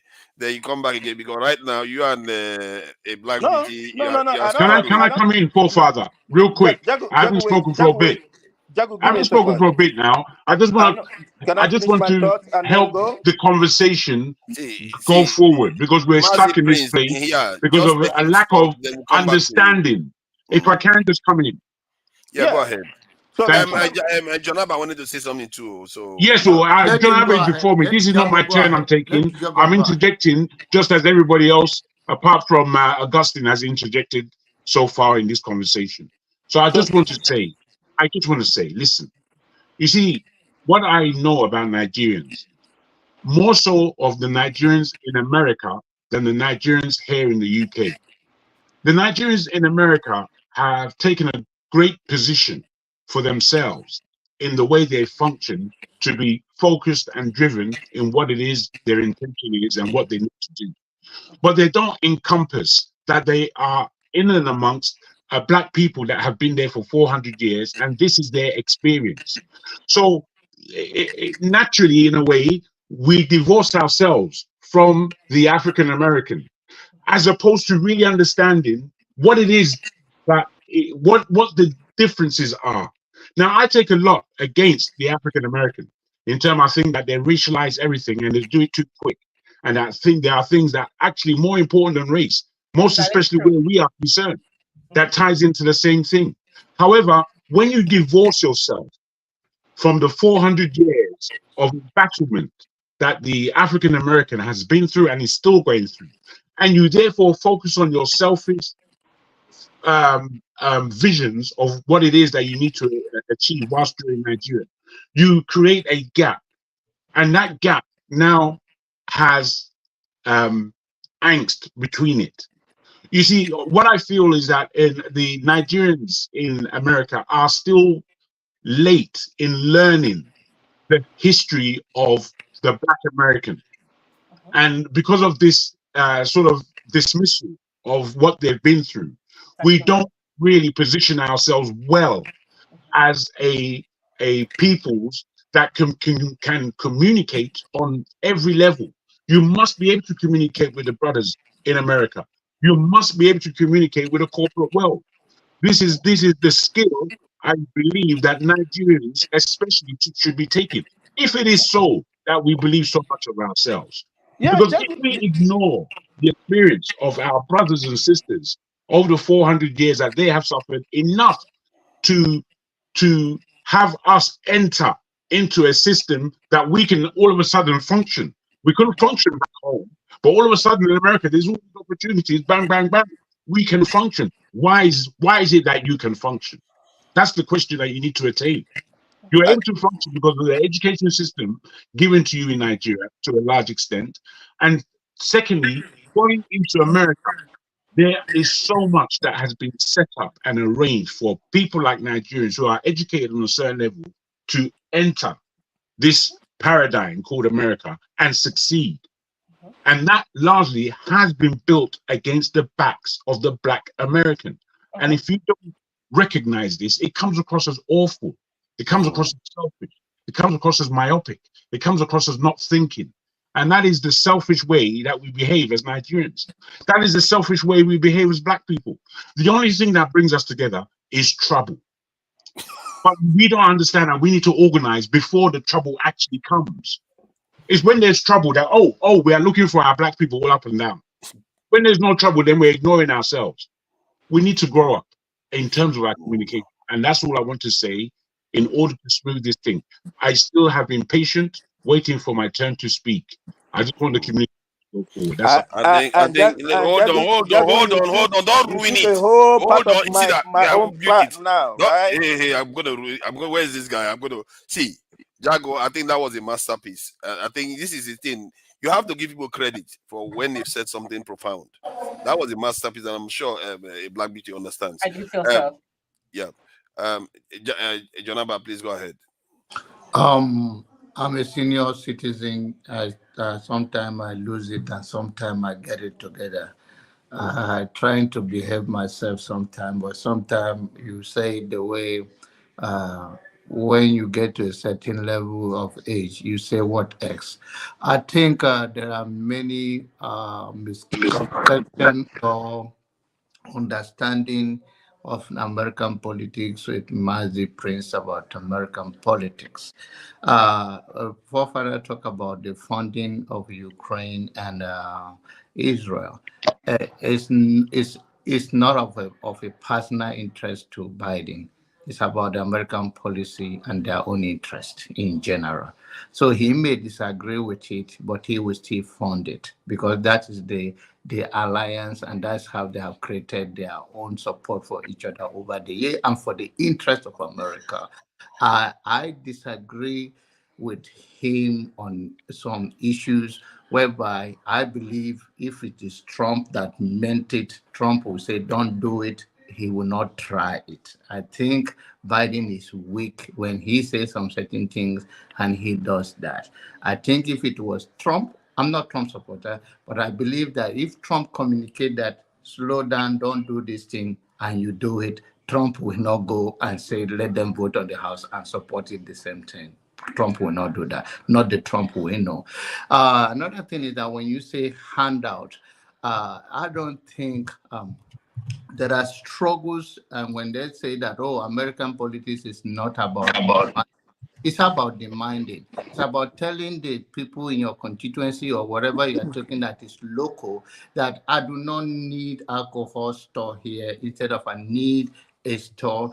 I do not need just to be given a car loan, car devalue. I want a house loan. I do not need interest rate to go up on equal justice for all. So there are many things in the system that is against whether you want to call it in general the poor people or Black people. There are many things that their constituency need that they may demand for whosoever is representing them. In the history of America, there are places in America that almost 80% are Black and the white man is their mayor. how that happened. It's the same thing. Why can't we say that, okay, you vote for your color, but sometimes we can look beyond that and say, okay, it's about good leadership, it's about good intention, it's about, it cannot always be about color, it can always be about race. So we can come up to, people can, what difference does it make if you are drowning right now and a white man reach out to help you? Will you say, don't help me because you are white? You can't say that. So it's in life, we cannot make everything about racial John, issues. I happen to agree with you, but I just wanted to read you the numbers of the federal aid package that was passed over the past couple of hours. You want to hear it? Okay. 60.8 billion going to Ukraine, 26.4 billion going to Israel, and 8 billion going to Taiwan. Now, where is the American taxpayer? It's not about color. Like you said, Yes. It's about how all of us that are here, including Nigerians who are here, We working are their working asses and off, our taxpayer, are being taxed heavily. Yes, yes. Heavily. This is So about to become Switzerland and Sweden I saw in the about figure. 5 minutes. I saw the figure. So it is all about the interest of the elite and the power that they're trying to preserve. It's not like they're trying to do anything to the ordinary person, but it's about their ego and power struggle around the world. But then coming to the issue of black people in the House of Rep or in the Senate, you say we have 4 senators. Sometimes they use this us as a stooge, even a place of work. They can take one of you and very close. I have seen it over the years that I've lived in America. I've lived in New York over the years and all of that. So I now walk around America. So I've seen where in the office. That's a token Negro. We call that the token Negro. Yeah, they will get one of you and to make a supervisor, because what you can tag them as a racial issue, you cannot access them again. You are dealing with your black brother, your black sister, who say you cannot take off on this day, or you can come and fight. You say your job is not good, and you get. So we have different. They have a different strategies whereby the we can speak through our vote to say enough is enough. You cannot use us this way. And that is the voice, and that has nothing to do with the general election. You can do it from your local election, but the general election as well, of course, is very important. But in most cases, many Nigerians do not get involved in local election. They only do the general election, which is the presidential election. But that's a lot of people in general, not just Nigerians. That's black people, white people. That most white people get involved more on the local election than the black people. They do. They do. Even out here, you see them with their tables and stuff like that. They are the ones who do. That's why they have the local power. Yes, that's yes, true. and that is what we should encourage ourselves to get involved. That the power is grassroots and all politics is local. When we understand that, then we can change. We can have more voices in Washington, and we can say, okay, we don't want this kind of a thing in this environment. You cannot be taxing us like some places in Texas. You see how heavily we get taxed, and somebody that have 11 acres plus, you that have less than an acre where you build your house, you pay more than those people. Yeah, because they get subsidies and they get they get break. You see, so and who are those people? Those are middle class or more of the lower level people. But is it not what Trump said before, that the whole thing is stitched up? It's the same in the UK too. It's something they've admitted to. Even council tax, they have something they call council tax in the UK. The banding system was done to favor the elites. Yeah. Where somebody that is middle class that owns a property will pay more than heavily the more. That is, if actually, if you have like animal in your property, if it's more than 11 acres in Texas, it's like basically you're paying nothing. And somebody that lives in less than half acre will pay more taxes than you. And those those people who can afford to pay to have more than 11 acres plus and so on. They are the rich people, right? So the poor people are always together in one place and pay so much. And so those are the way we all get involved in politics. The thing is, right, is that I don't know about you all's opinion, but in my opinion, America can't afford this foreign aid package. We can't afford this. Yes, you can. You print money for free in this country. I know you all come here from Nigeria and you see this wonderful, beautiful, developed place. There is a lot that needs to be done. There's bridges falling down here. There's trillions of dollars owed to China. There's plenty of debt that people have undergone in pursuing their education. A lot of that stuff has to be addressed. Yeah. There are a lot of things that have to be addressed before they give This this stuff money has out. to be addressed, do we not look upon it carefully enough that the immigrant population in America are also paying tax? One, and Yes. two, why is it so significant always for country people to look at immigration with so much blame and disdain? Because the immigrant populations, I won't blow the trumpet of any immigrant populations, but the fact remains that immigrant populations prop up the economy of any country. And the way I see it across the world, especially in the West, here in the UK and in America, they always seem to suffer the same narrative of a problem. And they point the finger at the immigrant populations who are obviously coming to richer nations than their own, knowing that the West has everything. The West has stolen everything. Yes. So the reason why people will move from a rich country like Nigeria to a richer nation like America or the UK is because they know basically I'm going to where there's money. I'm going to where access. I'm going to where the sweat of my brow would mean a pretty penny in my pocket. I'm going to where I can grow my family. In Nigeria, you can do this, but it is archaic. And we have to understand the balance of the world, because pointing the finger is... So what you're saying is correct. But wouldn't that also suggest that the money shouldn't be going out, that it should be staying within to address and help? You see, again, this is why I like the conversation between yourself and John Abba, because it is about organization. If we are not communicating as a Black people in America and in the West as to how we galvanize, how we see what is the intricacies of our culture, what do we believe in and what do we discard? What are things that obviously we have to pull people together with different ideas? However, we leave ideas that are on the periphery because they're not that important. All I really want to say, I'm saying this directly. if you can let me land, Black Beauty. All I really want to say is that I learned something between yourself and John Abba's conversation. And what I learned is within my suspicion that basically Black people in America and here in the UK are not coming together enough politically. They do not know or do not see the importance of coming together politically in order to enter the mainstream with a different projection. We're clutching at straws all the time and pulling ourselves down all the time. This is not the way to go forward. We have to be able to stand on each other's backs and pull ourselves up and out of the mire that we're in. But let me ask you a question. What I'm saying directly, because I'm speaking to these exact numbers that just came out yesterday.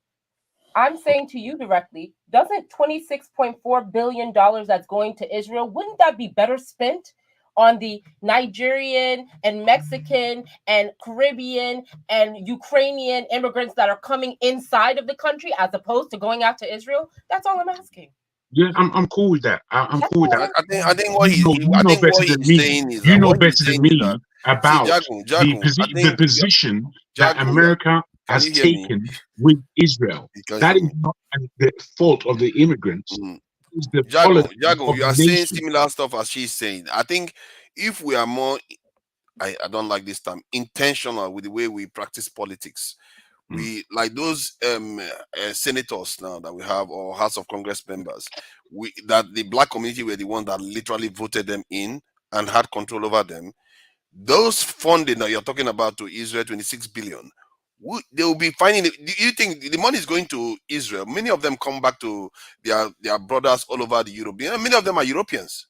I was watching a video about Israeli soldiers. They say, where did your accent come from? From Michigan. They are everywhere. They are, all that money that goes to Israel comes back to them again, even in America. So if we are more intentional, you will be able to influence and I actually think the Black community has a lot of power in America. It's just that they have not been intentional about it so far. But look at us now. We are all talking now. And when that starts happening, you start seeing the change start happening. All this Biden nonsense that don't want to give us anything at all. George Floyd died. Even to pass a simple law, they refused to pass it. And they went and passed a law for the Asians. I was so miffed by that. I will never forgive Trump for that. I will never Biden for that. I will never forgive him for that. And it was the black boy that got him this year appointed as the flag bearer for Democratic Party, because he was floundering. Bernie Sanders was doing so well that I think they got to Mississippi or one of these states, and that senior member of House of Congress, Can I have my time now? just went and saved him. You know, he saved him, and for what? James Clyburn that saved him. Yeah, Clyburn. Yeah, saved him for what? For him not to even pass one law to just change something for the black community in that place. I don't even know anything he's done. Everything he's done is just for everybody. But when it comes to Israel or any Ukraine, he knows how to be specific. Forefathers, can't we take the 60 billion that's going to Ukraine and the Nigerian Americans that are now in this country and the Black Americans that are here? Can't we lobby together and try to encourage more movement from Nigeria into this country with that money as opposed to giving it to Ukraine? But they are preserving what we have to be intentional. That's why we are not getting it. We are not. It won't happen. Organized. It won't happen. It will never happen. You know why? It won't happen because how will they sell their weapons? Exactly. Yeah, it's business. They will give the weapons to us. They can give the weapons to us. Can I have my turn now? They are giving Japan a lot of weapons. Why are they not giving it to us? We are here using think and weapons. You don't finish now. No, I was being interrupted. Bro, so you were there for a good 15 minutes, man. Nobody should even say that at all. I think nobody should even say that. Brian, you know, people have not seen your face. This place, this one is where people show their face. So if you want to say something, then you will have to go back if you are not going to come up, as they say. So, Papa, what I'm saying? No. Just wait. Let Brian just say something quickly so that he can go. How you doing, everybody? Happy Sunday. Happy, good afternoon, good evening, wherever you might be in this planet. I might have to throw a little pushback on Junku. That's your name. How you pronounce your name, correct? Show your face. You shouldn't be. I'm gonna show my face one of these days. Later on, the next time I get on. Are you shy? Yeah, I'm shy. Did you not put your lipstick on? Got him. I'm gonna get you for that. But no, in regards to the immigration issue, I mean, as far as allowing everybody into the country and stuff like that, I have to disagree with that. I mean, here's my thing. Biden handled the immigration policy, especially with the border issue. It's not like in England you're surrounded by water. Okay, I mean, we are surrounded. I hate it to say it, by developing nations that's coming from mostly from Venezuela and other Central American countries, and also the parts of the Caribbean and whatnot. How the way he handled the immigration is pretty much totally unacceptable. And I don't blame the governors of Texas and of other states saying, okay, you guys in New York is, claiming to be sanctuary cities. We're going to send them all to you. Now, the Mayor Adams and Eric Adams is complaining about all that type of stuff going on because it's not sustainable. I mean, like mostly you guys came here legally. Okay. It'd be like a slap in the face by people coming here illegally. In other words, I don't think you're directing that to me. I think that's something that Black Beauty said, not I. No, but he's correct because there are people in Chicago, Africans from Senegal, who are coming into these forums and they are very upset. They're trying to bring their family from Senegal and these people are jumping the line. No, I'm not.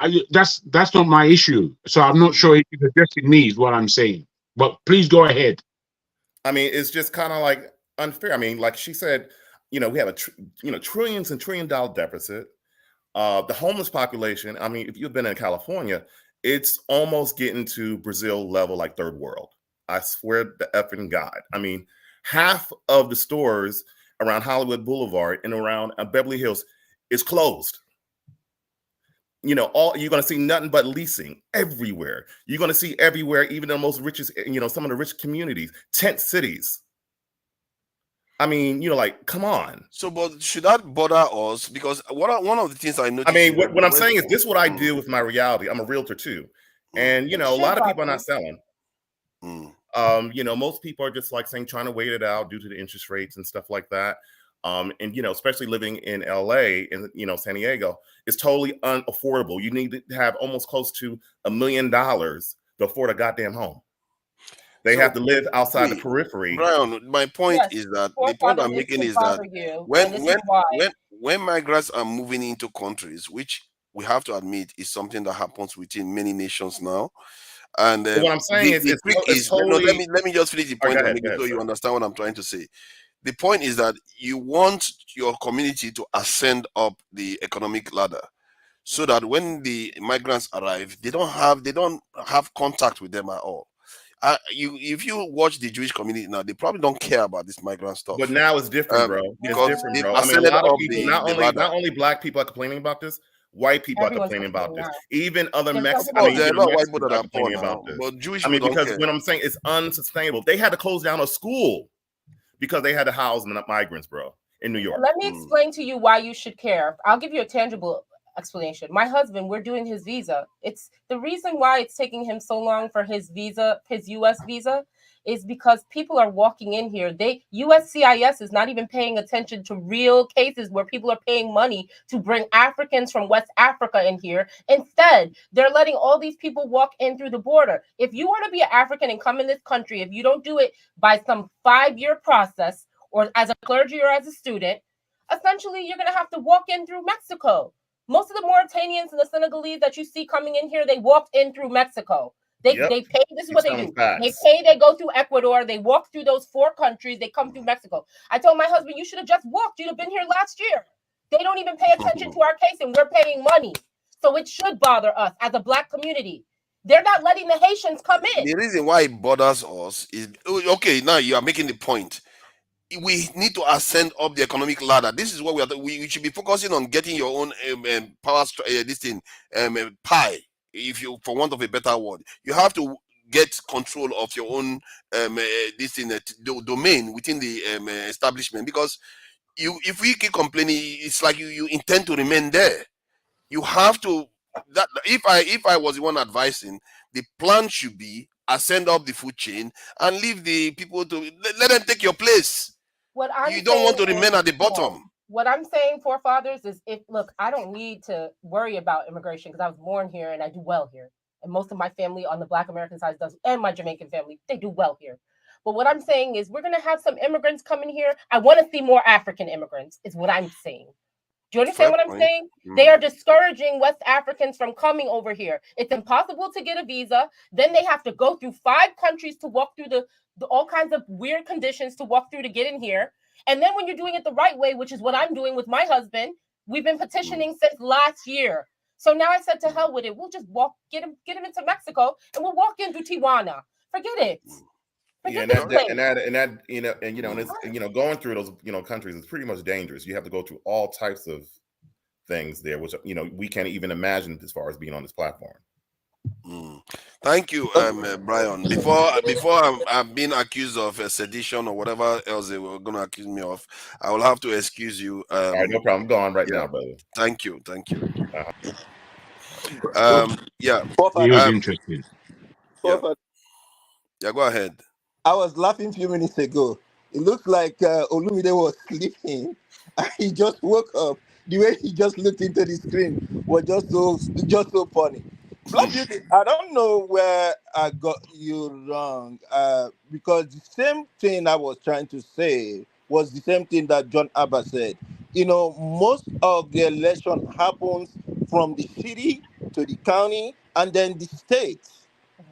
That's where most of the decisions are being made. Okay, I live here in Concord, and the person representing me. No, Concord in California. Oh, okay. Okay, and the person representing me is somebody who lives in my community. We relate, and I have most of my friends are Black Americans. That's why I told you I don't say I'm Nigerian or he's African American. I don't do that.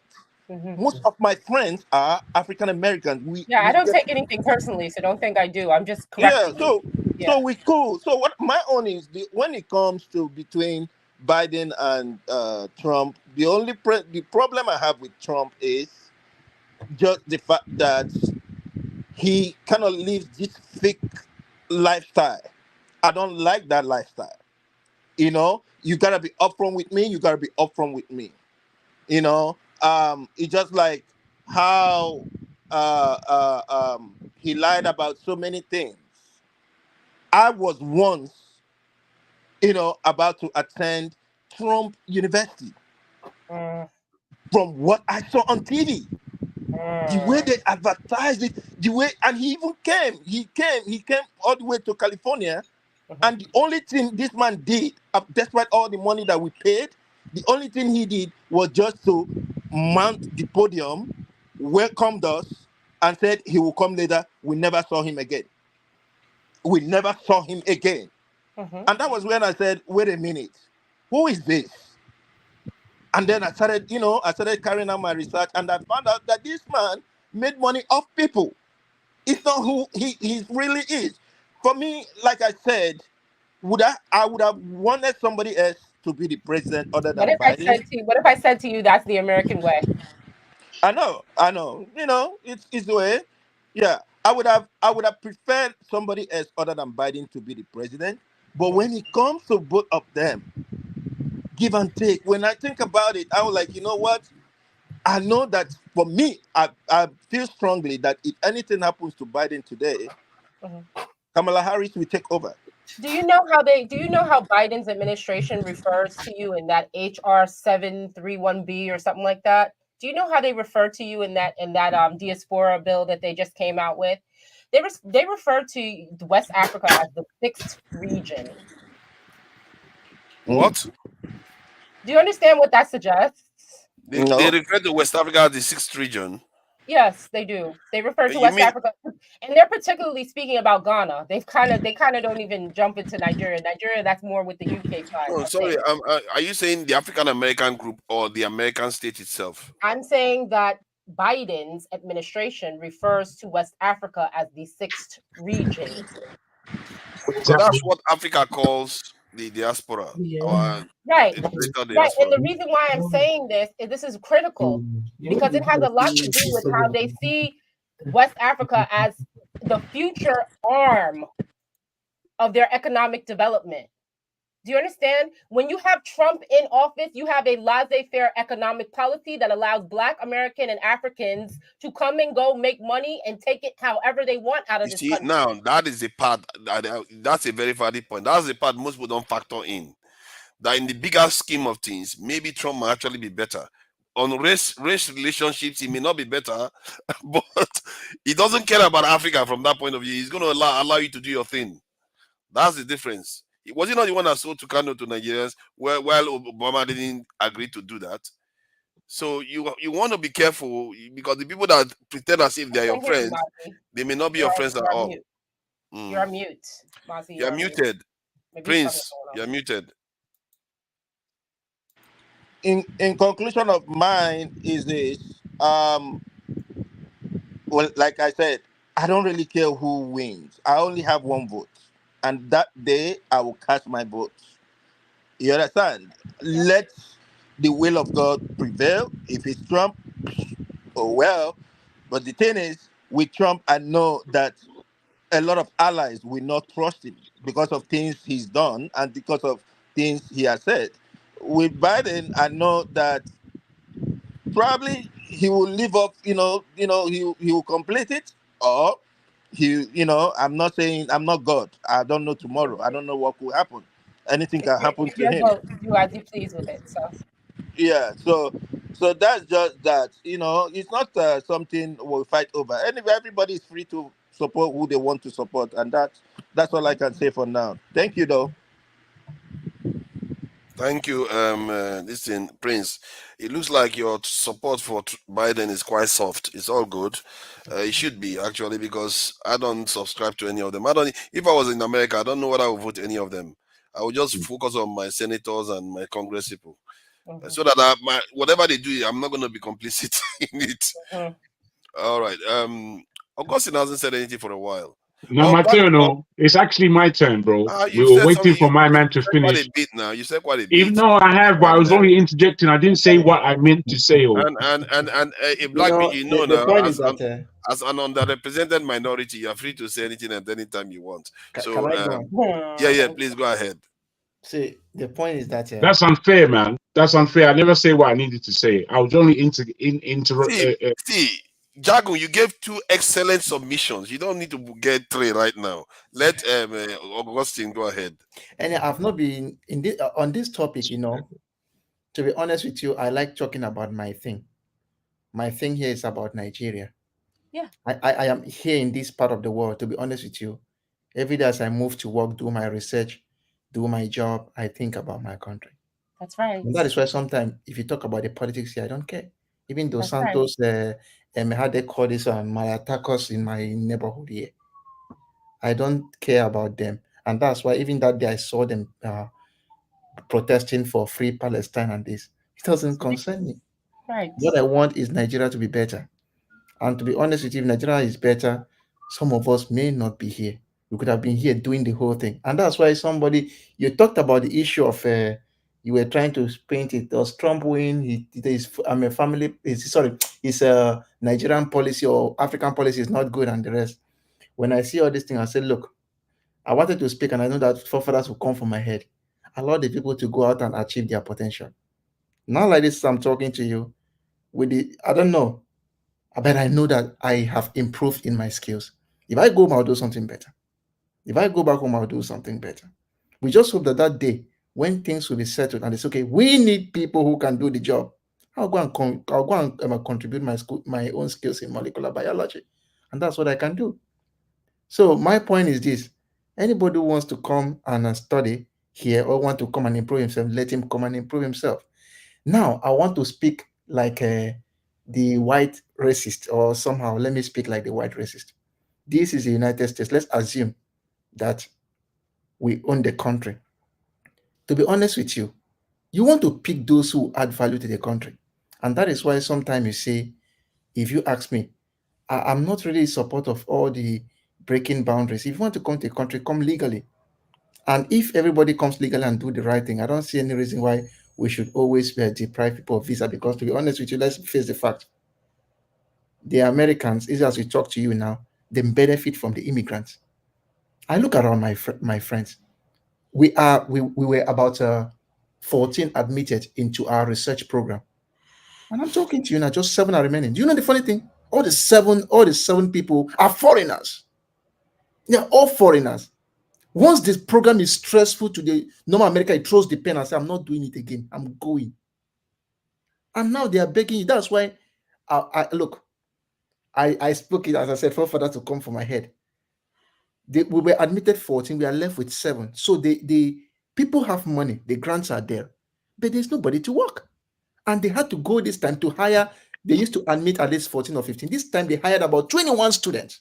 And doing the funny thing, majority are for Africa. And I will tell you, when they gave the admission, they always tell you, if you like the admission, accept it. I was basically invited in a meeting, or a Zoom meeting, like maybe a Zoom meeting, to encourage them that, okay, life here is okay, you can do it. And I know why they invited me. Because they know that they are my people. If I tell you that Augustine is doing well here, they will listen to me. Correct.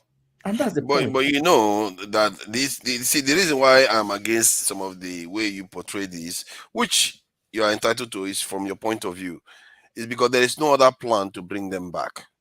Many of these people that are going, 90% of their income is going to be in the West, and they are helping the West become stronger. Like you said, something they are not willing to do. We are willing to do it to get them stronger while we are weakening our own this thing. To be honest with you, I'll tell you the truth. Let me tell you the truth. I just finished eating egusi soup and a banana. To be honest with you, I miss my home. And if Nigeria gets better, and as Peter Obi used to say, if your earnings is commensurate to your work, most of us will pack and go home. I'm telling you the truth. He will pack and go home. I'm I telling will you go the for truth. sure. I That's true. thoroughly believe that about I'm talking for myself. Even my supervisor used to tell me that I like my country a lot because I comment on political issues even on Twitter. He used to tell me that if things get better in Nigeria where we show that everything is okay, some of us will pack. Yeah, and but go. the problem is that the moment it gets to the second generation, the momentum to want to go back becomes very, very difficult. And if the government in office in Nigeria don't make a conscious effort to pull them back, is that generation they may be lost. And But that that's is the why danger. It's our problem. It's our problem. We for the always government of complain Nigeria to come up. we don't have plans. It's all every country. No, has I the agree same with issue. you on that. I agree with you on Every that. country, China, they have the that they have problem. the second generation, but they still go. The thing is to They have a always go plan back in whereby China. people go home. India, they have a plan. Their people they go home. You go to work. You go to Silicon Valley. All of them are there. Indian is CEO for Microsoft, of Google, of many other companies. Yeah, they have a lot of them. But they collaborate. So we have to raise schools. Like I have a friend of mine. He's a dean, faculty of natural sciences school. So he called me. They have this idea. They want to go into e-vehicle. I said, why? Why do you don't have comparative advantage? Why do you want to go to e-vehicle?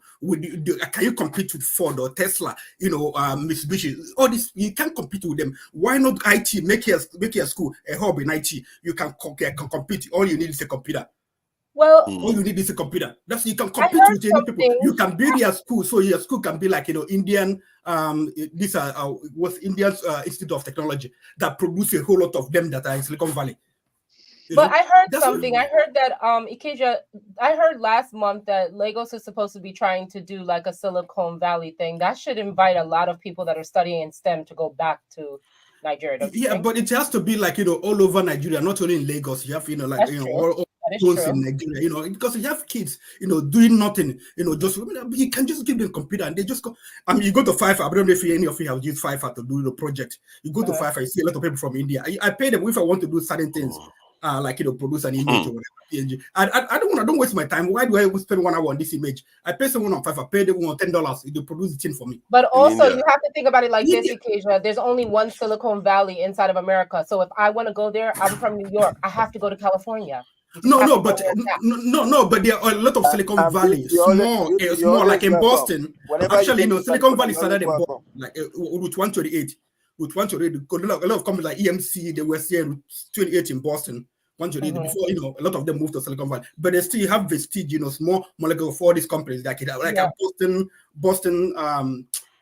Johns Creek, Georgia has its own little tech area as well. Because I was thinking about that do like a robot, Boston Thermodynamics or whatever. They're still in Boston. They have so many companies in Boston. And like in gene therapy, it's a whole lot. So it's everywhere you are, you collaborate. Actually, like Augustine was supposed to talk to him about something. You see, like a lot of companies in the US, they have a company. They have this scientific research center in Shenzhen, China.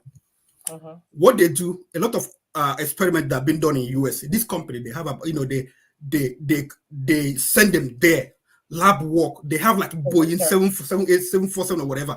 Every day they have Boeing leave, send those samples to China, Shenzhen. They will do all the research, and the next morning they will bring them back to US. We have to find cheap labor because labor is cheaper there. All these things, since we have to find a way to tap into Nigeria. Look at China. Look at US. Too far, but Nigeria is just close to Europe. 6 hours to Europe. Wait. Okay, wait. This tech hub in Lagos, if it was located in Enugu or Abia, will it have made a difference? No. Okay. Let me tell you. I have a friend of mine. He has a software company in Nigeria. In Ekulobi, Anambra State. So one day when I was like, why Ekulobi, Anambra State? Who is there? He said to me, this is I was born and raised here. I want to have it there. They have one in Lagos. I want to have it there. So anywhere the people are, as long as you have internet connectivity, good internet connectivity, they can do whatever they want to do. There are so many kids out there in Anambra. They do wonders. Like this guy, what's his name? This guy that have Bill Point or whatever. He's a millionaire. He's a multi-millionaire. his viewpoint. He's based in What's Okana the State. forefather's point that he always makes about hold on. security? Hold on. One more. You know this guy that Igbo Basic mentioned today earlier. Emma Wale from Onitsha. Okay, thank you. Yeah. Enough said. Thank you. Yeah. So what I'm trying to say is, we need to start appreciating each other. Do you know half of the kids right now in Nigeria from the East, they can't even speak their language? That's part of the brain drain. Yeah. They think it's something classy to speak English. Parents even speak English. Their kids don't even understand their language. That's not good. Yeah, because they like Japan. It's like they sold so many things to us, and we bought everything. We bought everything, swallowed it, and line who can sing. It's an embarrassment. It's embarrassment to speak. I mean, science came to Japan. Science came to Japan. Japan, they said all the science books they translated them to Japanese, so they learn science in Japanese. China the same thing. Indonesia the same thing. In their local language, but they came to Nigeria. The only Bible they translated into our local language, and then we read the Bible. Oh God, you can't make it up. Then we are really designed to farm. It's unbelievable. We read the Bible in our local language, but we can't read science in our local language. What is that? No, look at this now. This is what concerns me. This is what concerns me. When I looked at this data, we've talked about this before. The top tech CEOs in the world. Nigerians in America are supposed to be some of the most highly educated people in America in terms of education. But look at the top tech CEOs in the world. Not one of them. Not one is a black person. Not American. No black American. No, they have about 5 CEOs, 5 black. Yeah, they have CEOs, but the top ones, when you list them, about the Fortune 500 companies, they have about 5 black people. Yeah, I don't know why they didn't show up here at all in terms of these top ones, but you can see a lot of Indians here, Asians, almost any other group is present here. The reason why I'm highlighting this is because we seem to always have a kind of momentum sometimes. And somewhere along the line, we lose that momentum because the Asians never did. They embedded all the progress that they made, and they never went back. But we made progress in the 60s, 70s, and we went back again. They work together. Even in companies, you see, Indians. Like I work for a tech company, like a fine tech company, and we have office in India. You see how they help themselves. I work with them. See how they help themselves. They do. Yeah, like they bring each other up. You are looking for someone, they will refer you to an Indian person. Always. The offshore team is always in India. Hold on. Yeah. Okay, wait. When I say here, people will shout that at me that one of the core problems we have in Nigeria is not even religion, right? It is tribe. Yes. See, when it comes to the you want to refer that business to Yoruba man. Why can't you refer it to your Igbo brother? Must it be so? No. One of the things I noticed with the Indians last primarily. One thing I noticed with the Indians, according to what Okija is saying, many of them, they come from India. Some of them are even still arriving in the UK. And with this company that I went to, and you look at them, all of them Indians. And if you look at how they are earning a lot of money, and how humble they are.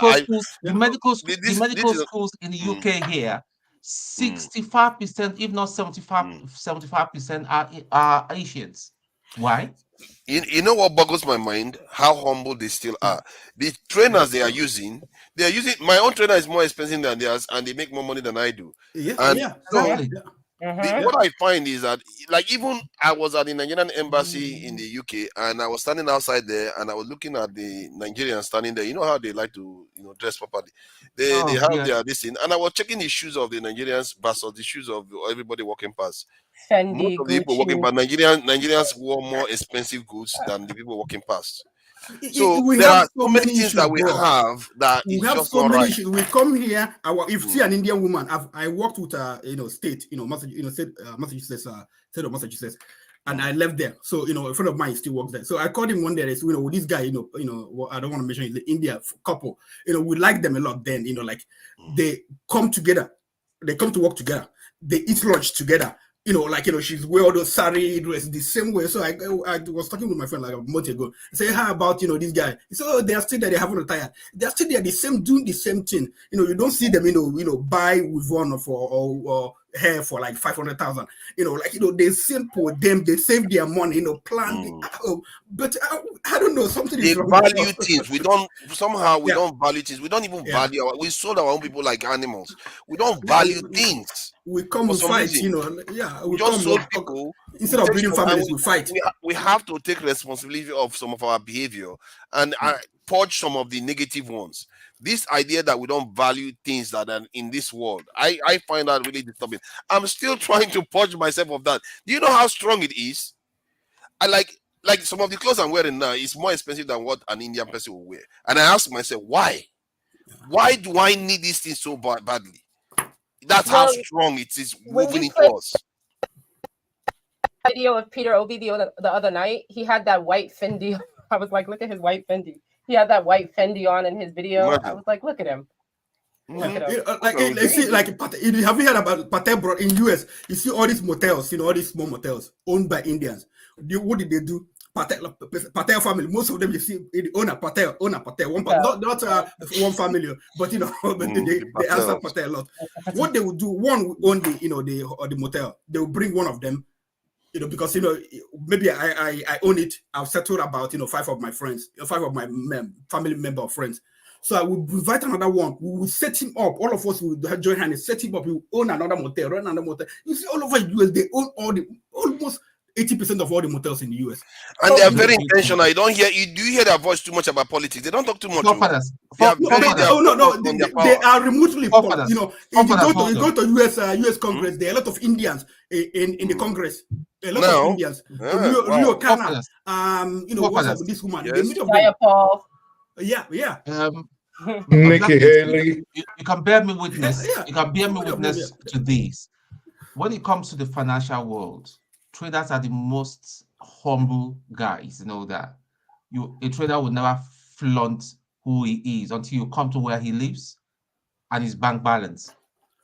A lot of traders, and when I'm talking about finance, I'm not talking about some small money because somebody. Okay, I have a friend right now. On average, the guy makes £500,000 in 3 weeks, sweatlessly. But when you see this guy, is an Asian. When you see him, is the most. I mean, you'll not even take a look at him twice. He doesn't wear designers because he tells you it's a waste of money. That he doesn't even see the reason why he should be spending money on designers. But when you go to his house, you know that this guy is see. I think it's just in our psyche as Black people. We show off. We show off a lot. We don't even know nothing about money. We want to belong to. We don't. Other That people. is why we want to belong to other people. I for one. I mean, I think everybody should be involved in the financial market. But then, going back home, where is the light? Where is the internet? It's non-existent. Even some few guys that there's 1 or 2 young people that I know in the past 3 years, they've changed their life. They bought themselves houses in Lagos and all that. Trading financial. These are the boys I mentor as far back as 5 years ago. So the thing is, if we can put ourselves together and all that, we've got a lot of brilliant minds in Nigeria, and put away this tribal thing. That's why I tell people, I say, listen, IPOB or whatever and all that. Listen, let's not even trouble ourselves about Nigeria does not give us this. Nigeria does not give us that. The governor of Abia State have shown that it can be done. Any governor can do it if they put their mind to it and all that. We should start making our regions an economic hub, a very strong economic hub and all that.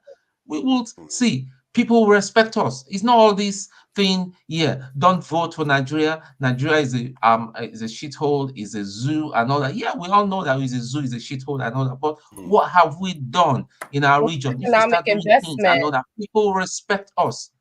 People will respect us in the southeast or the southwest, wherever we choose to start flexing our muscle, and that's the way forward. Like, for example, what you're saying now, and I agree with you. You see, that's a great example that you brought. The traders that are making all this great money, what they need to do, because a lot of these like NYU Langone, that is a person's name.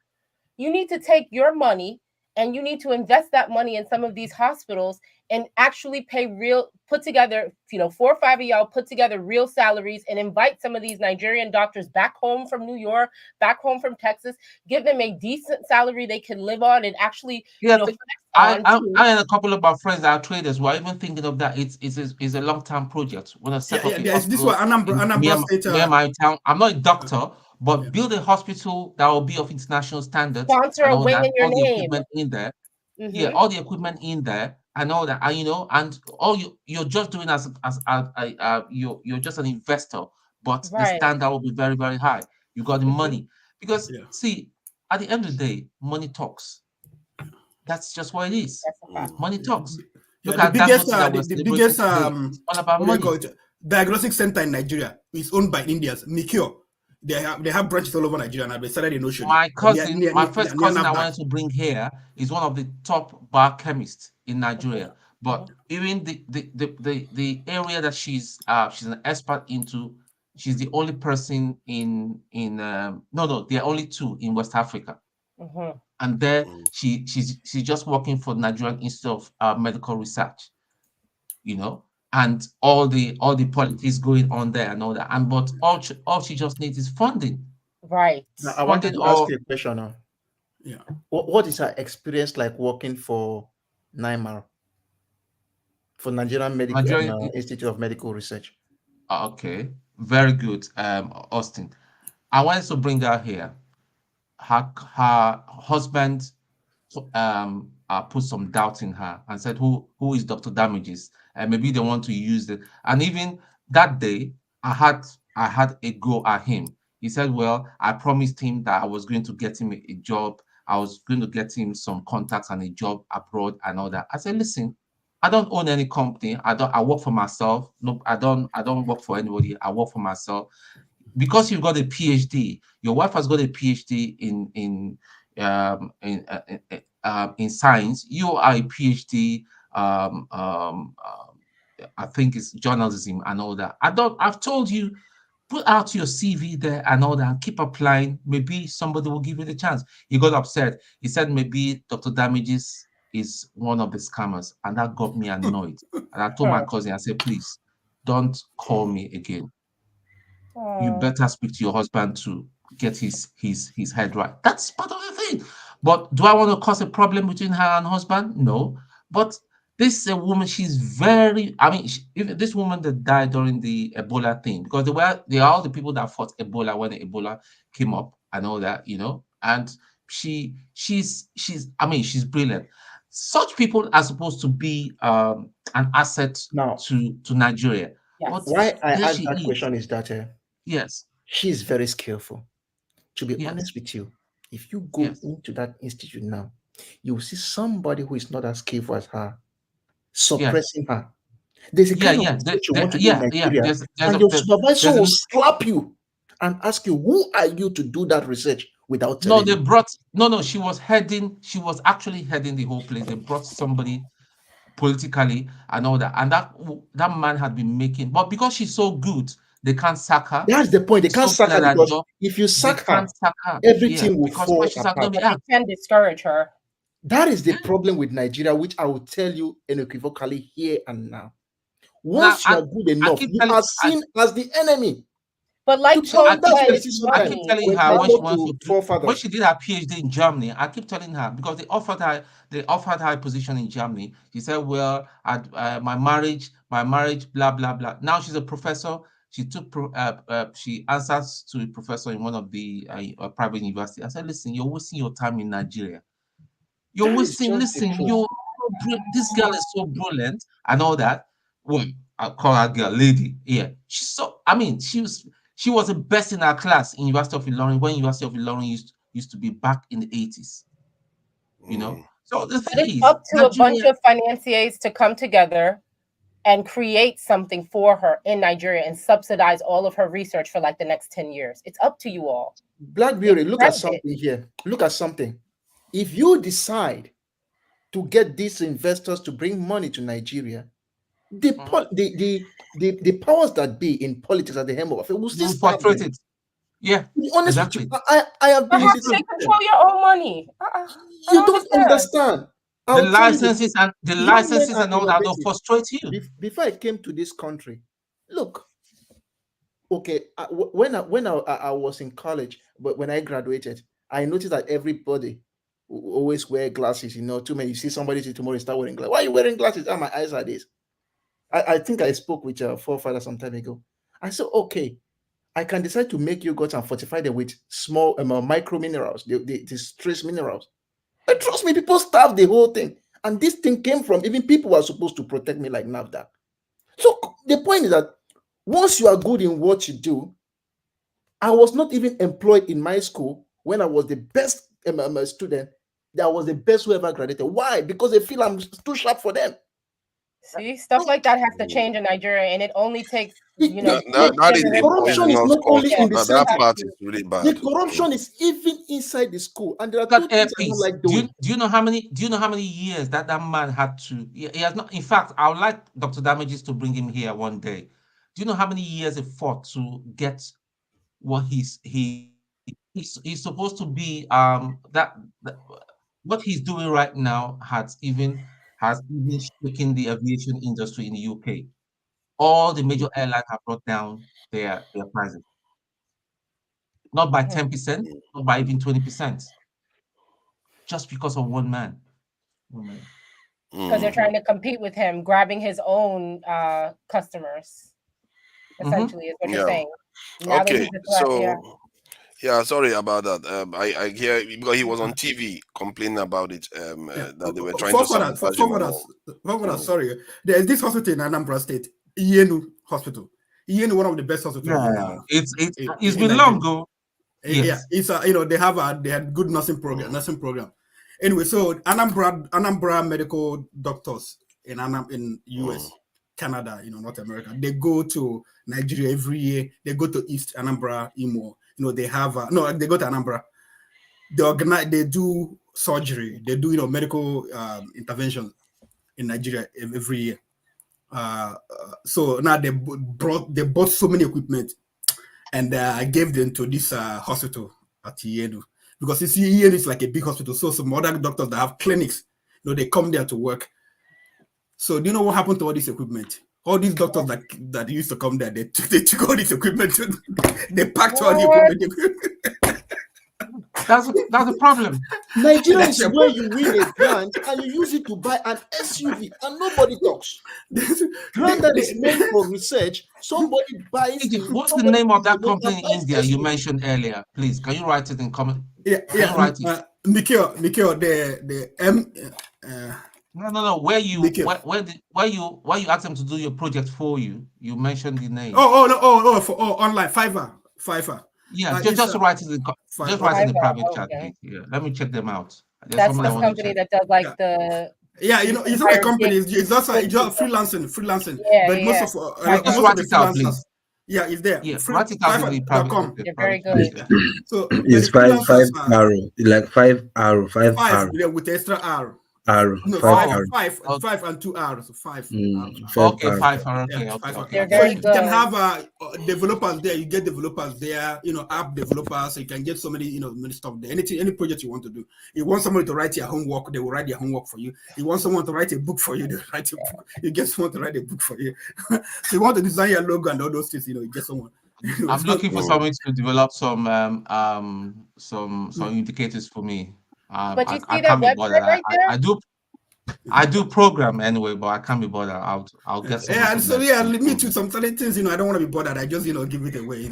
So well, you see, that website is a good example of something that Nigeria should have something like that. Yeah, I have some Nigerian guys that come there, and when I want to do project, when I want to do a project, I first look for a Nigerian. But I find that a lot of Nigerians there, they have attitude.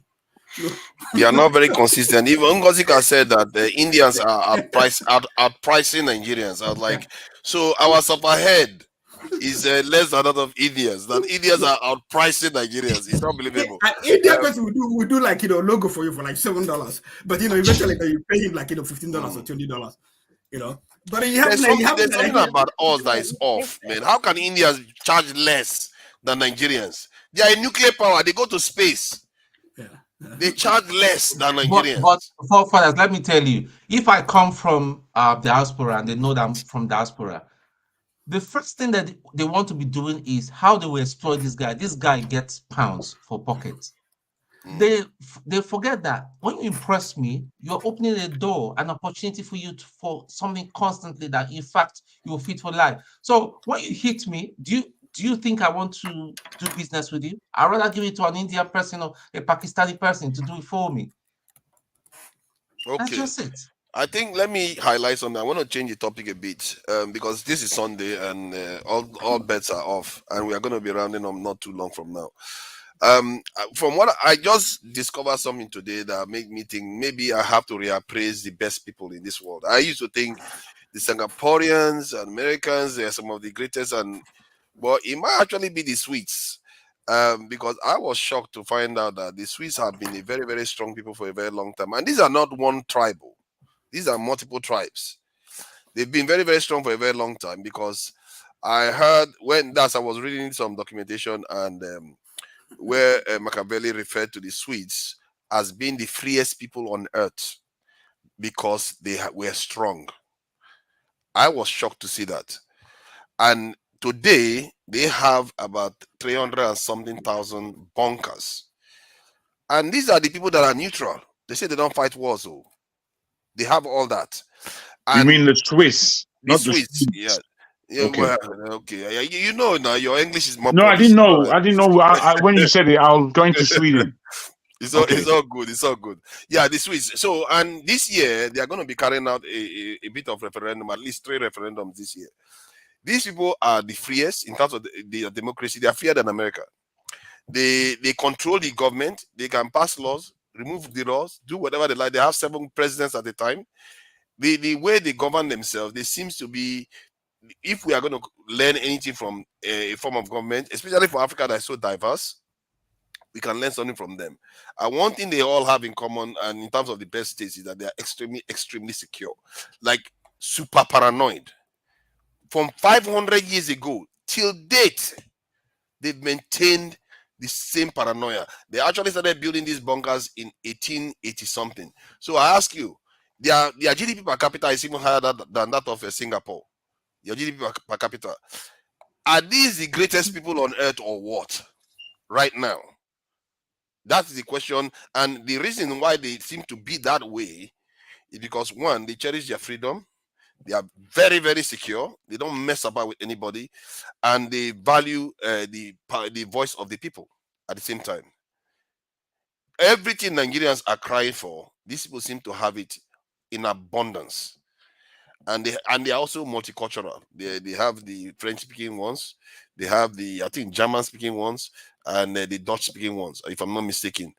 And Italian. the Swiss, they are Italian too. And I think they also have native Swiss. I don't know whether they even have anything like that. So Of all the places I've been in Europe, I think that's one of the most beautiful places I've been. Switzerland. I didn't know that. I just thought they just hoard people's money. The financial hub is so strong. You don't hear too much of them, but they are very, very strong financially as well. There are people we should learn something from. There's a lot for us to learn from there. And to be fair, even Singapore too has got a multicultural listing, but these guys have been doing it for a long time. Singapore just emerged. It's like a baby compared to these guys. These guys have been doing it for a long time and they've done it to the extreme. And that tells you what you need. Our nation, we are not even close to their mindset. We want what they want, but we are not close to their mindset. I tell you, if you want peace, you have to be prepared for war. To the point whereby even Machiavelli used them as a reference, as an example, as he talked about that these people are the freest people on earth. The argument was that what I was studying was that he was arguing that the stronger a nation is militarily, the freer the people are. And most people would think it's counterintuitive. That the more you have soldiers, the freer the people actually are. And technically, that's how America is. And America is the strongest country in the world, and they proclaim themselves to be the freest people. Same thing for the Romans and the rest of the people.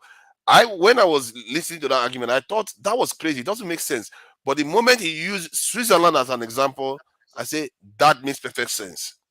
Because they are the most paranoid and they are the freest people at the same time. Can you imagine? Let me just show the amount of they are carrying out some referendums this year. When I was checking it, let me show you what the kind of crazy people that they are. Everything they have to decide, though, not the government. To look at their referendum, they said they are holding they are holding one on the March, on the 9th and the 24th of this is November. These guys don't play. They can pass laws. They can remove laws. They control everything. And this is why I was saying that Nigeria needs to practice even a more advanced form of democracy, where you bypass all these crazy chiefs, pastors, imams, all of them, all these oligarchs, whatever you call them, cabals. You bypass them and give the power to the people.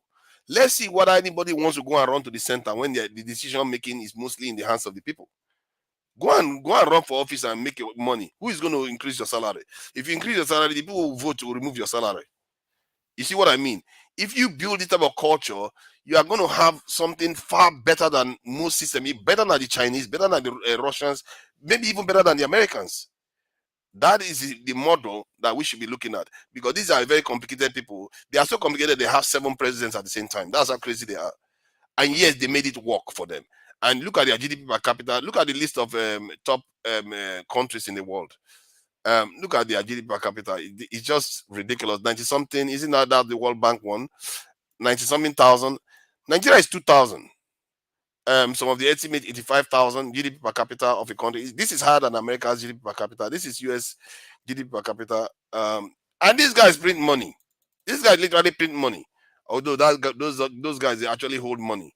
Denmark, one of the best countries in Europe, GDP per capita 67,000. All these people, Nigeria is not even in the same ballpark as they are at all. All of them. Singapore, that is so good, 82,000. And yet these guys are just on a different level. This is Swiss people.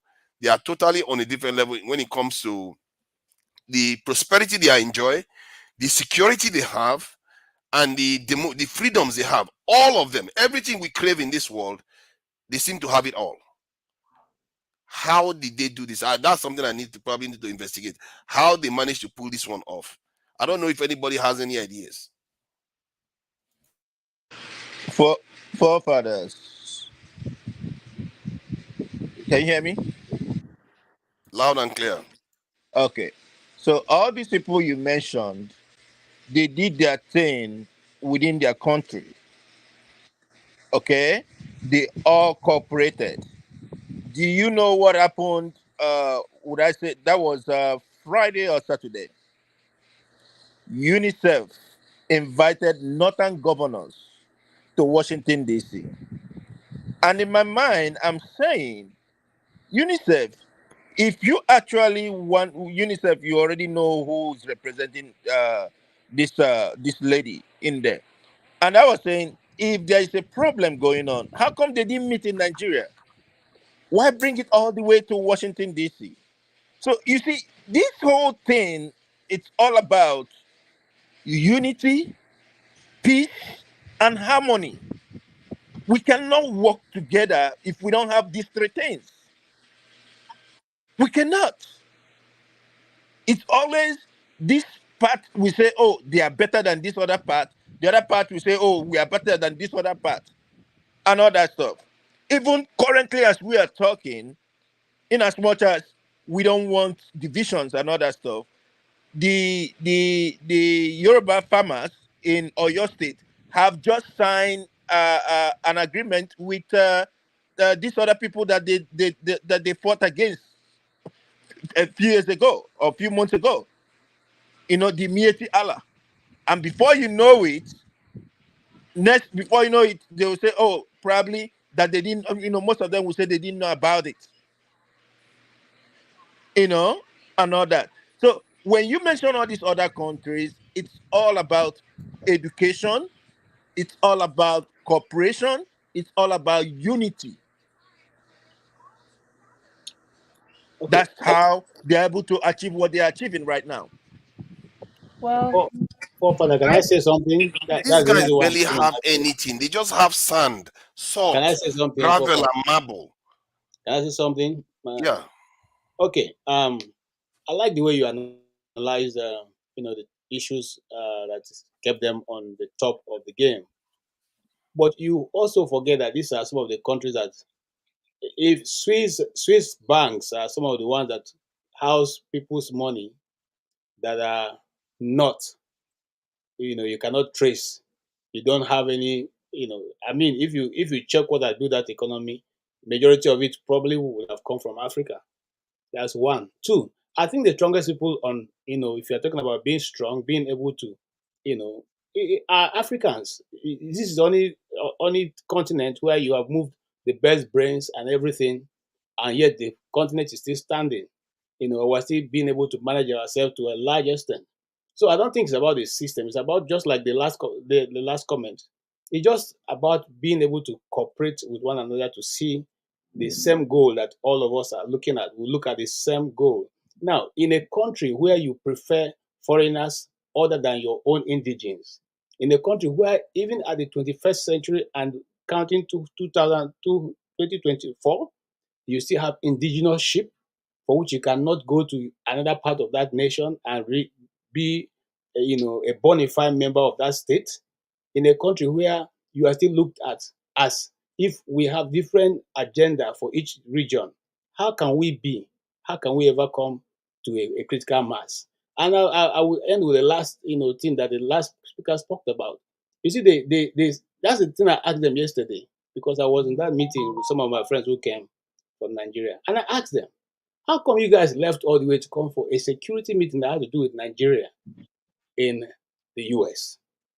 And say, oh, the UN is paying for it. We're not the ones paying for it. And they invite. I say, yeah, but if they invited you people, why didn't they put the meeting in your own locality or in another state in Africa? Why should it have to be in DC, where you can't even discuss your matter secretly? How do you think a foreigner can give you the remedy to your own security in your own state, in a country where you know the corners, you know everything that has to do with your state? So you come to the foreigner to tell you how to be able to navigate in your own country, and they say, well, we didn't start it. We just. So nobody, not even those who are in the meeting, can tell you the reason why they came, but they are coming because you have the ESTA code, you stay in some of the best hotels, and you just roam around, until maybe 1 week. Most of them will leave on Wednesday. And so Probably get a good massage. yes, of course, it's part of the package, okay. And at the end, they sign, deals that they don't even understand it. They don't even understand the heck of what they are doing. So, in conclusion, I will say we still remain the strongest of the people, because I've gone through all the kinds of suffering and treatment, and we are still standing. We are still saying we are still who we are. Just a few minutes ago, I was watching a video, and somebody was talking about the resilience of a Nigerian, and say, please teach us how you guys are able to stand, in spite of everything. So the truth remains, for further. Let's not beat about the bush. If we are given a free hand, if we are given allowed to operate our system, or even if our leaders can accept to come together and work as one, it's just a question of 5 years is too much for Nigeria to pick up and come to the place. Remember, like I said on this panel, I was in Abuja when Bill Clinton came to Nigeria, and in that UN Development Center, he was making a comment about Nigeria. I said, look, Nigeria, the world expects you to be a leader in the next century. I'm talking about when Bill Clinton was in office. So we do not expect anything less than you becoming the leader in the next century. Okay? And look at from where he made that statement to where we are now. We didn't not become leader. We backtracked more than 20 years backwards. So it's all got to do with we as a people. What do we want to achieve? What is our goal? I keep saying on this platform, what is the Nigerian dream? What do we tell our children? This is where we're going.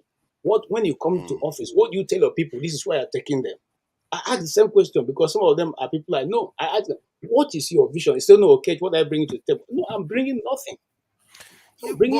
But I think I'm beginning to worry now. This is concerning me a lot, because what is concerning me now is that will alone may not be enough.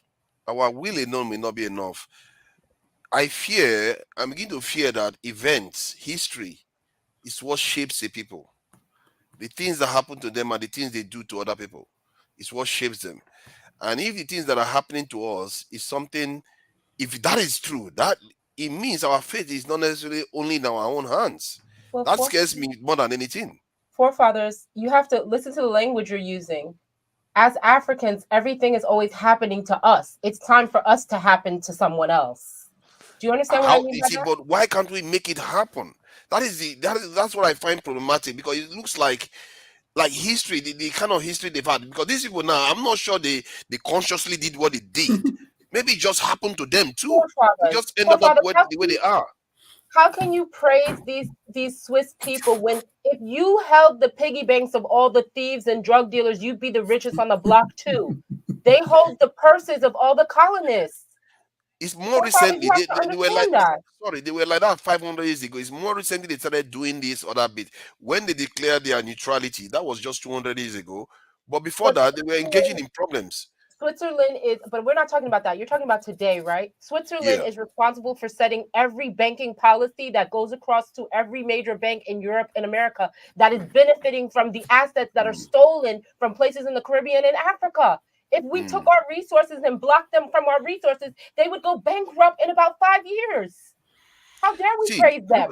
No, look at this. I know, I hear what you are saying, but I'm just judging them for what they are. This is 500 years ago, before they took one slave from Africa. That is a statement from somebody that said the Swiss are at once the best armed and the freest people in the world. These are people that have been like that for a long time. Before they encountered slavery. I have a problem when you quote from Google. I mean, these are not. You're not doing a proper reference. Somebody that was alive at that time. Father, your network is breaking. If you just pick out of Google and give us, it's not a proper referencing. This is just an individual's view about what he thinks. Okay, so if we're going to refer to that, we'll probably have to go into more details, not just Google. Right. Can you look at the link I posted in the back? Let me Click check. on that link. Yeah, I can't see it. Are you sure you didn't post it at the front? BIS.org GCBS. Forefathers, forefathers. Here, I'll post it again. We can be a great nation, but the thing is, we don't plan, we don't write anything down. We just wake up and Black Beauty was something you were saying. I don't know if I got you correctly. We are complaining about immigration. The Black people all over the world, they don't plan nothing. You go to Western Hemisphere, we don't. Okay, look at. I was talking with an African American. We're talking about why is it that we don't have a lot of Africans here? Because when Africa, the civil rights leaders, when they were negotiating, planning, they never really thought about bringing Africans, way to bring Africans, more to the US, and then again. African Americans, they were antagonistic, towards Africans. They didn't want to be Africans. They want to be African. They didn't want to be Africans. So there was no strategy to bring Africans, here. Because if they were planned like 50 years ago, 40 years ago, bringing Africans, like the way they did in the UK with the Windrush, there was a strategy to bring blacks from the Caribbean over there. So now we have because look at US population, the black population in the US about 6%. The Hispanic they're taking over, they were like about 15% now, something like that. On the US I think no 13% or so going down. 13% going down. Because a lot of us don't register for census, so I would say we're probably about 18% at this point. But but there's no plan. Just like in Nigeria, we just government they come, they just do something. Did you understand what you were looking at? I think it has something to do with the it's the Basel Economic. Let me explain it to you. It is the Basel Economic Committee that is set up in Basel, Switzerland, that is responsible for managing the 6-tier banking system that has banks like Citibank and JP Morgan and Bank of New York and Nova Scotia and all these other banks on the very top tier, and they're all tiered out banks by which you can find not one Nigerian bank. Access Bank is not even in amongst the tiers. Every single one of these banks have profited off of the pilfering of resources from Africa and the Caribbean, and they are the sole reason why Switzerland is rich today. We may not praise them. What I'm saying is that the reason why we're in the position that we're in today is because it's always something happening to us. It's time for us as Africans to happen to them. I agree with you on that. I agree 100%. You see, what I concern myself with is like China exists, and they manage to get themselves out of the mess here. Indians are doing the same thing. We have to figure out a way to do our own. Well, the first thing is to put an embargo on every resource that comes off that continent. That's the first thing. Do it then. You see, that's a problem. They're not ready to die for their own resources. Africans are not ready to die for their own resources. Why? You see, it comes down to that. Why? I gotta ask you. Is it not their consciousness? I think it's a form of experience. If you experience certain things the way they did, we will probably do the same thing as they are doing. And that is the one that scares me the most. That except we force history to happen to us, because one of the things I see that the West does is that they lie to their people a lot when they want to go to war. They will do some immoral things just to force their people to follow to fall in line. And you see, they have that skill to do that. We don't, for some reason. I don't know what I can even. Africans are too good. They're too good. Africans are too good. You see what I mean? What got them to that point where they are so mean-spirited? They are willing to do all manner of evil that we will recognize as evil for the greater good. They are willing to do it. They don't care how many million they kill. They don't care how many thousand they kill to get to where they need to get to. That's what they do. But we can't do that. And I don't think, because we've not lived that life. We've not lived the life they've lived. When I read this book, the thing that disappoints me in this book every time I start reading is that I keep hearing, she keeps going over accounts where there were Europeans that would come into Africa in the early 1900s, and they would be confronted in parts that would be considered Western Sudan, which is northern Nigeria, the middle of Nigeria, and they would be met with these groups of very black, she describes them, very black men. And these groups would grab them, take them into their village, and then they'd let them go. They'd let them go home. Please, I beg. I don't want to hear shit about Africa. Until Africa's ready to die for their resources and to hold captive our heritage, not even resources alone. Switzerland doesn't have anything. They just have salt and nonsense. But they have plans. They have plans. Forefathers, when you've got good leadership, then you can plan. By the way, Priceless Ife just said, and which is cool, I forgot to mention this earlier. Tinubu and his gang just borrowed another $2.5 billion. What they are doing with this money, I do not understand. And yet, people will still come out and be defending what you cannot defend. But you don't know what they want to use to do. You just condemn. What if they want to use to build a world-class hospital in Abuja so that they don't jackpot again? They borrow the money to steal it. We have to get the facts first now. So let's be sure of what they are trying to do with it before we start condemning them. Listen. If Tinubu, I've always said it and I will continue to say it.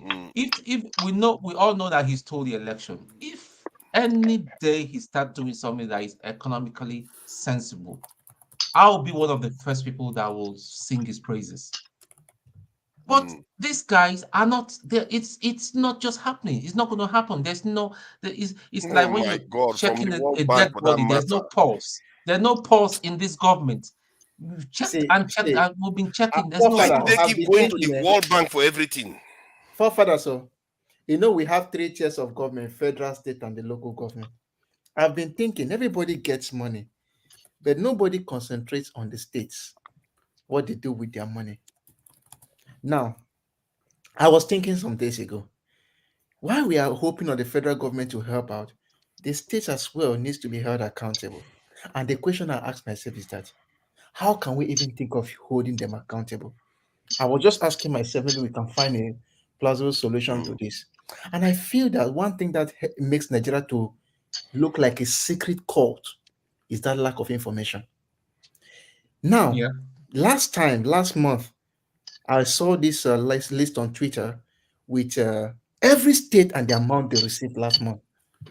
I think for me, that is something that the Ministry of Information should always hammer it. Even with these contracts, if I'm giving you 100 naira to do job for me, any job for me, I will sound it on the internet or sound it with media that I have given forefathers 100 naira to tar this road for me. The pressure now beckons on you to do it. But now we don't even know how much each of these states received. Augustine, we don't even know Augustine, if I may, sorry, because if I may, that is why I like Edo people. For the first time in many years, they are now being conscious of who they want to vote as the next governor. Because Edo State, as a state, is supposed to be one of the leading states in Nigeria. That is the point. And see, Governor T had just thrown the light, has shown us that this is possible. This is not rocket science. It is possible to do this thing if we have someone that's cerebral, that is honest to some extent, that want to do the work. Okay, look at other states. You go to Osun State. That place is still so backward. What is the governor doing with all the money that is being assigned to them? Even Kogi, I passed through even the capital city in Lokoja. I was asking, exactly. is this a capital city? This is It's not like a really, it village. looks like a state It's capital. like a village. Honestly. I'm telling you, the place looks like, but let me say my village is a town. It looks like my village. Look at our guy and rush. They have rushed to the World Bank again to go and collect 2 billion. Yeah. 2 billion that they may have already made from Nigeria from the And the currency CBN will come and start. speculation. You'll be speaking big grammar that the guy on the streets does not even understand. And they are not increasing production. Let's find They are not out increasing now. production. Let's find They are out not now. increasing. Maybe they are using it to build hospitals. Let's find out what they are going to use the money for. I mean, let's not find out during the press briefing. You know, we don't know what they are going to do with the money. Speaking of the International Monetary Fund, they are not saying anything they're going to do with it. Yeah. I think, Loco, you've been very quiet here. That's true, actually. Virtually nothing. I'm not seeing, they're not telling us what they're going to do with it, too. Okay, it's for about 10 to 20 year moratorium and about 1% interest rate. What are the conditions? Is what they are not telling you. Why are they giving that kind of free money? In addition to, they are not telling us. Is it for the Lagos Tech Hub? You see Tech Hub? I didn't see any Tech Hub there. There's no Tech Hub there at all. They are not even telling us. Edun also tapped to the dollar denomination security specificate. It's almost like for financial reasons. I don't know. There's no forefathers. Listen, forex inflows, attracting forex inflows. Forefathers, you know what I'm going to suggest? Yeah, we meet up here every Saturday, every Sunday. We yell at each other, we argue and all that. Let us start. Listen, let's even forget a bit about the positions. I'm not saying we should forget them, but let us start thinking what we can come, because it's a privilege to be in diaspora right now.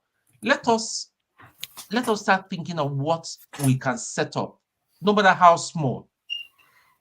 I agree. Set up for people and all that, even if it's even spending some little money and even employ some people, put some people in employment, because it's like we are kind of leading light. We're showing them. Let me just read this. You see, this is what bothers me with our leader. Okay, which maybe I should understand why he's saying it. Let me just read it. He said we have qualified for the processing just this week to the board of directors of the World Bank of a total package of $2.25 billion of what you can call the closest you can get to a free lunch, virtually a grant. And personally, I don't like that kind of thinking.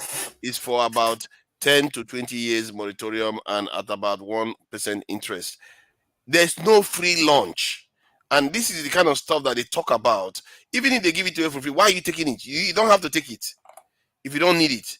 And okay, I like the idea that it's for just 1%, but it's no money. And they're going to be dictating to you because they are the ones giving you money. They're going to be telling you that, oh, if you want to increase your security, no, don't do that. If you want to stop LGBT, don't do that. They're going to be telling you, if you want to institute death penalty, don't do that. Because they are giving you money like this in a weak state. I don't subscribe to all this money from the World Bank because it's not done us any good so far. What has it done for us? So, and yet they keep going to get more and more and more of them. I don't know what's wrong with these people. And World Bank, if I was World Bank, I would have made a killing out of the Nigerian economy in the last 3 months or 4 months alone. People, because they don't know where the currency is going to go. When they devalue the currency in the last 3, 4, 5 months, they will just come and buy the Naira. And now that they appreciate it, just sell it. Make 50%, 100% profit and go away. And maybe that's the money they're giving back to us, and we're here thanking them. Oh, yeah. It's a free lunch. There's no free lunch. Well, these people don't give you anything for free. You know, I had an idea. What if Nigerians in the diaspora decided to invest in another country in West Africa, I feel like that could bring more attention to Nigeria government, because that would kind of be a loss of investment, money that they wouldn't receive otherwise if we were starting to build up in other areas. Because I mean, West Africa is open to anyone from Nigeria. Makes So if we sense. start Yeah, building, makes sense. right? Well, Nigerians are already building houses in Ghana. Do you see them Well, not crying? just houses, but like industry and real Industry, yeah. opportunities. And say, listen, it's a coalition of people in diaspora that Nigerian government is not being responsible. This is what we can do that we'll have done in Nigeria. But however, this is what we have decided to go say to the Gambia. This is what we're doing. Exactly. And employing people. Exactly. With these guys, you see, that will hurt people that care about Nigeria. But if they don't care, it's like saying you want to protest, you sit at home. But that would hurt the protest in government Nigeria. too, because that's money they don't have access to. Because we're saying if we can't bring the money home and it be managed correctly, well, we're going to take it to the Gambia. We're going to take it to Sierra Leone. We're going to take it They somewhere don't have else. access to that money. The money It's they a care good about. idea. It's a good thinking, but it's as forefathers said. When you're dealing with a country that doesn't give a damn, and that country that doesn't give a damn is extremely rich, they're just Gambia, if you pay pulling out somebody their wealth from the $100 ground. a month, is a lot of money. You can go and do what you want. Crude oil It's money is the there. Gold money is You there. need, All you need that, that's thinking what they're government going to focus on. to access them at the point you're speaking. They don't give a damn. Because most of the diaspora money, it goes to the family member. The crude oil money is there. The gold money is there. The lithium money is there. They will just be stealing and feeding themselves. They don't care about it. They will just say, if you want to go and be... If not, do you think they would not have given diaspora the vote by now? If that wasn't the case, the diaspora will be having a stronger say. They will be inviting us back if they cared. Scum, man. Now, I beg. Not there. You say if they give you a chance, you go talk till they break. Do like say nobody even did it to Bruce. Okay, oh, this guy hasn't said it. Welcome. Sorry about that. Don't mind me. It's late. Fine. Go ahead then. Be patient. Use your man. Use your canoe. Just talk. You're overdoing it now. Yes, I have to. So I make enter your body. When you see me next time, you quickly respond. Good one. Go ahead now. What should I say now? What am I saying now? I beg you. So you've said all you've got to say. Next, please. You've said all you've got to say. Okay, good one anyway.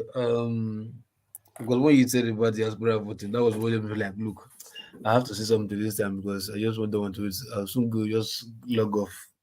Meanwhile, I've joined the conversation since Aisha Yesufu was here anyway, but Rudolph got me angry. I wanted to come. Rudolph decided not to bring me into the station anyway, but she left and all that stuff. But regardless of that,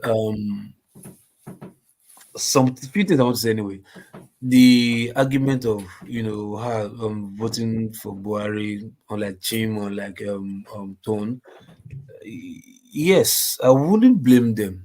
I would say in their own right they are correct, that they have the right to do so, judging from the fact that we have one Dundee at the time we call president, who the argument that you guys were having before, if it was the worst, for me, Jonathan is the worst ever thing that happened to Nigeria. The worst, take it anywhere. You might say economically, or maybe things were better. No, look, he had the chance to take Nigeria to the best place Nigeria can ever be. He blew it up. Why do you say he had the chance? I can't explain. Don't worry. If you live in Nigeria at that period, you will understand where I'm coming from. He had the chance where things were still moderately okay. See, Obasanjo technically hand over the economy to not really him. It's just 2 years between himself and Obasanjo.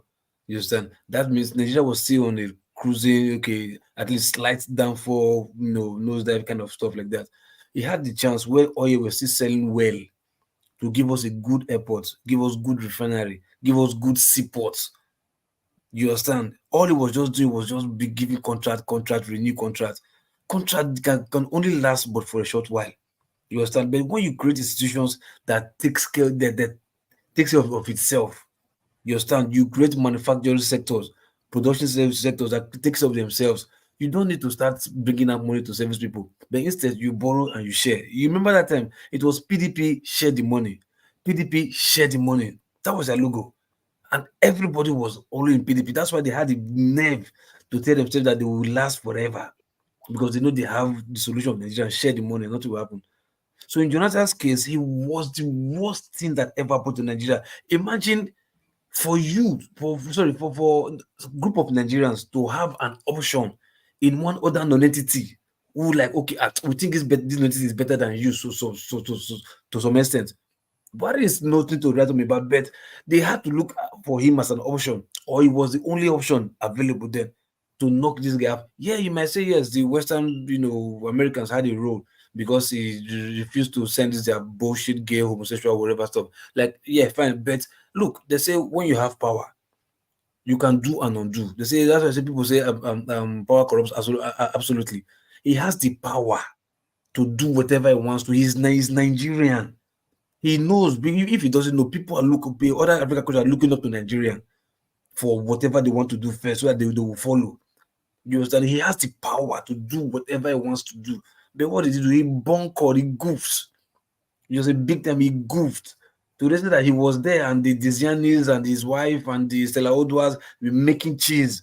In his They said the economy was the best, the highest at this time. No, you're not getting my point. Look, I said you have the tools to pilot the country to a better place. But that seems to be an abstract term. There's no concrete tools you are talking about here. It's not him that did it. Like I said, he just had 2 years in between himself and Obasanjo. You get my point? He just had 2 years between himself and Obasanjo. So if you say Obasanjo, okay, things were better at that time. 2 years later, between Obasanjo's 10 and your own, you could not still pilot the country to a better place where you can you came from where, like, at that point in time, after your date of Yaradua, you were the highest educated leader that we've ever had. What did your school can't do for? What do you can go school for? And you say you be lecturer for one Mumu school like that. What do you can go school for? You don't get sense on how to pilot when I give you power, how to pilot the affair of education. You don't have that common sense. Then what's the need of education? You were even the close after your generation. We at least maybe people like us will be dreaming. Okay, after his 10 or his generation, he will be like the next people. We are the next people that he's supposed to hand over to. If he's retired in politics, we are the ones who are supposed to be going there. But yet he goofed that Nigerians were even looking up to older person that is close to his grave to go and to lead us to where. Because his generation himself, his generation, Amici, Ibori, all of them failed. That they gave you power. And you came from Niger Delta. When you know that when it comes to militancy resources, powerful, whatever, we have the power to back you up. Who want that may die? But yet you goofed and you just chickened out like one chicken a fowl and like, okay, no, you have this and that. But that just seems harsh, though. You are not nailing it down. To me, look, now that nonsense, that mistake that he did that brought us to where we are today. You know what I would like to hear? You know what I would like to hear? Like, you know how I think what Tinubu, one of that government leave the rail track in Lagos to that governor. What was the name again? The one before Shomolu.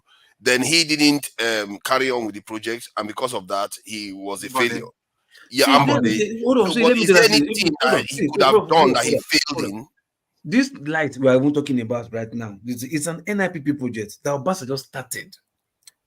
In his time, he cannot even complete that project, NIPP. He cannot even. And you come from where the resources of your region is what is feeding the nation. Ordinary east-west road that pass through your Domont, your frontage, from DSC roundabout in Warri to Oron roundabout in Akwa Ibom. You cannot even complete the road that Obasanjo started. You can't even complete it. Your village in Otweke, no road to that place. But was that not during the time there was that Niger Delta? Hold on now, hold on. No, you hold on. At that time, ask yourself, how much was the oil selling at that time? Yeah, but I need to ask questions now. You need to allow me ask so that I will understand where you're coming from. Because my thinking is that was during the time the Niger Delta there was a little bit of kidnapping and all those problems going on. Which kidnapping? No, When Now, was during this then? Gerard that time, not the in fact, just imagine that time. Now it starts. It was Gerard that started this amnesty, whatever, and Jonathan was just one mumu push button vice. That he wasn't. He wasn't even supposed to be the one that is supposed to be vice first. He wasn't supposed to be the one. It was during his Peter Obi time that that was they supposed to be ended the that problem in the Niger what? Delta. No, it was during his... no, it was Yaradua that started amnesty. Okay, I didn't know that. Amnesty, which I'm even engaged because you can't reward criminals or no matter what. You can't be bigger than a country, no matter how powerful you think your organization is. Apart from maybe Escobars and whatever. You understand? That is also being backed by American government or the Cuban government, and they are lying about. You understand? But regardless, in Nigeria's situation, they can't. But yet you just fool yourself, and women were running the economy on your behalf, and you can't even do anything. Then the Northern Cabal, you were thinking of okay, because you wanted your intention was how to come up for this your second tenure. You were trying to do the bid of the North. And meanwhile, first thing first, you were not even supposed to be the one. You're not supposed to even smell that place because it was the plan was Obasanjo's plan was Yaradua pair with Peter Obi that did not rejected. You understand? And another thing that's supposed to happen, he now said, okay, Peter Obi is supposed to come. You see, Jonathan was not even in the picture of getting to power, never ever from nowhere. You understand? That was why he's the way they added that name, Ebele, not being named from whatever. It was just given to him just to sound Igbo, just to sound Southeastern to appease that because Southeastern wanted presidency. They don't want vice. They disagreed for Peter B to vice anybody. You understand? Yeah. That was how this guy came in. The dead guy Jonathan came into whatever. But no problem. The luck came to your hand. Fine. This is an opportunity for us now from the Niger data, from our reasons. You're like, okay, guy, do shit. Everybody they expect for Amechi to fall out against this guy. You just know that clear eye because this guy was goofing. It was goofing. This was our opportunity right now to like see. This is our region. Try. Okay, not even do for the whole. Do for only South. Okay, do for North. Do for South. You didn't even do anything. All you're just thinking of agriculture. How to make sure say you promote what's it called this beggar, this amajiri from the streets, artisan farming. Okay, what about the resources that is where is coming from? What are you doing there? Nothing. Then you can't tell me say you try pass who? If Jonathan see, if Buhari was in Jonathan's time, I trust you. I think Buhari would have done better. If Buhari was the one who was there at Jonathan's time, he would have done better. Jonathan, good, my brother. You think you go school, then you can't be a younger person, you can't get power. Give Buhari that kind of power that they give Jonathan. Just Buhari, give that kind of power that give Jonathan. If Buhari will not turn the whole of South. No, we have to be careful though. All the people that have had the power now, what have they done for us? Hold on now. I'm telling you, where I blame Jonathan is look, in terms of knowledge, in terms of articulate thinking, in terms of Y2K compliant thinking, in terms of development, in terms of how to really sit down as a lecturer to say, okay, yes, we can plan and take this country to a better place. You have all these things with you as an alien person, and you can also have technocrats from your Niger Delta region and some brilliant men from the north or southeast or whatever. You have to do. Obasanjo entered. What did he do? He did not have the brain because he came from this, but he took brilliant people to work with him. Jonathan, we can't go to school. They not going to get sense to carry brilliant people to work with him. What's wrong with you? Obasanjo just think Obasanjo did not go to the school. He only went to military with NDA. But when he got to power, he said, no, I have to bring brilliant mind, people who think, people who are educated. He had to bring them on board. Then talk of the person who can't go to school, not going to have the sense to bring such people on board. Who can be fool? Who is now worse? Then what is now the need of Jonathan's education? So when I tell you it's the worst, not because maybe because now we are drinking Gary, that time we are eating 1 cup of rice, now we are eating 1 cup of Gary, you're saying no, we're suffering. No, at that time when we had the opportunity, you goofed. And it was your goofing that metamorphosed it to this goofology that we are experiencing right now in Nigeria. Because if we didn't goof that time, we wouldn't have been where we are today. Because at least they would have been okay. There would have been a template. Oh, Jonathan did well. He did and that. Oh, this was his project. This was industries working. Then at least the next person that will come in, which is Buhari will not say no. I want to just close refinery. I want to do. He won't try it because those were working, and we were seeing evidence of them working. So Buhari would not have gone all the way, but because Jonathan goofed, Buhari just came. Oh, it's PDP share the money. No, it's now APC time to share the money. Let's share the money. People were dying because of money that were meant for the big nation. PDP was using it to share that the money that wanted that's okay. Where did he got it from? From Nigeria? From PDP now, from Jonathan's government. Yeah, I think I think if one looks, my concern is that if we look at the state of Nigeria, I don't think it took one presidency to get it to this point, and that we pin it on him, and that it's not even his administration, he just took over. That he is the worst person and he did damage to the economy. I don't know any. I don't know of any specific policy that he did that damaged the Nigerian economy. No, it's not apart from the mercenary one, though. It's not about Jonathan. You had 4 years. After 2 years, you had extra 4 years that they gave you to do something. His plan was to come back second tenure to make 10 to make 10 years. That was his plan. That was he was focusing on. That's why he were palling with the knots, taking would do things for them. That you understand? That was what he was doing things, trying to do farming for the Amanjiris, this and that. That was his, not knowing that those people they never wanted him in the first instance. They never wanted him. Yeah, the Malay was too much. They never wanted him in the first instance, which in the sense that he didn't have. They had a northern leader for the first time after many years. Do whatever. Well, somebody was saying what the body did. I said, look, I don't mean Ibori was better. I said if you give Ibori that kind of power, Ibori would have stood against whatever forces. Yeah, I would do what I want to do, not in the corrupt way. But if he had the kind of mind that Ibori has, and he say he has good intention, then there would have been something else.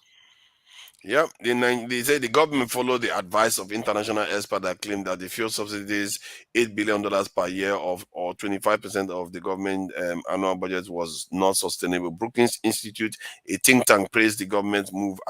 This is the same game we play. It's not. We keep playing this same game, listening to other people telling us what to do with our economy, and we do as they say.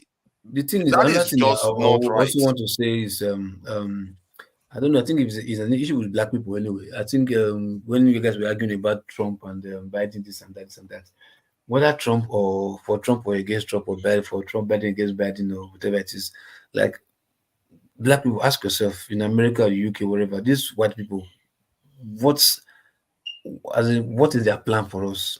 Their intention, their plan for us, is it of good intention or bad intention, regardless of which party? And that's the question we don't ask ourselves. We come here and debate about Donald Trump policy is first. What is the American policy? What is the American whatever? Is it for or against black people? Same thing with the UK. Because sometimes we think because we just get some peanuts, some small change, his policy is making me make my business okay. What about their policy for black Americans in the next 50 years?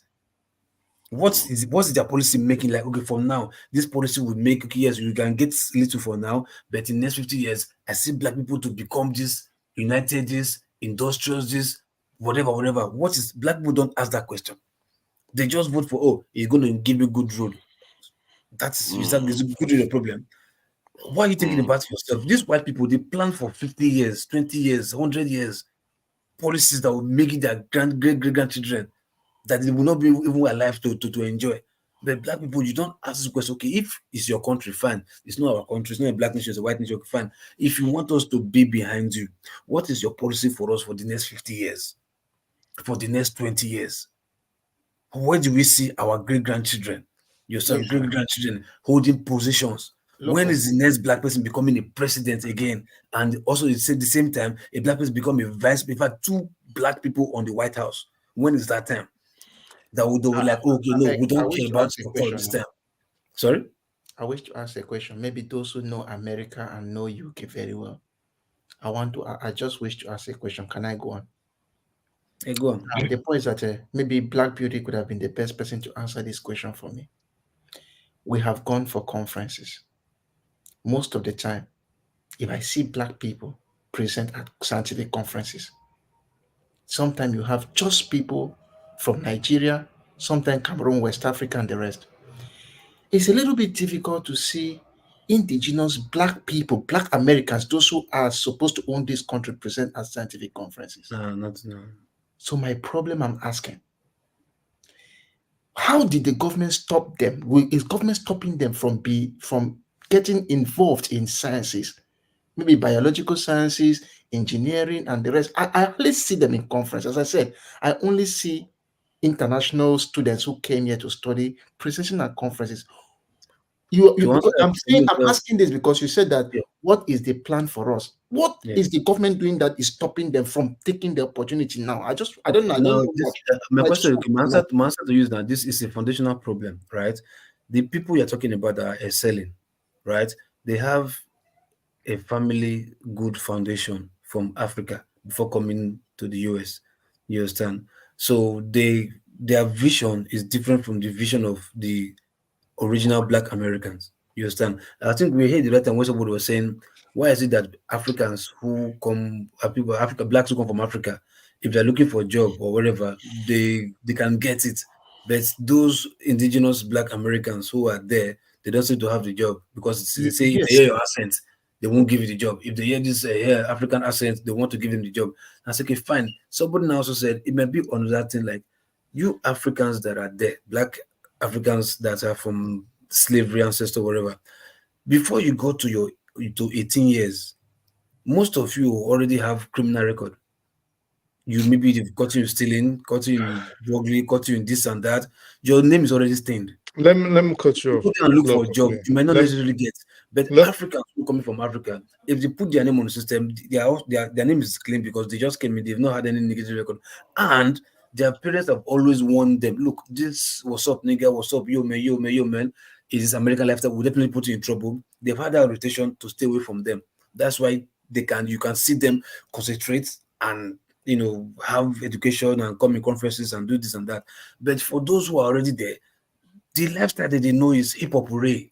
Like, yeah, sagging, this and that. Their grandfather was in jail, their father was in jail, this and that. So they have the same mentality to like, yeah, that's how it is in America.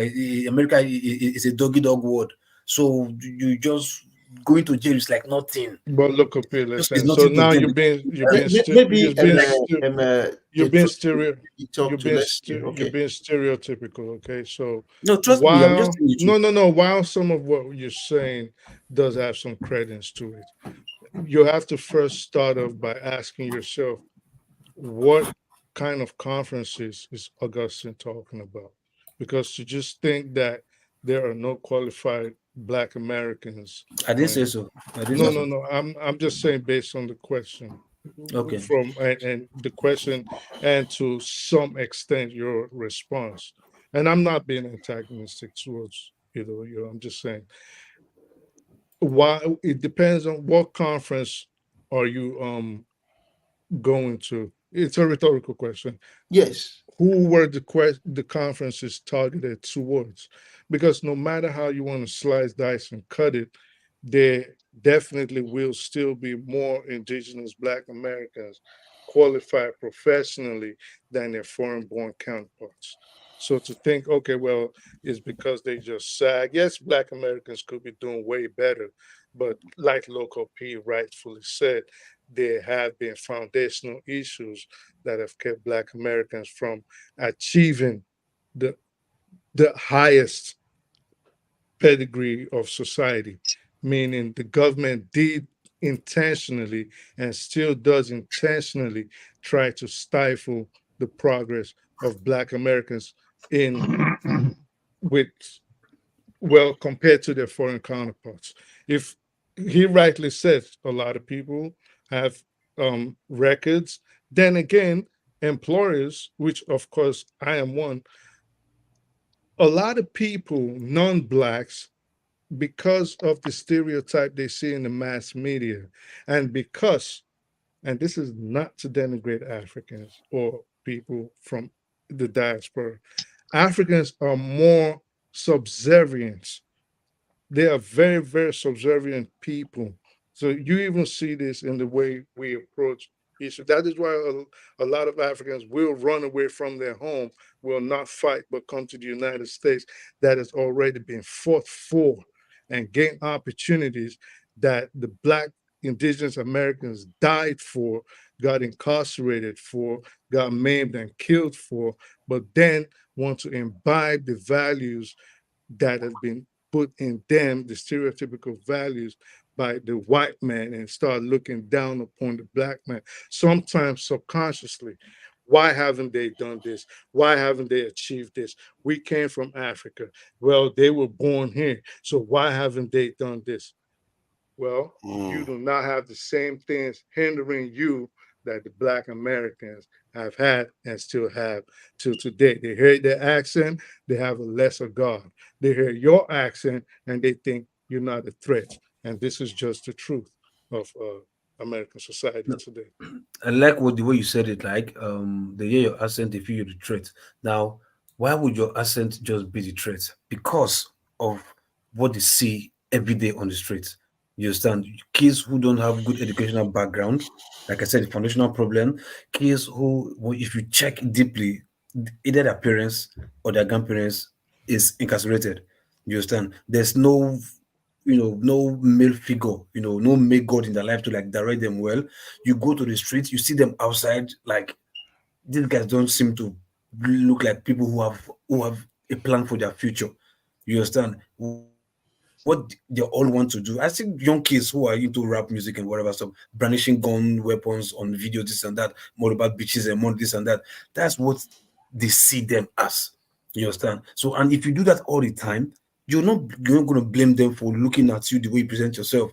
And with a look at this other set of demographics that have this African accent, they're like, oh, okay, these people are coming here. It's all about school, work, get their money, pay their taxes. I think these people are okay. But for these other ones, they are saying, they are both, yo, nigga, fuck you, before you say this and that, everybody's always spamming, bringing out guns, shooting this and that. So, like, if we were to be stereotypical, I'll tell you something right now. If you was to walk on the streets of America, just based on the dreads in your head, you're a threat to any white person walking past you. Without you saying nothing, automatically, well, hold on. I'm just trying to show you how hypocritical this society is, okay? So without you saying anything at all, they're looking at you. You're a threat. You got a full beard. You got dreads. To them, you look unkempt. To someone like me, you just look like someone that is appreciating his Africanism. So, but they're not looking at you like that. Now, if we have to go, to the, hold on. Let me land with this. So I don't forget what I'm trying to say. I want to ask one question before you continue. You will ask me, Loco. You will ask me, but I will forget. Don't push. Look, what about the cops that are blacks? Stop. Oh dear. I will answer. Let me just answer this. Let me just end this part. So, with regards to the sagging and the music, okay, sagging was never accepted in Black society because the way we looked at it, we knew where it came from. It came from the prisons, and it was a sign for same-sex people of saying, hey, come at me this way, right? So if you want to say, well, they waving, brandishing guns and all kinds of firearms in their music videos, you have to remember two things. It is not against the law in the United States. There's a Second Amendment. That is fine. America is a very violent country. You know, the only thing more violent than the United States, if the United States was a book, is the Bible. All right. So the United States, by virtue of the way it was created, is a very, very violent society. So the Second Amendment is allows. You can have firearms depending. I'm not saying you right. So, but now you have to look who promotes this music, these rappers, these musicians, who promotes the videos to the world. before the advent of the internet, and even with the advent of the internet, the people, the machine behind Can these I come in people here? Can are I come in here? the machine Can I being come in? the machine pushing these people and The white people pushing like them in the are the like Clive white Davis, people, like Clive Davis and all. Yeah. Leo Cohen, you Yeah. know, Yeah. and all this other people. So We know So these like people. that's meant to We ask you know. like, We know. Let me come in, local Local P. P, just Local why P. the Let black me come police in, scared please. of you too? just Let me local just P. come in here. You what see, you Few say? seconds. when Local, you You say the see. black police, why are they scared of them too? Black police. No, wait. Why are Let the me just equalize black this. Let me just why are equalize the this a black bit police in terms scared of of what I want who? to say. Really and This truly, when it African comes to demographics that the speaks American accent. relationship, They when it comes to the relationship between Black Americans and Black Africans, there's a lot that is missing in order to defend one or the other position. look. I think sometimes we have to ask ourselves, Whoa. truly, when we look at the Black American culture from outside of America, it seems to me that they are saying our culture is criminality. Whilst we understand that that is a stereotype and it's a lot wider than that, that is the portrayal. And if they want to put the camera on nearly any individual in certain demographic groups, that idealism would come across. Now, I have to ask, with all the different levels of pontification that come out of Black America, I have to ask them, is this a culture? Is this what you're spreading? Is this attractive? Because sometimes you see the lack of attraction to the Black American culture, so to speak, from other more conservative Africans outside of the diaspora zone. When we enter these areas, it's not something that Nigerians are looking for, to be honest. It happened here in the UK. In the UK, I will say that the Caribbean culture and the African culture, they have glued together a lot quicker than the Black American culture and the Black African culture, as it were. Here, we went through all that disparity in the 60s, 70s, and 80s. But today, whilst there are still bits and pieces, they are more together. But the underlying thing is when they look at the education and who is performing, you see the Black Caribbeans as like third from the bottom, and then you see the Africans, which are mainly made up of Nigerian and Ghanaian, you see them performing at a much higher level, and then we have the highest being the Indian, after we have already beaten out the Pakistanis, the Bangladeshis as Africans. Indians, they mark them differently, and they are second, and the Chinese are on top in terms of education. So there is not enough appreciation, in my belief, between the groups. What's happening is that we're defending our position, which a lot of the times is not defensible, because Black Americans, for one side, should be able to be saying that all this that we're showing booty, we're showing crazy music, we're showing even worse lyrics, we're showing demonic visions, we're showing all these rubbishes, and we're saying it's our culture, and we know the mechanism that is music is a very wicked mechanism. We understand this. However, this is the portrayal, and whilst that's not attractive, I think it's first to admit that this thing is not attractive. On the African side, where because we have such disdain for everything, and we are always offended at everything, just because we're African and we have this way of being, it seems that we are closed-minded, and we are just walking in the same fog that we came out of in Africa. We are walking in that fog that is, for want of a better phrase, whiteism. I don't really want to use that phrase because it's a bit more than that. But we walk in that vein where we are basically stepping into the system, and the system is working for us, full stop.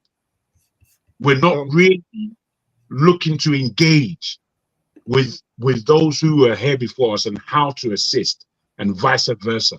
Sometimes, however, I must say, the way African Americans come across to me, whilst I've appreciated them all my life in terms of their forwardness in this big fight of the races, if you like, I've always saluted their resilience and their forthrightness of getting their rights in a country that enslaved them.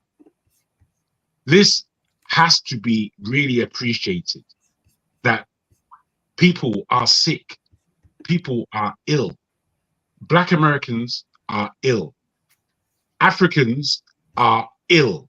We have an illness, and we are not taking our medicine in order to cure our illness before we again start pointing the finger at the illness of the other.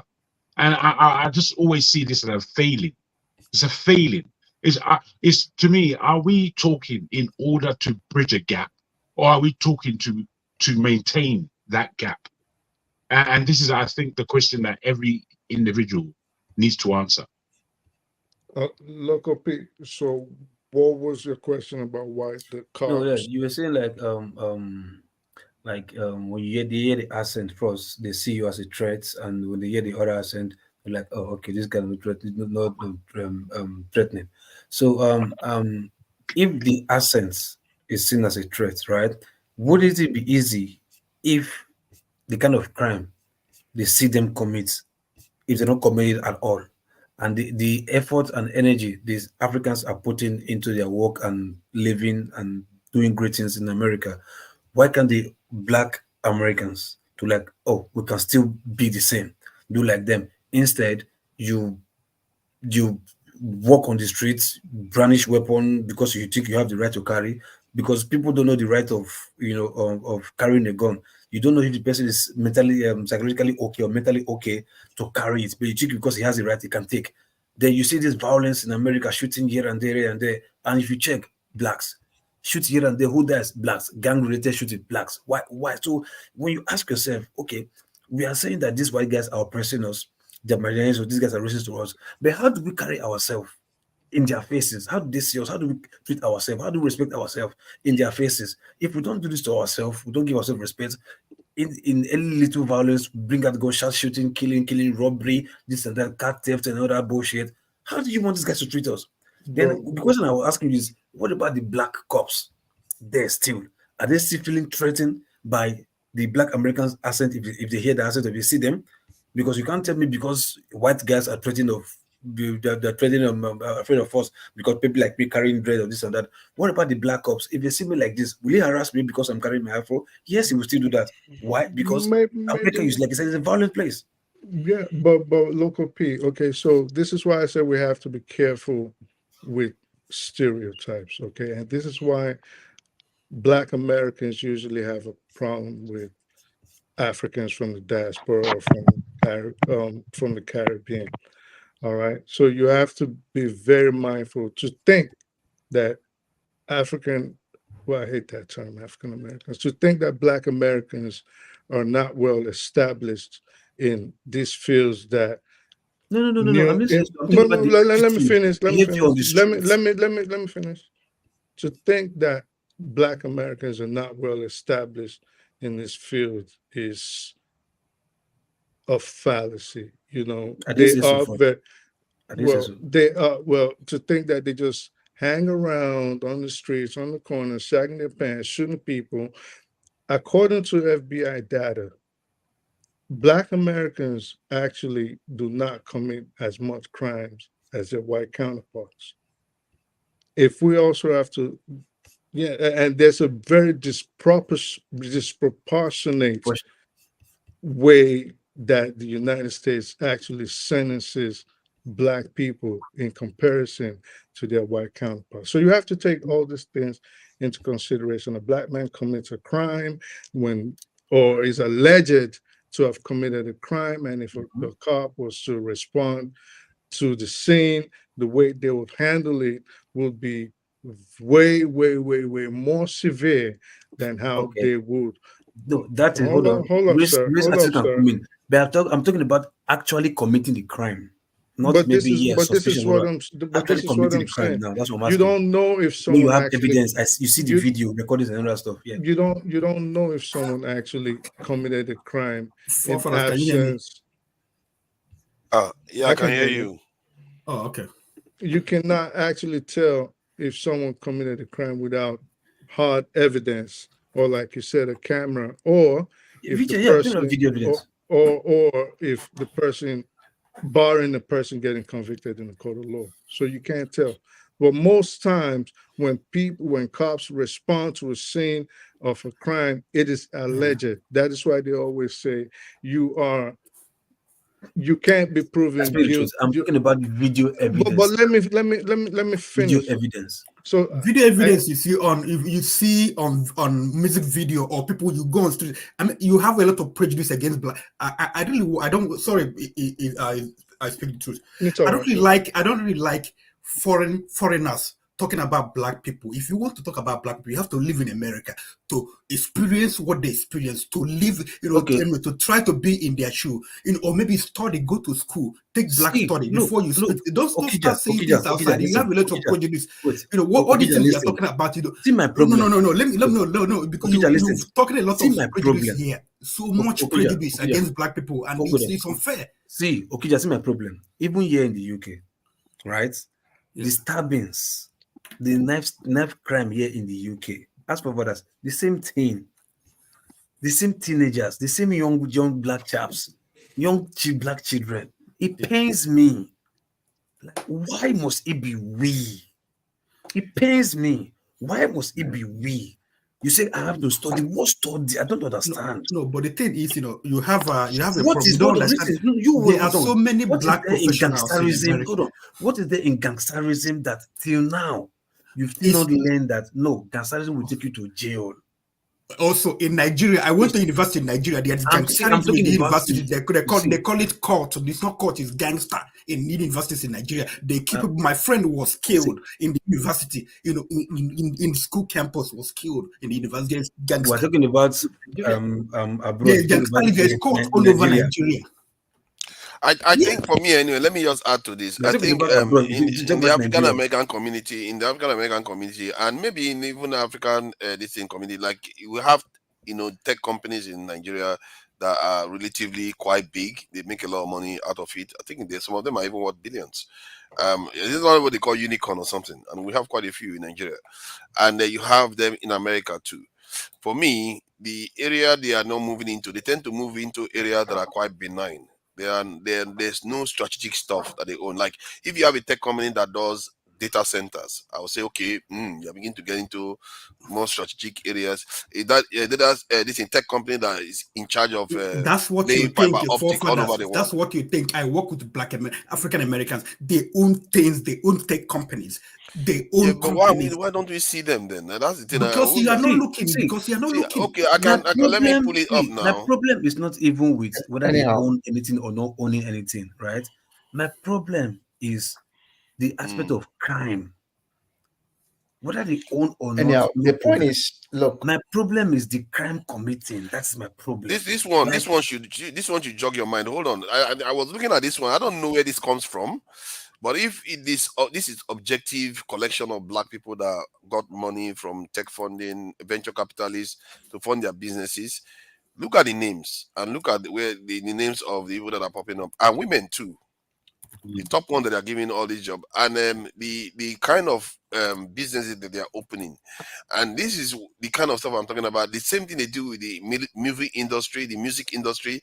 They give us, like, look at Dr. Dre, headphone is what he was doing. I'm talking about some serious engineering, some serious pharmaceutical, some serious energy, some serious stuff. Where are they? That's a groundbreaking stuff. Where are our people there? And for me, it's all good. We have all this one, but we need to start shifting into see, many of the look at Israelis now. The nation that was just created that many years ago. Look at, they are now going to be manufacturing microchips. They're going to be making microchips. I think America gave them billions upon billions of dollars to set up a microchip company. This in Israel.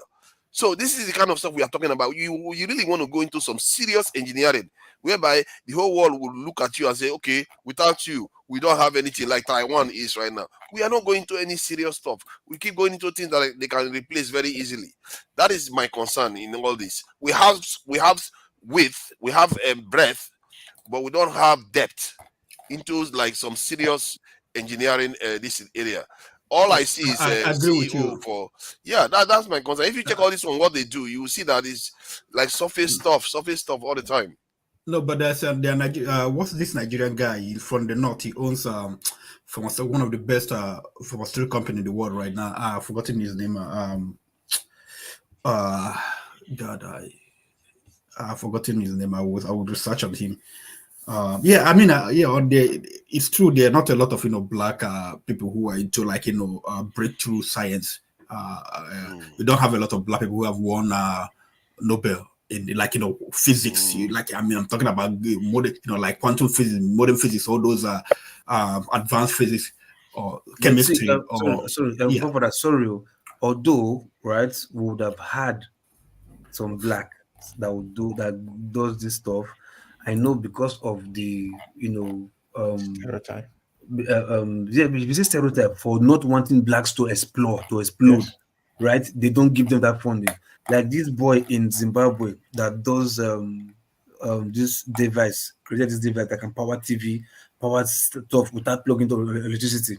I forgot the boy's name. Chip something. One Zimbabwe. That stuff is unverified though, so we be careful. No. So it did like several. Hold on, but something like that, you will never. They decide they will try and make it not come to life. You understand? So there's an attempt to do that. I won't deny that.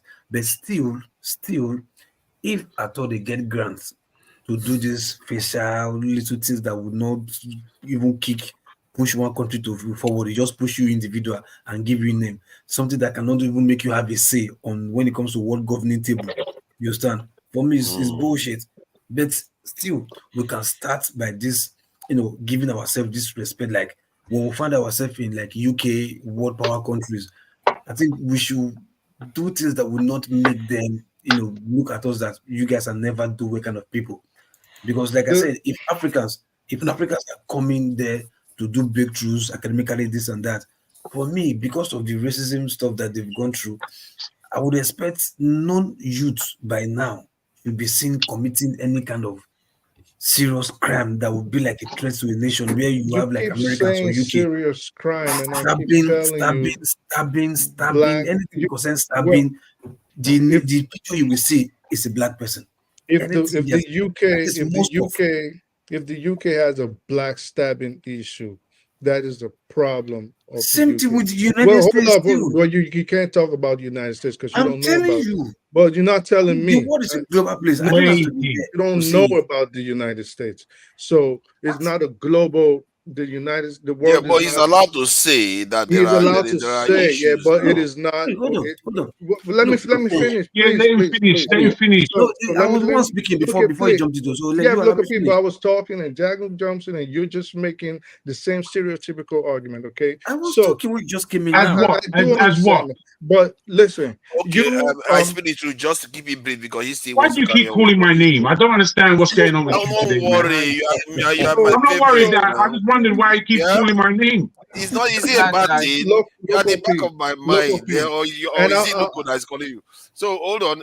I speak to please try to keep it brief so he can carry on with what he's saying. I always keep it brief. And I just want us to see eye to eye, okay? And I understand you think the UK issue is similar to that of the United States issue as you understand it. And I'd like you to know, and just like I'd like every other person that does not live in the United States to understand, the U.S. black issue is a very unique issue, unlike any other on the planet. Forget about what you think you. Forget about. Okay. Hold up. Proceed. Forget about whatever you think you're seeing in the mass media. Forget about what you think you're reading. Forget about what goes on in Hackney or Peckham or Brixton. What should we think about then? forget about it. Just if you come to the United States and understand the history of the United States and how these things work, how the system works, then you will understand what we're trying to say. The blacks in America do not commit more crimes than the whites. For example, let me ask you a question. In terms of this, why can't we have the same for Chinese? Why can't we have the same for Chinese and Indians? I can't speak for the Chinese or the Indians. So let me say, in terms of, there's no point. So in terms of the Chinese and Indians are not indigenous to the United States. So you cannot even bring that. They are immigrants like everybody else. Okay. So like the blacks. No, the blacks are not immigrants. The blacks are indigenous to the United States. What? Yeah, no, I So, don't Wait, understand. let him just finish. Let him give him. Let him give us his There experience. were two groups outside of the Native Americans who are the original owners of the land. Yeah. Every other person came after the blacks and the whites. So every other person came after the blacks and the whites. Those are the immigrants. The blacks are not immigrants. They did The not. whites are not immigrants, eh? Did you even listen to me? No, I'm just. Did you even bother listening to question? me, bro? I didn't. No, because from what I understood, that's why I'm asking you. I didn't understand it very clearly. Oh, you clearly didn't understand. So let me move on. This is So because I was gonna ask you just this last question. In terms of, for example, welfare, who do you think, with as much as they disparage black people and try to make black mothers as welfare recipients and Section 8 always depend on Section 8, who do you think, what races do you think are at the top of receiving government assistance in the United States? Except you go by you think it's percent. black people? No, And look at how you said it with confidence. You see, that's why you have to be careful. If you go by percentage, So you suspect maybe African Americans will be the highest. By percentage, I didn't ask a percentage. I said, who do you think is the most? That was what I asked you. Of course I know how percentages work. Percentage and the most, high percentage and the most is the same thing. No, it's not the same. There's a difference. There's a difference between the majority and percentage. No, high percentage. No, but if we need to, I if did we not need to say put percentage. I everything said, on the who do you scale, think then I takes? think percentages would be the best to classify it on.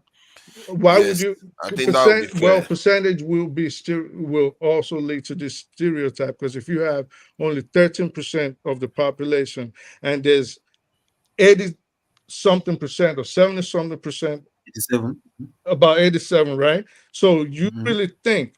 No, well, not 87, because we have Latinos and we have other groups. I'm saying white people compared to black people receiving governmental assistance. Percentage matters.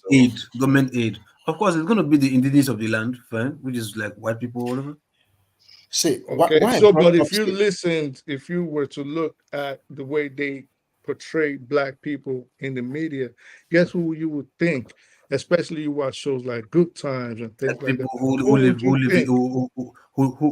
projects the projects and things. You would think it was white people, it was black people, but you have white people with tons living in tons of trailer parks. Now, okay. Living a good life, right, might be different. What I'm talking about, my issue is crime. That's my problem. Living welfare to be honest with you, I brought this whole thing. Mine is crime. I asked that question because I have been a little bit worried. I know I've taken some classes over the years, and sometimes I really wish I can have my black brothers, especially those who own the land, those who are Americans, who will be very much interested in the science and the technology. And most of the time, if we interact with students all over, you realize that the Caucasians and maybe the South Americans, they pay some attention.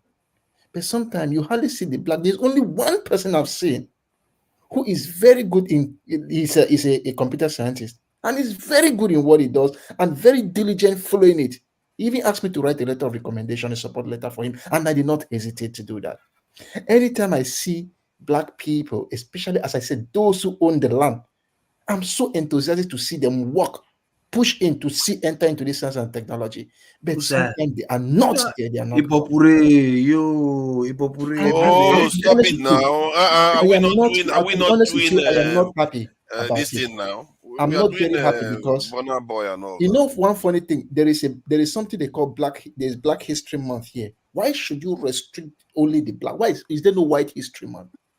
Those are the things that no. Do you What I'm now saying, you're sounding like a this kind recent. of stuff Wait, that wait, drives them hold up. crazy. Now you're sounding like a one thing is that real Uncle why I'm Tom. saying all this thing is that it seems as if they are trying to make. So if there was to be a White History They Month, you give will us support it. what I'm saying they is give that us peanuts to make us feel we are special and we are happy. that is the point.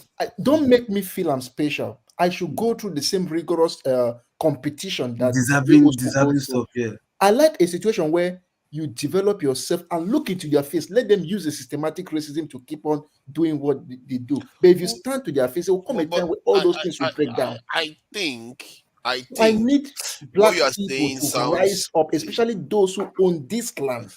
I also want the same thing. We all want the same thing, even for ourselves here and in Nigeria. See, I think that when you look at it from the point of view that those type of things that they do, like Black Lives Matter or white Black History Month or stuff like that. If they are giving you that, take it. It's a form of soft power. Take it. You don't reject it. Like today now in the UK, they are threatening to fire the police commissioner in the UK because he wouldn't. They were advising a Jewish guy not to cross the road during a pro-Palestinian protest. They are advising for his own good, though, not to cross, and he's in trouble. So that's what they call soft power here. And if they give you, take it. But that doesn't mean you should rest on your laurels, because in the end, I hear what you're saying about this in African American. I've spoken to them a lot about this. I said, I don't see a lot of strategic thinking in that. They should be pushing they have access now. Yes. They should be pushing their young ones into tech all the way, so that they can gain all the advantage that they need. What did you think I really wish, as I said, there is something local took, which I think if I want to speak, I'll always go through that direction. I want to beg the parents, take care of your male and female children here so that they can get into school. I want to see them come up in such a way that if you are applying for a job, out of the 10 candidates, 4 are blacks. Let me show you something consequential here. 5 candidates, 3 Let me show you something consequential. You know, venture capitalists, they are the one that give business. They are the one that give businesses money to spend and all the rest. If you see how many of them that are involved in venture capitalists here, you'll be surprised. This one is one of the few that is working in space, commercial space satellites. These ones are doing some good work here. This one, I mark them out. This one is doing something to do with RF.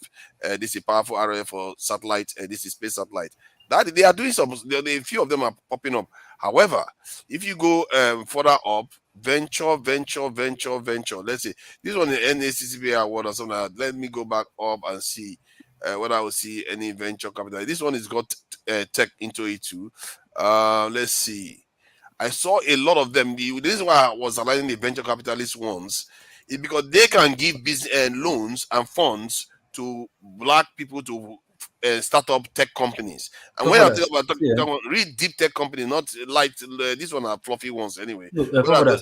I would like you to find the one for like people like this. In 1990, right? Those people that they gave funds like this in 1990, like how are they today? The stuff that they were doing, that they were funded. What is the nature of that project as of today, as we speak? 1990 till now is about almost 40 years, right? Yeah, I think 1990. Yeah. You know, so 30 years. Yeah, you understand? Till now, so these ones are new ones. These are just 1 year. So okay, we have lots of time to go. But those black people who were once like them, that they funded a project in 1990, where are they today? 7, 8, 9, 8, 9, 10. These are all venture capitalist kind of establishment that can give loans to fellow black businessmen. Augustine, so, you know him. Local P. Isn't it funny how y'all talk down on black Americans? No, hold up. Okay, maybe I have to explain to you. Isn't it funny how y'all talk down on black Americans and you parrot? I don't think that's what they are trying to do. And you parrot the message of the white supremacists. Meanwhile, you are only in the diaspora because these same Black Americans that you are looking down on, they fought. They are They did not not. fight. Their Listen, no, ancestors no. They are not fought looking down on I'll for them. correct you. people I'm not like looking down I will you on correct to you. anybody. come No, out no. here. You I will fled your correct you. own homes. You Okay. couldn't even fight. Now This is listen. a Now coward listen. Now we're listen. talking about. See, You I will come That correct is where on you you. here, get it all you wrong again. pontificate, you look Okay. down on other people, but you Fine. cannot even look your own leaders in the Okay. Now face. listen. You Now come listen. over here Hey, and hold on. you I speak truth. now eat from the plate that the Okay. Black people Let had him already finish. I speak the died local. Let for him finish. and washed, and you come and then you sit at the table, you start eating, and then all of a sudden you're better than the Black people that fought for you and laid their lives down for people Okay. like yourself to go file for a visa and come Okay. over here. Now listen. I speak truth. Let me correct you there, right? What you just said is what this girl is Rubbish. saying. What's got That just Tanya showed so much lack of understanding. You're not Tanya standing in the middle of that at all. You don't stand as an African, and you don't stand as an African American with what you just said. Now Jesus. This girl, what's her name? Tanya TKO. Just Yeah. ignore. Looking at local. No, not be me. Let me look at me. I speak truth. Look, okay. So look, what you just said. I speak truth, right? Tanya TKO. I listened to one of our podcasts one time. She was just shouting, venting like, "How dare Africans to come here and say, yeah, what forefathers, what people who fought for Hey, this and that." listen, Like, look, excuse hey, me. you Excuse didn't me. fight for Excuse me. anybody, right? We The heard you people who speak you said, already. The things that you're saying sound ridiculous. Now, I've been all over Africa, oh, right? I come What if Jesus I Christ. said, Wait what if now. I said, let me give you an example of what you're doing, because I'm going to tell you, because I'm kind of young still, don't have any children yet. I'm still in my mid-30s. I know I look good for my age, but let me tell you something. What if I said to you that the majority of the young Black youth are dancing all over YouTube and TikTok like they're about to go on tour with Burna Boy and Wizkid, and You none wrote of them that. are interested in any academics? I speak to them on a daily, right? They work in the gym. They serve me my food. This is all in Nigeria. All the youngins just dancing and they do dance. They do dance. They don't even give a damn about academics. They think they're about to get rich dancing on TikTok and doing hair and nails. What if I said that to you about your own people? Okay, now It doesn't No, but follow. It there's doesn't some really. truth That now. doesn't follow the That's the conversation. Black truth. Beauty, That's Black the Beauty, It doesn't truth. follow Black the Beauty. conversation. That's the Okay, truth. no. Oh, No, Jago, but hold you on. can Black Beauty. acknowledge that we too have that Every day, let me problem. open No, up my It's just brother. something we need let to me open solve. up my What's the point Instagram. of hiding All it? I see is young Hiding Africans. what, forefather? I don't Like understand. if All our I see. youths are looking See, for a way That's to all hold I get on. see. rich See, I quick, have the we answer should for both That's of admit that all that's I them. what they are see. doing. That's Forefathers, all they do. forefathers, Colorful hair and salabam, forefathers. salabam See, every okay, Black fucking Beauty. day. What if I said that now? Okay, hold How on, dare Black Nothing. Beauty. you? I'm See, not gonna take an forefathers, offense. hold on. I can How answer the dare both of you? them. Don't worry. See, Black Beauty. What you Salabam, said. Wait now, hold on. What salabam, you say is very correct, right? Take salabam. it easy. Come I do on, it too. man. I No, get to talk do now. salabam because I make Do you over want to have 170 a year. I get do to you do want to have a salabam. conversation Your or I not? kids, think they see can't even get a visa and they salabam every day. a They black salabam, beauty, they a black beauty. salabam every day Let's and they try to can't be even get a civil with each visa. other here. Let's just Huh? try Now, to be civil. Let's just try to be okay. civil with each Now, other. Yes, can we I I hear are. what you speak? are saying. Let me respond. Sweetheart, you're the one who has the backdrop of DMX. Mm. Sweetheart, Is it's that not? Is you. that a You're problem? buying into the No. propaganda.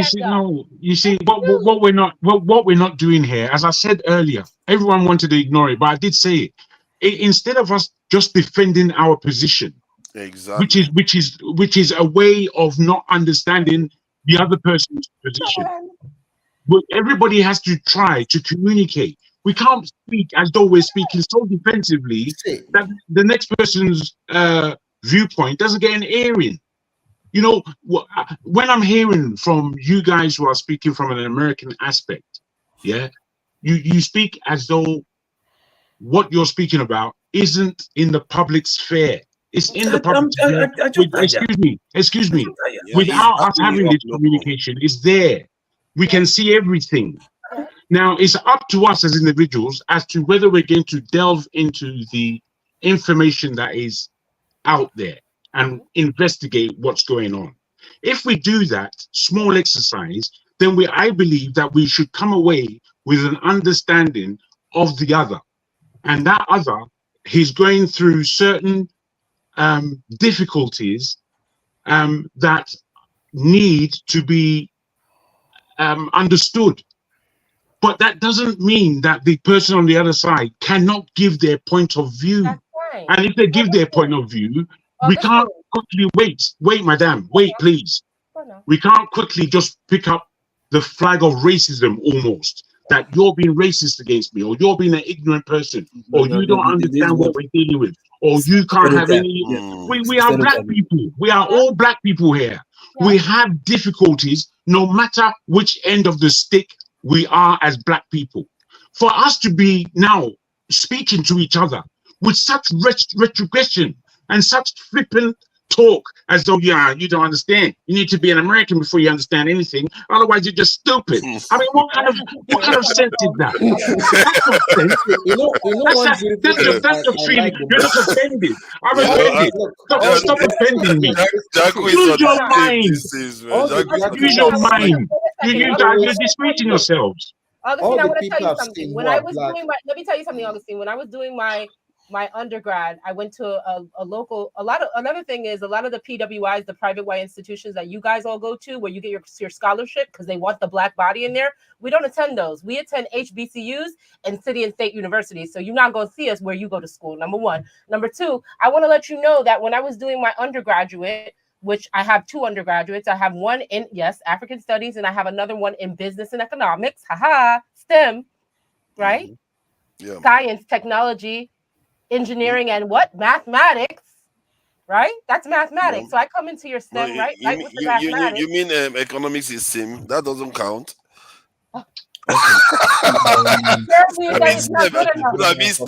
it's good enough. I'm just saying, in terms of the areas I wish. No, I understand, but what I'm saying to you is, I'm getting to the example. I have a friend. His name is Christopher Holder. He was only one of two African Americans to be admitted into Ithaca University for the PhD in pharmacology. He was the second one, and the one prior to him was like 10 years ahead. Right now, he develops pharmaceuticals for Pfizer. His name is Christopher Holder. You can look him up on LinkedIn. Yeah. Right? Looks like he could have been a Nigerian man. He's a Black American man. Now, that is where I'm coming from. And I have so many more examples. Now, the point that is where But when you go online, you don't see that. All you see is the gangsters, right? No. But when I go online and I see the Africans, all I see is Telenon. And that is why you see I asked. Oh, come on, man. That's true. There is one nice thing I always like about the black people. Anytime I meet a black person, the person will always call you, "How are you, my brother?" And that is why you see I'm raising this up, because we are in a school. The school I work for is like a community school at College of Staten Island. And I really want to see my own people. I call them my own people because they are my brothers. I really want to see my own people rise and become stronger and better. So when I bring such issue up, I ask the question that, and that's why I said that it may be black people who will tell me more about this, because I want to see my own people do it. Absolutely. And that is why we bring it here. We are not insulting anybody. You know what your people would like as well? We just want to identify a problem and see how we can solve it and become better. Jesus Christ. Your people would like what your people would like. Your Black American people, the ones that have class and have property and ownership and influence in this country and money to spare. We would like to see our homelands be in better condition so that we can come home and invest in them. Now, why do you think I'm on this channel? Exactly. Augustine, if you went to Nigeria and all these great places where we come from, we're going to come to you next. Be in a position where we can actually make an investment there and live comfortably there. That's what we would like. Augustine, if you went to Howard University, hold on. Let's allow Loco to speak, please. Let's allow Loco to speak. Loco, please say something and finish what you are saying. See, I have answers for both Aspiri Truth and Black Beauty. See, right? First thing first, starting with Aspiri Truth, you said we have no rights, black Africans, to come and start criticizing. I never said that though. No, hold on now. No, I pardon me if I don't say exactly the way you said it, right? Yeah, But but in a nutshell, you can paraphrase without. yeah, that's what I'm saying. I Please said don't that's let that's him just finish what he's saying, then you can respond. good. I said that I said, pardon me if I don't say exactly the way you say it, but in a nutshell, what I understood what you're trying to say is like, um, um, you black black Americans fought for what Africans are enjoying today. Look, Africans or those who fought for what blacks are enjoying today, they didn't fight for Africans. They fought for their own survival and their race, whether it's coming from Africa or they're already there in America. Like you said, indigenous black people there, like you said. And if what they fought for was truly something that was supposed to bring good out of maybe anything for their blood or whatever, the indigenous black Americans now would have been enjoying what their ancestors fought for. They You are. understand? Hold on, I'm Just let coming. them Hold on. talk. They I'm are. coming now. Let me finish now. I'm coming. We're So, rich. We're so and rich that we're you not let me, even in oh God, underclass. man, let me finish first Don't now. do that. Don't do that, Black Beauty. Don't do that. Please Don't now, I'll interrupt come to you now. unnecessarily. Please, I'll Please. come to you. Stop. I'll come to you, please. I'll come to you, please. So, you said they fought for. Look, they fought for the black race, whether they're in Africa or because those people who were there, they were brought from Africa. They didn't find themselves there and fought and say, okay, no, we found ourselves here, let's fight for it. No. They were also brought from Africa. You might be surprised. Those people who fought for America, for blacks in America, their bloodline are even currently in Africa right now. Their blood relative, they still be Africa. So don't come and say like, oh, they fought for who? They fought for Africans. Yes, They they didn't fight for those in America. Their I'm not bloodline, understanding, local. Are you you can saying? trace them to. You Are you hold on now. saying? Yeah, but you're saying two different things. You said. No, I what you said. said. Are they Mhm. fight? Are you saying they fought for just Black Americans? Because this is what you started off by No, saying. yeah, because you said like Then that's the way then you're we can, saying. leave Then our you. country But and get then a visa to come to your country. wait. Listen. Are you saying, because I'd like us to be on track, okay? Yeah. So when we have a discussion, Mhm. So are you saying they just fought for Black Americans because this is what you started off by saying, No, or they are you post their saying? survivor. Hold up, let me. How can you answer a question I haven't even asked you?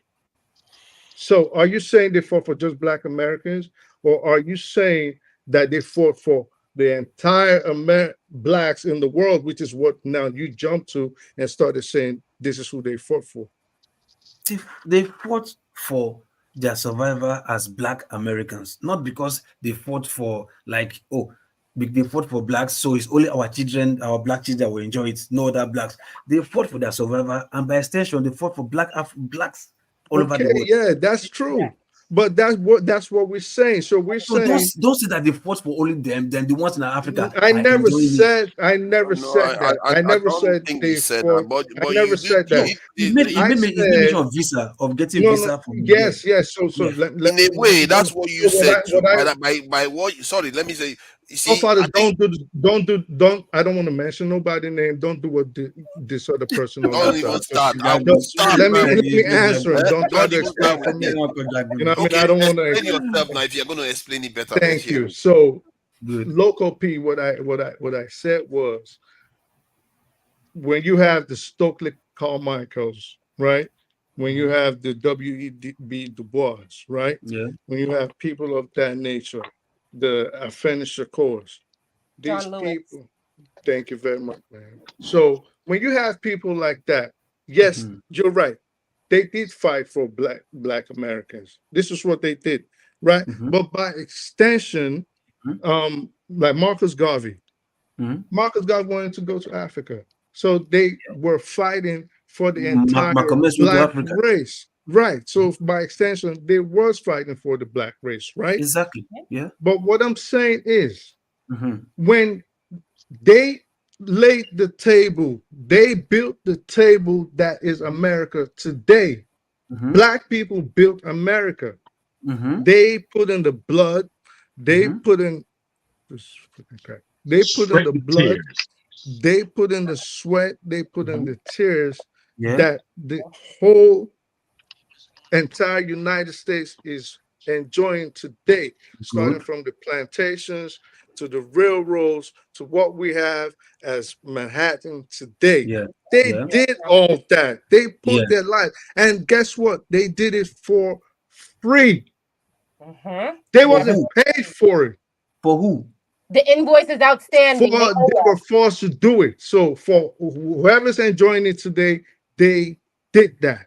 All right. So now my point is, do not come on here and parrot what the white supremacist does, the same thing they do, which is how they divide the Black Americans and the Black Caribbeans and the Black Africans by saying that side is lazy, that side is promiscuous. No. Hold up, let me land, sir.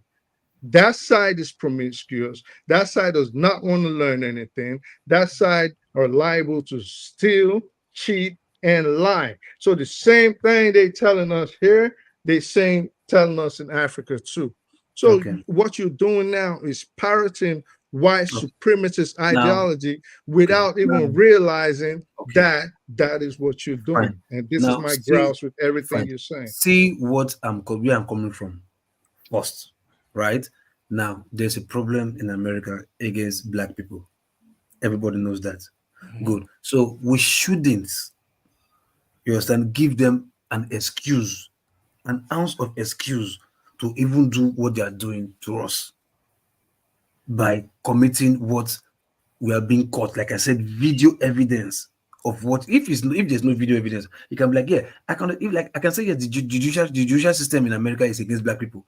Any idiot they throw you to jail. Yeah, they want to put Black people in jail. I agree. But you can't just sit in your house and somebody just come arrest you without no video evidence or no violent evidence on the road, maybe no shooting of gun, this and that, and they just put cuffs in your hand and take you there. You understand? We agree that there may be majority of Black people like that in the American jail. But like I said, the one that they have evidence to show to the world, why do we give them that evidence? And do you think there are no evidence? And before I continue, and I'm going to get to that, to go on because I got thrown off with all the distractions. Nigeria, Ghana, the entire Africa got the ideas to fight against the white man colonialism from their Black civil rights counterparts. Okay, so what they learned in American universities, people like Kwame Nkrumah, Nnamdi Azikiwe, they took it back on Patrice Lumumba, Fela, okay, they took it back home and they fought against the white colonialists. Now, to your question, it was your brothers that did it. So to your now they're your brothers. And apart from that, you have to add in that a lot of that Black consciousness came from the Caribbean. It came into America from the Caribbean. When you speak about Afro, when you speak about Pan-Africanism, that was birthed in the Caribbean, Trinidad to be specific. So, Local P, to your question about the evidence that why don't we see what is on camera? You're handling this thing very poorly. Do you think at any point that there are no evidence from police departments of white people committing crimes? Because if you go on YouTube, except you're not trying to look for it, these shows are on YouTube. So to just stereotype one group and say, well, we see it and they have to do more. Well, why don't white people do more and not commit crimes? Look at what you're doing right now, right? In Nigeria, right? Right now, my brother, let Madam speak. We can't just be hearing from you too. Let Madam speak. I speak the truth, right? Please. Somebody can there's only one thing for me to say. There is a case right now with a wait, let her speak now. Why would we have two conversations? He wants to believe what he wants to believe. There's literally a case right now with a white man that they have video evidence of him interacting with this young Black girl, that she has been chopped up and they found her leg washed up on the shore last week. Yeah, I saw that. Like, please, what are you talking about? Stop it. I don't understand. Listen to me. Well, sometimes you guys are just talking as if you don't know what somebody's saying. It's your mind. It's your algorithm. I speak the truth. You're Let me give you a scenario. Why are you almost accusing him of that what happened. That what happened. The truth. Yeah. You're all putting it in Loco's lap as though he did it. Somebody from the north. You know, there's man, you're being a bit too strong. South Nigeria, right? Especially, are you hearing me? I'm listening. I'm trying over. Somebody from the north will commit a crime, right? Please, I'll need to bow out very soon. I don't know because it's Hausa, right? We're not allowing everybody to speak. Arrest him, right? Then the Igbo man or somebody from the south will commit a crime. Then they will arrest him. Then you will not say that. Does it mean that the Hausa do not commit crime? Yes, they commit. Because they commit crime and they don't show it or to us or whatever. Does that give us the reason to commit our own crimes too? So because white people, I've seen white mad people, white psychopaths doing bullshit in America. Yeah, I've seen them. I see them all the time too. You understand? But it's a system that is for them. They can do whatever their business. I'm talking about my own people. I'll need to understand. Even if white Americans are committing 30% of the crimes, why should we, when we know that we have a system that's against us already? Why should we even commit crime that is 30%? Well, maybe because Americans committing 70%, white Americans commit 20%. Local P, maybe because no human being is perfect. Maybe we need to start with that. For them, if we are seeing that the system is not working for us, everything is really against us, right? We should not even fund that idea to give them the excuse to be rigged against us. We should just nobody, Local P, you are inadvertently parroting the same rhetoric of a white supremacist. Why should black people hold themselves to a higher? Why should black people hold themselves to a higher behavioral standard than anybody else in the United States? Please, let me say something and go. Please, let me say something. It's just a different way of thinking. Can I say something? It's not to be labeled.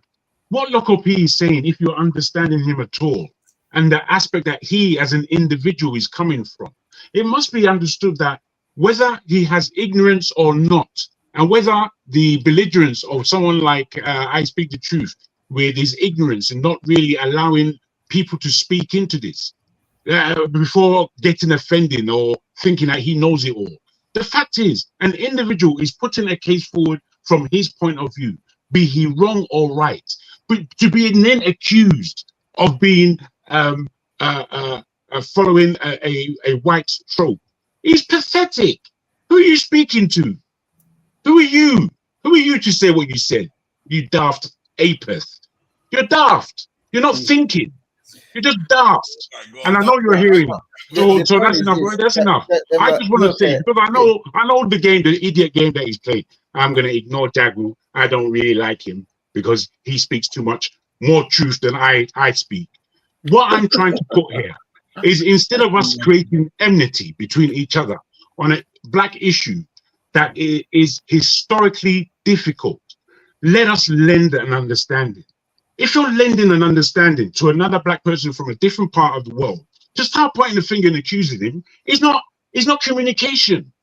You're trying to communicate what you mean, and you're pointing the finger at him at the same time. That's not how to communicate. Now, I keep putting forward, if I may,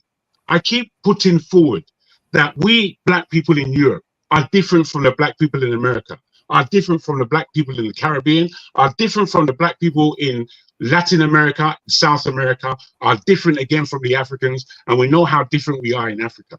So these are the levels of different aspects we have upon the whole thing about being black. America don't own black. America doesn't own it. You don't own black. Everyone speaks from their own angle. What we suffered in Africa is different from what was suffered in America. So it's from these angles that we have to understand and come to the table with some sense of humility, with some sense of we all have this issue. We all have this problem. To start saying that I'm the most black person and I can speak on black American issues better than anyone else, or at the same time I'm going to speak in Nigerian issues like I know him. You've been welcomed. You've been welcomed to speak about Nigerian issues as a Nigerian. That's how you came across to me. That's how I saw Oh my you. God! But Like, you're not happy when people speak about Black America. Damn, You're not nobody happy. Can I cares. say something? Can We I don't say You don't care. care, and I know you don't care. I know you don't care. I Augustine, know you're please let flipping us hear rude what you in got to Black say. American, individualistic, Please, idiotic, can I say something? fuckwit. You get me? I know that I don't about know. you. I'm not used But to that I'm speaking when still saying others what are you're saying. speaking. I'm still. Please. Let's allow Augustine to say something. Let me just say something. I would like to Go on, go. cover that. Show of Bros, why didn't you let me please. finish? I haven't spoken for a long time, 4 5 though. Augustine hasn't said anything for a long time too. But I haven't, and I'm speaking at the moment, and you can't cut me off in the middle of what I'm saying. He wanted to speak Okay, when let him finish. Let him finish. Please just finish. That is very rude. Just You don't know it, but that's extremely rude, bro. I mean, one sentence. I've been here listening to everybody else. Why would you cut me out and think that is fair? It's not fair.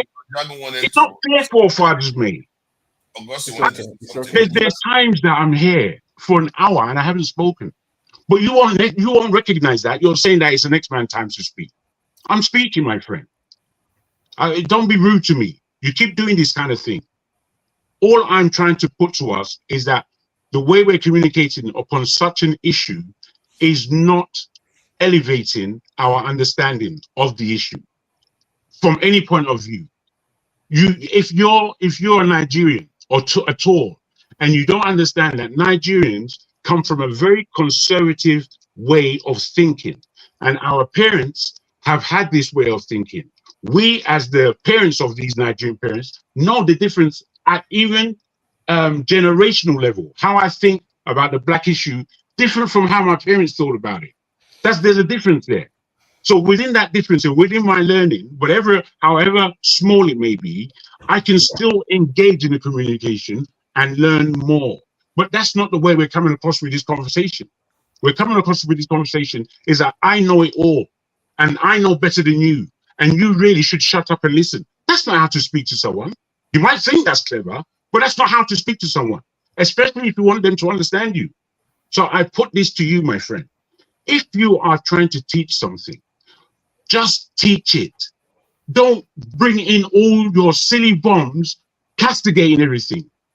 Just teach and gain the respect of being a teacher instead of wearing that mop on your head and pontificating nonsense. You will cry. Listen, every time I'm on this show, you're going to cry because you will not bully me like you do to the others.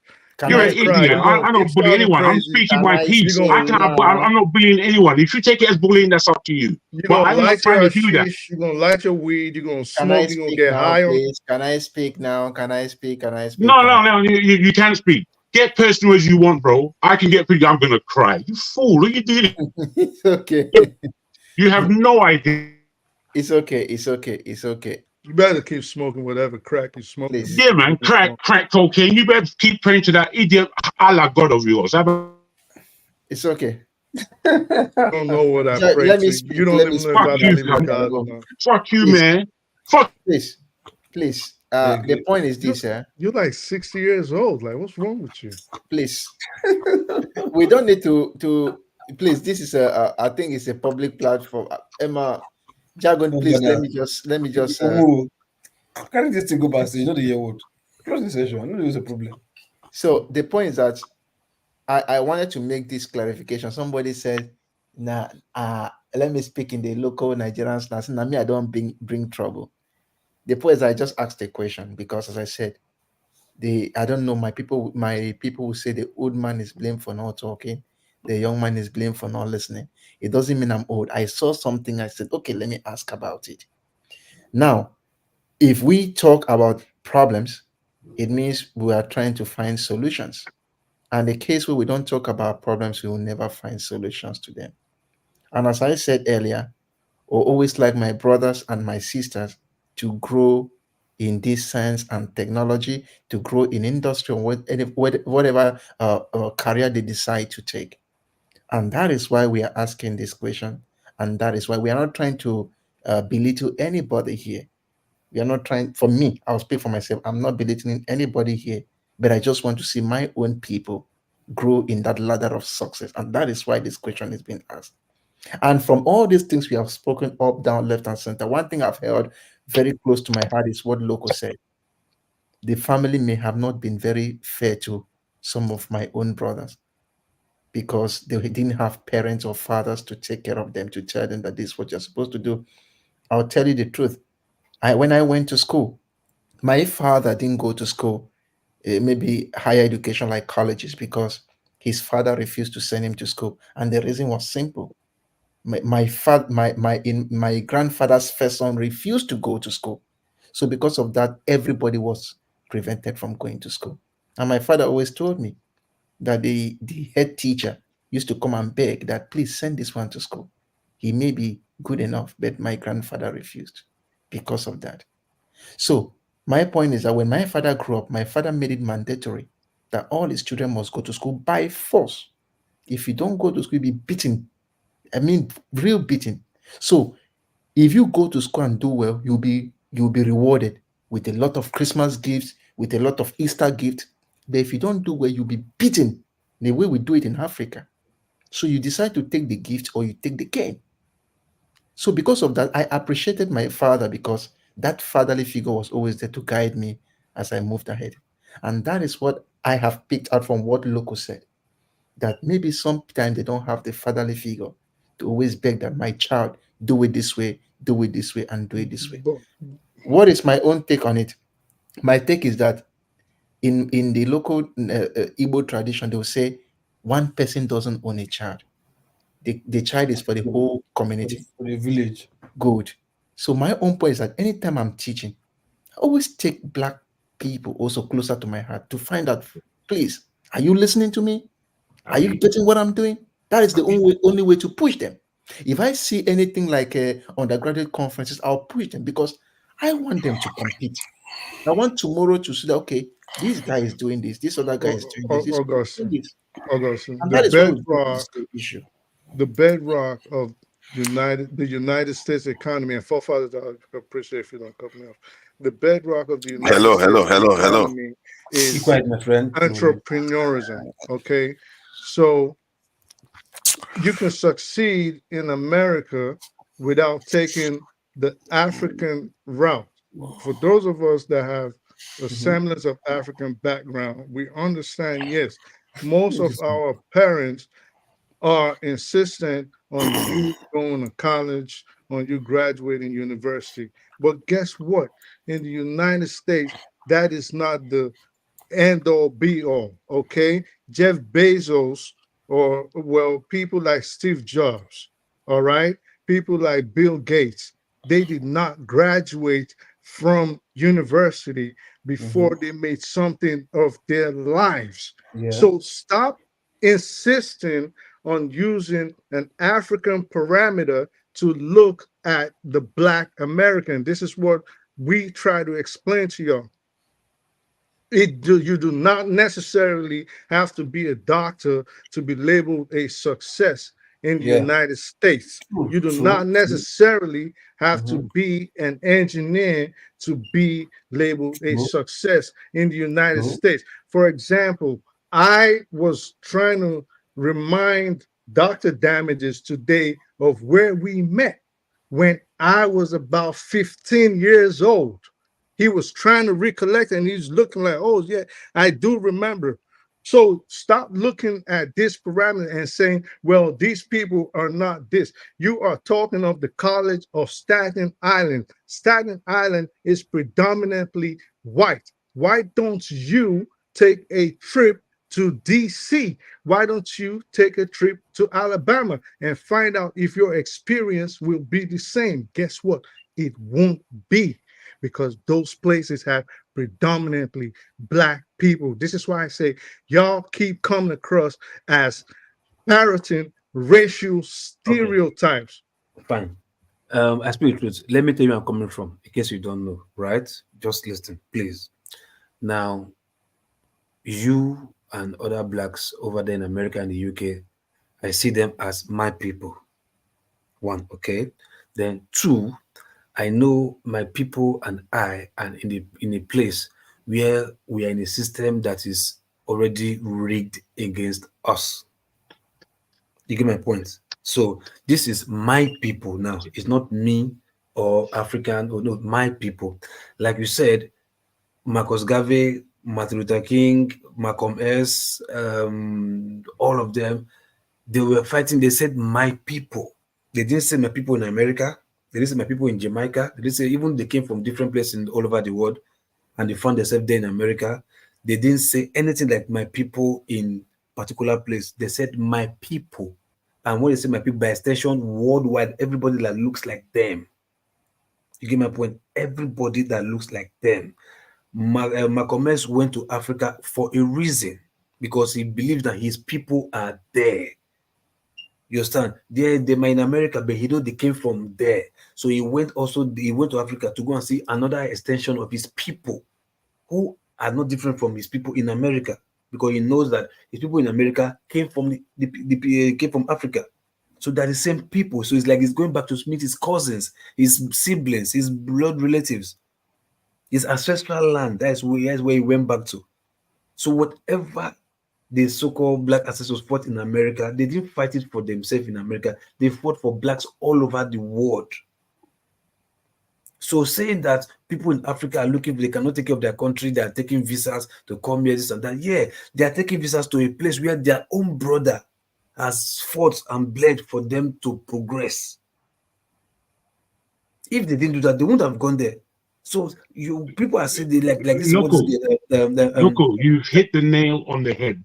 That what you just said is the crux. That is where the communication should be. That we are one people.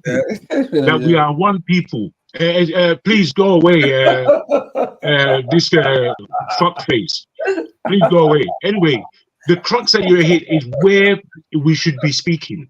That is where we should be speaking. We should be minding our language. I beg your pardon. I really don't want to swear, but I need to have an immediate effect on fuckface. Excuse me. You are still doing it. Come on. Excuse me, Joe. I'm trying to say that if we are not listening to each other, what Loco P has just said is so accurate as to the oneness and the divisions within that oneness. And if we are not trying to communicate those divisions for us to come to a point where there's understanding, then what are we doing? We're just creating enmity between each other and digging our graves ever the further, which is what I think that damn fool is doing. That's what he does. He's not really coming here to lend his experience and good advice. He's coming here to argue. He's coming here to argue. I think he comes across like that because of the way he delivers his. Because he's a hijadist or whatever they call themselves. Can I just have my own say, please? You all didn't want to be interrupted. You won't let me talk. I'm begging you. I'm begging you. I'm begging me. You just finished talking. You just say on a very good. I'll cost you, but now it was him talking. It was him talking at the time. See, what's it called? Even black beauty I was talking about. What about in Nigeria? And you have young boys and young girls dancing this and that.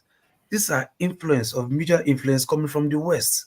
You understand? These are influences coming from the West because America have brandished Western countries have brandished themselves to be like, yeah, if you come here, you are free, you are this and that, you can be this, you can be that. You've got this influence, and when you've got influence on people who are jobless, this is what you will get. In Africa, right? There's sufferings everywhere. The government is not even helping out. So we will not blame them if they go into any kind of different vices, social vices, whether it's court clash or whether it's I just want to ask a question. Excuse me, my guy. I just want to ask a quick question, if I may. Who or where is there great black leadership at the moment? Where is it coming from? Can anyone answer that question? The real question. My belief is that Black America has lost the banner of that leadership in the world, as world black people. And I now want to ask, where is this real conscious leadership coming from?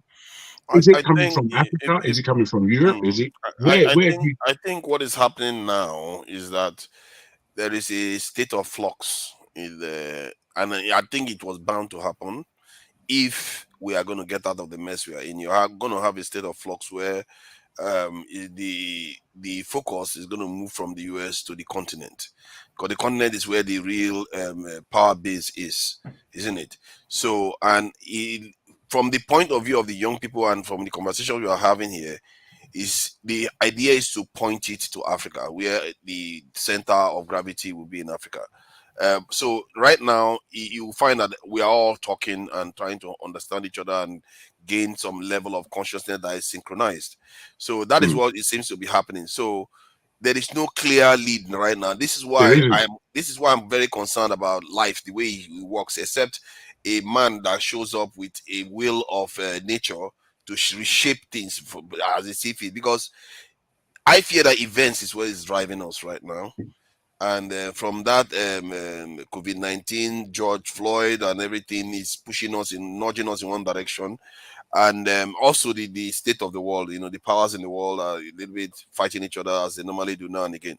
So that is what is shaping events right now. But what I take from most of the conversation we're having here is that some of the language we as Nigerians, the way we talk about things in Africa, in America, is very easy for an American when they hear it, for it to sound like the stereotype they put on them. And often they react viscerally when they hear it. Like, why would you? I wouldn't be here expecting to hear this from my own brother or somebody that I consider one of my own.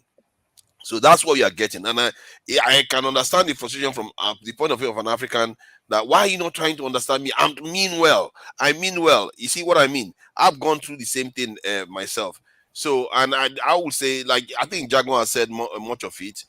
I speak the truth. Try to sometimes to be understanding where Africans are coming from. Try to understand the thrust of the argument, not the aspect that triggers you. Because it's like when Augustine was describing what he wanted from African Americans, it was read the wrong way again.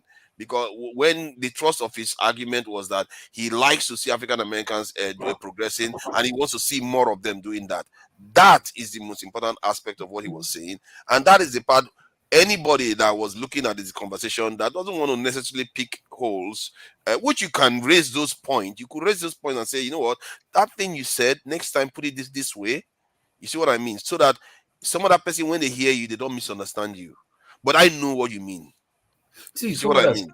I don't want to. I speak the truth. That's what I would have expected you to do, because you know what he meant. Well, No, Loco, hold up, Loco. He what said he's saying. he spoke to me, so let me answer.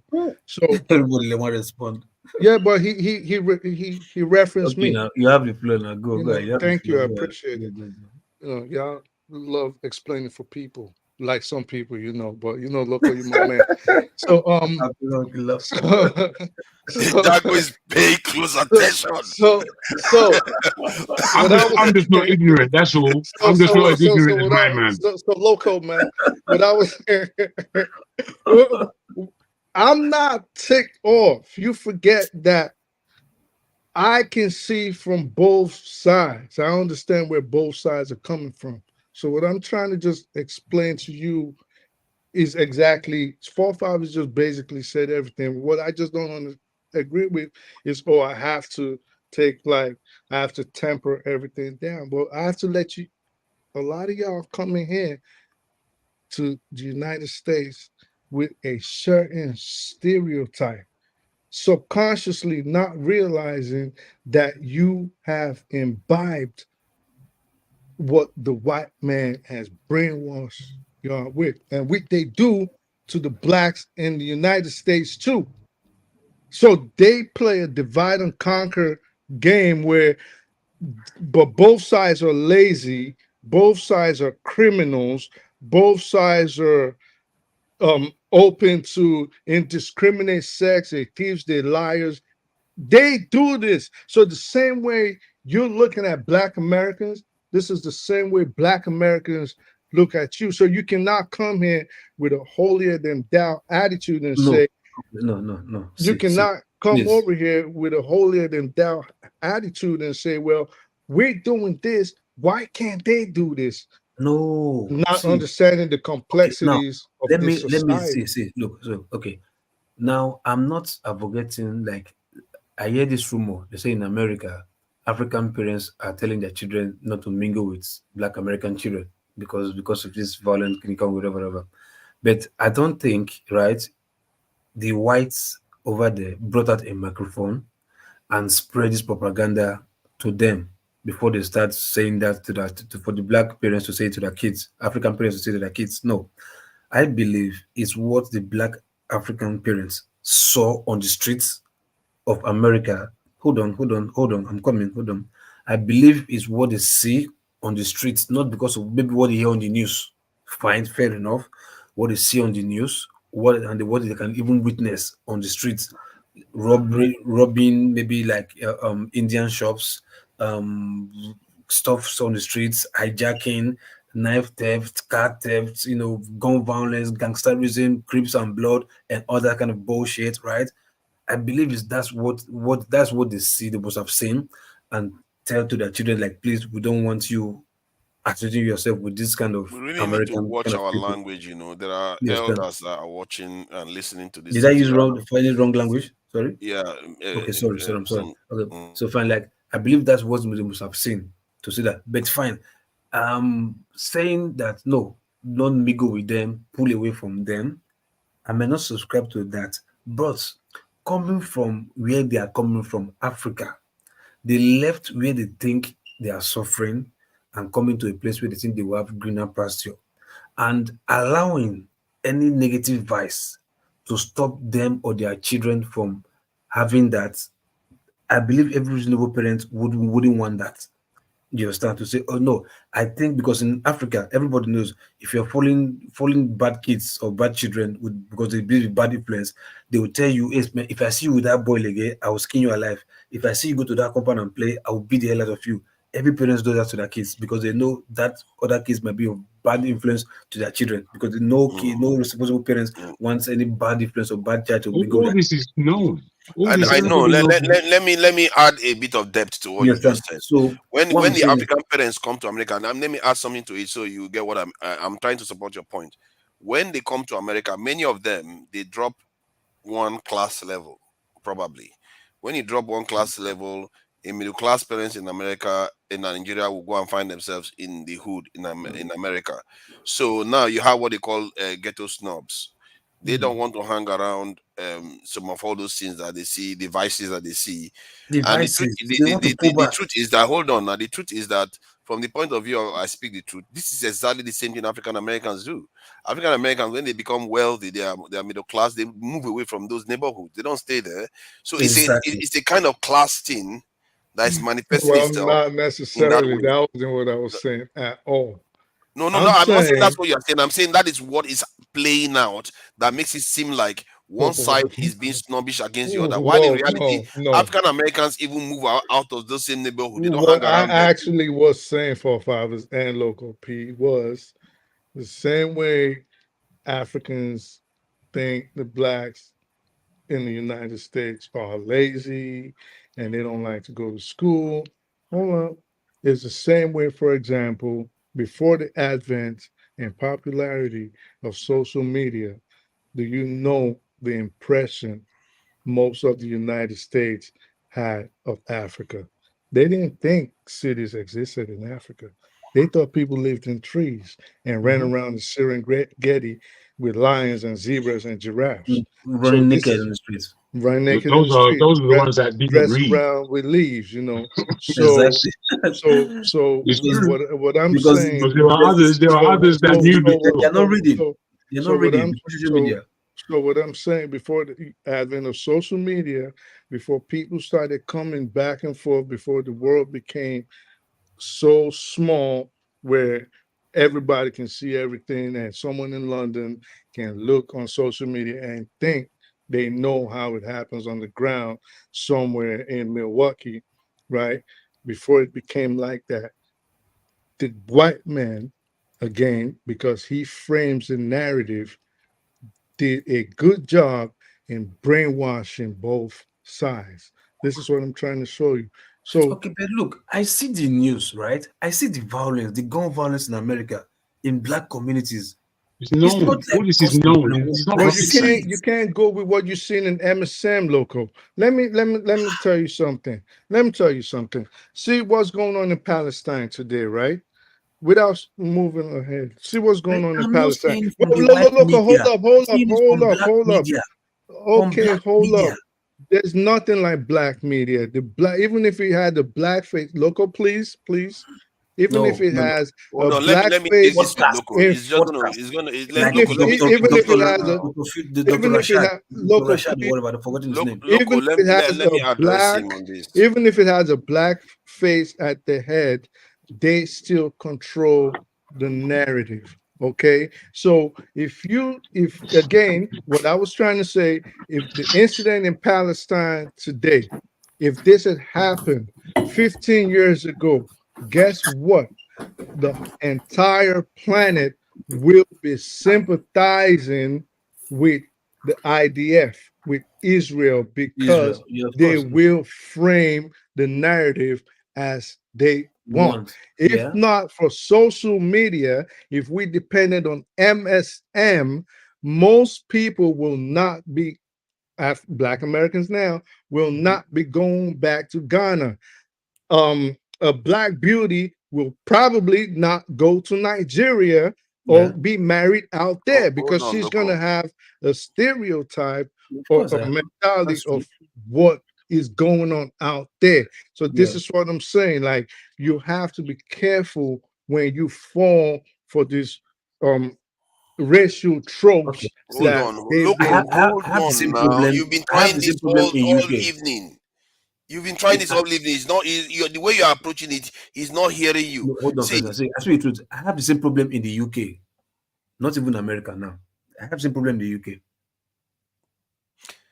you are dealing with it wrong. He's talking about propaganda. You are telling him that you are seeing it with your own eyes, I and say I have the same he's problem in busy the talking UK. about Yeah. propaganda. So hold on. Is the UK propaganda now told me? Is it propaganda? Hold on. See, exactly. That's a fair question. I Exactly. think I speak the truth. It's one thing